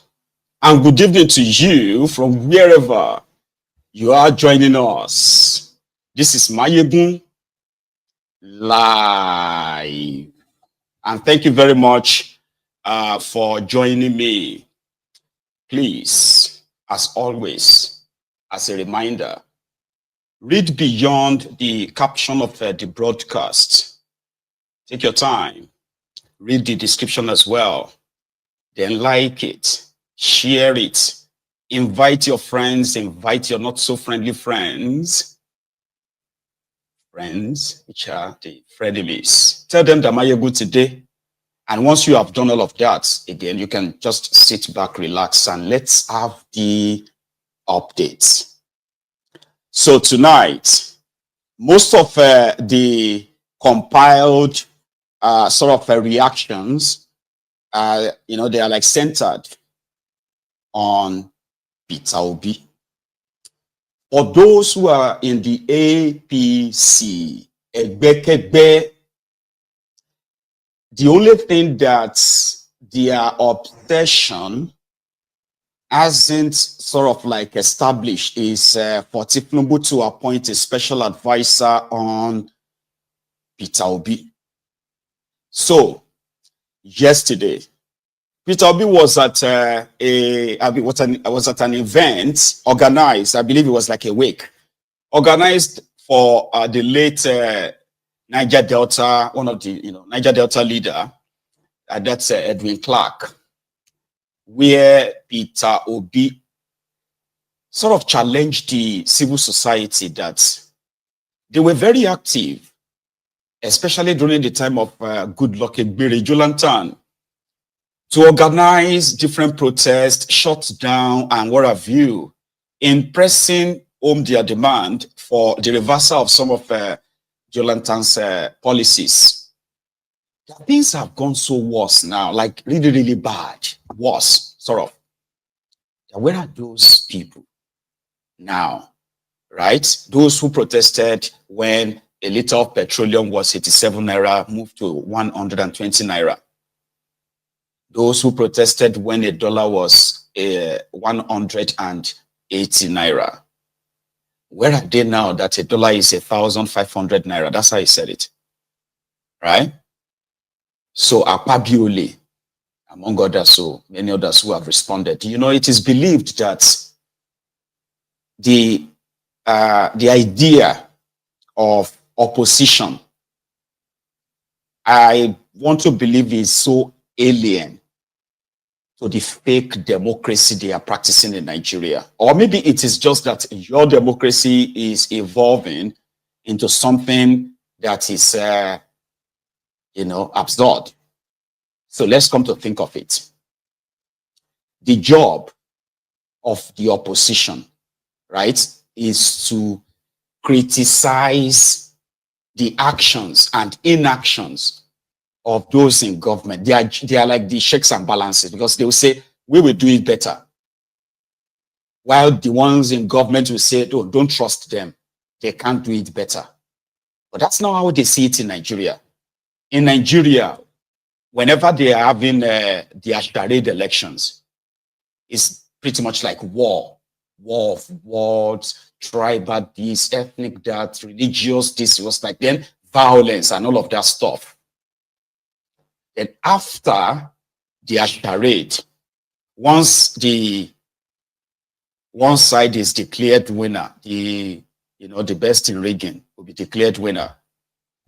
Most of the time, the supposed opposition will be busy trying to fight for a place in the new government. So even when you see some of them that are not in the government, when they speak about the government, they will be speaking like, somebody talking about their estranged sort of like a partner, but they still have something that they are, what do I mean? You will be hearing them say things like, you see, the country is, it's not where it should be, but, kind of like trying to patronize them because they are likely going to jump ship too. But if you are not joining them, you are expected to go straight into oblivion. Because the moment you begin to call them out, like you are witnessing now, they can easily label you as an unpatriotic person that is demarketing Nigeria.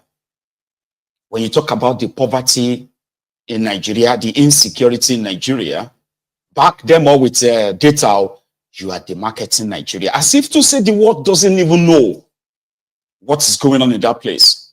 It's like they are living in their own bubble where they are telling themselves that they have done so well, greatly for you, that you should be, in fact, worshiping the ground they walk on.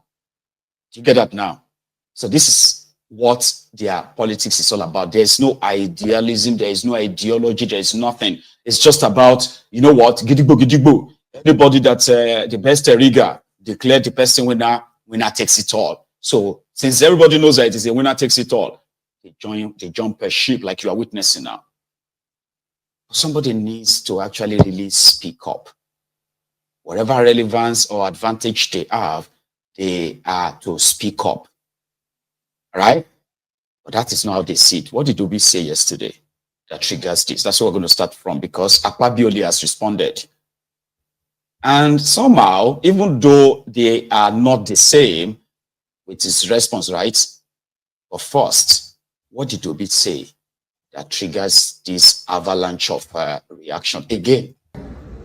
From somebody like me who has just been part of this 2023 election, he lived a life of courage, a life of sacrifice, a life of justice, a life that is valued, but most importantly, his continued living that life to the end. I listened to my brother Mike when he talked about, may the labor of our heroes past not be in vain. I'm sorry, I'm happy that the one is here, and I'm happy that Jonathan is here. But I can tell you, their sacrifice is in vain. They have sacrificed for nothing. When in this country, when people were protesting, when there was no need to protest under Jonathan, where are those protesters? Have they died? Where are they? So why are we saying it should not be in vain? Jonathan increased fuel from 8 to 7 naira to 120, and people were protesting in this country. And when it was 900, they were not protesting. Are they dead? So why are we saying it should not be in vain? People protested when naira was 180, and when it was 1,500, they are not protesting. Are they dead? So let's not say it should not be in vain. I spoke a few days ago, and people said I'm demarketing Nigeria. When it's true to be demarketed, World Bank has just shown that 75% of Nigerians in rural areas are poor. Is World Bank demarketing Nigeria? UNICEF 2 days ago released that Nigeria now have over 2 million malnourished children, the second highest in the world. Are they demarketing Nigeria? Let's face the reality. Their labor is in vain. We have a country now that is not democratic. We are not a democratic country. Let's tell ourselves the truth. Is the election that happened in Edo, is it democratic? Just the last election in Edo is the most democratic election. Everybody knows who won that election.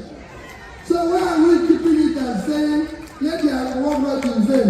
It is in vain. So we can start picking the pieces now, because they've destroyed everything people have sacrificed for. Look at what is happening in Nigeria today. Above all, Charade you sacrificed everything. The country people sacrifice has turned into a crime scene. All we do today is stealing. You know, and we have to do something. All we need to do is live a courageous life. May God Almighty that called him home grant him eternal rest and grant us the courage to look into what our Father lived for and start picking our pieces. May God bless all of you. Now, in fairness, did he lie? In fairness, he didn't lie, but somehow it should have been said by somebody else. What did Obi say that is wrong? He said, the sacrifices, the labor of our heroes past is now in vain. Because if you want to contextualize it, right, you will say, maybe your heroes past labored for you to have good life. But look at you today. Rather than be a country led by reasonable responsible, and then people with track record for real, not thieves, criminals, career criminals. So as Nigeria is today, do you think if they wake up your supposed, they contributed to it, if they wake up your dead heroes past, which on this platform we have actually dissected that as well. Nigeria does not have any heroes pasts. What you have are the criminals that were never brought to justice until they died. Therefore, they died as one of your heroes. We are talking about in the military, in the civilian circle, bunch of career criminals. From 1966, when they truncated the entire thing, right? Disrupted you, right? You've not had, you don't really have any roles past per se. If you begin to probe all their lives and their roles, except the one they told you, they are the ones who write their own history. Today, Abacha is a hero. Babangida is a hero. You may say not to you, even Kalu is going to rewrite his own history for the generations yet unborn, that they are going to tell them he is also a hero's past. Do you get that now? Thank God. Gowon was said to be on seats. So is Gowon also, okay, maybe that one is your living hero. And I'm glad that he is alive when he sacrificed over 5 million people just to keep this contraption together. And my own question is that if we ask them, why did they keep the Igbos in Nigeria? They will say they kept them because of unity of Nigeria. Is Nigeria united now? Or they kept them because we are, greater together? Is Nigeria great now? So my own answer is that they actually kept the Igbos, that you are going nowhere. All of us will suffer this chege. All of us will suffer this chege together. That's the way I see it. Because if the purpose of not letting the Igbos go was because the Igbos will benefit in one Nigeria so that they can, they are better off in today, are they? Is anyone better off? Anyway, Obi didn't lie. But the thing is, for the Tifnumbuse circle, they just can't understand why all of you, especially you, the obedient, can't see that Obi is one of them. They want you to actually see him as he's one of them. Stop seeing him that he's different from us. He's not in the better place to actually criticize us. That's what they are pushing. And that is why the first person to react is Akpabiole. So that's a video you watched just now. Now listen to Akpabiole's response. And yet, when somebody makes a statement that the labors of heroes pass, I invent, I beg to disagree. Let our brother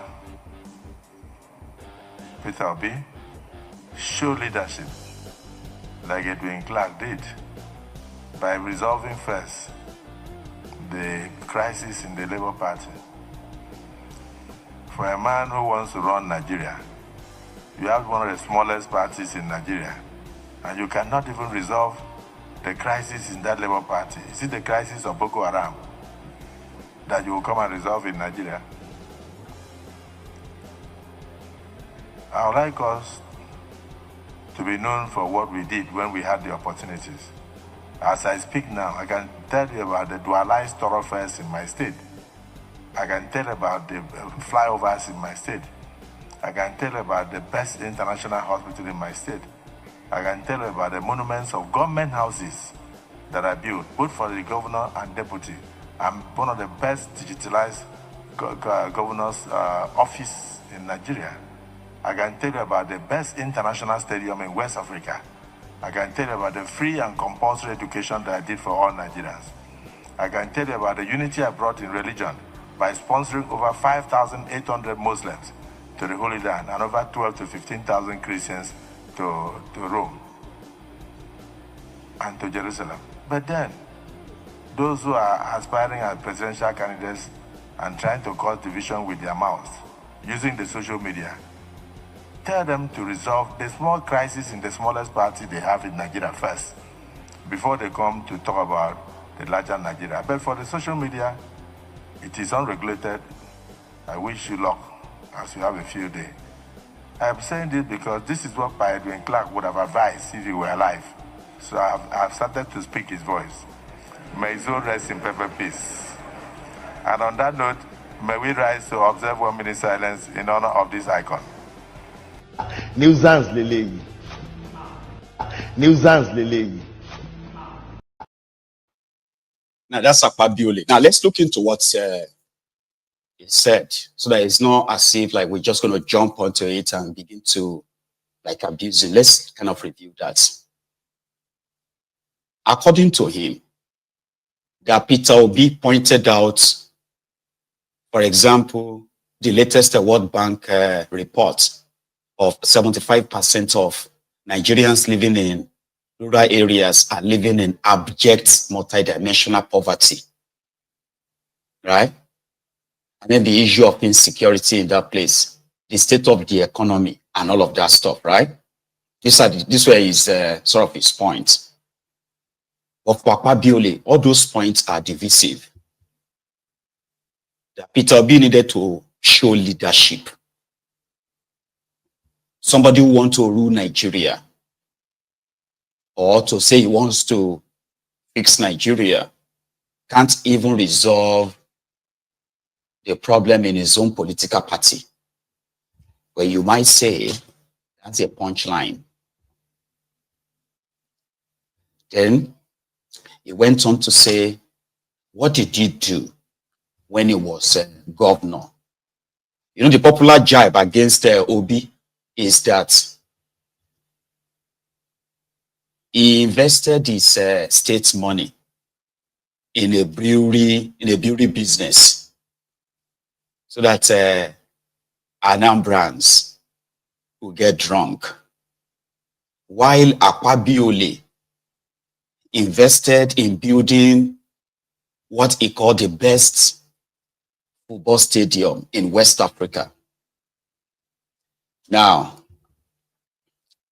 apart from all the publicly available record of whatever Obi did in Anambra and all of that, right? But let's just kind of take one that they love to use to ridicule him, or want to use to ridicule him, as kind of like a clowning, as this sounds out there. When, Akpabiole was a governor of Akwa Ibom State, a state that takes more than about times 5 of what Anambra takes as allocation to start with. So Akpabiole, good for him, actually successfully implemented what is called free education in Akwa Ibom State when he was governor. Credit to him. Allowing the poorest of the Akwa Ibomite to have access to education. Great. Same thing Obi also did when he was governor in Anambra State. In fact, from what it is also public record, from 27th position in a national examination, they became first, enough that it's part of whatever awards that Obi parades everywhere. So Akpabiole and Obi. Akpabiole, they have access to more money because oil producing states, 13% derivation, and on and on. He had a lot to execute.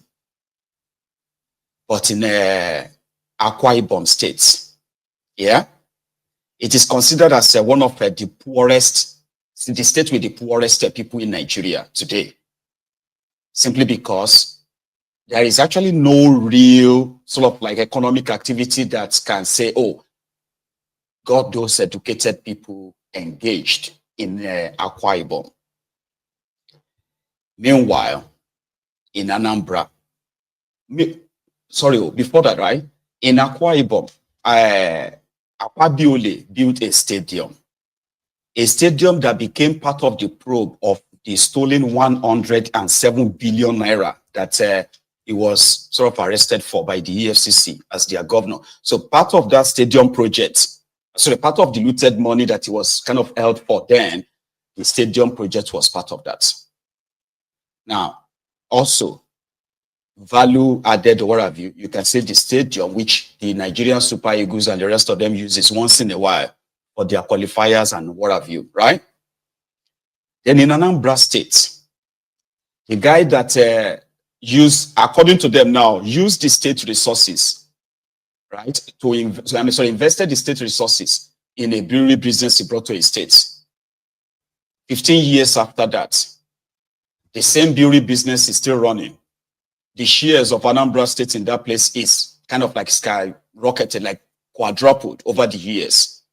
That brewery has hired on a steady for the last 15 years, more than 20,000 direct and indirect workers from Anambra and outside Anambra. That's also like brewery or beer business. Sure, you get that they love to ridicule.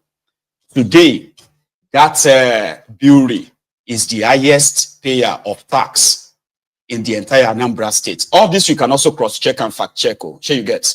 So in the long run, the guy that challenged them that if they found any corruption on him, they should make them public now, and it will stop all this waka waka about and the rest. And up to this moment, nothing. Left over $150 million in the kitty of, saved for his own state. His own successor took the money, decided to start an airport project. That is Obaino. Today, the guy who saved money, the guy that you want to compare with all these guys, right, is walking about, challenging them, other than try to attack his personality. Nothing really concrete is presented. They are conjectures and then appealing to their base. So, he is walking free. The person that succeeded him is standing trial for looting the state money. Like this Akpabiole that looted 107 billion naira from his own state as governor. So in the long run, Akpabiole sent people to Mecca, sent them to Jerusalem, right? And built a stadium. These are his legacies, right? But of course, on the part of not being able to resolve his own political party, some people believe that there are external factors contributing to the, El-Rufai said it, contributing to all the crises in war, all the political parties, apart from APC, as if that was not enough. Today, Kolu was in Anambra State. Another very strong critic of Obi is Soludo. Now, Soludo has come out severally to say Obi is a distraction. In fact, what Obi is doing is tantamount to tantamount to further marginalization of the Igbos. I don't know if some of you remember the letter he published to try to chastise Obi before your 2023 charade. Soludo make it clear that, right, Obi has no real record in Anambra State, and he's not hiding it. Some people say it's because he's jealous. Some said it's because of hatred and all of that. I don't know. But they're all elite class to start with. But Soludo, being the guy in charge of Anambra now, right, was also the first guy who came out to say, oh, they said Obi left money. Well, me, I don't see the money. Like everybody, even till this time, everybody jumps Obaino that succeeded Obi. And it's always Obi, and we can actually understand why, right? Because he's the only real threat. It may be a little bit kind of like sad that the same Obi will never actually punish the establishment, even if he has such power. He won't. He's told you many times that somebody can come into your shop and steal something, and then you leave the shop open to chase the thieves. So he's not going to go after all these criminals and thieves, wherever they are. Sure, you get right now. So even if he has the power, the likes of Akpabiole and co probably will never see the jail wall. But with Soludo, he is like I don't know how to describe it, or maybe I am not going to do it perfectly in a way, right, that is going to be fitting, right? I mean, Soludo is like a necessary evil that somehow just doesn't fancy Obi, and he never sort of hides it. Soludomb is in APGA.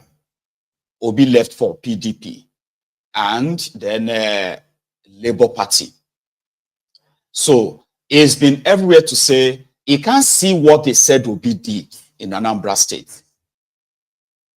However, he decided to bring in Kolu today. Kolu was in Anambra State to come and commission the projects of Soludo.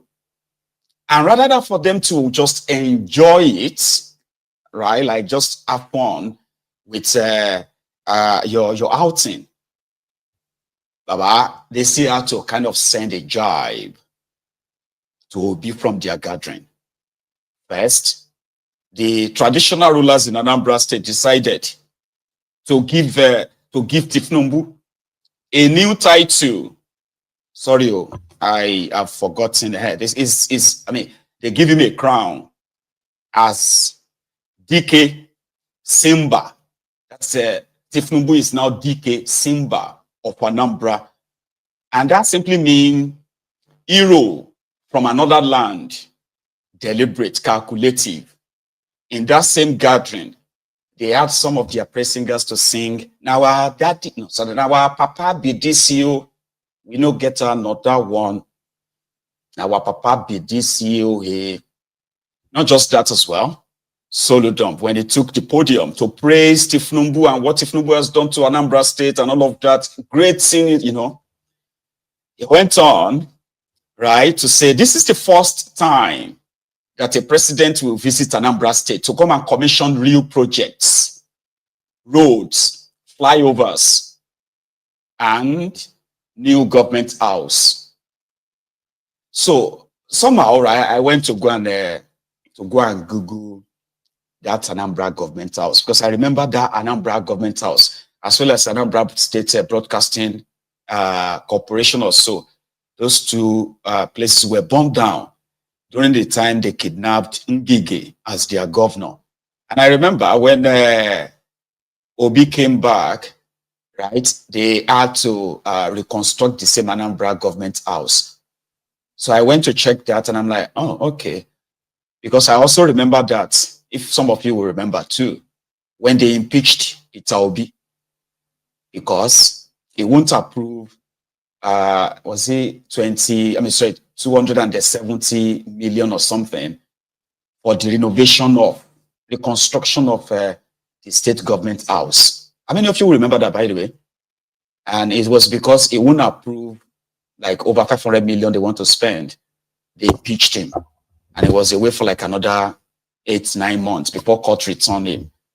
So the government house was like never. Anyway, Solodumb has sort of like refurbished it, built some new blocks, painted the everything, constructed the inner rows and all of that. The whole place looks really, really new, even though it is not. So I'm going to take you to Anambra State when Kolu was there and all that transpired, as much as I can, please. Let's go to Anambra State.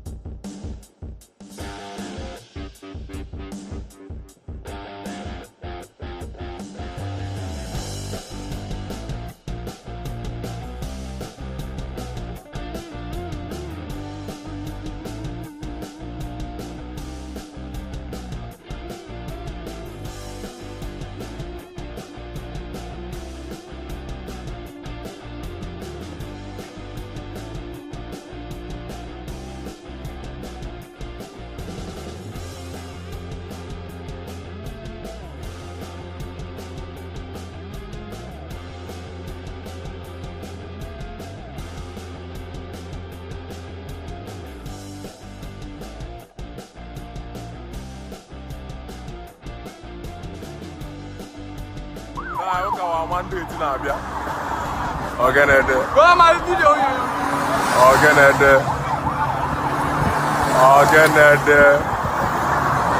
this security to Nobodo, and they kidnap mother every day. So, all this security to Nobodo. Again, no, this security to Nobodo, and they make kidnapping. Again, mother will go in Navia. Okay, we don't pass. Can you go to the again, okay, we go. Okay, then I want to go. Okay, we don't pass. Okay. Mota was one no. Mota was one no. You don't go ever know the Agago Konoka Gala, Mota will go no. Always go motor one no, because.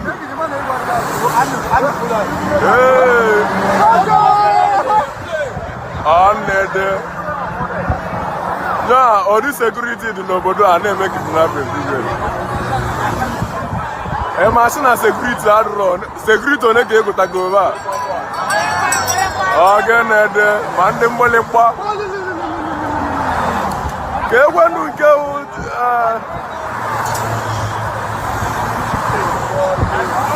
Tinibu will go now. I can't go.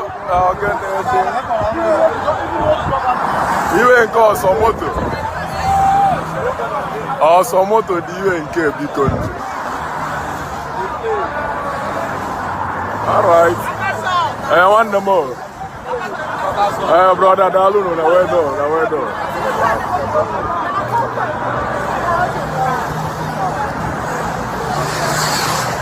Again, the big one. Motaka was one no. And Takwalova knows her. Emma and Alibu.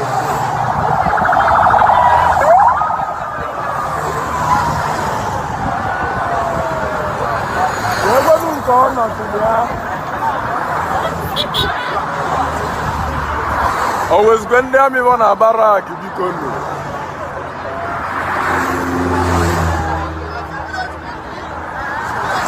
Hey, Okota Kalekwan.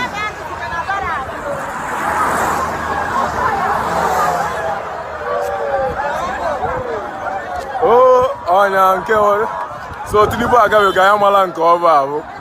Olusi okwe ma holiday yes I amalo. Yo duko nya security wa ni ne obo ye ka na eje o. Ona re so na Tinibu wa gakwa anyway sha ike dem nje ekwe me lusi ekwe me nkowa alu.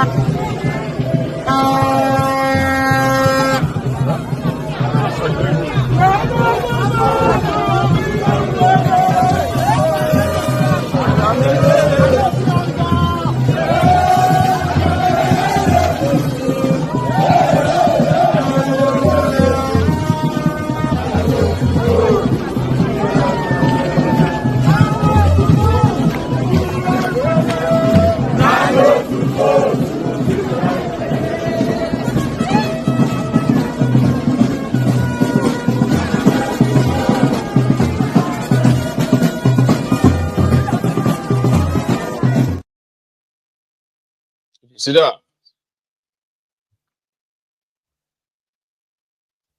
Sorry. It's because I've tried to put something up as well, right? So I've got this re-echo back. But here it is. The welcome of Tifnumbu to Oka, Anambra. And then it was taken around a few, what do you call it? The commissioning sites for roads, bridges, flyovers. That's how he put it, right? But just before we get to that, okay, there's also, I mean, there are, by the way, there are, what do you call it, other things that actually like really happened that you know, sort of got highlighted out of that visit. One of them is when the traditional rulers council of Anambra State came together to crown him hero from another land, I think. And that is a Dike Simba Anambra. Some other guys who were within, because it was also the time that Solodom also dropped a snippet. So I kind of match all these clips together to give you this collection, okay, of other things that happened there.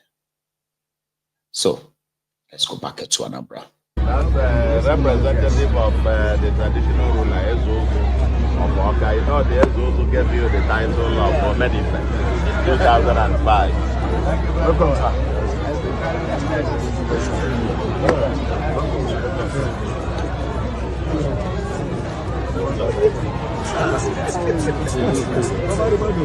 God bless you, sir.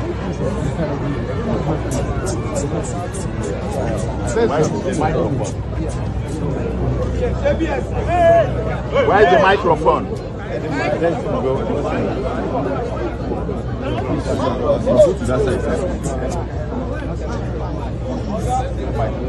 We should go ahead now. I'm going to put it around your neck. First time, second time, and the third time, I will leave it. And I'm going to count in Igbo. Ofu, Ibwa. Should I go ahead? Yes. Ito.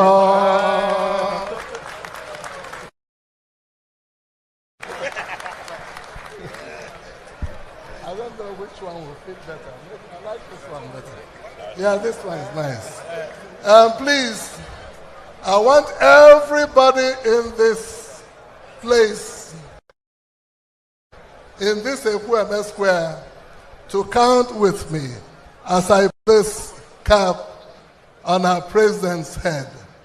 And we're going to count in Igbo, 1 to 7. So say 1, 2, go. Ayebido n'ofu. Una kwadogo.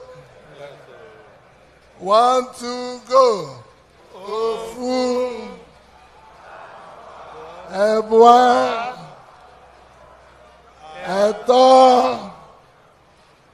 Ano. Ise. Isi. Olwe na omume. Ambia. Ambubi enya.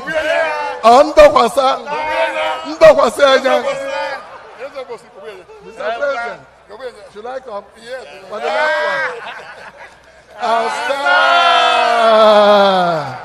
one. 20 Adika. Simba Anambra. Dika Simba Anambra.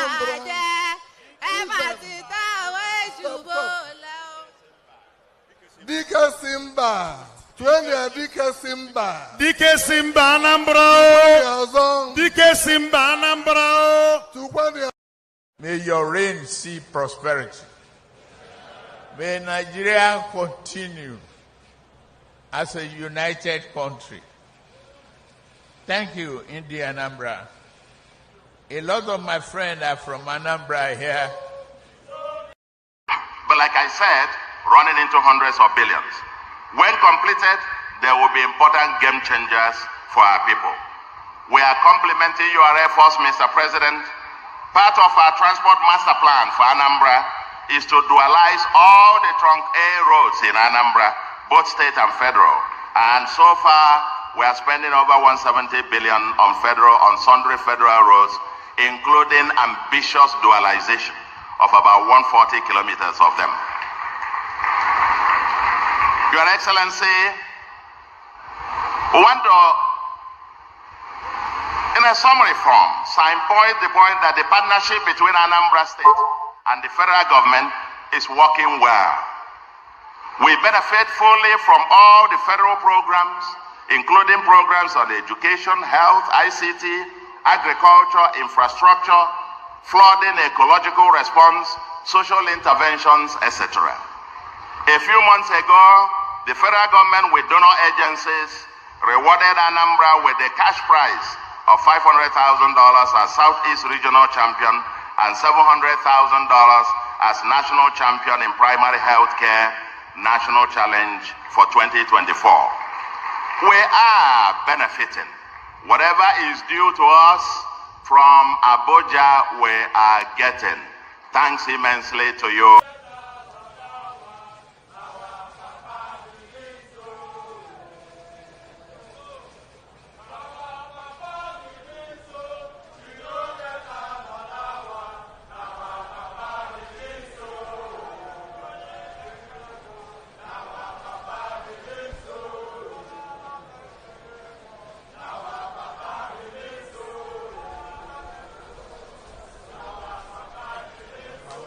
Thank you very much. God bless you. Going forward.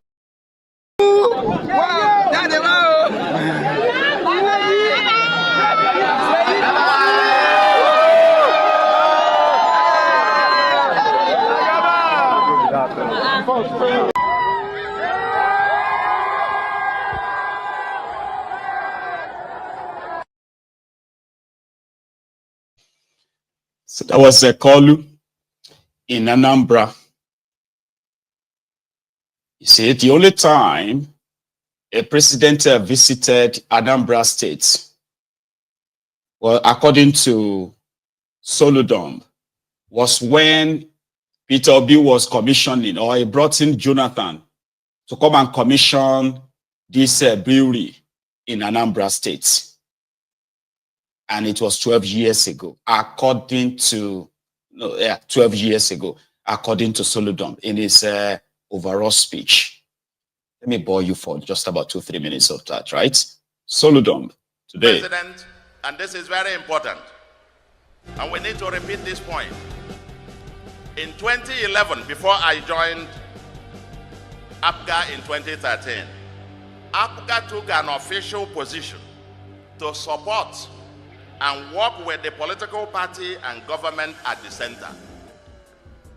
Indeed, in that year, APGA adopted the sitting president then as its presidential candidate. And I want to report that that policy by APGA has not changed. Coincidentally, Mr. President, at this moment in history, the party, a government as the center, is one that also professes progressivism. Then, as the foremost progressive party in Nigeria, APGA is ideologically and strategically aligned with the center. And so far, Mr. President, ladies and gentlemen, the progressives are working well together. And are working well together. And I said to Ndi Anambra, yes, APGA dominates the place, but even the others, for all those who profess progressivism, who profess progressives, those who are in All Progressives Congress, we are All Progressives Grand Alliance, those in All Progressives Congress, APC, are our brothers and sisters. And that's why, Mr. President, in preparation for this particular trip, there were issues raised that we wouldn't make it, there is no partisanship about it. And when they told me, and I said, they must allow APC with their colors and uniforms to come out in mass to also welcome the president. All in the spirit of progressivism. We are progressives together. At the end of the day, we are all brothers. The only thing is that here in Anambra, we know who is the leader of the progressives.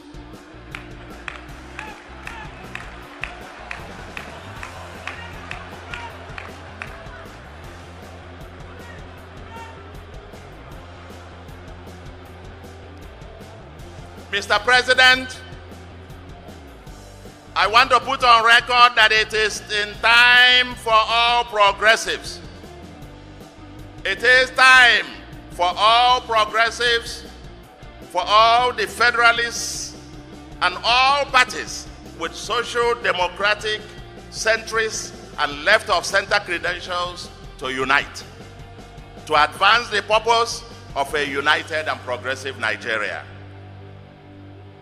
We request you, Mr. President, as the leader of the biggest progressive party in Nigeria, you lead the one of the biggest. I lead the first one, the oldest one. The APGA is the oldest, but the APC has overtaken us as the biggest. We must unite. We must come together. All those who profess federalism, all those who are centrists, all those who profess left of center, ideologically, because we must give this country ideologically driven governance. And Mr. President, as the leader of the biggest of the bunch, we urge you, Mr. President, to lead all of us in this new movement. Finally, Mr. President, I want to thank you again for this great honor to Ndi Anambra with this historic state visit. The Presidential Lodge is ready, and we are looking forward to your next visit. Perhaps it won't be a bad idea to relocate to your office and operate from Anambra for a week or two. Ndi Anambra uno chokwali etu ae. Uno choka president bieba abia nonyala 1 or 2 weeks.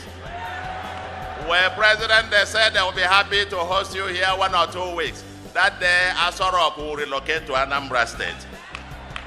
May God continue. Your visit to Anambra State today, Mr. President, is historic and consequential. The last state visit by a president was in 2012, ostensibly to commission a brewery and another private enterprise. This visit is not just to commission projects. We have over 500 kilometers of roads, flyovers, bridges completed and waiting completion. I'm waiting for commissioning. We have over about 5 brand new general hospitals and world-class trauma center completed, equipped and waiting for commissioning. We have new smart schools and water projects waiting for commissioning. New markets and bus terminal, etc., waiting for commissioning. Previously, we had insisted that only the users of our roads and projects should be the ones to commission them, and we have commissioned. So he was referring to this in that last part of that clip, Soludom. And indeed, I could smell the sycophancy from far. Others are saying that the reason why he is praising Tifnubu is because their allocation has tripled. So they have more money now. That some of them are even paying off their debts. That as a lot of us are focusing on Tifnubu, most of these state governors are actually really cashing out. And indeed, with a Soludom, they're saying, oh, he's been good to us and all of that, and throwing a jibe at Peter Obi for only commissioning a brewery with a president. Remember, it is all politics, right? And their politics is so dirty enough that they actually have their own base that they kind of like, appeal to. Nigerians won't really check out themselves anyway, would they? So still on Peter Obi, and everyone throwing a shade at him. Now, if you leave Soludom and you leave the APC, you can come back to the Labour Party where Akpabiole actually challenged Obi to try to fix the Labour Party problem before you can think of a fixing Nigeria problem, because Peter Obi has no capacity to fix Nigeria problem. That's the point he's making, right? Indeed, there is, or there are, different kinds of crises in Labour Party. But the characters, the individuals behind all of these are not unknown. They are known and why they are doing what they are doing. It's just that I don't know if, from my own perspective, right? If you, the obedient, with your number, with your vast reach and what have you, right? You could actually pick among yourself, float your own political party, and you can then be judged based on what you started. Because to the likes of Arab and Bidiot, Peter Obi and Alex Otti, they are hijackers who came to hijack their political party. Sorry, I bet Director Scott can possibly back me up on this. How many of you remember that time that I played a clip of our Arab and Bidiot praising Obi, saying that they have settled their this now, there is no more problem, Obi is their leader and all of that. And I said, very soon, it's going to be back on that same TV station.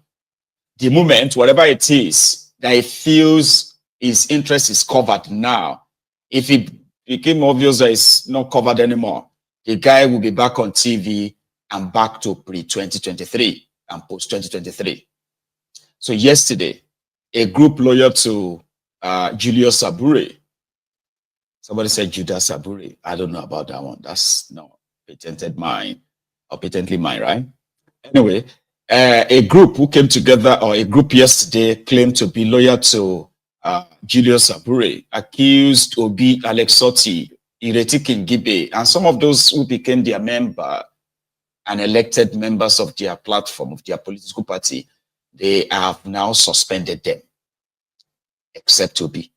For some reason, they are yet to suspend him too, because what they are suspending others for, Obi is involved. You get what I mean? Like, the court says Abure's convention was void, like, invalid.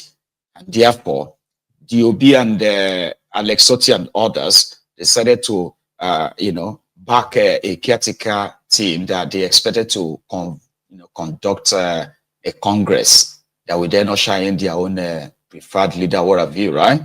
So by design, by the Supreme Court ruling, it seems the OP side are on the advantage side, kind of. But the Aburi and Co won't take that, because to them, it doesn't matter, Supreme Court or no Supreme Court. This is our party. This is our own. The only strangers here, according to them, are the Obi and the obedient. I'll show you. First, those who suspended the supposed elected members of their party yesterday. On His Excellency Governor Oti, Senator Darlington Mokocha, Senator Kingibe, and other members, some other members of the National Assembly. I should retake it.